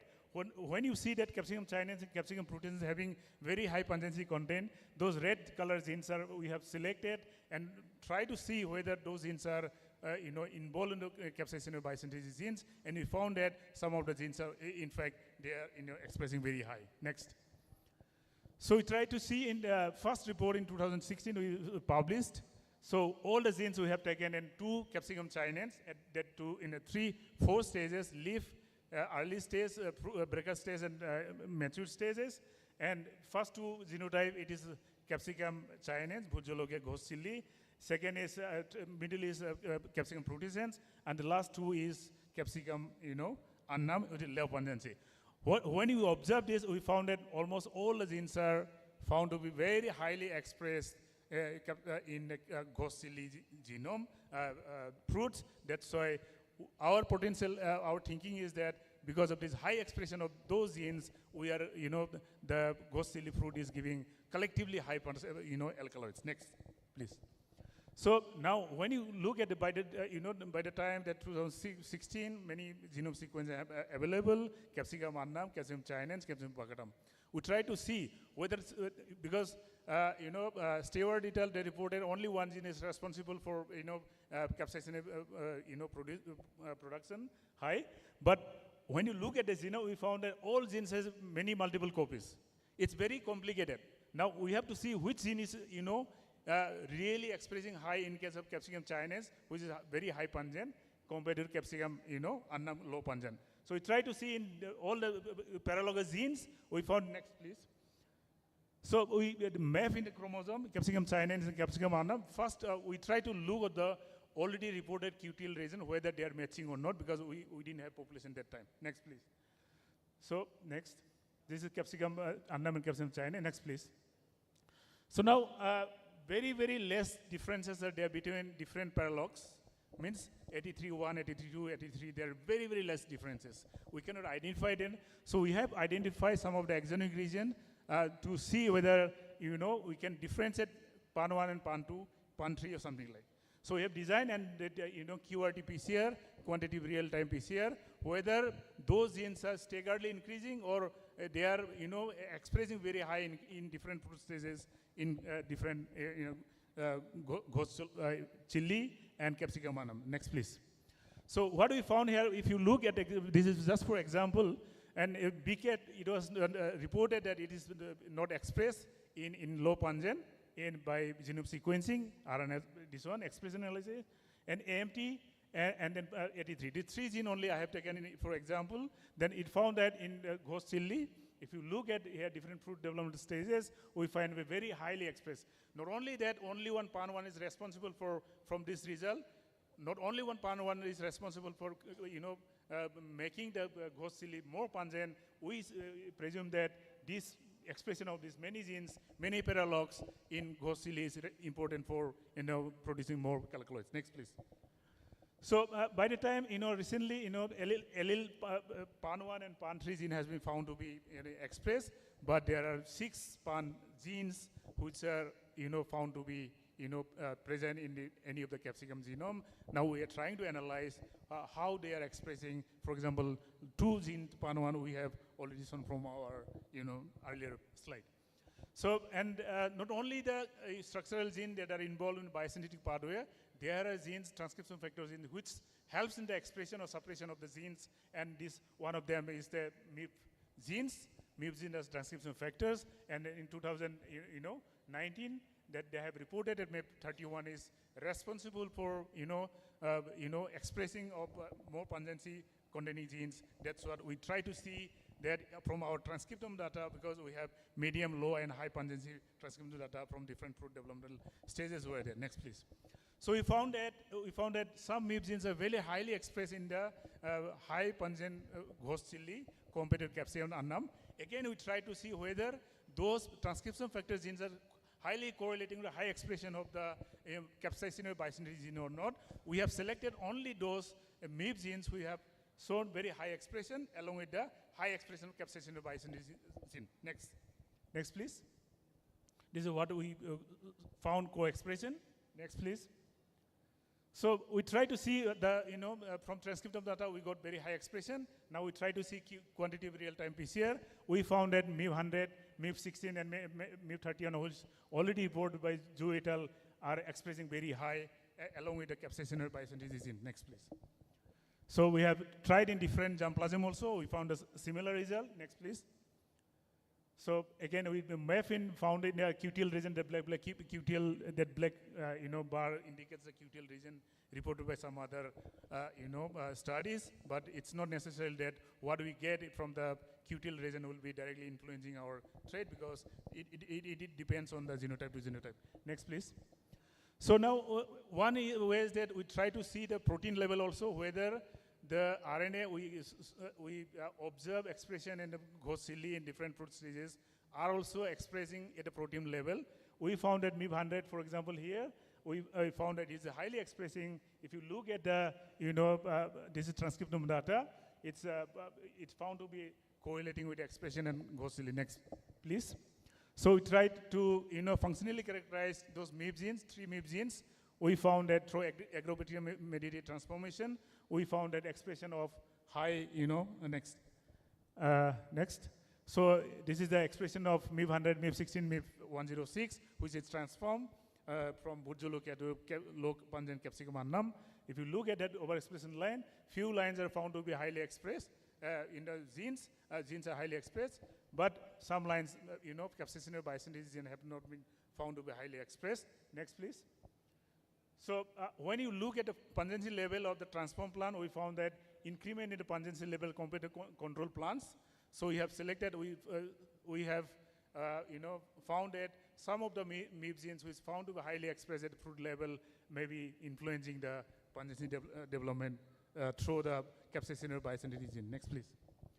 So now, finally, molecular marker development, unless it is useful for, to farmers or breeders, it's not useful for when you spend lots of money. So we try to develop and through resequencing a sequence of 14 of germplasm, through DD rate sequencing or whole genome resequencing. We have developed markers, out of which I am presenting only the gene-specific markers today. Next, please. So, next, please. So this is the, 96 germplasm, capsicum germplasm we took, different pungency content. Next, please. Capsicum annum, capsicum proteins, capsicum, annum, and chinins. So this capsicum chinins having high pungency, annum low pungency. The last is capsicum proteins. We wanted to see whether the molecular markers are linked or not, whether we can get all the chinins will have same molecular type or different molecular type compared to the capsicum annum or capsicum protein. Next, please. So we developed like this intel marker based on whole genome sequencing and gene sequence we get from the capsicum chinins, capsicum annum, capsicum, baccatum. We developed in intel markers. Next, please. Next. So what do we see from here? Adjustment. So what do we see from here? The first few,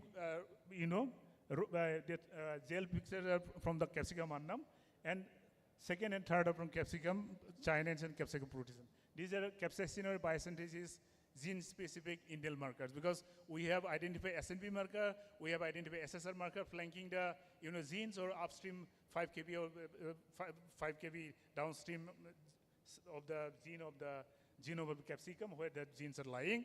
So what we found that whatever high expression found in the capsicum chinins and capsicum proteins, high and medium pungency, it is found the same because there is no difference between annum, chinins and proteins. Only difference is between the annum and chinins. So it shows that, and Bosland also, they have reported that chinins and proteins are very closely related. That's why maybe this is the reason. So we developed indel marker, gene-based indel marker. Next, please. So we developed transcription marker also based on the gene itself, which are showing very high expression as well as which are found to be related to QTL already reported. But still we have to test. This is only the species-specific marker. Still we have to see whether all the high pungency are having the same marker for annum and chinins and proteins, because we have developed only specific markers. By this, we can predict that these genes from the capsicum chinins, ghost chili, can be, interrogated to the capsicum annum low pungency. Next, please. So this is, again, we try to, in the population, this is, Dudu is capsicum annum, and Lota is the capsicum chinins, ghost chili, high pungent, more than 7 lakhs. This is around 30,000. So we genotype all the markers that we have developed, Indian markers. We found when we associate statistical analysis, we found that those markers are associated with the pungency development in the pungency contained in the progeny. Next. So we have developed this marker also. We have tried in different markers. Next, please. So finally, we have many markers developed, but I have not shown here due to limitation of time. Genome-wide marker, SNP marker, as well as SSR marker. And mostly we targeted that, this indels, because very easy to genotype in agar gel. Sometimes SSR also become very tedious when the size is very less. So I thank Department of Biotechnology for Government of India, SERV University Commission for funding the research, as well as these are the students who did all the work. That Ilyas Ahmed, he did all the marker development of capsaicinoid biosynthesis genes. Sarpraz, he did all the, capsaicinoid biosynthesis first paper. Susil, he did the transcriptome, Abdul transcriptome, marker development. John Momo did that protein analysis of placenta and pericarp and try to correlate whether sequence variation, RNA expression, as well as, that protein expression, whether it is correlating or not. Kusbu Islam did, that MIP transcription factor. Next, please. So these are some related publication with respect to this. Thank you so much. I hope I have not taken much time.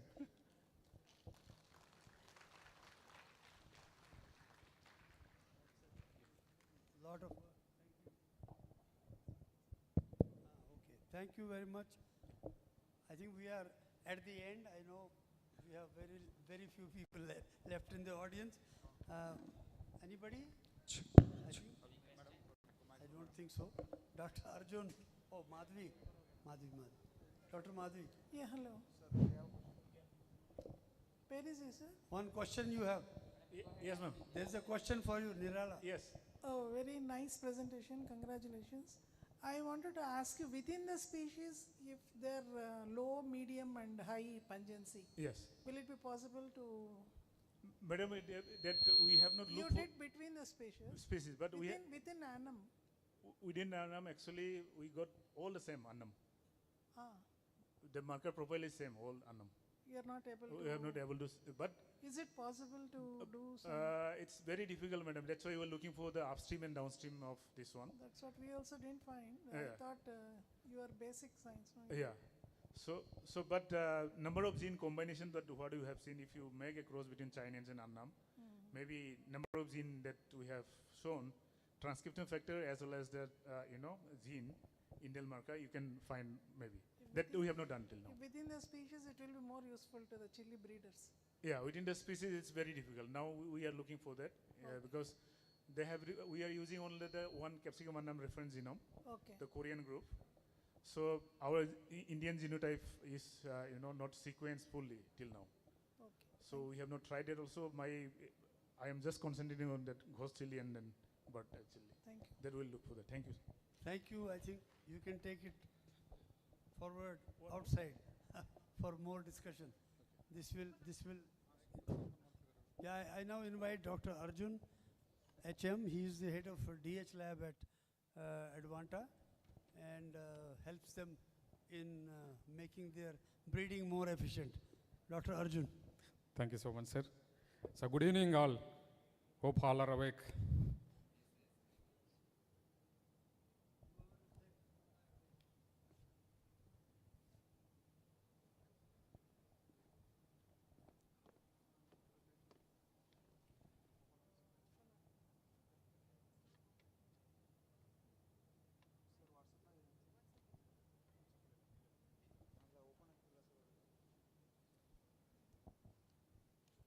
Sorry, my PPT is also sleeping already.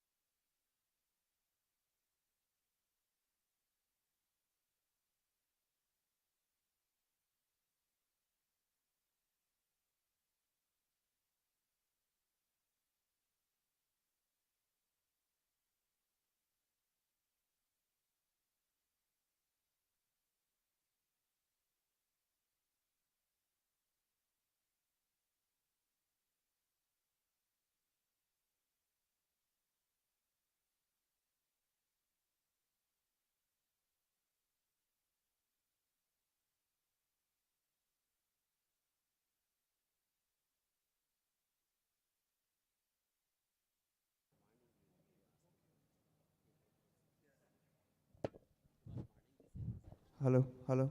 Thank you. Dr. Arjun, I think, can we do first thing in the morning?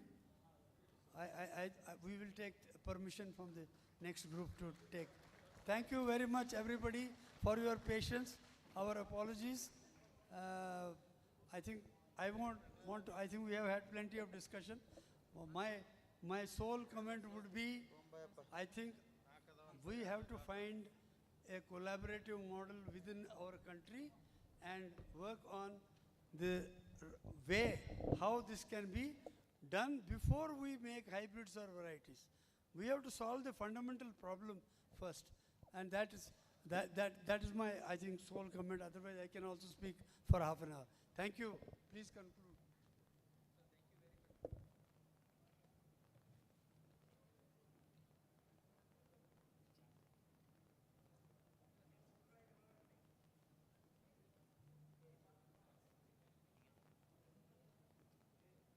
Hello. Hello.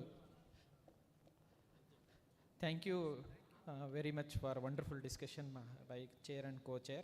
I request chair and co-chair to facilitate all the speakers and as well as the rapporteurs. Quick.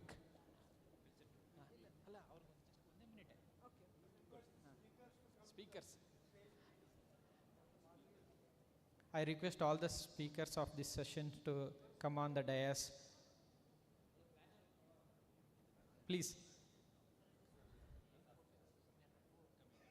Just whoever there, please.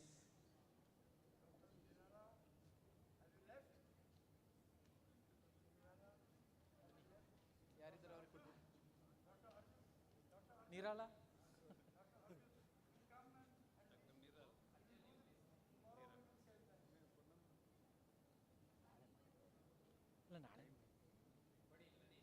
Cancel.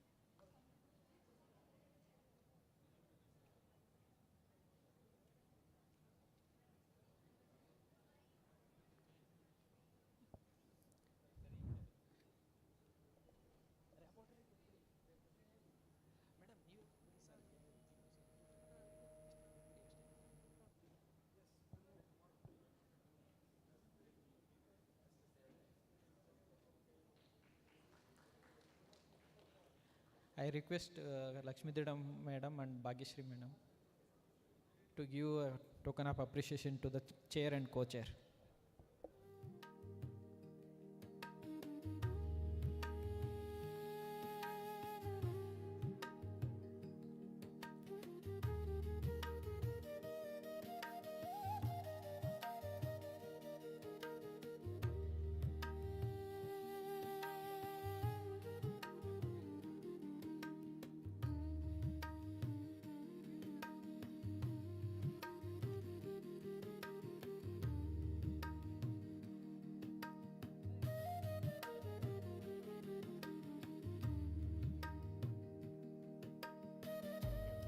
Hello, hello.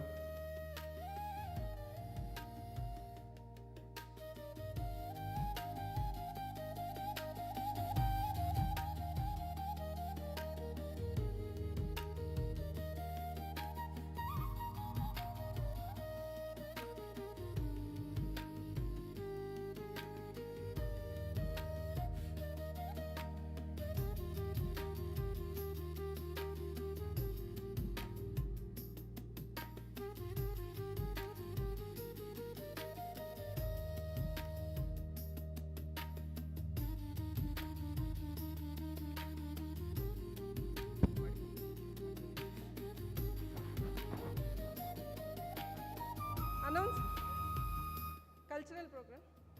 Yeah, we shall have the cultural program now. I request all the delegates, participants to please assemble in the auditorium.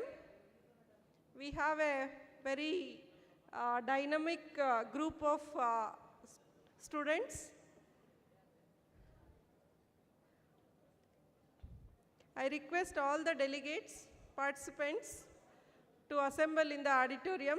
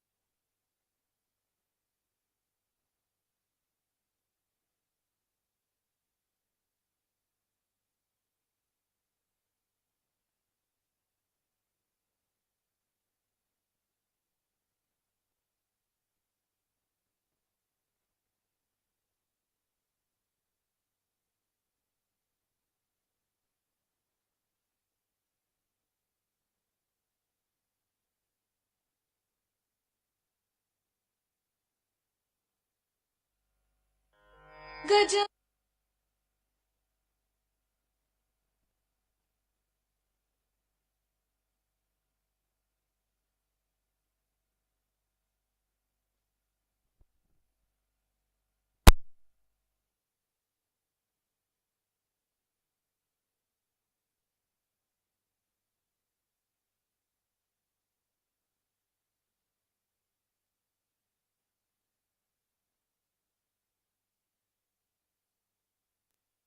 Check one.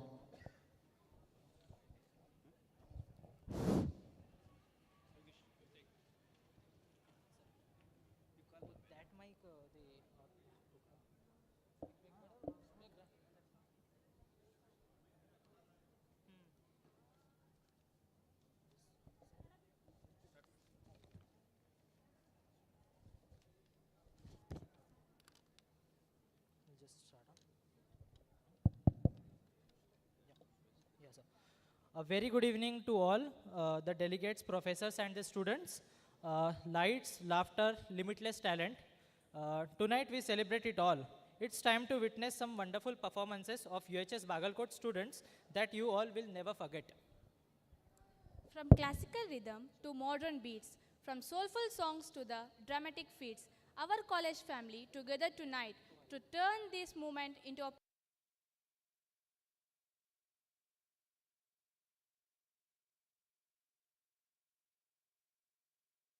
Of UHS Bagalkot, I Yogesh.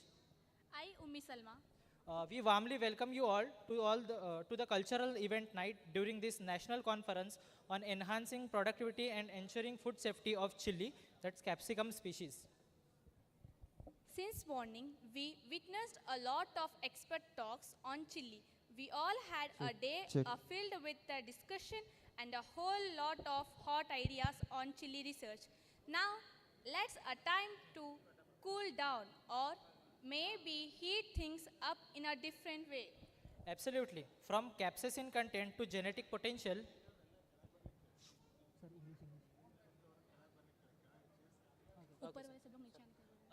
those who are sitting that upstairs, you all come down. Everyone come down. Sure. Absolutely, from capsaicin content to genetic potential, you have all explored every angle of our chili with passion and precision. Now let's explore from the flavor of culture, that's music, dance, and laughter.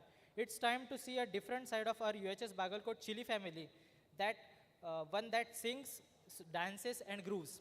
So let's move on to our first event of this cultural night, originating from the temples of Tamil Nadu and from the halls of history. This art form has traveled across a generation, building myth and melody, devotion and the drama. Let's welcome Navya Hiramat on the stage.